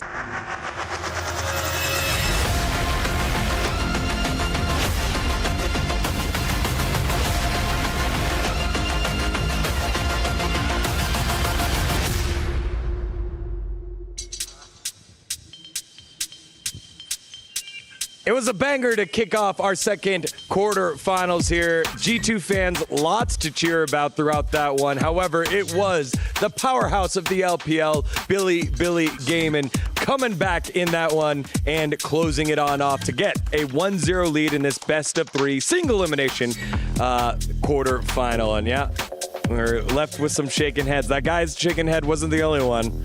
Can we get a zoom in there on Finn? Oh, look at Finn. There he is. They had it, man. They really did have it. I mean, wow, the Nocturne Oriana sure looked strong. I mean, maybe something G2 can look to practice themselves. Maybe. Thankfully, though, it won't be up and available for the rest of this series. And maybe we have a chance. Yeah, definitely a good performance there by both teams. We take a look at the draft. Digon here alongside Meteos and Finn. Meteos, when you take a look at this one, obviously the ball distribution composition here with the Oriana, the Nocturne, and then the follow-up with the Kaisa, it seemed very straightforward what BLG wanted to do. Yeah, I thought it was really interesting. I kind of like what both teams did in this one. I thought that leaving up Azir as G2 was pretty clever because then they took away Talia, which then is going to help in their next draft because they'll be blue side again and they can first pick Azir without getting met with the Talia, which is the normal response. And also, Knight doesn't really like playing Azir, so I thought that was really smart. And then they drafted a pretty good response to the Nocturne Oriana from BLG, getting something like Zaya Rakan. Pretty much everyone on their team was not very susceptible to the combo, especially with Talia rushing Seekers really early. So I thought they had a really good game plan, and it was going super well for them until, you know, a little unlucky Baron incident. Yeah, that happened. I mean, look, I think BLG did a great job targeting Caps this game. I felt like whenever he stepped up to farm a single creep singular, he was just getting attacked by this darkness ball delivery combo and was just getting killed on repeat. He was forced to go Sonya second on Talia. Like, that's the kind of life he was living. Yeah, very reminiscent to what happened to Jojo Pyun earlier in the days. We take a look at a lot of the execution of that composition. First time, the flash a little early, does not help, and Caps dies. Beishwan able to get the kill there. And it wasn't the first and only time. They just kept going back. If it ain't broke, don't fix it. Yeah, I mean, that's the thing with the combo. It's so deceptive because the ball follows the Nocturne. You can't really flash out of the combo. There's like a really smart timer where you can flash it, but it's super hard to get done. So what happens most of the time is that people flash and still get pulled back into the Nocturne. You kind of have to just flash before you even see that Nocturne's going on you, which then could make you look really dumb if he goes on somebody else and you flash out. So yeah, it's definitely a really hard combo to play against, and it kind of doesn't feel like it should work, you know? It's like, there was that one combo they did on mid lane where the Orianna was like 3,000 units away from Nocturne or something, and the ulti's still connected onto Hans. So yeah, really hard combo to play against. All right, let's take a look at our second highlight here over at the 4th Drake. This was one where I think this is where the game opened up here, Finn. I mean, this is where my optimism power spiked. Like, here, I saw a fight. The Nocturne Orianna combo goes into the Cap Seeker's arm guard. I don't think they really had tracked his inventory. And here is a Hans Sama monster fight. He's just shredding this entire fight with the Nevori Flicker Blade, with all the feathers keep resetting because he always has a target to hit. This Sion is very tanky, but he ends up having to flash out in the end. And it becomes a little bit messy here in the end. There's a lot of low health bars, but there is a slight cleanup here that's gonna come with a beautiful EQ flash by Skymon here in the end. That was an awesome fight. That's what I expect to see from these top-level international teams. Just very, you know, playing on the edge, people flashing out with 1 HP, fight that can go either way until the very end, and it ended up being Skymon having his flash and getting that combo onto Knight, which kind of secured it for G2. But yeah, very exciting, fun to watch. And then finally, I mean, we saw a lot of steals in our last series, specifically in game number 2. Oh no. Oh no. Look, there's a soul point. You have soul in 1 minute. Atakan is right down the next street. It's right up there. You walk for like 5 minutes and you got it. You don't have to make it so hard for yourself. You don't have to start the Baron Nashor. You don't have to allow the enemy team to get this comeback into the game. It's so unnecessary, and it's just ruined this beautiful thing you created already. I think in G2's defense, they probably expected the Xayah Feather pull with Smite to be enough to kind of guarantee secure it, because Xayah's E does a ton of damage to Baron, but Knight obviously knew this, and he just timed his combo with the Xayah Feather pull, and it, I guess, just, you know, they didn't calculate exactly how much it was going to do. But yeah, pretty heartbreaking when you are rooting for G2 because they had those safer options available, and they went for, even though I think it was pretty likely to work, it obviously didn't in this case, and things sort of fell apart after that. I mean, also tough at the support role when it came to this Keystone. He brought Unsealed Spellbook. It was there. You could do the double smite and the feather pull, but instead wasn't on smite at that time. Goes the way of BLG, and as you said, all the setup, the scrapping, the closeness, and the early lead that they had goes away, leads to our final fight here in the mid lane where, again, an opportunity to try and make a play. You can pop ult here on Xayah and oh, this was the one. Look how far Ori is. Yeah. Look at that. That's like that's a global Orianna ult. She was at Raptors when he hit around mid lane tier 1. Yeah, unfortunate fight here. Hansama doesn't really get the ultimate on to block the Orianna ult, and that just makes him so chunked that it becomes so hard for him to out-attack in this fight, and he doesn't really get to impact as much as he wanted to. Yeah, and always going to be tough. Going back to what you said, you lose vision with Paranoia. You just kind of have to guess, and props to BLG for getting this timing right. We have the comms from G2 in that very exact last play. Look, guys, I'll just be. Just get out.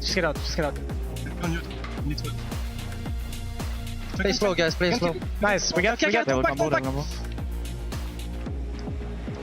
I hold Nico. Yes, careful. Nico, one shot. I'm dead though, guys. I'm dead. Run, you need to run. We are giving Nash for sure, okay, probably? Yeah, they'll try to go. Yeah, walk mid, they can go. The guy's ult there? I think she did not get here. And you could just see it on the faces. Like, they just knew. They knew. It was great that they went to the next step to be like, all right, I guess we're giving Baron and whatever. But I think you could see Labrav there and Skumon, the two new players, just both kind of scratching their heads, being like, dang it, man, we skipped a step there. Yeah, I was going to say that was pretty quiet for teamfight comms a lot of the time, especially in high-pressure situations, kind of like everyone yelling something. But, you know, there's just the classic, I can't see when Nocturne ults followed by, like, oh, give Baron, we're dead. So, yeah, that's got to feel terrible for G2 because they pretty much had it in the bag. But obviously, I don't think these teams are new to this. Sometimes it happens. Sometimes you throw games and you just have to mentally reset, take what you can from it, realize that they did do well early. They can definitely win against BLG. They just have to, you know, think about what they want to play next game and execute on it. Yeah, I mean, throughout all this despair, I would still like to end on a little bit positive note. I think there's some enthusiasm towards what G2 has shown. G2 at MSI looked very disoriented and they didn't really look like a strong team. And I think here, I am proud that they were able to go toe-to-toe with BLG, which is one of our top teams in the world. And I do believe that they can beat this team. They had this game in the bag. And I really hope they make the proper adaptations, they don't get into their own heads too much, and they go and refresh into this game too, because it's a best of 3. You can still make that 2-0 happen at the back end of this series, and I really have high hopes. I really hope they don't like fall over now. Yeah, if this is a race, you know, for the longest time, Western teams wouldn't even be able to lead the race at all. They would just kind of be there and the Eastern teams would take the win. But this one, G2 were leading. They were setting the tempo. They were taking that combination of Nocturne and Orianna and still finding fights, still finding ways to work on through it, whether it was through the Zhonyas, whether it was through the Xayah ultimate as well. They were in it. And I think that's the silver lining you got to have. Medios, when we take a look at our game number 2 here, tournament lives on the line, what is a key champion that you want to see here in the hands of G2? Well, I'm not totally sure. I think they've had success with Annie before on caps. Azir might be up, not really sure. It kind of depends how the draft goes, bans and whatnot, but I think G2 shouldn't worry too much about, like, I don't think they need to get a specific champion. I just hope they get something that they're comfortable with. They almost managed to win against the Nocturne Ori, which is such a hard combo to play against. So I think macro-wise and individual play-wise, they are completely fine. Yeah. They just need to, you know, not Baron throw.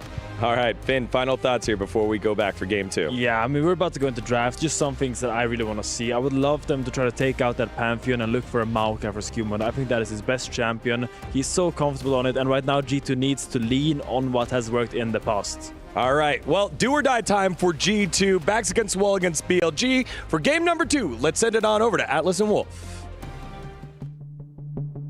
Thank you so much, gentlemen, for that breakdown. And yes, now it is time to get back on the horse and see whether we can make this a 3-game series. We kind of want the day to go the distance, Wolf. Like, we had 8 games yesterday, and what if we get 7 games? That is just, that's like it's cringe, just you know? perfect parity, you know? Yeah.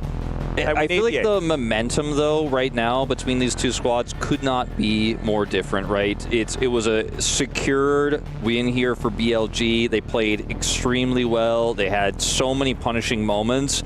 For G2, I think they had the win in their sights, and things just started to collapse and fall apart towards the latter half of the mid-game and towards the early parts of the late game, where the Baron steal happened, some desperate plays came through. They had a 4-0 Xayah.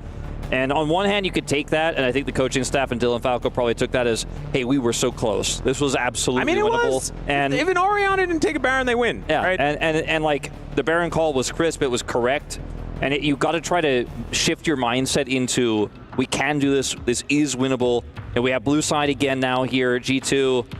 They won't have it if they make it to game 3, assuming BLG would take it away from them, but let's see if that Azir does get banned in this final spot for BLG this time around.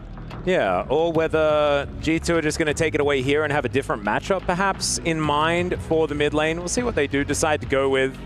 As this last ban, they're making sure they use all the time, and that is okay. And Besser was not what I was expecting for that final ban here. We'll be leaving a fair bit up and available. But the top lane, I guess, is not necessarily full of contentious options. With the fact that they started off with Cassante Sion means that there are a lot of the carries. Like, Gwen is still up, Azir is still up, Vi is still up, everything was up.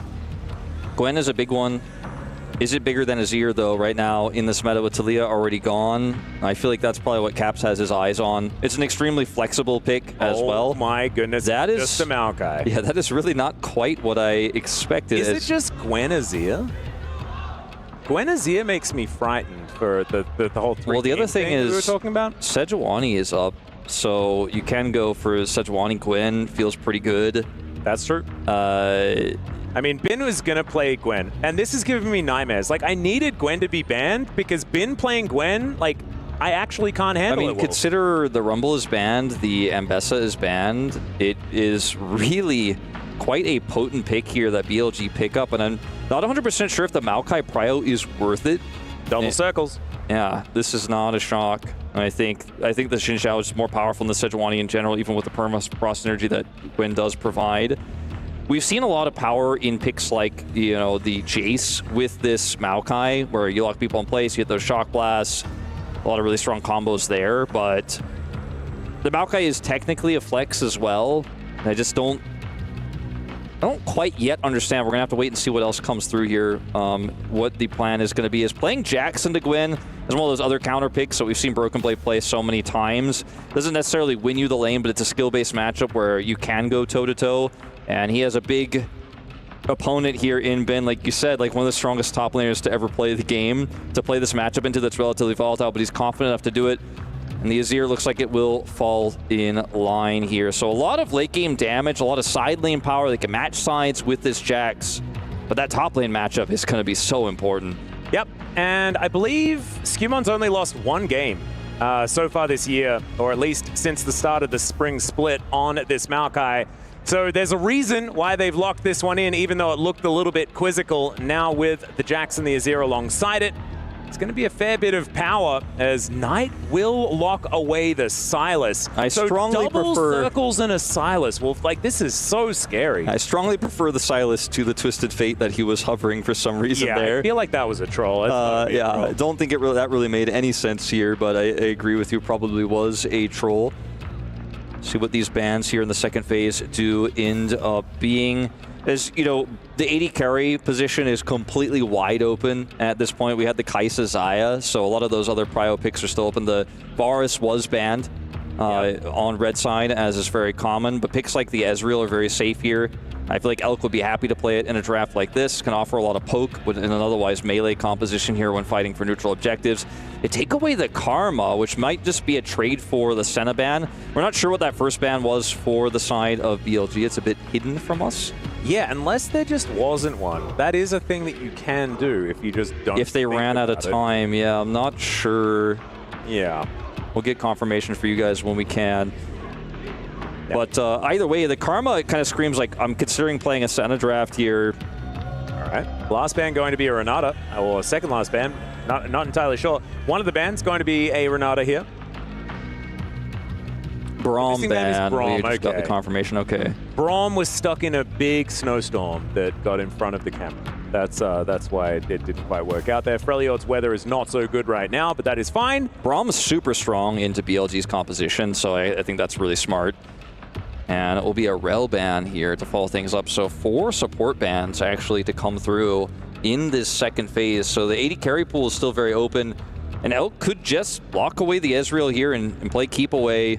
Jhin, similar scenario where you have a lot of range to play around.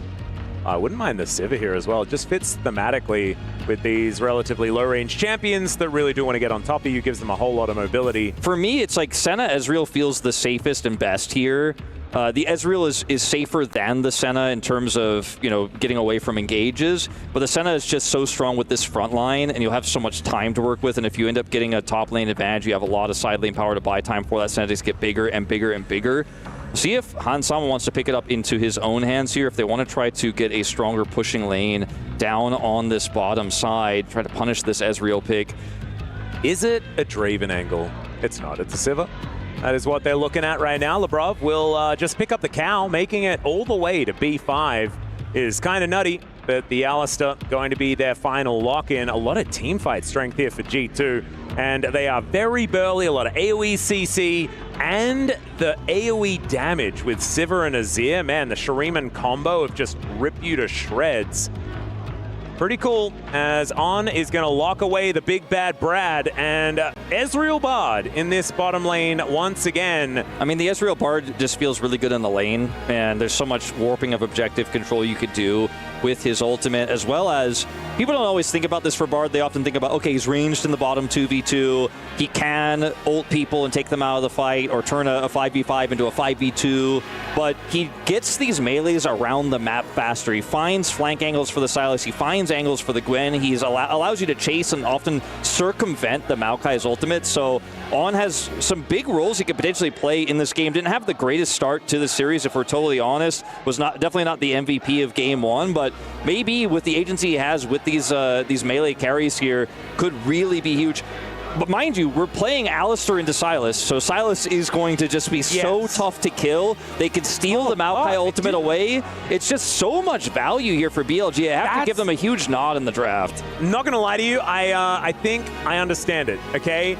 You don't get Nature's Grasp as much because Knight likes picking up Unbreakable Will more. There you go. That's how you stop getting Maokai ulted. Yeah, you're exactly right. There is a smorgasbord of incredible ults to pick up, even on the hunt. Like Sylas being able to make everyone run extraordinarily fast when you've got a Xin Zhao and a Gwen on your team. My God. This composition is looking real scary, but G2 certainly a lot of tools, right? We talk about all of these good things that Knight has access to. That's because G2 has them, right? And so we can see this potentially find some great success, especially when Skewmond is now on like full comfort here with this Maokai locked in. I know a lot of people have been calling for it. Just pick the Maokai. Well, they've picked it. Let's see whether it's going to keep them here alive at EWC or whether this is going to be the end and G2's key is going to get obliterated.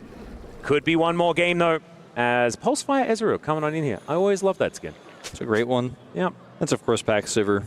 Yeah. Is there any has other to be skin? every time. Even after the remake, I was so scared when she got her visual update that Pack Sivir was just not going to look as cool, and it still looks just as cool.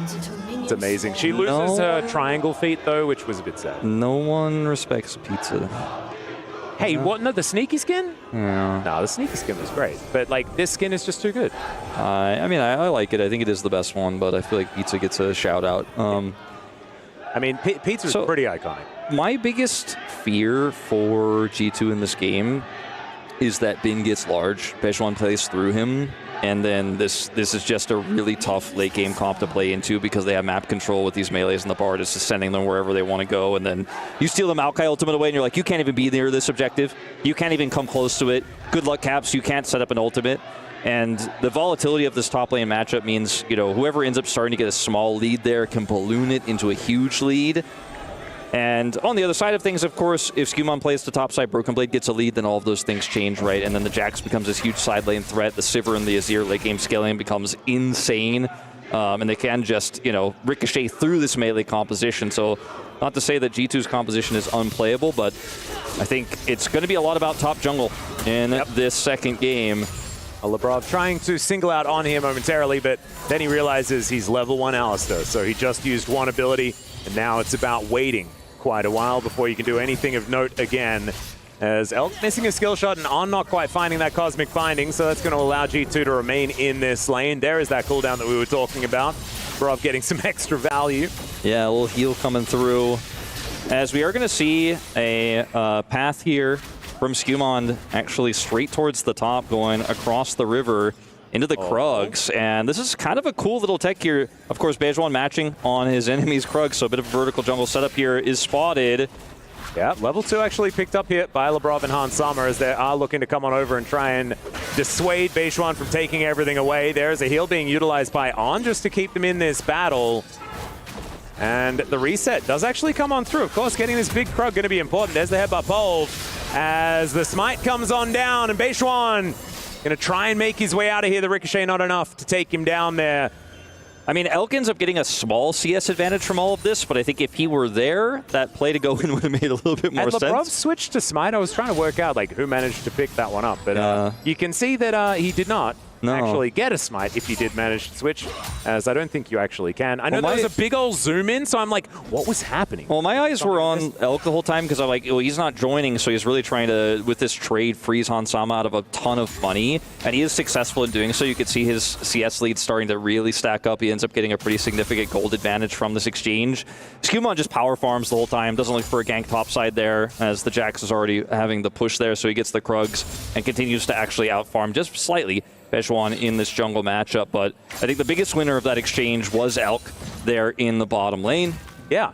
It was just kind of flexing that G2 decided that they'd go in and wait around for so long while that lane was kind of just sacrificed. You can see the result is that Elk is incredibly far ahead. Has been trying to fight back here against Broken Blade, who's having a pretty good time here on this Jax into the Gwen. This is a matchup that we used to see a whole lot. I feel like we've seen it less and less over the last little while. You can see it's very even, at least in the early game. I've seen the rise of tanks in the top lane and picks like the Rumble being just so prevalent.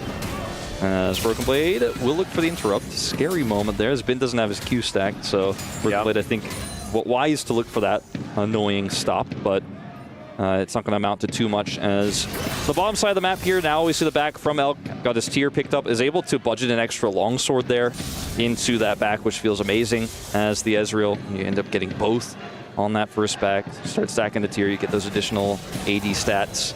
As, Lebrov lurking. He is well and truly out of the paddock here. Is Elk going to have to use a headbutt pulverize, an arcane shift, but he's not actually able to get it in the trample. Still going to be able to lock him down. One more auto will do it, and there it is, Hansama. Yet another first blood here for the AD carry of G2. Yeah, really nice wraparound there from Lebrov on, not there. You could see Elk realizing in that moment. He goes for the final skill shot because he knows he is dead, can't get out. Hopes to trade it back there with a turret shot, but is unable to do so. Hansama picks up the kill, and once again, an early game lead in the bottom lane. Really impressive stuff here from this Sivir. I've seen, like, even though it wasn't necessarily the greatest day for Viper, like, his Sivir has looked fantastic this tournament, and we're seeing Sivir find even more success. So it looks like Xena Warrior Princess is looking pretty good for EWC this year. Certainly. Been getting a bit of a shove here towards the top side of the map, but Broken Blade pretty happy, sitting on a Sheen. Pretty decent first back for him as well. Little Hex Flash cinematic there as Caps goes out with the teleport. That was kind of a funny scene there out of the fountain. As Lebrov does head back over to look for Dragon control here with Hansama. They have to push in the bottom lane. It's a ward in the pit. Caps maintains a little bit of prio here, as we may actually have a straight-up fight for this Dragon. I mean, it looks like On and Elk want to consider a contest. Bejuan in the area. See the teleport for the Jax top side here, so teleports will be matched. The top laners will not be involved for a potential contest over this Dragon, and instead it's just going to be junglers going back to farm. Not enough control for either side. Great spell shield there from Hansama. Yeah, nicely done. Absorbs the Mystic shot, as Elk was holding that wave for a really long time, so he actually retains a bit of an advantage when it comes to the CS, just because making it to the wave was a little difficult for Hansama when he was alone. Now they are going to have the group up here for the Dragon. Timing of this, just before the grubs spawn, if they can rush it down, will feel amazing. See, Knight has wrestled that prio back. And with the wave in the in the bottom lane, also in control here for Elk and On. It's going to be a Dragon take, and not really much that G2 could do to answer it at the moment. As you can see, they're fishing for something, like maybe we could take these Raptors away in exchange. And, Skewmon is able to find this, but he's on vision.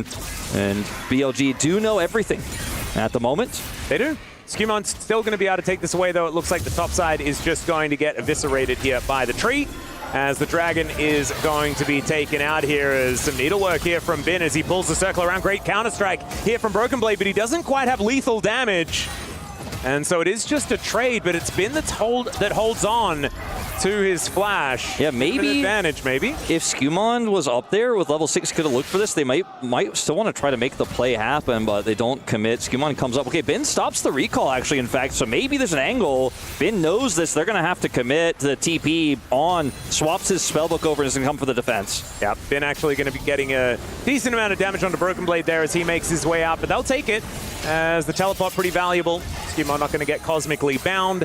I really like how Skewmon very quickly realizes he has to cross map and he has to go for counter jungling whenever Bejuan makes these plays. He's been really good at it, but he hasn't really been able to get a massive farm lead or anything like that. But making these threats happen would be huge. If he was just a little bit more synced up with Broken Blade there, a little bit faster, maybe they could have made something happen. They're still going to be able to get the grubs here on this top side. Oh, Trishot Barrage actually coming on over there as the headbutt gets Bejuan out.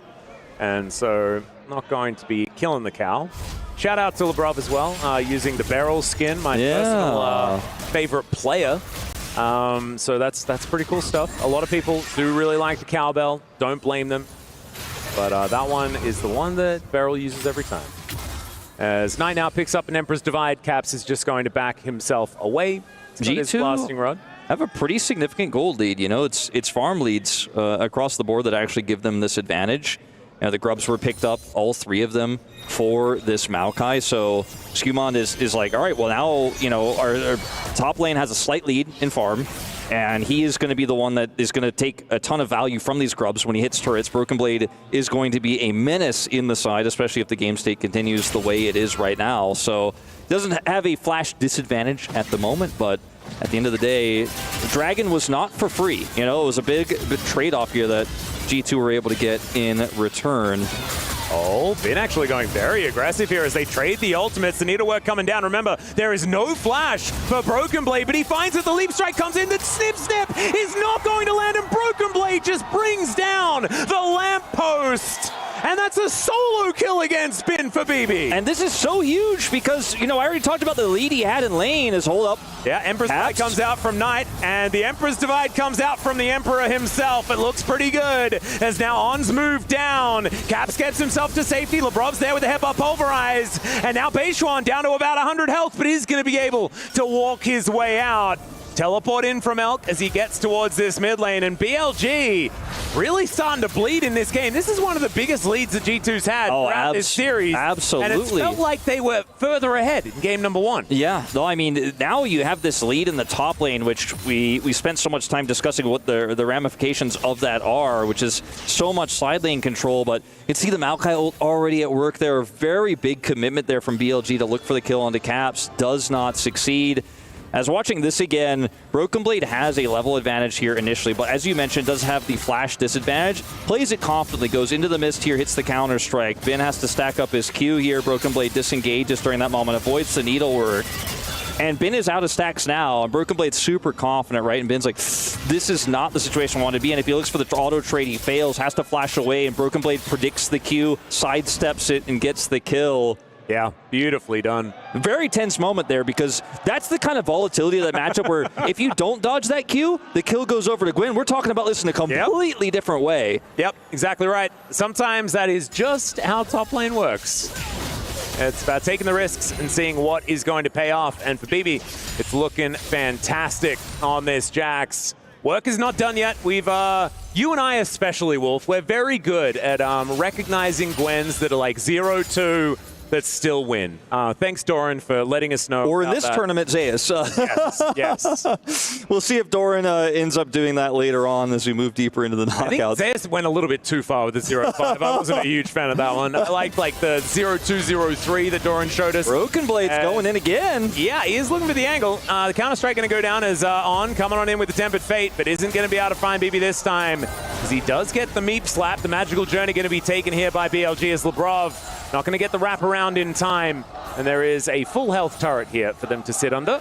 Quite fancy footwork here from Broken Blade today on this Jax. Yeah, he is locked in, man. Handles it like a champ. If he has flash there, he might actually look for the kill. Didn't have it, plays respectfully, and is able to then avoid the follow-up from On. A TP is going to be committed here towards the bottom lane, as they do have that push in the top side.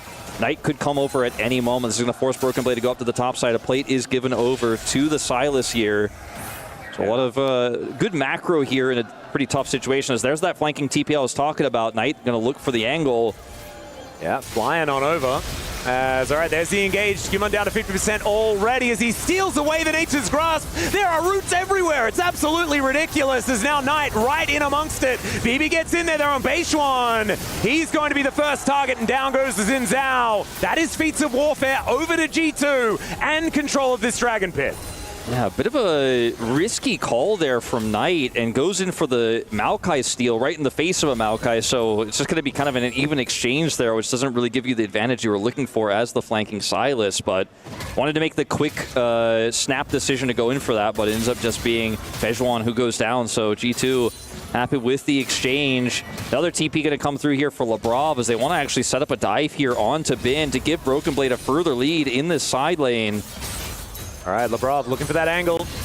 X-Flash will be up pretty soon, as we know, and now Caps will find On. Emperor's Divide goes down, and On does have the ultimate. Might be able to use it here. Does land it onto Caps, but that magical journey is not one that he is allowed to take. That one's back in Seoul, as we can see there. And he's in Riyadh right now. You're not getting that journey, not today. And just denies him that entry, using the pressure of this Jax in the bottom lane. I mean, the Jax gold lead isn't so massive that he just runs away with the game, but he has 3 grubs, has demolished, got that plate, he's going to grab another one here, and Broken Blade is just running away with the side lane, racing now against the Sylas here, 4 feats of strength. Dragon is going to go over as well here to G2, and that's the turret secured here, and that's feats of strength with it, and G2 just utilizing the volatile top lane matchup, the advantage they have there, pushing that pressure point so hard. Well, now Cap's going to get jumped on here. Wind becomes lightning. There's the True Shot Barrage as well. Labrov trying to keep it in order, and down goes the Azir. Broken Blade wanting to get amongst it, but this is 4 versus 2, and not something that G2 really want to take. But now Scumon's making his way over. Hans Sama's there as well. He can call on the hunt. They are moving pretty quickly. He's looking to try and ricochet around this fight. Elkanon down so incredibly low. As Ansama does manage to lock that one down. Broken Blade looking for On. And now Knight getting back in there with the chains. He knows that he's probably dead, and Hansama is able to flash his way out. Skimon will be able to chase down this Sylas, but I don't know whether he's going to be killing him, because there is just no damage. Yeah, not without is going to go back. Some help from Hansama. So like you say, I think he's just going to get out. Knight is totally fine there. Hansama, great flash, does get away. But Broken Blade is doing so much heavy lifting in this game. And I said earlier, oh yeah, 350, 400 gold, it's not insurmountable. It's not the Jax is just going to straight up run away with the game as wow. Commitment to the ult here fails to stop the bag. Yeah, not going to feel good about that. I love just more take notes as well. Oh man, that's one of my favorites. It's just more salt into the wound, but Broken Blade now has he has so much gold, and there's not going to be a great answer to shut him down in this game. That he's a huge threat if there's any sort of objective setup where Broken Blade has TP advantage. Like, just good luck dealing with this Jax. You're gonna have to send so many people, and G2 better grouped here for this Herald. Knight's hijack coming back available here, but I just don't think he's going to have a great target to use it on. This is going to be a really difficult one for BLG to navigate their way back into, because right now G2, they have such a great lead, and their position scales like fine wine, man. There's no turret here for Ben. Yeah, he is going to alcove game for a moment, does get a teleport. And it's going to be Elk coming down to help out. So 2 summoners burned by Broken Blade just showing up. And because Elk TPs away from the mid lane, Hansama gets half a turret. Because he's Sivir, he's going to clear that wave. And this is just fantastic macro here from G2. They're going to move Caps here towards the top side of the map. They're just overloading. Like, it just feels like because they've got so much money, they need less to take more. This fight is so critical because it's an Alistar and an Azir, right? And so, yes, it's a 4v2 essentially here, but it buys so much time. Caps' sacrifice is well worth it because what's rotating up is that Maokai, and Labrov can buy an insane amount of time here. Flashes over the walls. We do have something happening in live. Yeah, Caps getting closed in on here as the Hex Flash going to get channeled. Empress Divide pushes Bejuan away from the battle as Caps just shifts the sands, gets himself to relative safety. True Shot Barrage sidestepped really nicely as the magical journey is going to get taken. And it's Hansama's waiting boomerang to destroy this Bard. A battle on 2 fronts now, though, as Labrov gets a nice pulverize to buy some space. As Caps, he can drive Shelly out of this one if he'd like to. That would look a little bit weird as Bejuan going in once again. Hansama will get knocked up. And the 3-Talon Strike working out really well. Now the drive is going to come on through here as hopefully they do not crash Caps' car. because Cap's going to need that to make his getaway. And this there it is. was a pretty big turnaround, though, by BLG. They were able to win out pretty hard. It's like Broken Blade is going to assess the situation here for just a moment before he decides to commit to this turret. Will go down. That's 300 extra gold in his pocket. Don't often talk about the Jack's mid lane, side lane power, but he is going to be able to, with that extra time, get away with this. But this play here is really greedy on the side of G2. Skumon can ult from super far away to buy some space, and Lebrov is the bodyguard man I'd want to hire. His Caps is just going to sidestep the ult, right? And Lebrov buys so much time here as Broken Blade comes back over. But unfortunately, the fight here is just too broken up for G2, and the ultimates to survive and buy time were so front-loaded that it's a really easy cleanup here from BLG. Caps makes the right call to take the Herald out and will, luckily for him, survive. But this is a big swing of gold back into BLG's pockets. Yeah, Hans Sama just finding himself in a really awkward position as he tries to regroup with the rest of the team. And that was where Beishuan was able to pounce. Really good capitalization from some mispositioning here on BLG's side, and that's exactly what they need to orchestrate in this game. Now, that alone is not enough to get BLG back into this game, but it is certainly a big win as the 2-item spike for Elk is nearly online. Just a few more Qs to hit to stack that tier. G2 prio on this dragon. Yep. It is an Ocean Soul, so not exactly the most impactful.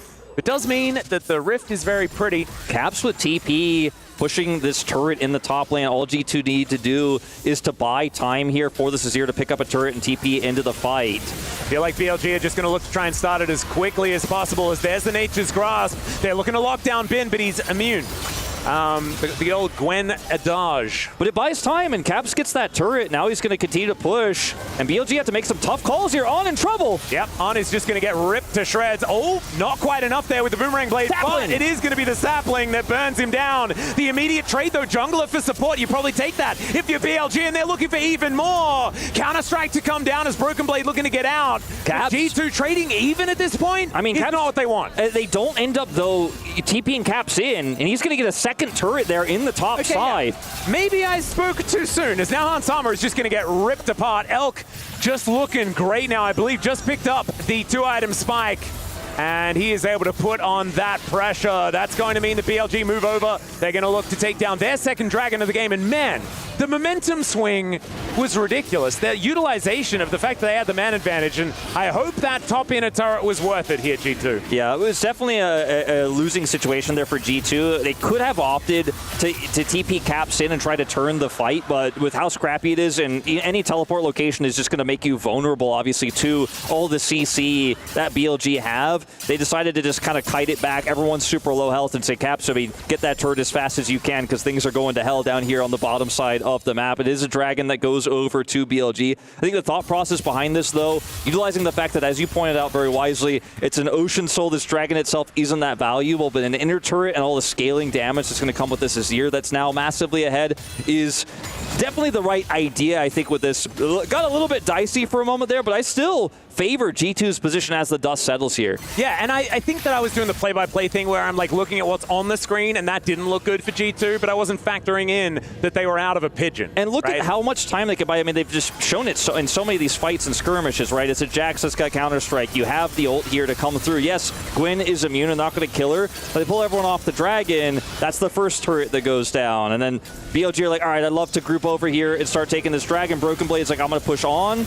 Knight's ultimate here is used defensively, so it's hard to now punish. Great block comes through. They push on to Skumon. He has to sacrifice himself here. It's not ideal, but they know that every second they can buy here, the turret goes down top side, right? Caps is getting value. It's tough, like I said, for him to TP in. Skumon's not happy with dying there. I think he wanted to buy time and then get out, and Caps gets the turret, but at the end of the day, this Azir is a menace, right? This Azir is huge. And you can see that 0 on the damage graph. That's not because he was there and not doing anything. It's because he wasn't there. And he was doing stuff in the top lane. As the Atakan, now a consideration here for G2. I feel like Atakan, like teams learned that this is like a thing that we should probably not throw our lives away for. But in this tournament, we are throwing our lives away for it again. As instead, this time around, it is BB just trying to destroy everyone that walks towards him. Oh my goodness, that was not the magical journey that On was looking for. And Hans Sama with the On the Hunt is now just going to back his way out. The rest of the team just going to be moving real quick if they'd like to. There's a lot of fog of war here that BLG has to deal with. As there's the flash forward. Headbutt to get Bayano out of the way, and the Crescent Guard is not guarding against enough. Caps down incredibly low. A beautiful pulverize has now been trying to snip, and dash his way out, and he will be able to stay alive, but they're not going to be anywhere on this map for when G2 wants to take anything they would like. Yeah, G2 very low. I don't think they'll necessarily want to commit to this Otacon, but with everyone else having to back away, TP showing topside here for Caps as well. They can just say, all right, well, you guys don't have a lot of vision here. Let's put Caps in the top lane, and you guys will have to kind of clear this up as this Azir is pushing topside. A lot went wrong there for BLG, though, in that scrappy fight. Like, On tries to solo ult a Sivir, who has Spell Shield, and Hansama just eats it and says, okay, cool, and they continue to push. And it's a very scrappy fight, using the pressure of this Otacon to pull BLG into a really uncomfortable position. And you can see they're like, okay, not on Otacon, but we don't have any vision. Then Broken Blade shows himself here. And this is a really uncomfortable position for BLG because their Silas isn't here, right? And this is the timing to go in. And Bayano, like, going in onto a Jax, like, Counter-Strike is the best thing for dealing with a Xin Zhao, and then On, you blink and you miss it. If On ults the rest of G2 are chasing there, I think it buys enough time for them to actually potentially look for a turn in a fight, but he just tosses it into a Spell Shield instead. That's a big tool gone. And then the follow-up here, once Cap shows up, is like, it's a Sivir, it's a Fed Azir. You just cannot win that longer fight, despite some of these low health bars here. And Broken Blade is such a menace in this game. He is a monster on this Jax. And he's very willing to put himself in harm's way as well. As you can see, 5.5k damage. I mean, BB is this whole team right now. He is absolutely monstrous. And will be able to sit in side lanes and make stuff happen. You can see moving down towards this bottom side, and the Otacon is still in the eyes of G2 right now. 4,000 gold, the lead, and plus that. Like, it's like 4.5k. It is a big deal. As you can see, BB has done the most damage in the game right now, and that is when Hansama is like 3-1-6 at this point as well. It's a very big Sivir, but not quite as big as this massive Jax in the top lane. You got some items coming in for Caps as well, who, as you can see, is 50 CS in the lead because he's just been side laning relentlessly in this game. Yeah, I mean, the the massive leads that are starting to stack up here make it really difficult, and it feels like for BLG, you're kind of on this timer, and it feels like the hourglass has already run out of sand. You really need a big combo here. You need a cool flank angle or an overextension, and you know, is kind of the story that we laid out at the very beginning of this draft is that top lane volatile matchup. Who gets the lead? Who pulls them around the map? But this side laning Caps threat, I think, was something that maybe BLG wasn't necessarily as prepared to deal with. And I'm going to see an attempted steal here. It's very early, unfortunately, for Elk, though. This is going to be the second dragon of the game here for G2. Again, not a consequential dragon by any means, but they have so much map control, and these side laners just go straight back to it. Yep. Cap's going to get down towards the bottom lane this time. There is an inner turret still there, so we might be able to get some value if he is given any space. But this is exactly where both of these teams want to be. The Otacon is going to be the next thing they're fighting for. Vision control here is pretty good for G2. Luckily, though, for BLG, they have that one ward behind it, so they're not going to fall for any traps or anything like that. But that pressure is real. Once that ward gets cleared, G2 can kind of start this at any moment. Feel super good about their ability to rush it down with this pretty large Azir and Sivir, who has 3 items and an IE. Yeah, and this is where things get desperate for BLG with very limited vision. There's also full AP Maokai as well. And so he does a lot of damage. You saw that, like, one sapling hits On and he loses a third of his health bar. Yeah, the Bloodletters Maokai is a bit of a new one for me. This one's a little bit less common over our region. Yeah, us in LCK, we sometimes see the Leandries and then into tank. And Chronicler gets mad. Chronicler does get mad. He doesn't quite like that. He's like, no, you're a tank, be a tank. But in some of these scenarios, I mean, we saw the sapling kill earlier. It's pretty huge. I like Maokai, man. I'm into it. It helps you rush down an Otacon. And I mean, the lack of vision here, there's nothing that BLG could do. And unfortunately for them, with control vision on the Baron, they can't even try to like cross map Baron. They can't deal with the Broken Blade side laning in the top side of the map. They just kind of have to sit back and lose a critical objective. There is no winning play here. And I think BLG are realizing, hey, if we make the Hail Mary here and fail, the game is just straight up over, so let's look for something else.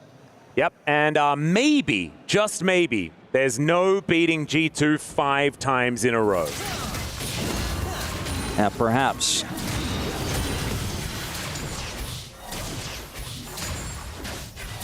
Okay.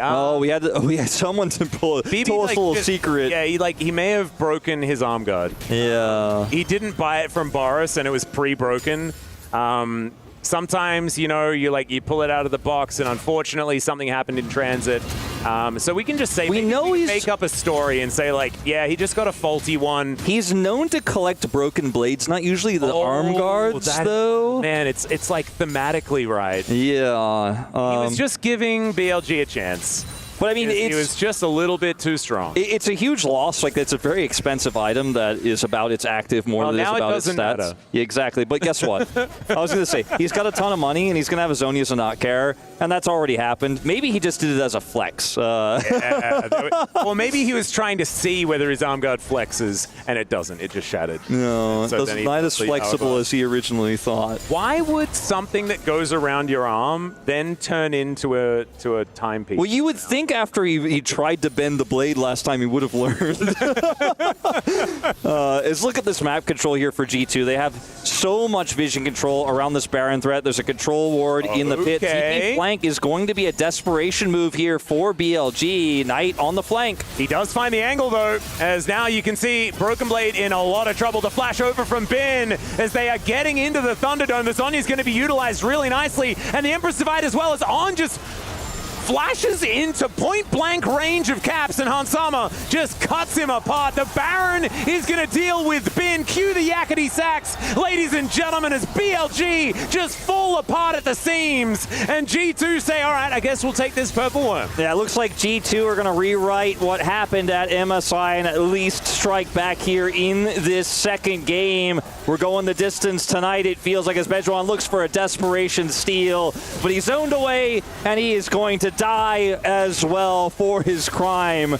Yep, there is the Baron secured. They'll take Bejuan as well as the Boomerang Blade comes on through. Labrov with his Pulverize, gonna hold him in place. I just can't see any way for a comeback to happen now for the side of BLG. TP here for Broken Blade into the side as Elk might just straight up be dead. The flash forward into a Cosmic Binding, and then Caps dies.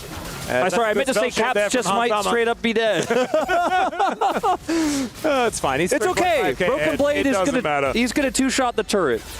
Until On says, I'm going to ult that, so no, never mind. Yeah, there's been a lot of things that were just taken away from us there in that last couple of moments. That was kind of like, I was rushing the call a little bit, but I thought both of those things were going to happen.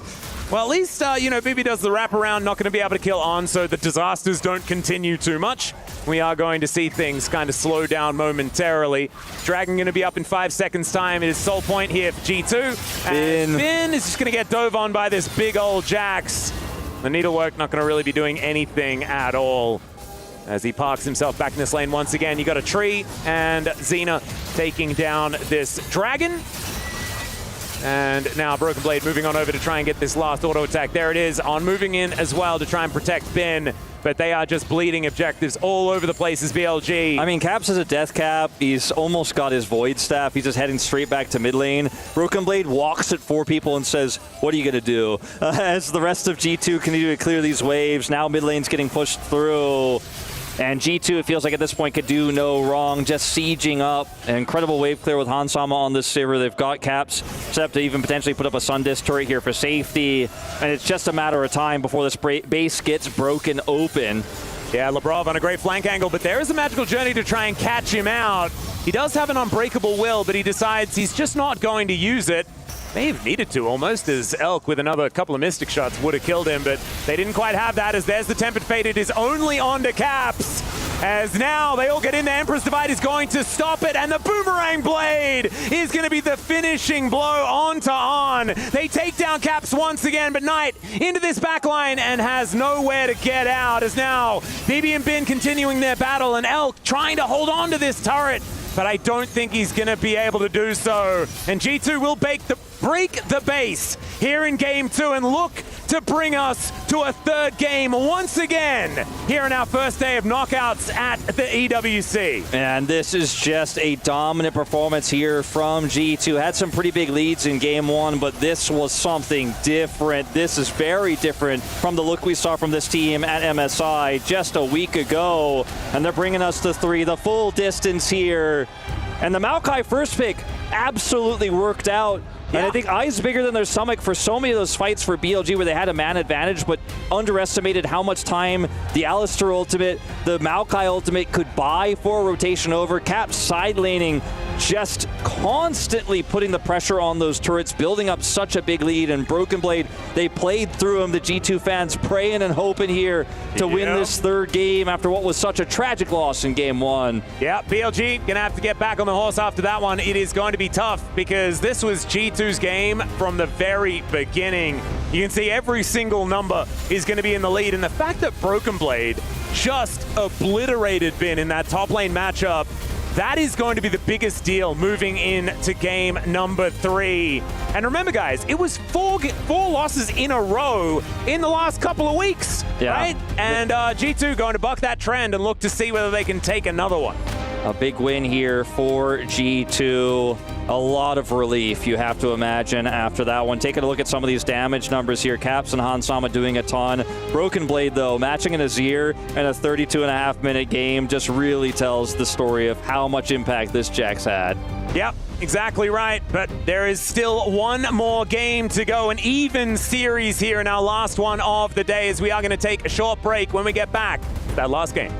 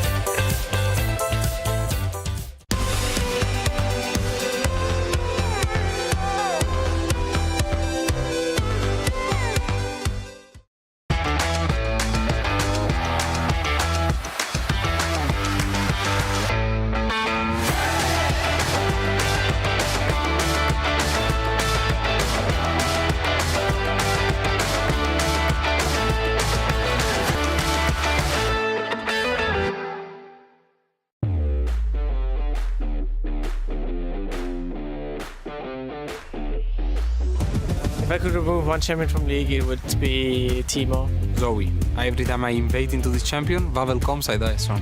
Zoe. 之前的话，我觉得想删除的英雄应该是萨米拉吧，因为我觉得他有点做坏了的那种感觉。然后我觉得这版本的话，我觉得都做得蛮平衡的，就没有想特别删除的英雄。If I could remove one champion, I'd probably remove Yumi. I actually really liked it when I played AD carry, so she's fun to play with, I think. But I think playing against it is not always that fun. I would snipe Yumi on the spot, no mercy. I absolutely love playing with Yumi. It's fantastic. Gives me warm and fuzzy feelings inside when I get the buffs.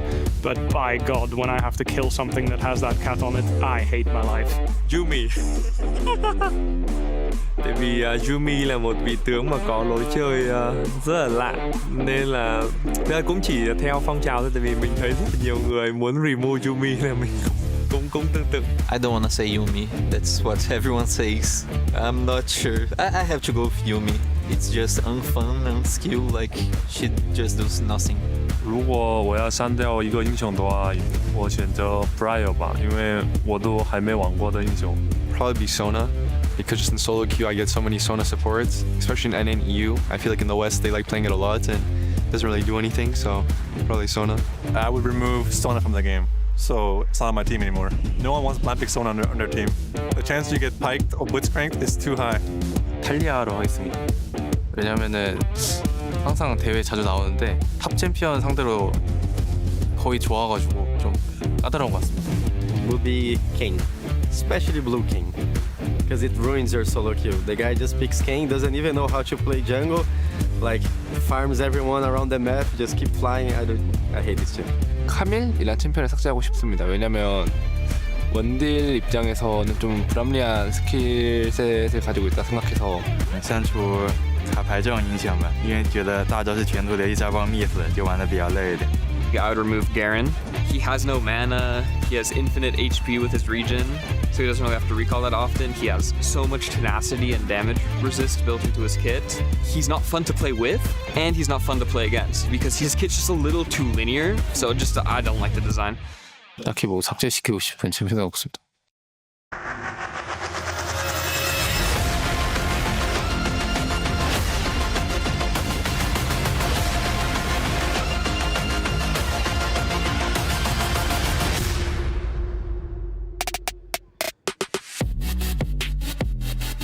And G2 battle back. They give something for the fans to cheer about in the stadium. They got loud, and rightfully so. Europe one win away from making it back to the semifinals of an international event. And you can see how much it means to them inside the STC arena. It was rocking. 1-1 is your score. Thank you. All right. 1-1 is your score. And we've got one more game left. Great that we went all 8 possible games and one more to decide the semifinals. Degon here alongside Medios and Finn.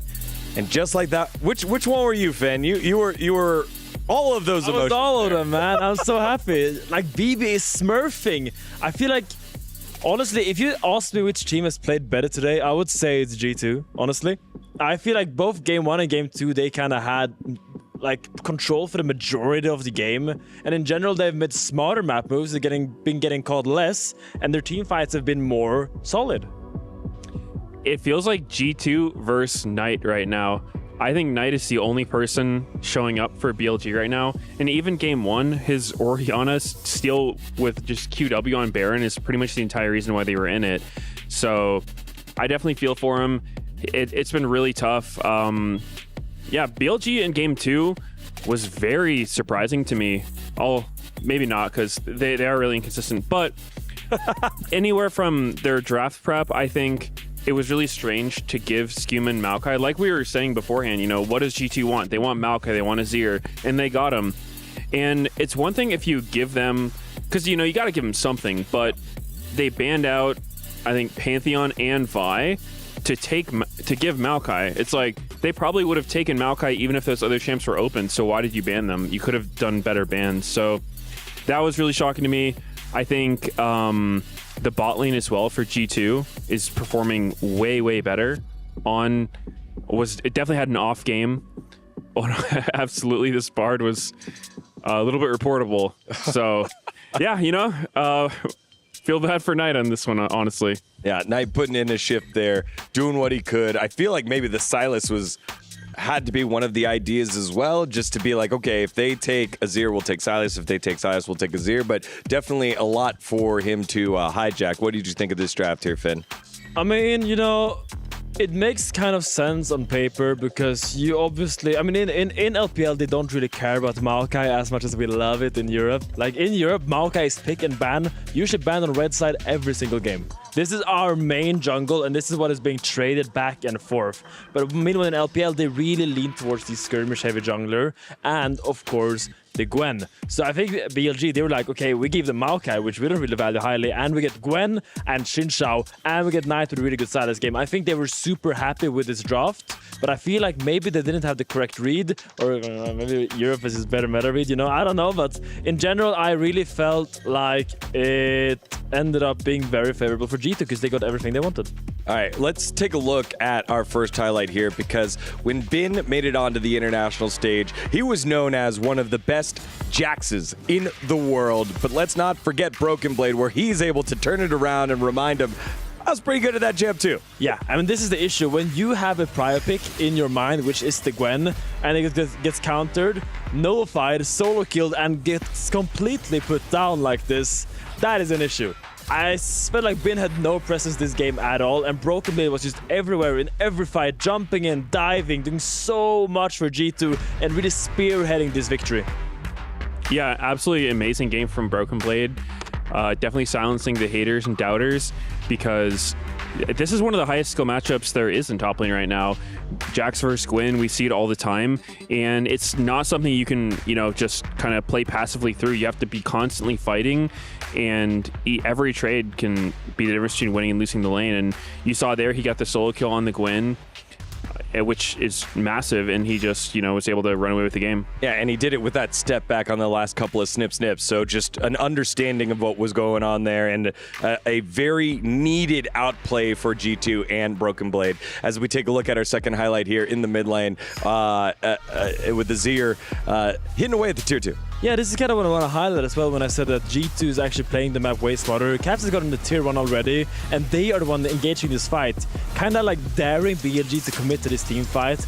On falls in the beginning of the fight, and now it's just like this dance. G2 is like showing that they kind of want to fight, but they kind of just want to get out. Meanwhile, Caps is getting so much gold on the top side and gets so accelerated. I think he shows up with like a 1.5k gold lead after that, or a 1.5k gold influx at least after that play. Yeah, a great matador of the aggression against BLG, knowing that BLG is decisive. They like to fight.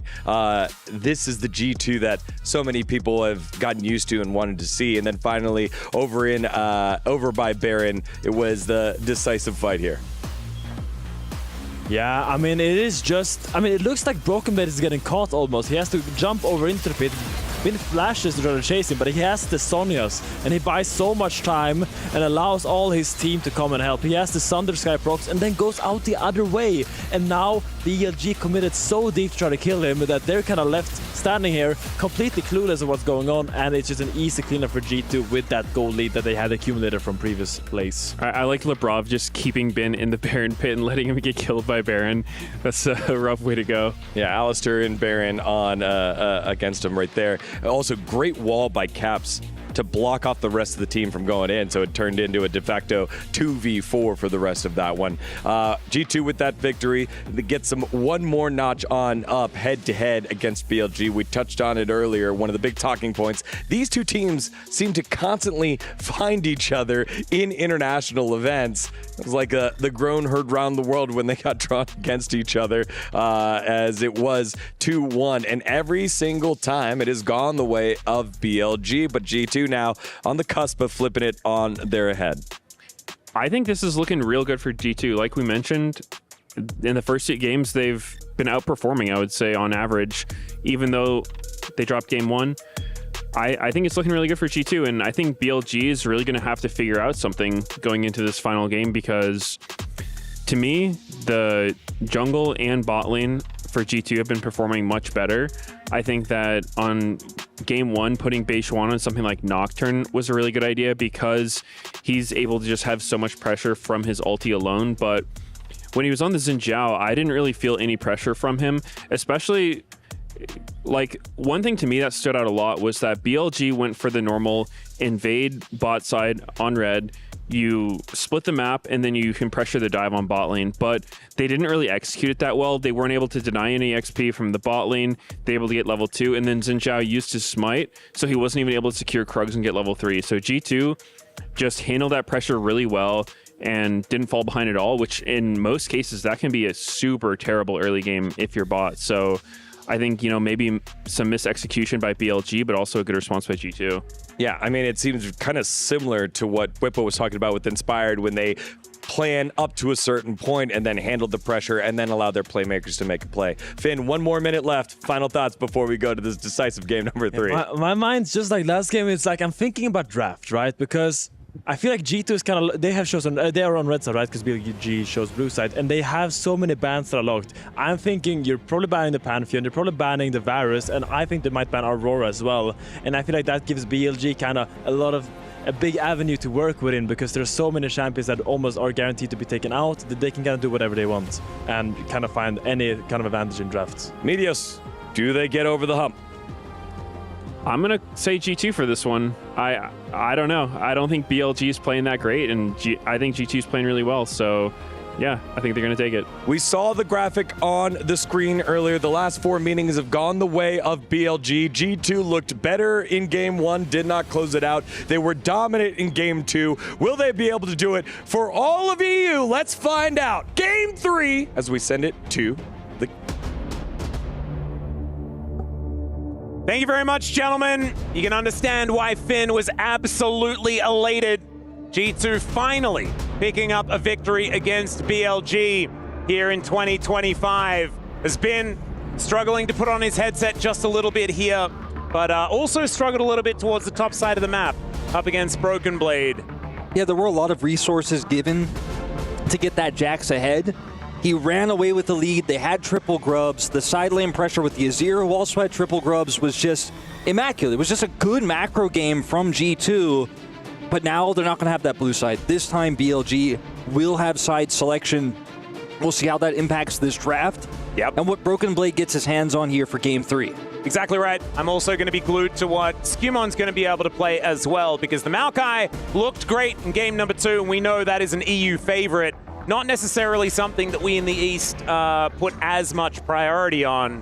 And so we'll see whether Big Way and Easy Hoon are going to have a little bit of surprise in the jungle maybe to get Beishuan that advantage here in game number 2. Because I 100% agree with Finn. I think that Knight has had and with Meteos as well, that Knight has had a good day today. And the rest of the team have been there as well. We need them to show up a little bit more. For me, I'm most concerned with On's performance. We've just really seen some off. Big misses. Yeah, some off. Yeah.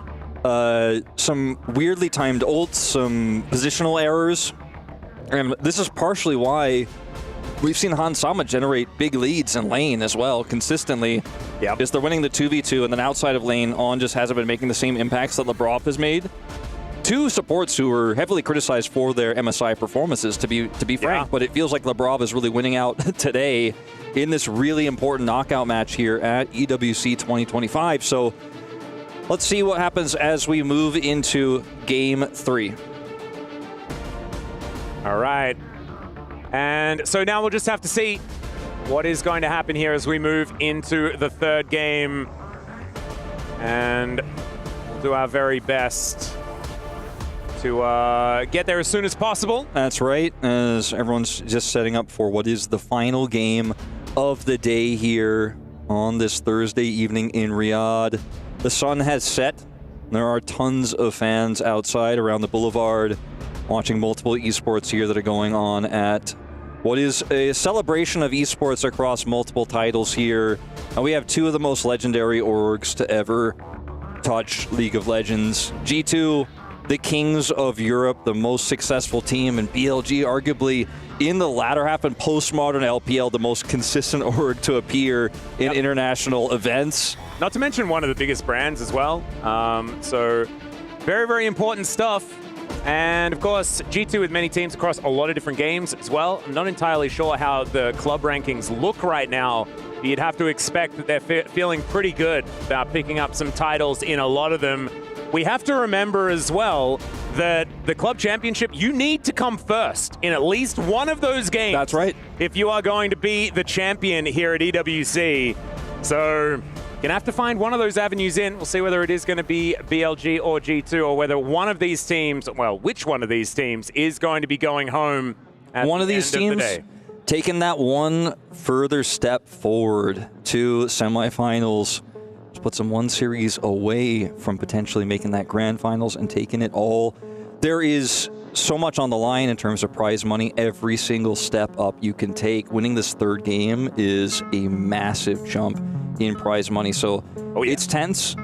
And, you know, heading into a game like this, trying to keep your head in the game, trying to really stay focused as we have some technical issues being resolved here before we head into this draft, is going to be paramount. And BLG having pick priority on blue side, I'm really curious to see if the red side bans will change a little bit here for G2. Do they feel like they can give Bejuan over the Vi? Do they have an answer to that? Do they think they can give the Pantheon over? Do they have some sort of response to that? Or we just see both of them once again taken away. The Varus, another question mark that's been banned consistently in games 1 and 2. Will we see that in the hands of either Elk or Hans Sama? I imagine the answers to these questions are all no. I think they will continue to be banned. Yeah, I actually think that the Pantheon and the Vi are going to be so much higher priority, right? Like, we already heard Finn say, like, why are you banning them if the Maokai is up? Well, yeah, the Maokai isn't up anymore, so they're going to require those to be taken away.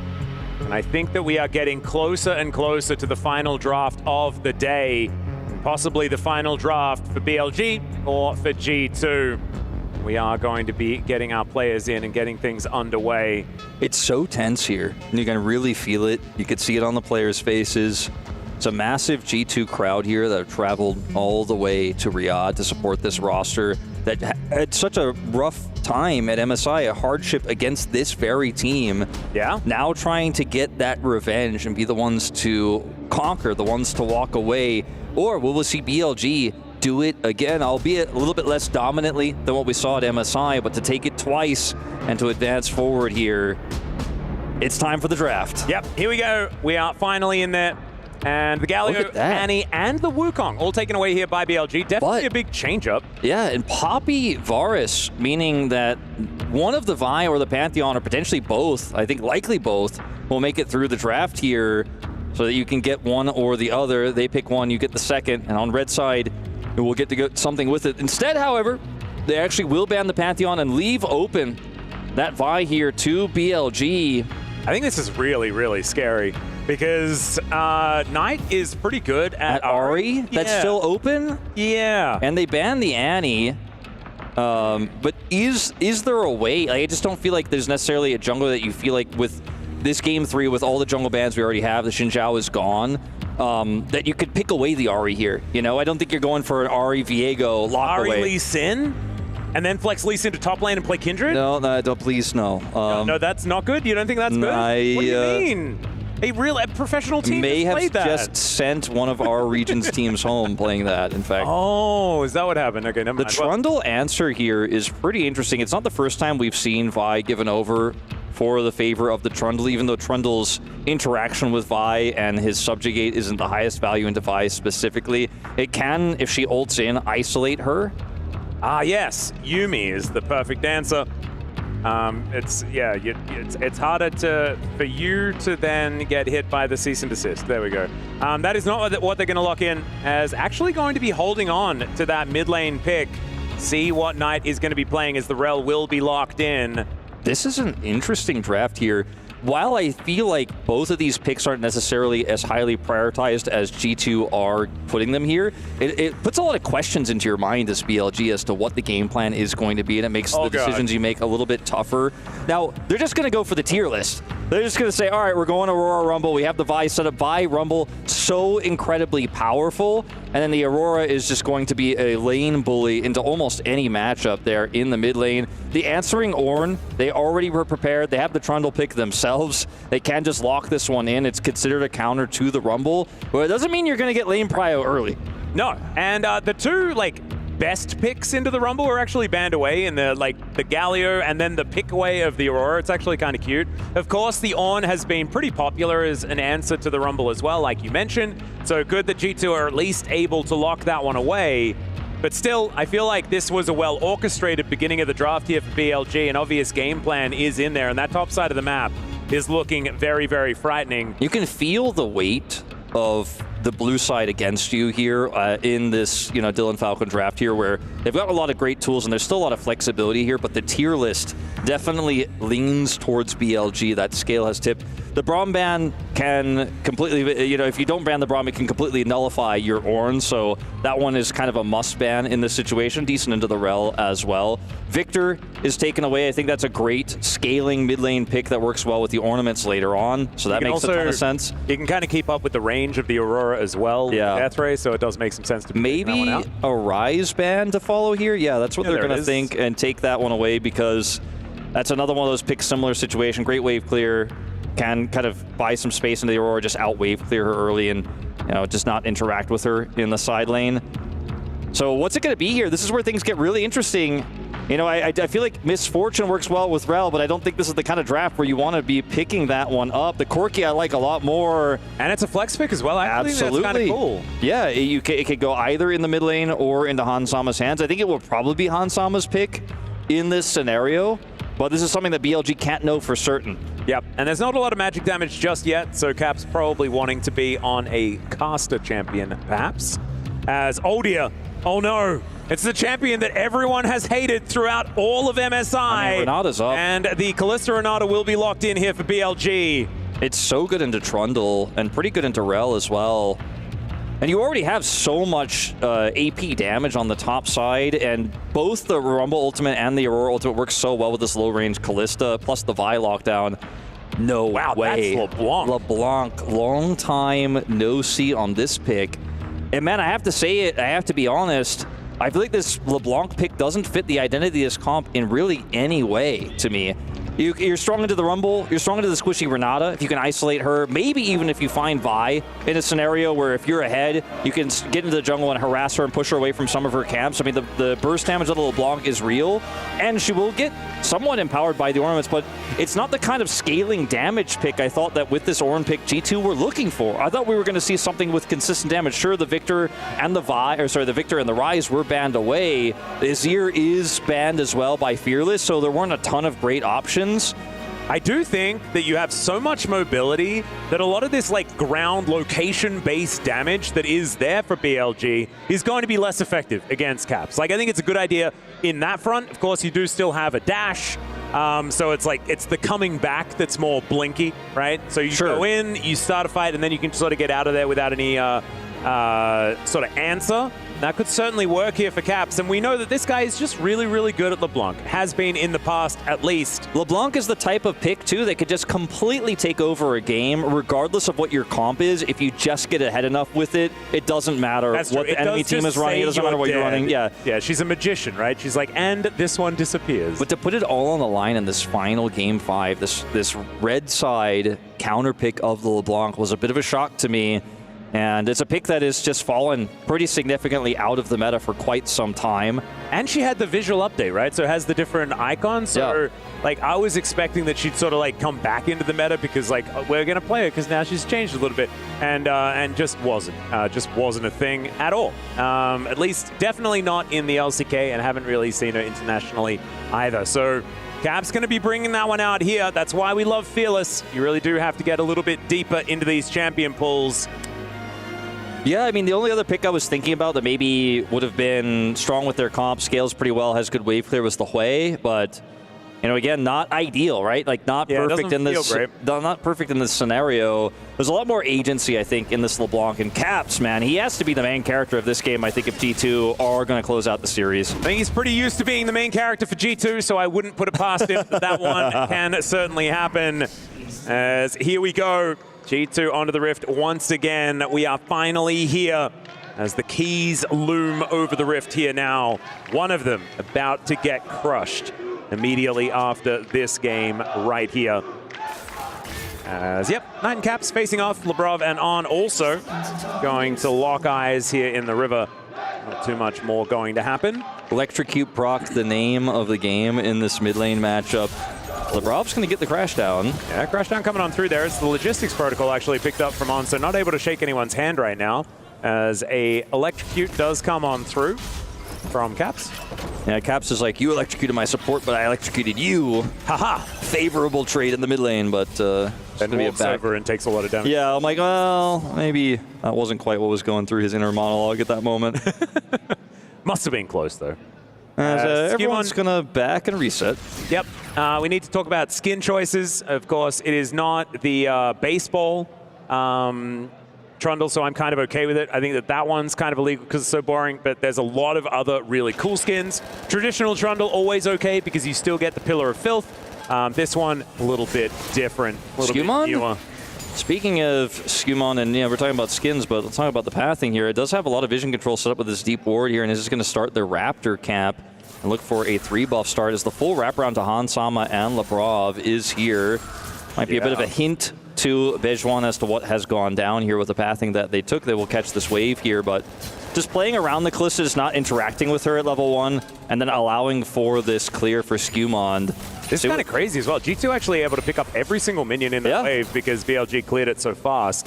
So not actually losing out on anything as, okay, passive already procced from Caps here in the mid lane. Knight continuing his good form, and we know that Aurora, if played aggressively in the mid game, in the mid lane, sorry, can really just stop you from being able to have a good time at all, ever. Yeah, it's hard for Caps to proc Electrocute till he hits level 2 one more time there, and the trade does hit it there. And we'll look for it. We're going to pan away, but we have a small pause here. Okay. Flamethrowers being exchanged on the top side of the map. Of course, the Rumble feeling a little bit better about it. But that matchup, probably not one that we're going to be feeling too excited about the Ornn to watch. The Ornn will end up winning out later on, and it's just super powerful, hard to punish, hard to kill with the Rumble, but the Rumble in the early levels will have the pushing power. Just have the better wave clear, can just stand on top of the Ornn and burn him, so you have some prio there. We'll give you guys an update about this pause as soon as we can, but based on a referee here, it looks like it is something on the BLG side of things. Yep, Ben looked like he was dealing with something. We have no idea what that was. He was pointing at something on the screen, and hopefully that is going to get resolved pretty quickly. And as we can see here, it looks like we are readying up to get this unpaused. So sepia mode really not lasting very long. This was a discussion that we heard yesterday, Wolf, when the other boys were on, as Dan and Jake were talking about Sepia.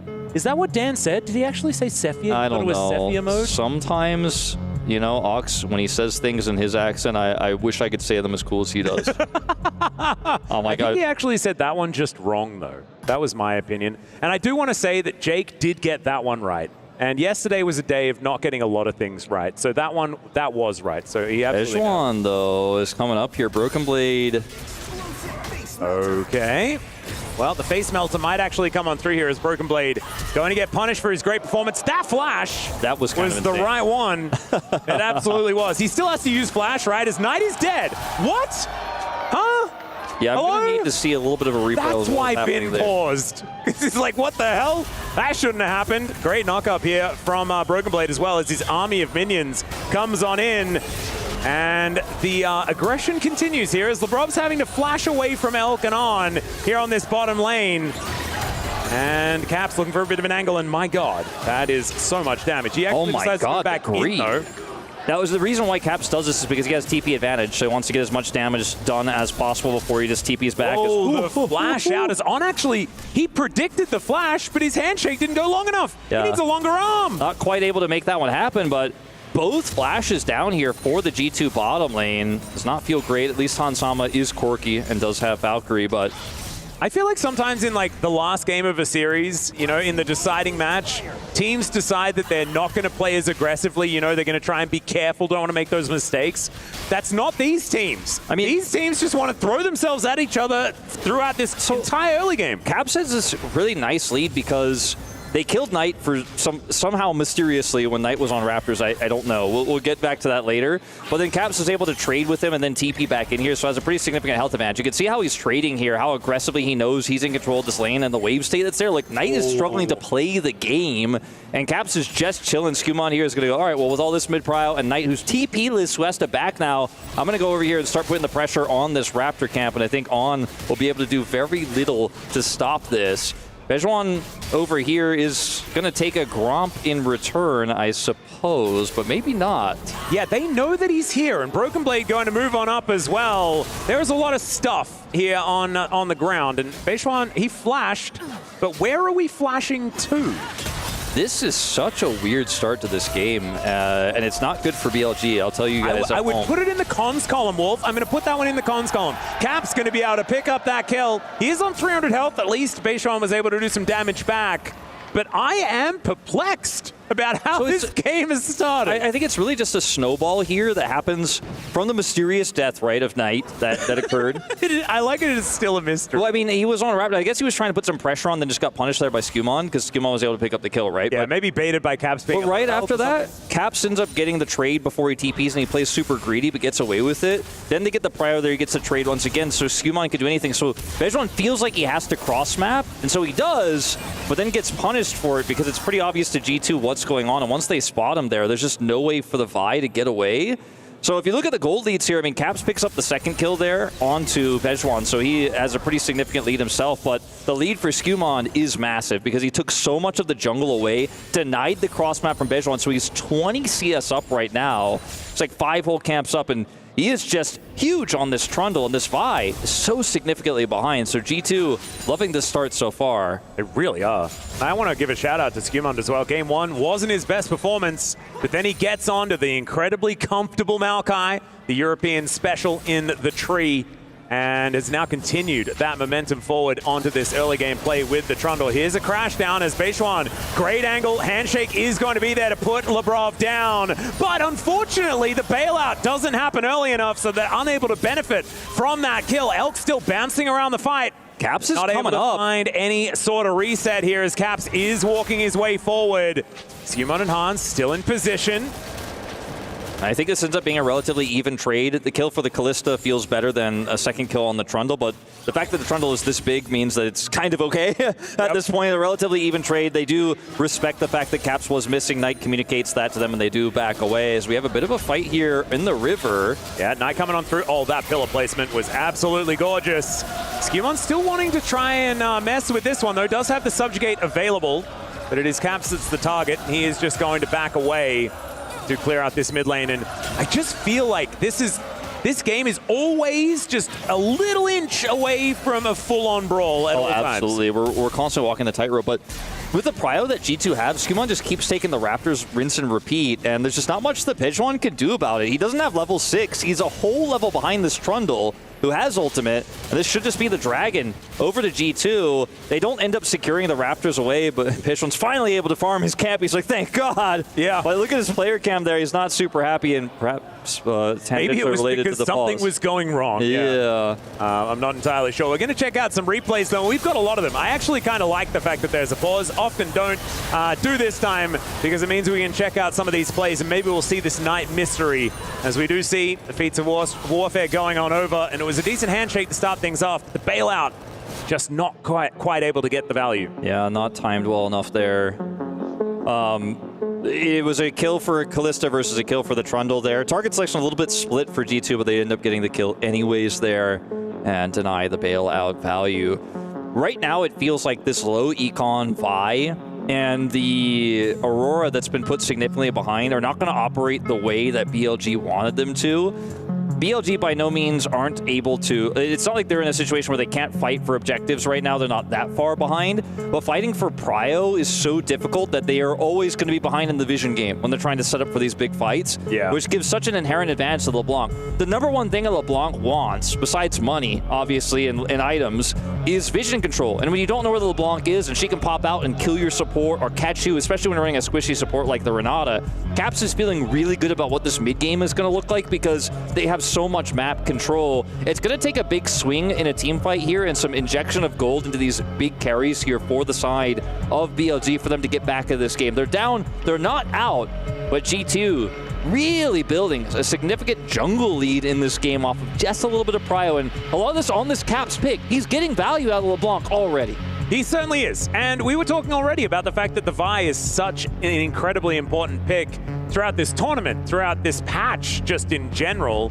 And it's really been shut down in a massive way by a Skumon that was being criticized quite heavily. I just want to say, like, really, really impressed on the way that he's performed towards the end of this series. It's been a big redemption arc for him. I feel like this tournament has been a big redemption arc for Labrov as well. Yeah, I'd agree. And, you know, G2 always able to keep themselves mentally focused in the face of hardship. Remember that game 1 loss was pretty tragic. You know, you mentioned Skumon.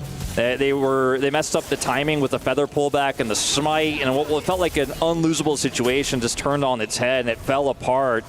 Because we could have been looking at a 2-0 here for G2 and things gone just a little bit differently, right? But they exactly. still... It could have been a cringe 7-gamer, you know? Yeah. Like, it would have been so sad and frustrating. But they still keep their mental fortitude. They still are able to stay focused, and we'll see if BLG could do the same, because right now they need to. Yep. Well, Lebrov and Hansama down here towards the bottom side, now laning against Bin as the lane swap has occurred.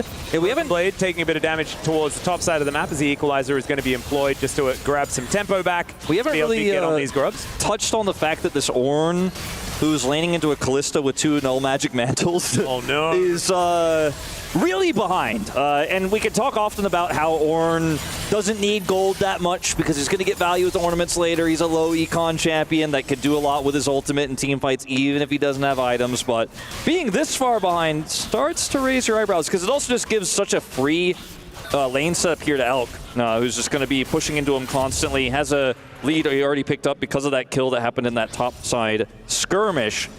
Wolf, here I just want to, I need to admit something. Go ahead. Yeah, sure. I mean, get it all out. Yeah, I really need to.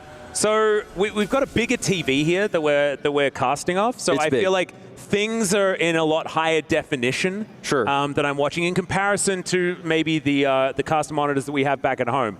Never really has been an issue, but I have just realized that Null Magic Mantle isn't a dress. I always kind of thought it was the kill. As now Elk could be in trouble. Ram is just going to crash into him. And yeah, no, it's like a little cape. Yeah. And why are they both capes? You got a Negatron cloak and an Elmet. Why? There's 2 capes. Well, why are capes so magic mantle resistant? becomes a cloak. He's very resistant to That's. I thought a mantle was the thing that goes above your fireplace, so I didn't think that the word had anything to do with what it was. Atlas. If you're like, oh no, wizard's coming to get me, do you grab your chainmail? No, you grab your cloak. Okay, you grab your mantle. Oh, that is such a good point. You're not like, oh, better grab my helm. And perhaps, I just haven't thought about it very often, but it is just in the shape of a kilt or a dress, and like, it's anyway, not. I need to get that off my chest. I know, like, you won't tell anyone, right? No, I won't, but you just did. But it's okay. Yeah. No, I mean, I only told you, so I'm sure no one's going to. Our very private conversation right now. Yeah. No one will know. No one will know. It's okay. Lebrov now moving towards this bottom side of the map, and as you can see, he is in the enemy side jungle, right? Like G2 are playing really far up, making sure that they keep on as much pressure as possible. And with that feat of warfare that they already have picked up, it's only a couple of objectives or a turret away from feats of strength. And G2 will have a big amount of control. As speaking of control, Bin really pulling this one back on the top side of the map. Yeah, it's going to get a little bit tougher once that Leandres is done too, to deal with this Rumble in the game state where you just don't have a lot of farm, you don't have a lot of items just yet. The Rumble's still bootsless as well, mind you, as he is just going to TP right back in. And I gotta say, the lead that we saw for the Trundle in terms of gold, it's one of those things where it doesn't necessarily matter if you don't fight and if the Vi isn't going to be necessarily relevant, but the prio they've gotten from it and how much vision control they've had. I mean, look at the bottom side of the map. Anytime Bejuan wants to move around that area, they know exactly where he is, and if he isn't showing, they know he's topside, because they can see everything that is on the bottom side of the map right now. The process of elimination, it is very powerful. Like the 1-level lead, the full level lead, has now decreased to like a half-level lead or a third-level lead here for Skumon, but they're just utilizing that prio and that vision so well right now to continue to control the map. The Drake spawns in 70 seconds here, and that is going to be a really pivotal moment. Well, that was almost a worry. That was a little scary. Yeah, some of the mobility is going to be available there as the chain is not going to get the snare, as you can see Caps bouncing back. Did employ the ultimate, but that, of course, is one of the lowest cooldown ultimates in the game. Knight that is still low. Yeah, exactly right. Lebrov making his way in, and the crash down Magnet Storm. Not going to allow him to bounce through that circle at all. And Knight is just destroyed. Yeah, just not able to quickly flash his way out of that one, unfortunately. Good combo there. The Trundle that's so huge that has, the second completed item here for the side of G2 next to the companion that Caps has picked up is just so big. Yeah. The Trundle's just going to chomp that Aurora out of the game, and now Caps has full control of mid, and they can just turn this into a dragon take, but they're going to get plates first. 20 seconds until that Infernal spawns. Oh my goodness, well, there's the Equalizer down. Flash out out from Skewmont immediately to make sure that he isn't burnt to a crisp. And with the chains, that is going to deny any follow-up here as On moving in. The Dragon is going to spawn like you were talking about, Caps. Looking for that low health bar on Beishuan, the flash forward, and Caps picks up the kill, gets himself all the way back, and actually just takes them on a merry jaunt around the rift and is going to be absolutely fine. The hostile takeover not doing too much here, but Skewmont will get shut down by Bin, who has a big flamethrower and doesn't really like all the funny business that's been going on. They're looking for the kill onto Caps here. Yeah, there is Knight flashing forward, manages to take down Caps here, and BLG will be able to answer very, very nicely. Maybe a slight overstep as Elk looking to try and take down Lebrov. Doesn't necessarily have a massive amount of damage. Broken Blade didn't have TP, but he's getting a lot of push in that top lane all the while, so at least they get that on the cross map here. A few plates picked up for the Ornn. But so much was used there by Caps and G2 to secure that kill on the Bejuan that they couldn't really continue to contest for the prio on the Dragon. I think G2 tried to do too much there. Could have been happy with a small win, wanted the bigger one, and ultimately do end up getting punished, have to reset. And that means that BLG, despite that initial pick for G2, will get this Dragon and tie things up here. The gold lead for G2 has shrunk significantly. It's really just 300 now, the advantage they hold. Yep, it is barely anything, and it's going to be a Chemtech Soul here as well. One Dragon apiece between both of these teams. We're going to check out this fight once again. This very extended fight, as we can see. Yeah, I mean, this is a really cool moment here where they outplay. Bejuan ends up taking so much damage here from Caps, and then they decide, okay, we're going to force the issue even further. Caps comes in here, ults for the extra W, and then watch this, gets the kill, flashes back to his initial, tricks them there. So cool. Very clean play. Like it. That's when distort, and then you mimic the distort, and then you go back to the R after the W. But what happens next is, because he used all of his tools here, Skewmont is left out to dry as G2 at the same time were trying to hold Dragon, and then Caps can't survive either as the Rumble shows up here in the bottom lane. No TP for the Ornn means it was a great win, it was a big win, it was cool, it was a kill, it was a big LeBlanc moment, but the bigger picture here is BLG take the objective and take a kill back. They do. Now Bin is in a bit of trouble, does throw down the equalizer to try and get some damage onto Skewmont, but this time he has all of his buttons available, and in fact even invests the subjugate against Bin. Really didn't want to die and didn't want Bin to get away.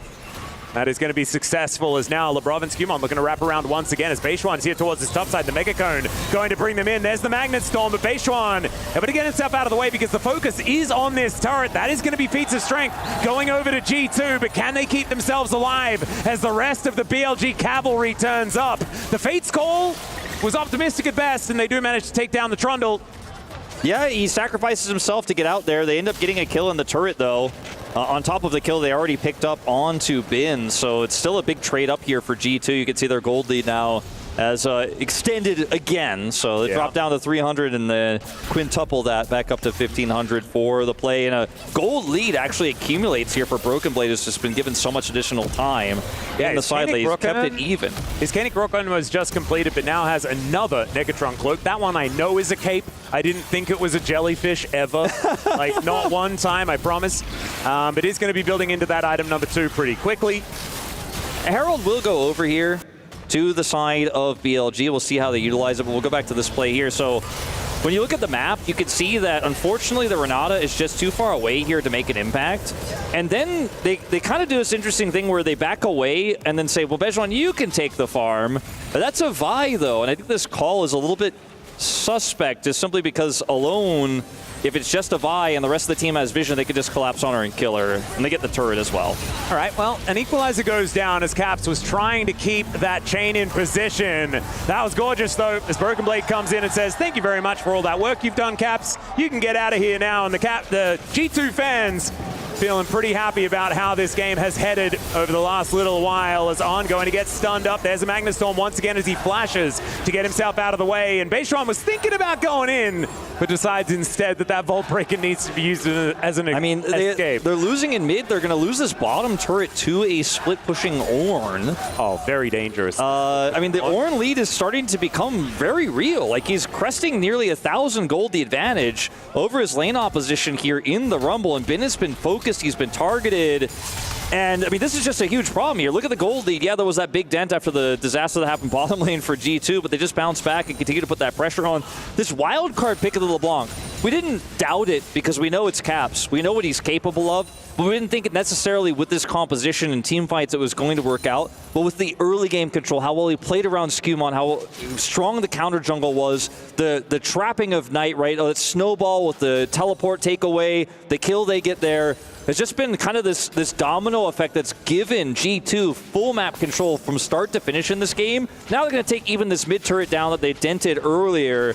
And I mean, the gold lead just gets bigger and bigger. Looks like it might not quite go down just yet. Yeah, Valkyrie going to come on through here as the Fate's Call is going to be the attempt. But now Labrov in perfect position. They managed to get this this pillar down as well in a great spot. As Elk not going to need the bailout because he just pulls all the sticks from this troll and takes him down. Hansama also going to be executed by Knight, who finds him off to the side, and in the blink of an eye, BLG will take control. They'll look to take down this outer turret, and they get themselves right back to gold parity, or at least +1 charge. definitely close. Yeah, +1 charge goes through, and they're actually just looking to take this inner out straight up, and they will get it.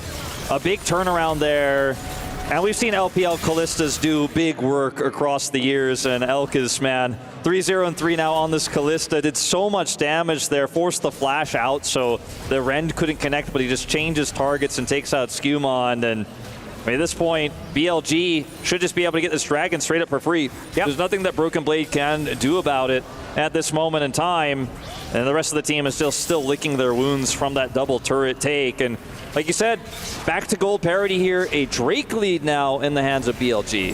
Well, G2 looking for another skirmish. We are going to check out this fight a little bit beforehand. This is like, he is so incredibly confident as they commit everything. They're like, no, he's overextended, we will kill. The Berserk comes through here, they can't get a kill, but Labrov goes super low, has to flash away to get out of Rend range, and then Elk is just super confident. He's like, well, I just pivot over to the trundle. Barrier comes out. And as long as that health doesn't hit 0, he does not care. He's got a Renata with him. You know, like it wasn't even close. He wasn't worried for even a second. He's just like, I'm going to maximize my DPS. I got my support here. And it doesn't matter if my first target gets away, I just go for the next one that's in range. Yep, exactly right. I do respect it from Skewmon, as of course, you know, you do want to try and at least get something back in those moments, but it doesn't quite work out. As Artican has already been started, Skewmon is just smacking it. And now they're going to look for the turn. The Ram coming on through here as the knockoff is only going to be used onto Bin because they didn't need it for the top side of the fight. The equalizer goes down, but Bin not quite getting the value that he's looking for. And G2 drawing first blood in the fight, now looking for another one. The 3-man on that Magnet Storm is beautiful, and down goes Beishuan. This is not his game today. They are BLG having to deal with the fact that both of their utility picks are dead. G2 are able to identify they have this pocket of vision on Otacon, can start it up, and because they have the Ornn who can engage from so far away and the follow-up is real, they can just say, we start Otacon, if you come anywhere towards us, you're doomed. You're going to lose the fight. And to say that BLG had a setup or an answer there would be too kind, because they really just looked a little bit panicked and out of sorts as the Aurora teleport comes in so incredibly late from Knight, and he ultimately just has to flash out. And this is a huge win here, is look at how little control goes over to the side of BLG here. Like, LeBlanc is flanking. Caps gets the initial kill here on the Renata off of the start.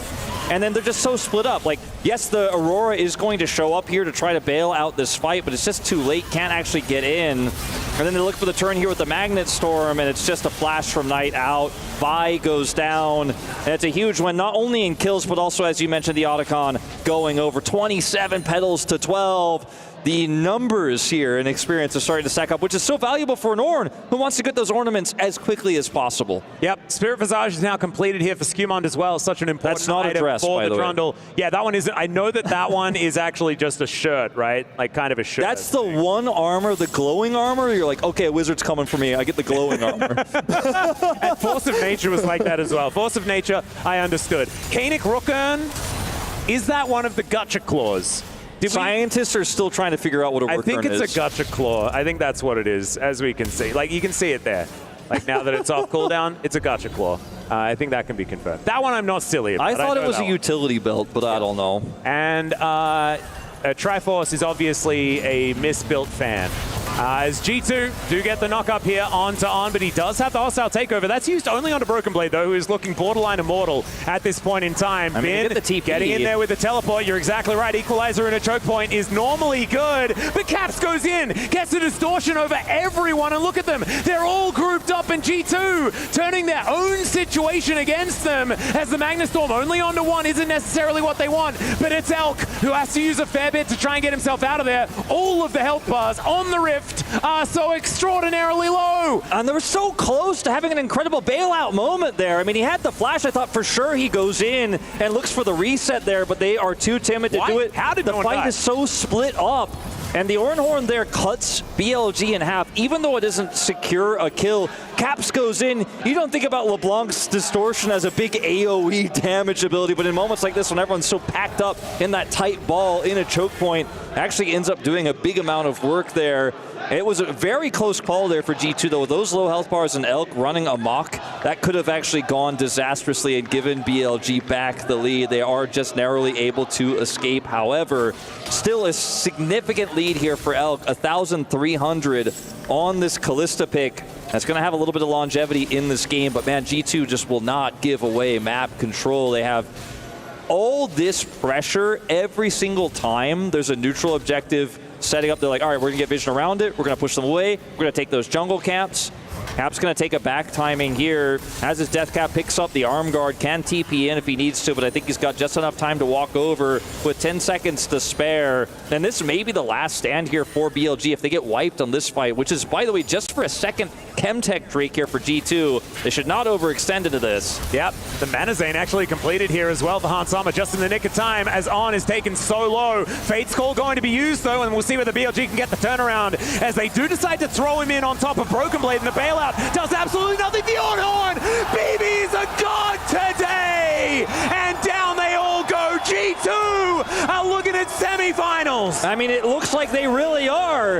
And I said, you know, it's just a second Drake here for G2. It's just a Chemtech Dragon. You could probably just say, well, we don't have Prio. Let's look for something else. But they commit anyways. The Fate's Call has to be used so early in the fight. Never a hostile takeover. The combo with Broken Blade and LeBrob, the Magnet Storm and the Call of the Forge God just rips BLG a new one. The timing of this so good for G2. They grab this Drake for free and now can reset. Topside Prio goes back to Caps, who, like I mentioned before, didn't have to TP. They can now put their eyes towards this Baron because Broken Blade also has TP. They can clear that vision. Coming in here with the control vision as a support, like, you're playing Renata here on. I just can't agree with this decision. Doesn't end up using the ultimate here and is just burst down, which means he has to Fate's Call. But why BB? Why was he the target? That's my big bit of doubt is LeBron's setup and then the knockdown here. Just beautiful. Well, I think it was one of those moments where you're like, I have to Fate's Call for safety, but I got to turn that into a positive somehow. But Hans Sama was so far away, he also had his Valkyrie available. Like, you're not going to get him. You're not going to get Caps on the LeBlanc. So Dylan Falco actually reacted to that one that time as down goes Beishuan yet again as we hop out of the replay. And G2 going from good to good. And that's the jungler, guys. Baron is now up and available, and G2, they can head over there. Maybe not wanting to go for any sort of 50-50s. I know you say it's not a 50-50 because the jungle is dead, but Knight's alive. And we all remember game one. Still, they're just going to make sure that BLG cannot get anywhere near this pit. And things are very, very dark on the Rift right now as Caps gets off towards the side. Knight is discovered by the LeBlanc as the On is going to get so much CC down. Bin is just melting as Caps goes golden, flashes out of the way of the buttons that Knight is trying to put down, and another array of skills comes in. Beautifully played in the mid-off as we just saw as Caps gets the solo kill on the right-hand side of the team fight. Yeah, golden hourglass for the golden hand. He takes him out in that side fight. And Caps just putting Knight down. This is Knight we're talking about. One of the best mids ever to play in the LPL. The best today. And he was the best performing player here for BLG, but Caps, man, the king of EU, G2's franchise player, says, I am better today in this final game, in this wild card pick of the LeBlanc, because we have a fight for the Baron. This is getting a little bit messy now as the cease and desist comes in. Beishuan is going to take the exit, And now going to look to go back as Cap says, no, Elk, you're not allowed to play the game. It's okay, just a rocket from downtown. As Hans Sama did see him go into that brush on the control ward, and they take down the Baron. G2 going to follow Bin to his base, I think, and look to try and take down at least an inhibitor turret. Phenomenal pillagers there, as we saw, as G2 looking to just clean up the scraps. I mean, these are some really long death timers. They can get some serious base damage done here. They really can. On going to flash out of the way of the Ornhorn, but I don't think that's going to save him. The handshake is going to be top of the morning to your Caps, as then he goes down. Knight also not going to get bailed out of this one. And G2 really come alive here in these last two games. It's a the big reverse wave. sweep, or at least the mini one. Yeah. In this best of three, as they will break the base. It's a big wave. Elk is going to be the first to respawn here, but he alone is not going to be able to defend this push. I mean, I think it's going to be really hard. No Rumble. Equalizer up in 15. They're going to make a play for it. Yep, and they have no money either. It has ballooned to a 10,000 gold lead with the Baron available as well. These minions so difficult to get through. And Elk, he can do nothing. Look at BB's face, man. There are just grins from ear to ear on G2. And they will be able to take down BLG after being swept at MSI. These three games went a whole lot differently. And now they get the pleasure of obliterating the key and sending BLG home. Vengeance is sweet for G2. And it all just came together with this early game. The dominance of Caps in the lane. The aggressive, greedy trade when his enemy teleport is down. He takes the risk because he knows he can snowball that. It means that Skumon can get so much done. A big bounce back for the team that struggled to secure those objectives in Game 1. They were so close to securing. They crushed Game 2, and arguably an even more one-sided Game 3 to move to knockouts and change the narrative here for 2025. And G2 looking good. And who says the hope of Europe is dead? Not in this tournament. LEC looking strong. Yeah, it's definitely looking pretty good, as MKOI still yet to play. Is thankfully Fancy is alongside with BB, because I think that he is MVP of the day. This guy on the jacks, absolutely outstanding, and then backs that up with that kind of on performance. My God, this key going to get absolutely obliterated, much like he did to Bin today. So Fancy, take it away. Thank you so much, gentlemen. G2 have finally done it. They were able to break BLG's curse after 2 years of losing. Oh my God, BB, there's so much to talk about. Let me start first with Game 2. You had a statement performance. Walk us through what happened. You know, after this MSI performance, I had to prove myself, and I had a great chance here at EWC, so I took it. You know, I wanted to redeem myself. Absolutely, you did. That happened for sure, but I do want to ask, coming into this tournament, everyone was looking at LCK and LPL teams, and everyone was underestimating EU. What do you like to say to them right now? I mean, we're still the underdogs coming from MSI, you know, but we have to be respected, of course, right? We just beat LPL. I'm very excited for what's to come, but we have to stay humble for now, you know, and take it as it is, you know. Absolutely. Well, you are 2 steps away from claiming this trophy and winning an international event. Do you think that this is the G2 version that can win the whole thing? Yeah, 100%. We all believe it. You know, we ride with the wave. I think we found a very good recipe on winning the games, you know. So I'm looking forward to playing against, I believe it's going to be AL. I'm not 100% sure. But any team that we will be facing is going to be strong now. So I'm very excited. Absolutely. Well, the good thing about Esports World Cup is that when you win an elimination match, you get to crush your opponent's key. Just tell me how you feel right now. It's going to be my first time, so I'm looking forward for it. All right. Am I doing it? Yeah, absolutely you're doing it. Let's go to the key crush machine and just let you know that you have just guaranteed a $160,000 in the bag. So I'll just let you have this moment for yourself.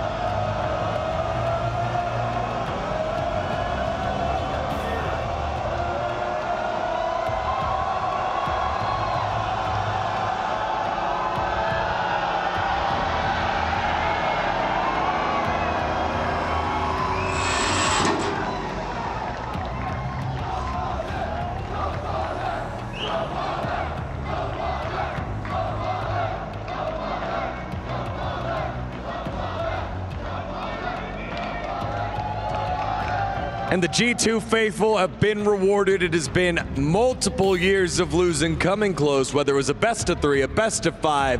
BLG got the best of G2, but not today. It was the reverse sweep, a 2-1 victory for G2 to the joy, pure joy to everyone inside the STC arena wearing the G2 colors, and it has to feel good. We had the chance to sit down with Broken Blade in the studio earlier, and it was his goal to defeat an LPL squad. Standing right now with one of the members from the LPL squad is Kitty. Take it away. G2 finally find their revenge at an international stage. By my side, AG.AL. So I know that you guys have had a very long rivalry for 2 years now. Unfortunately, you guys fell short. So what went wrong today? 我知道你们和 G2 其实是有非常长的一段交手的时间的，然后今天很可惜输掉了比赛。你觉得是什么出了问题呢？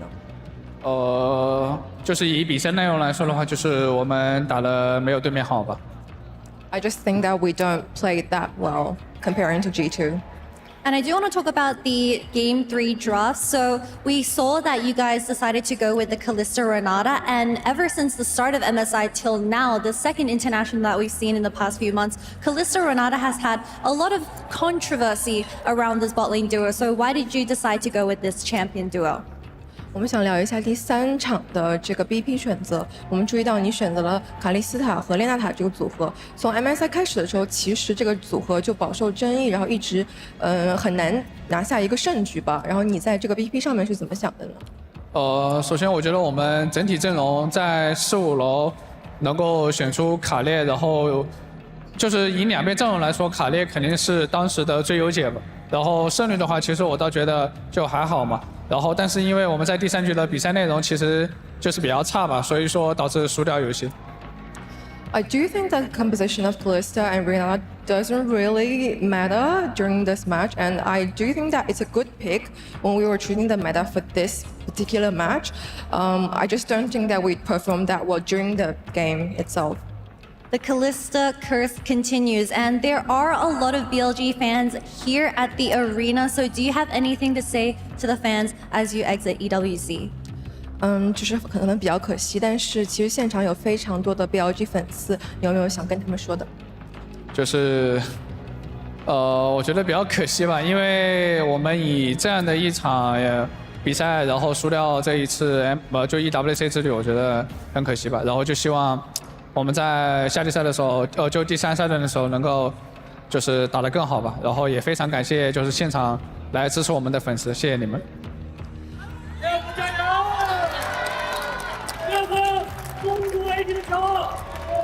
I do want to say thank you to all my fans.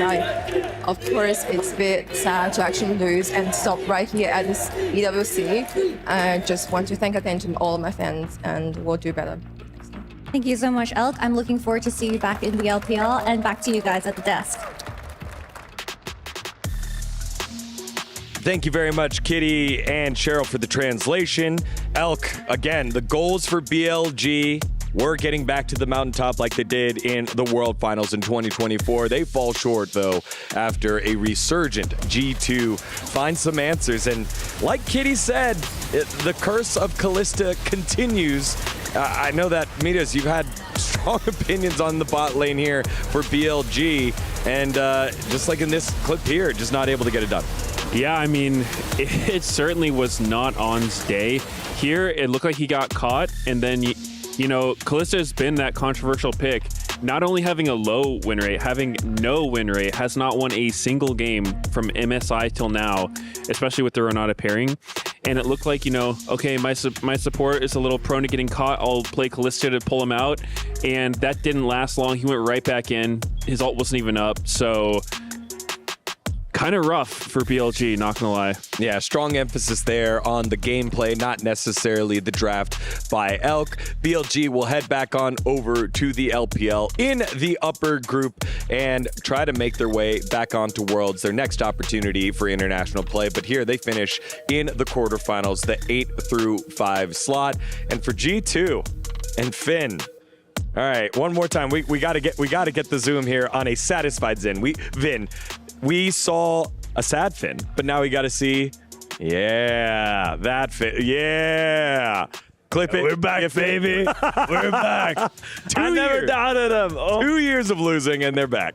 Yeah. I mean, we have been getting beaten brutally by Bin and BLG for so much time now. For so long, they just keep getting our number in internationals, but now G2 finally beating them must feel so good, must feel so great just to take down this arch nemesis that always knocks them down whenever they go travel to try to win some trophies. Yeah. All right, let's take a look at some of the highlights here as we wrap up the series in the day. And it starts off with Cap showing off the LeBlanc. When he came out, everyone's like, LeBlanc, is that really where it goes? But his mastery of it is in full prowess here.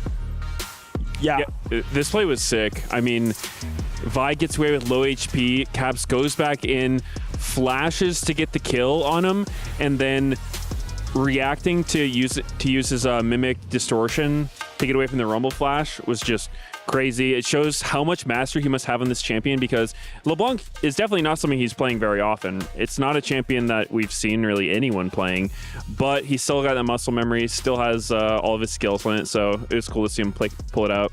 And what I like too, correct me if I'm wrong, didn't he play the Syndra earlier in the group stages? Again, unorthodox champions that we know can dish out damage, but haven't been played as much if it's not in the right spot here. I like it. I think these are like some EU classics. We have the Syndra. I mean, okay, EU classic going back to Bjergsen is maybe a little bit too strong, but like I know there's a lot of people in Europe playing Syndra, and the LeBlanc has been a staple around the EU mids. The Perks and Caps, the two classic wielders of that champion, and it's just something that is so comfortable for these players, and they know how to execute, especially in these fearless drafts, in these game 3s, game 4s, game 5s. That is when you see these champions come out, and I think it's so nice that we finally can show that little European flag that is just, we have our picks and we use them to such great extent. It was great to see a return to form for G2 this tournament. This is kind of the G2 that I feel like a lot of people expect when you go international, the G2 who can match with these Eastern teams and even take down BLG now, something they haven't been able to do. So it's cool seeing them on their signature picks. And I think Skuman and Broken Blade, to me, deserve a lot of praise for this series, because although all of G2 played well, I think that BB and Skuman both stepped up a lot, because they didn't have the greatest MSI showing. They received a lot of criticism, and they didn't let it get them down. They kept their confidence. They leveled up a lot, and I think they played great today. Yeah, the way that they were taking the gold leads, the highlight that we did for game number 2, where they forced a fight to distract BLG while Caps was split pushing on the top side of the map, the influx of 1,500 gold. This is the G2 that we miss. It's not just being able to fight with the hands, but outplaying the team and being one of the few organizations in the West to be able to do so. And that is one of Caps' main trademarks in Europe. If you watch any European G2 games and it looks like G2 is like having a slow game, suddenly Caps will disappear to side lane for like 7 minutes. And then he will come back with like one more item over the enemy mid laner, and everyone is like, how does he do it? How does he keep doing it? And it's something that he's struggled to convert into the international stage lately. But to see him execute this against such a strong team that is BLG gives me so much confidence of his return to form. Well, with that victory, we now have 1 or 2 of the seeds set for the semifinals. G2 will await the winner of Gen.G versus FlyQuest after FlyQuest defeated Furia earlier in the day. On the opposite side, it was AG.AL over Hanwha Life Esports to get the LPL representative in the lower side of the bracket up against T1 or Movistar Koi after Movistar were able to get the victory later on. And with those victories, that means those keys got crushed. It was CFO's key saying goodbye and popped off right there. Or is it there? There, somewhere. One of those two. Masu getting to do it as well, putting their opponent's Furia to the sword and seeing the hopes of the Brazilian squad get crushed. A little bit of revenge for the LTA North. Yeah, what a satisfying way to beat someone. You know, you win in the game and then you get to crush their logo. Oh man, that looks fun. Yeah, I mean, Tarzan's ice-cold face and the little chuckle there when he sees it snap. And I mean, it's been a good day for European fans, I have to say. Seeing MKOI topple their nemesis of the Flying Oysters and seeing G2 topple their own.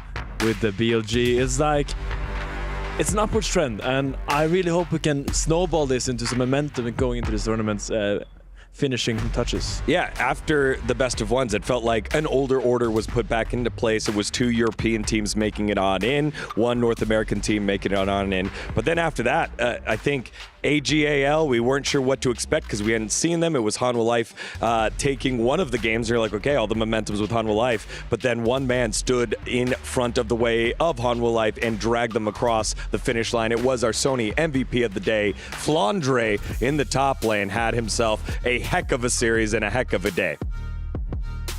Like we mentioned earlier during their series, Flandre just absolutely outperformed Zeus, which is probably a surprise to most people. Flandre is someone who's kind of, I would say he's known for being more of like the team fighter, not a super lane dominant player. He's got his Yorick, you know, he'll play Rumble, Renekton, but today he whipped out the tanks and just had so much presence in the game, was able to take over team fights and yeah, just lead his team to victory. Maybe it's kind of indicative of the meta because we have 2 of the best undisputed top laners in the world in both Zeus and Bin out, and 2 guys that are great in their own right, but generally play more for the team in terms of Flandre and Broken Blade in and winning in the semifinals here. Yeah, and I think it just shows, I mean, to me, I'm just so impressed with Flandre and his class. He has been playing since 2014-15 competitively, and he still has such good form. When people think of the old players, they think of Faker, they think of the other like veterans that has been there for so long, but Flandre often goes unnoticed, and the fact that he's still out there performing so well, it's just so commendable.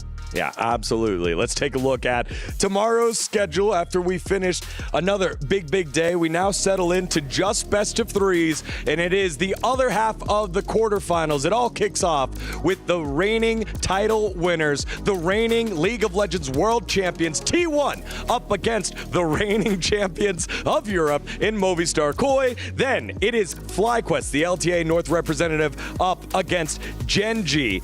It is a big day of matches. When you look at that, what jumps out at you here, Medios? Well, it's FlyQuest playing to get another match against Gen.G, which this is going to be the 3rd time they've played them, and they managed to take games each time, so I think it's doable. Definitely a very hard opponent, probably the hardest, but I think they can do it.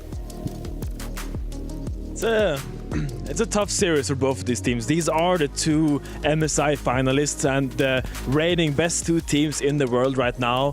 So what a privilege to have a chance to try to take them down right when they're sitting at the top. I think it's a great chance for both MKOI, great chance for FlyQuest as well, to really show that they have so much more they can offer to the international events. Yeah, huge matches for the West, and again, the debut for both Gen.G and T1 tomorrow. But for tonight, we'll dream just a little bit with the G2 victory, getting it done over one of their big nemesis. Now, that does it here from us at the Esports World Cup. On behalf of everyone working the broadcast, we thank you so much for watching, and we'll see you tomorrow for more quarterfinals action.